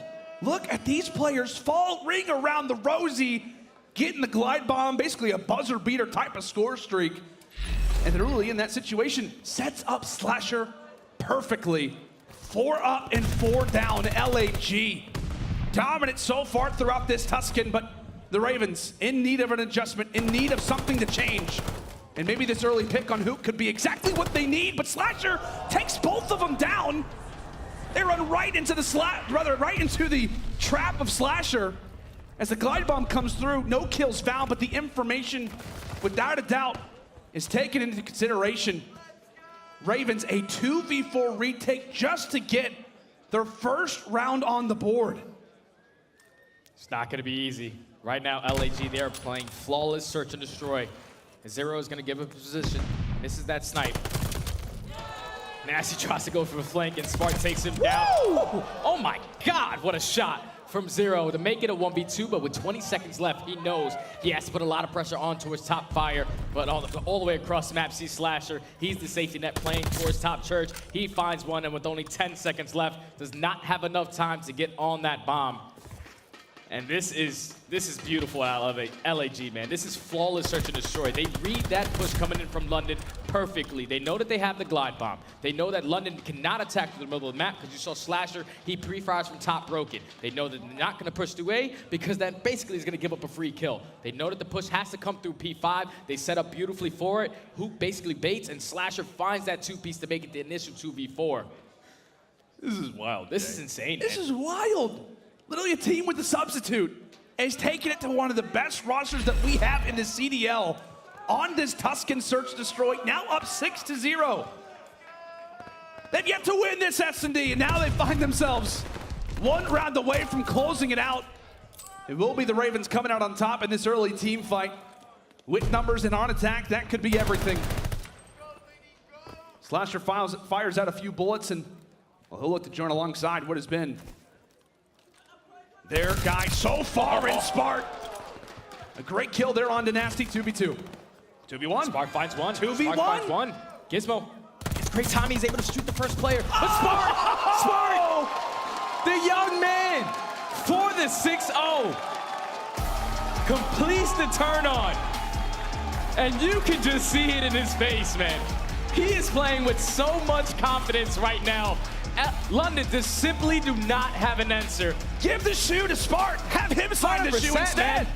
Come on. He's going crazy right now. I'm going up there for an autograph after this game is over. Goodness sake, 10-3. What was that last call? Was that a 2v3, 2v4? 2v3. 2v3. Slasher and Spark once again. What is happening? It's late.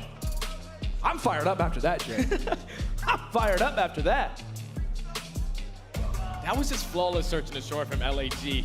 Every time the Ravens started off by trying to at least throw them off guard with a push, LAG read it beautifully. Like, once they pick up that glide bomb, they go those first 4 rounds, they play it flawlessly. You clutch a 2v4 round, okay, the momentum's definitely gonna be on your side. And then once Spark picks up that 2-piece to pick up that glide, you can already tell, like, he's feeling himself. Up 5-0, like, we're gonna use the glide bomb, doesn't matter. It was, like, right there was just beautifully executed S&D from LAG. When you have a player like Slasher, he's definitely reading them like a book. Without a question, man. I mean, what, this is like a PaulEhx situation when he's coming in for London, just absolutely dominating for the team. Right now, Spartan is having that very same performance. LAG up 2-0 right now versus the Royal Ravens. It is an elimination match, our final game of what has been a jam-packed Friday here at the Minnesota Major. When we come back after the break, it is time for Gavutu Control.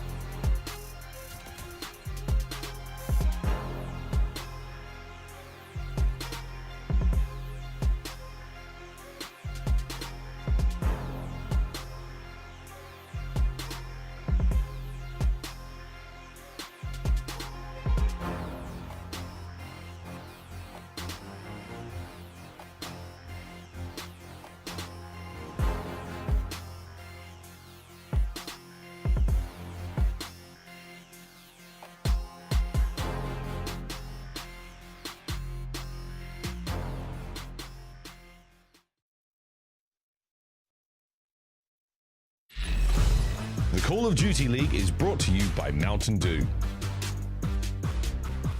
The Call of Duty League is brought to you by Zenny. Armor your eyes with Block's gaming glasses starting at $24 by visiting zenny.com/CDL.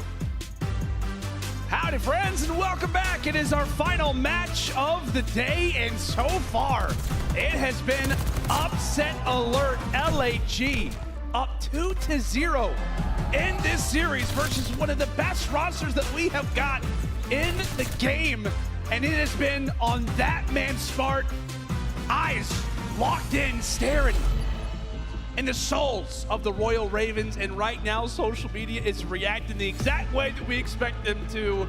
I guess you could say Smart deserves to be a part of a CDL team. The stocks are up. He's playing for a max contract, and Jay, if I was a CDL team, I'm signing this guy tomorrow. 100%, tonight. man.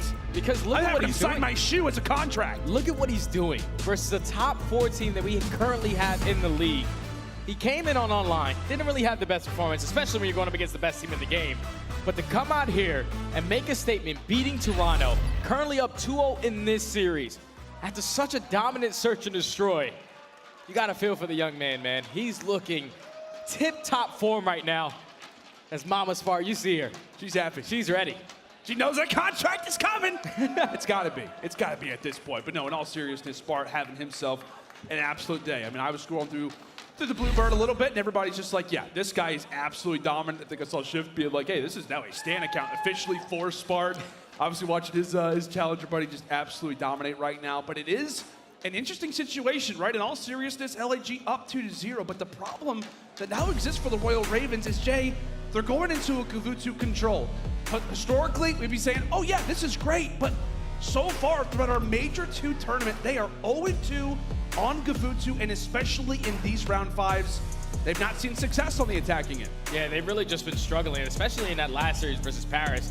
They outslayed the hell out of London. When you see London have a lot of success, it all starts with their initial gunfights. You see through the first 2 maps, Gizmo, he's having himself one hell of a series. I think at 1.2, was wondering when this young man would get back into that prime form that we saw back at stage 1. But here we go. London trying to get back into this series. LAG trying to close it out. London gonna put a lot of pressure on towards A. But look at the map control already from LAG. You already have aBeZy in their spawn. Yeah, you already do. A scene trying to provide all kinds of pressure, but Zero is gonna be there to handle him. The nice fight over it after. I gotta know where this KD is just at P1. No matter what game mode it is, he's got some insane stats here, but Gizmo now finding himself over a Top Gun. The position's quite powerful so far out of the Ravens roster. As you said, Jay, their last game on Kavutu versus Paris, not good. Outslayed officially by 32 kills. Sheesh. So we know the ticks are now the story, but if you're not finding kills, you're not winning the game, baby. So we'll see what the Ravens have got up their sleeves in this starter of an attack. Right now, Zero, the sole man on the objective. It's really the Ravens just waiting for LAG to try to contest them. They're inside of the point. They're happy as can be. They already completed the first tick at A. They're about to complete the second as Gizmo finds a huge kill onto aBeZy. And look at that minimap. Nasty's already putting pressure on towards B. Oh, all of LAG had to start focusing that B push, but here comes Afro. He's able to hit that flank. He finds 2, trying to go for the 3rd. Eventually does get shut down, but he stalls enough time to allow his teammates to complete this A point and extend it by a minute. Yeah, and that has been, I think, one of the cleaner rounds already. If we just even ended it here, one of the cleaner rounds that we have seen from the Royal Ravens this weekend, starting things off with an early A capture, minute 30 on the clock, and right now sitting well in the life count. As they'll push through green, Zero looking for that information. Only guy that's gonna be here is aCeam. Maybe the one player that you don't wanna be in this position is that man. Hook taking advantage of the map control. aCeam doing the damage that he has to inside of the spawn, but Zero and Nasty find 2 of their own. aCeam, fortunately he does get taken down, but Hook, a little bit of assistance from across the map. aCeam's gonna come all spawn and find that last kill onto Zero. A huge one-on-one though from Nasty. Can he win this gunfight and at least secure P1 control for London? He does. One player here though, it's gonna be aBeZy. He finds one, he does get traded. So now London, they can attack from the front with this P1 control. They can indeed, but take a look at Hook. Take a look at Hook rushing on in with the auto. Maybe not the weapon that we see him go off with the majority of the time, but a great double there instantly will halt the push out of the Royal Ravens. Stunted for now, and Smart doing everything he can, as we said, just to try and diminish the forces, try and limit any of the numbers that the Royal Ravens look to try to gather up on at P1. As we talk about, more of a checkpoint for the attacking end. Nasty on the Cellium spot as Zero attempts to make the flank from the back. A great little situation now lined up for London. Stopping the time, Zero now enters into the party. And he'll walk away with the kill as well. A great situation now for London. Now London get on the point. Zero doing everything he can to just stay alive in his opponent's base. Eventually, before he does get taken down by Spark. So now LAG with only 6 lives remaining, there's 18 seconds left. All you have to do is just get this player out of the tank. As you see the pinch coming in from top ring, Hoop does find one, but Gizmo and Afro able to find every single kill. Last player here is gonna be Slasher. No more respawns on the side of LAG. Gizmo like an absolute laser beam from P1. Moments away from that point being captured. It's all on the Slasher and Co. As they dive on in, this could be the break, this could be the chance, but London end up walking away with the kills. I'm not sure if they found the second tick onto B or not, but at the very least, 4 ticks in that opening attack. Not common to see on Gavutu, but London answer back accordingly, the exact way that you'd hope that they would, Jay, considering they're down 0-2. Yeah, it was good out of London to fight for that P1 control. That's such a big position when you're trying to attack towards that B point. Nasty goes Hughes to find that 2-piece, and he ends that round on a 5, so he could potentially pick up some streaks if he can continue this on. He needs another 2 kills. You saw London, they're currently up by 5 ticks, 5 segments on that first offense. You see LAG trying to put pressure on towards A, but a huge gunfight. Zero's able to win it, shuts down that pressure towards B. And that's a great start again. Out of London, walking away with the team fight. Zero finally gets taken on down there from Slasher. Nice little 3 in a row there for LAG, trying to break out of the base as the vet finds his way over at that B zone. So time's gonna be halted for the moment. Again, fights going down in boat, fights going down at the beach. And really just a matter of LAG, where do they want to supply the players? Where do they want to attack this? Right now, Slasher's somewhat unscathed, and actually has Spart alongside of him. The S&D duo has now translated into control, and they're winning the fights. They stacked the point. That is 2 ticks already at this B zone. Asim is doing the damage inside of the spawn. Nasty gets dealt with, and just like that, B captured out of the Guerrillas. Such a beautiful play from LAG to put that pressure on towards B, and they also shut down the streak on the side of Nasty. So now the hard job is already complete. You're up by 9 lives. All you need to do is just complete this A point, and you will be up by 1 segment. You see Spark trying to hold down towards top ship. He's able to find 2. Pressure's gonna be here. As the stack is gonna come in, they need to read this player on the flank though, as Gizmo's trying to make a play. Trying to make the play. It's gonna be on a Slasher. He gets found out. Information earned, but Hoop with the nade now brings it into just one player. Over at the objective, Spark does manage to get away. See if he can find a kill for his troubles. Does so, turns on with the pistol. And just like that, London get 3 down. Now it's LAG who get 3 down of their own. Nasty from the top, he gets dealt with. Seconds away from the objective being captured. Afro slides in, the 1v1, and Marcus Reed coming up clutch. We'll halt this one for now. London are flying now toward the spawn, down majorly in lives. A lot of time still to work with if you're Guerrillas, but that is some great life being shown out of the boys in red. Yeah, if I'm LAG, the main focus point has to be just completing that tick on A. You know they up by 7 lives, so you can still win this round by just simply outslaying them. But you know how big that last segment is. You see a lot of LAG just trying to set up for that pinch. They spot a player in towards Gizmo, not able to pick up that kill though. But Spartan Slasher, they find 2. It's time to pounce.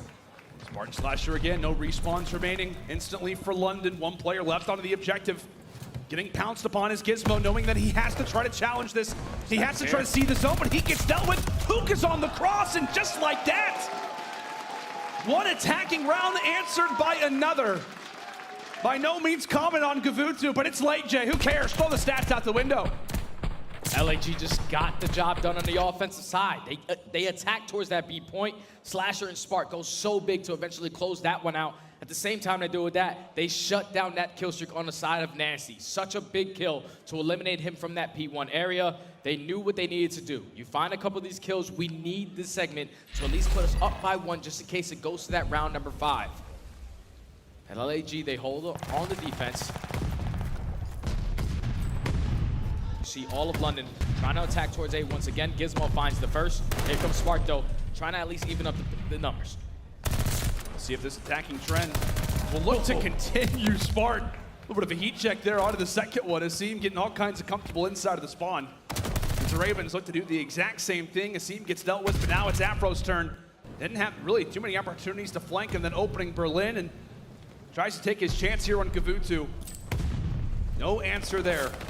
Somewhat of a stalemate now. Lingers to the middle of the map. London bruise their way inside of the boat.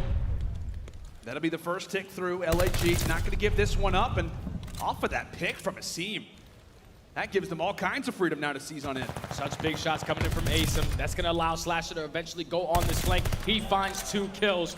Last player here is going to be Afro. He eventually gets taken down. So now LAG, they take map control. Your main focus has to be not allowing anyone to try to slip through the B. As London only complete 1 segment, they're currently tied in the tick column. There's 40 seconds remaining. 1 player does sneak through. It's going to be 0. We know how impactful he usually is at this B point. Afro finds 1. They're able to keep top ring control, and then Gizmo's also in their spawn. Right now, London are beautifully set up for this B capture. Yeah, they make this look like a hard point right now. See how the Guerrillas look to retake, considering that 1 zone is already done in A. The kills continue to come in on the side of London, but maybe an opportunity for them also to get pinched on out. aBeZy from one end and Hoop from the other, peppering them up like crazy. Afro wins 1, so close to capturing it B, but it will be silenced. And now the Ravens have to focus their attention now toward this A zone, but if they get a capture here, as we said, Jay, only 1 more left at that B zone. These have been such great attacking rounds. Excellent display here on Kavutu, as that A zone is just moments away from being captured. Another minute added to the clock and 1 more tick to go. Can London make it 2 for 2 on the attacking end? It's a big kill coming in from Nasty. He's trying to fight for this P1 control. He knows that this is the success that they at least saw on the offensive first round, where he needs to try to replicate it. They take down aBeZy on the flank, so now they have full control. Gizmo going on the flank as well. This is starting to get scary. Last player up is going to be Hoop. London should be able to get on this point, as Afro, unfortunately, is not going to slide on that. But 14-8 lives remaining, 14-7 now. LAG just need to hold this cross for a minute. How long can they hold for? That'll be the test of this young team, but just like that, 2 go down. Be wise of Nasty at least to try to stay on alive. He'll at least find a pick before he departs. In fact, he'll find 2. Great little moment there. Byron Plumridge, and there we have it. Gizmo enters into the fray as well. A current 3 versus 12. London have found the ticks that they have been looking for. And LAG continues to fall by the wayside, but Smart stays alive. The unfortunate team nade will then allow for Zero to be the sole man in the point. He wins the 1v1, and just like that, attacking round 1 victory for London, attacking round 2 victory for LAG, and now here in round number 3, the Ravens get another attack. This is wild, Jay. It just all starts with that P1 control, man. Once again, Nasty goes huge to win that initial gunfight, and then eventually he finds that 2-piece to force all of LAG to try to attack through the middle of the map. He finds that 2. Both of his other teammates eventually find the other 2. They get on the point. They were able to close it out. So now, LAG have to respond by winning another offensive round. Afro putting pressure on towards top Simp. He's able to find 2. Almost shot his teammate there. But great trigger discipline. You see LAG, they're just committing towards B once again. They do. It's a full-on bait, and right now the Ravens have been bamboozled. They've been bamboozled. Nasty, I thought for a moment had the chance to take down aBeZy, but as long as he stays back here, it makes things that much more difficult. He's on the flank. He is hot on the heels. And can he find the elimination? Yes, he does. The assistance there granted onto Nasty, the nade from the top. Afro calls it out and manages to make it land. Can it be 2 ticks through? It will be. 2 granted early. They're out of Slasher. The great pressure already out of the LAG side. And take a look at that clock. It's about to stop in a moment's notice. It's Hoop beaming players from range. Zero and Gizmo, basically a poster, but in COD form. Great little play there out of Kyler, as now it is Smart, as we said, at that A zone. LAG with pressure everywhere. I don't know what the hell is going on in this Kavutu control. We're seeing non-stop offensive wins. It's Nasty. Great shot to take down Hook. He's on a 3 streak before he does get shut down, but that's going to be 3 dead in the feed.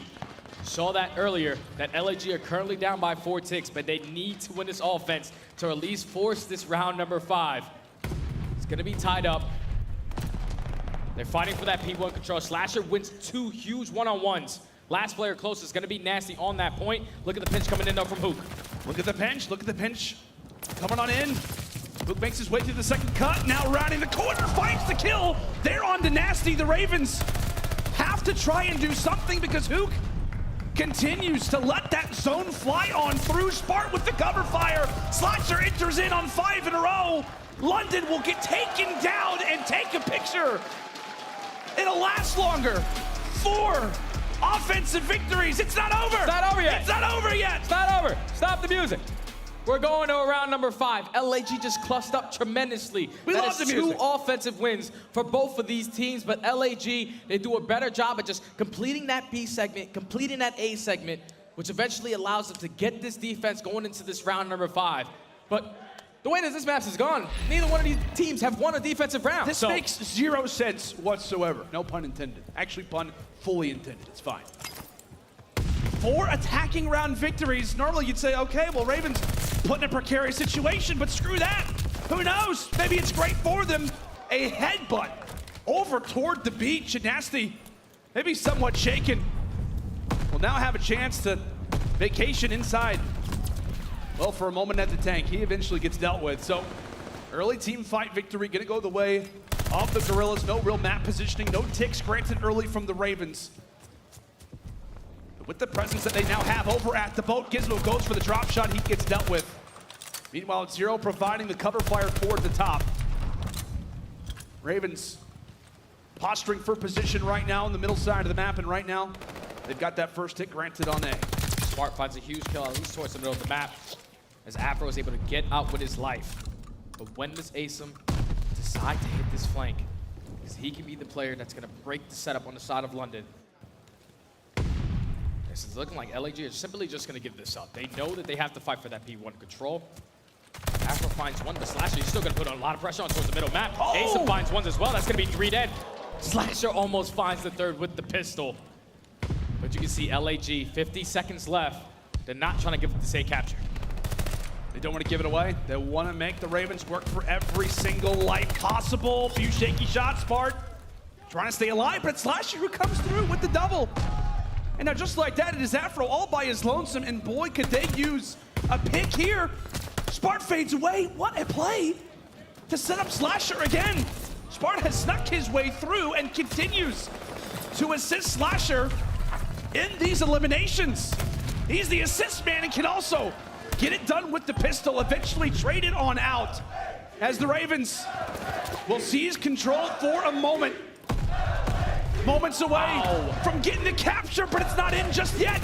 It's not in just yet. The fight will continue to go down. Nasty will stay alive for the moment and put in those final bits of progression at the A zone. Eliminations aplenty, but another minute added. And now, your focus point for LAG has to be just keeping control of this side of the map, keeping control of Beach, keeping control of P1. As Hook is going to be so far pushed up in their spawn. 14-9 and lives remaining. You have one player in London. It's going to be Afro. He's going to try to set up on this late push. There's only 45 seconds left. London only have like 1 or 2 more good pushes at this, but they need to fight for that P1. They absolutely do. Meanwhile, Afro trying to sneak his way on in. Nasty does find the kills at P1 that you talked about, Jay. Oh no, find another one. That's going to be 3. Nasty gets the call to be sent on forward. Player number 8, I was going to say for a moment, you got kills going down on either side of the map. Nasty pushes forward. He gets dropped. Huku is in the base of the Ravens. He also gets taken down. The long-awaited flank out of Afro eventually turns into something as he'll be on the point. He'll win the 1v1 versus Asim. Nasty again continues to be a problem at P1, 36-28 out of Big Byron. It is a 2 versus 7. Things begin to crumble. Could this be the final 2 lives of the tournament for the Raven? Zero, all by himself, a 1v5. Tosses out the shots with the rat, but that will be it. The LA Guerrillas, nothing to lose. but they have proved us everything. A 3-0 sweep versus the Royal Ravens. Eliminated from Major 2, but LAG will see a CDL Saturday. What an insane series from LAG. They start off on that map number 1. They go head-to-head versus London on their best hardpoint. They were able to win it. They play a map in Tuscan Search and Destroy that they have yet to find success on the entire year, and they dominated in a clean 6-0. And in that Kabuto control, I don't know what the hell that was. I have no 4 idea. straight offensive wins to start us off, but then finally, LAG are able to hold on the defensive side, close it out. It almost got scary though, because Dashy, every time they needed to fight for P1, he was winning such big gunfights time and time again. But eventually, LAG, they hold the line. Hoop steps up, going 33 and 29, 25 non-traded kills with the AR in his hands. And like the Dash said, man, there's nothing more scary than playing a team that has nothing to lose. And right there for LAG, getting the 3-0, man, you gotta feel good for the young men. Nothing to lose, but everything to gain. Smart as well goes positive in this match. As the Guerrillas filled with life, as they will survive to see another day. Bruised early in day number 1, but they have fought back valiantly in their 2 matches today. But Jay, get back to this Kabuto, man. One of the crazier Kabuto controls, without question, that we have seen this year. I know we've seen at times 2, I think at times maybe 3 attacks. I don't know if we've ever seen 4, let alone 4 straight. As it was London coming out, and LAG would answer the call each and every single time. Impeccable stuff out of the Guerrillas. That had to be the most segments that we've seen on Kabuto Oh, without Control. a doubt. Without a doubt. We saw B captured, A captured by both of these teams to start us off. But LAG, they're able to walk away with the series in a 3-0. To talk about London a little bit, though, this is a team who we expected to be top 3, top 4 going into this event. It really just came out flat, man. It all starts with that series versus Florida. They get 3-0 there. They come back and they bounce back versus a team like Paris, which should be an easy match for them. Right. But then in this series specifically, they just simply were struggling versus a team they really didn't know what to expect from. You gotta go back to that map number 1. Like, they did a great job at that P2 hardpoint, but they were giving up the spawn every single time towards P3. And I know aLLeY talks about it all the time. Just give me a rotation, man. They give us a rotation. They probably start the series off with a little bit of momentum if they take that map number 1. But once that happens, a clean 6-0 from LAG and S&D. Kabuto Control was insane. What a great series to end the night. What a phenomenal series, and what a story it is right now for our Cinderella team. I don't know if it's midnight yet, but it's getting close. LAG get the job done in a 3-0 fashion, without a doubt, an upset versus one of the best teams that we have in the game, and with a substitute. And I gotta say, that man Spark was beaming in this series, Jay. And he didn't even use the Volk. He didn't use the Volk at all. Like, he probably put it up for like 1 or 2 seconds at the end of that Berlin, but he was just turning up, man. Congratulations to the young man. Without a doubt, and I believe he is gonna be on stage for our Game Fuel Victory Spotlight. Maven, take it away, buddy. Thank you, gentlemen. All right. So I guess listen, I'll be honest here, your Twitter game was fantastic when you first got asked to come up, but I just want to hear, like, when you found out you had to fill in, first thoughts. Honestly, I was pretty excited, but mind blown, because like after the OpTic series, I was like, sheesh, bro. Yeah, that was a tough one, probably just get rolling into it. But now that you've been with the guys here throughout the course of the weekend, you feel like you're starting to find your groove a bit.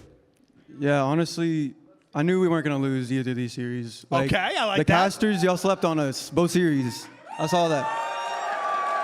3-0 top 4. How are they, like, I don't understand. It's just, it's amazing to see the crowd getting behind you. I think everyone likes an underdog story, and you know, with a fill-in, it sort of becomes that. But how far can this team push it? I don't know. We're just gonna keep on playing the game and just have some fun. Map by map, map by map, enjoy yourselves. But it's big shoes to fill coming in for a position like Gunless. And I think a lot of people, like fans, kind of wonder when a fill-in comes in, how do they play around you? Is it sort of like you do what you're comfortable doing? Honestly, Austin's been really cool. Like, he's just asked me basically anything I do, and he's like, just do that and I'll switch it up. So I like that. I like that. I think that's great. They're teammates. But hey, the fans love you. It's been amazing to see your results. Thank you guys. Thank you guys. It is not easy to do what you've been doing. Thank you. Good stuff, brother. I appreciate all desk, you, for real. Sparks is definitely feeling himself right now. And rightfully so, right? The crowd is I'll loving hold him. the L. and- You know, that's fine. I'll take the L, you know? Yeah, I mean, listen, let's be honest. A substitute against London who's been a top 4 team, yeah. London, Toronto, hey, call me Ultra? crazy. Nobody but- would have expected Come that, let's on, be man. honest, right? But These guys listen, are up. dude, it's Cinderella. It's awesome to watch. Like, heck of I'll a take run. it. And yeah, Unskippable. back-to-back 3-0. I mean, it's unreal what they're doing right now. Yeah. So props to them. Yeah, I'll hold my L. Kill it tomorrow, too. All right. But, yo, Nameless, man. LAG came in here. Cinderella story. Lando calls him the dark horse of the event. Toronto Ultra, and now the London Royal Ravens. Those are some quality wins. Some dude. quality wins. The spark's been popping off throughout both of those series. The man deserves a lot of credit. Also, the turnaround from Asim and Hook today from their first series that they had yesterday. I mean, these guys were just frying in every single map. And the most impressive was that Search and Destroy in a 6-0 fashion. This is a team in LAG that haven't been playing that great in Search and Destroy throughout this game. To come in and win 6-0 versus a button-up London Royal Ravens team is extremely impressive. They look confident. They look like they went over the VOD on short notice to create strats like that. It's beautiful. It made Afro struggle. Come on, man. Yeah, but with the 6. Exactly. But the Scump play the game actually has to do with control, where LAG put in work big time. I mean, it was so chaotic to see both these teams go at it in their offensive wins, and it come down to an offensive in the last time in the hands of London Royal Ravens. But I mean, this is insane. You can see all the pressure over here on the side of the B, but Slasher, he's gonna pick up 2, and he's just gonna wait for his teammates, right? A is still getting capped by 1 player, but this is when it really gets rogue. Hook gets onto the point, he gets the kill in tank, and there's just nobody there. Nobody from London makes the move to try and get on this hill. He's got Slasher looking over him on a forest free, and the point just gets gone. Spart hits the back, he finds a player, Slasher connects for 2, and nobody's close enough to stop the cap. Where are the nades? I mean, that's that's back-to-back B points in both defensive rounds for London. Like, those nades have to hit. Yeah. You have to be able to weaken those players up, get into some solid positions. I mean, correct, 4 rounds, offensive rounds. I mean, that was a. I don't know if we're going to see that one again. How you're flustered right now is how I've been the last 2 days so far this event. And let's go ahead and recap what's been happening today, because the day started off pretty fun. We had the Paris Legion take on the London Royal Ravens, and aLLeY, London were able to finally get their first win this event. I mean, it was a bit of a series, though, wasn't it? Paris was pushing them to the edge. Jimbo, I feel like, was playing lights out, but it was definitely Nasty. Nasty stepped up when he needed to for this squad. They defeat Paris 3-1, but then they come down, obviously, and they take that loss to LAG, but they looked better, but they're still struggling. Yes, Paris, you know, I'm waiting to see them pop Look out, look out, you know? You know what the thing is, like, you see the improvement, you see the progression, but also the second game of the day was Los Angeles Guerrillas, and this is when they took out the Toronto Ultra. And Nameless, this Toronto team isn't a team that we used to talk about before, man. Blow it up. Yeah, blow it up, you gotta man. Bring, you gotta bring Hicks in. Where's Standy at? But to also just talk a bit about the series. This was one of like the worst series I've seen in Call of Duty, because there were so many bad plays. And on one side, you look at LAG, it's like, okay, they have a substitute player. They're trying to figure it out. But on the side of Toronto Ultra, some of the plays in Hardpoint were just so bad. Thinking about that Tuscan, I'm still going to bring it up. That P2 play where they just waited in their spawn is just horrible. Like, this team in Hardpoint, they haven't won a Hardpoint across 2 majors at this point. True. And LAG took advantage of it. Every time Toronto made a mistake, LAG pounced on it, man. So for Toronto Ultra, they really need to go back and figure out if they're going to bring Hicks in or if they're going to look elsewhere in the challenger scene. I'm going to quote Nameless on this one. I am mind blown that you just said blow the Toronto Ultra roster Bring Hicks up. in. There is not one player that you can point on this squad that has been the low for this team. It has been dips and highs across the board of players popping off and some players just having an off If game you or haven't an won off a map. hard point in But 2 majors, time to replacing make a one change. player on Toronto Ultra is not going to fix their problem. It is down to We've the seen- fundamentals of their hard point. They aren't rotating. They clearly aren't communicating properly. Even though they're a really good team, they're based around teamwork. There cannot be one player brought in to fix that. There are some teams that have one player come in that make an immediate impact. You But think what back player would to you when replace? Priestahh was Because brought no in, player is made an doing immediate incredibly impact. bad. You bring in Hicksy, you replace either Cammy, because Cammy hasn't been playing that great throughout this game. I think he's honestly been their X factor. When he pops off, they do somehow get some wins. So I think maybe take Cammy out, or you could think about replacing Bance on this roster as well. And a little bit more mixier of a game, you bring in a player with a little bit more aggression, maybe you start to translate that into some hard points. You know what? Maybe we'll talk about this during the pre-show tomorrow, because aLLeY has a lot to say with the look on her face. But also, New York versus the LA Thieves, where New York almost ran away with it. But LA, Joe, they stole the win away. We talk about specific wins that maybe sort of change your outlook on the year, right? This could be it for LA Thieves. They lose this, and who knows what happens? Talking about roster changes, you're right, you're 0-5, that'd be 0-6 throughout stage 2. Not good. Right, that good. But it's just, you know, it's a bounce back. That's not LA Thieves, but that was, you know, here, Kenny. I mean, you know, you got to start out hot for now. But I think it's, as they talked about, a confidence thing for this team. Drazah, especially in those respawns, he was popping off. Turned up. If he could play like that, similar to like what we saw at the Kickoff Classic at times, this team it's scary. They're His very first talented. bloods were so good in Search and Destroy. But this could be, I mean, a huge momentum shift for the Los Angeles Thieves. All right, now let's go ahead and talk about the last one, Texas versus Minnesota, where the Røkkr crowd shut out in a big way. And let this be a notice for every other team out there that throws an event. Get your crowd out there, because hyping up your team just makes things so much better. And you know what? Scump is an absolute lanimal. It was the SMG duo for the OpTic Texas that got them this series. Obviously, Minnesota Røkkr is an incredible search team, and we saw that in the Desert Siege. But the thing for them is Shotzzy turned out hot on map 1. Like, he didn't warm up later in the series like he usually does. He was instantly turned, and it was just the OpTic Texas that we knew we were going to see. But an OpTic came out the gate swinging, man. That Minnesota Røkkr team, they could have taken to a map 5. I was believing in it, Joe, but they just didn't have the juice to compete. I mean, Minnesota, they've struggled in hardpoint all year long, and against this OpTic team, there was just too many openings. Like, we kept pointing it out, just all of the routes that Shotzzy or iLLeY were taking, flipping those spawns. We even heard in the comms, like, where's this player, where's this player? They have to lock that down.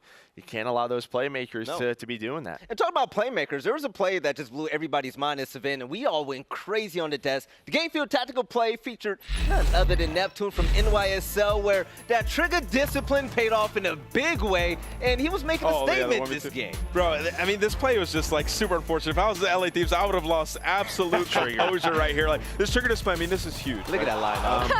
But honestly, I mean, not to take some shine away from his moment, later in this map, he ultimately cost it. When he was bottom P5, you're right. When they wrapped that bomb site in LA Thieves and they were pushing through top P5, if he doesn't run out to Fountain there, they get those kills and they potentially win that round and force, you know, a round 11. So for New York and for Neptune, where there was a lot of improvement, there were still some mistakes that he was making, and sometimes you can be a little bit too free on the map. So New York, while they look better, have some improvements to make. And those are the rounds that LA Thieves have struggled with, like giving up those clutch moments in map 5s, right? They have to button that up. I know it's different philosophies, but in that sort of situation, to me, you're going to let the bomb be planted. You can play the 2v1 retake. Taking those steps forward allows Neptune to make that play. Yeah, definitely. But also, ladies and gentlemen, this has been crazy. I'm pretty much pooped right now, but let's take a look at the bracket to see how things have evolved so far at the Røkkr Major 2. Take a look at the top side of the bracket. We got 4 teams, Surge, FaZe, Pioneers, and the Boston Breach. But the excitement that happened today was down at the bottom. OpTic will face off against the Los Angeles Thieves, and the Guerrillas will play against the winner of that, Nameless. This is just a weird-looking picture with all of what we thought the event was going to turn out to be last week. I'm just ready for those winners round 2 matches, right? Like, Mutineers or Breach are going to be top 3, which is absolutely insane. Surge, and most recently, they beat FaZe. So, like, imagine if we have, like Surge versus either one of those teams in winners finals is wild. Nobody predicted that, no one. And I'm pretty sure, correct me if I'm wrong, but I'm pretty sure if FaZe were to lose to Surge, they drop down to play the winner of OpTic and Thieves. True. Which means one of them is like super possible. All right, so Surge beating FaZe could just be absolute pandemonium for our Major 2. Top 3 for any of the winners on the top side of the bracket. Let's take a look at the schedule to see how things will go down in what order. Yo, production, whoever's running this, you put up a good one. OpTic Texas will take on the Los Angeles Thieves to start out the day. And then right after that, Boston Breach versus Florida Mutineers. But aLLeY, I think we're going to be in for a treat for that Seattle Surge and Atlanta FaZe game. I'm waiting for that. Oh yeah, we're in for a treat that's going to be very quick if you ask me, and only some of you know what I'm talking about. But I think the OpTic and LA Thieves match is going to be a banger to start off. You know, I'm on your side with that one. I think it's going to happen. We're going to argue with the talent later on about that. But ladies and gentlemen, it's been 2 days so far. The last 48 hours has been absolutely insane. From the surprises and upsets, from the crowd getting hype as ever. But ladies and gentlemen, day 3 is going to be even better as we progress in the tournament. I'm going to thank you guys for tuning in so far. And don't forget, catch us at the same place and the same time tomorrow to continue on with the Røkkr Major 2. It's been a blast so far. You're all beautiful people. I hope you all have a good night. We see you later on for some more Call of Duty action.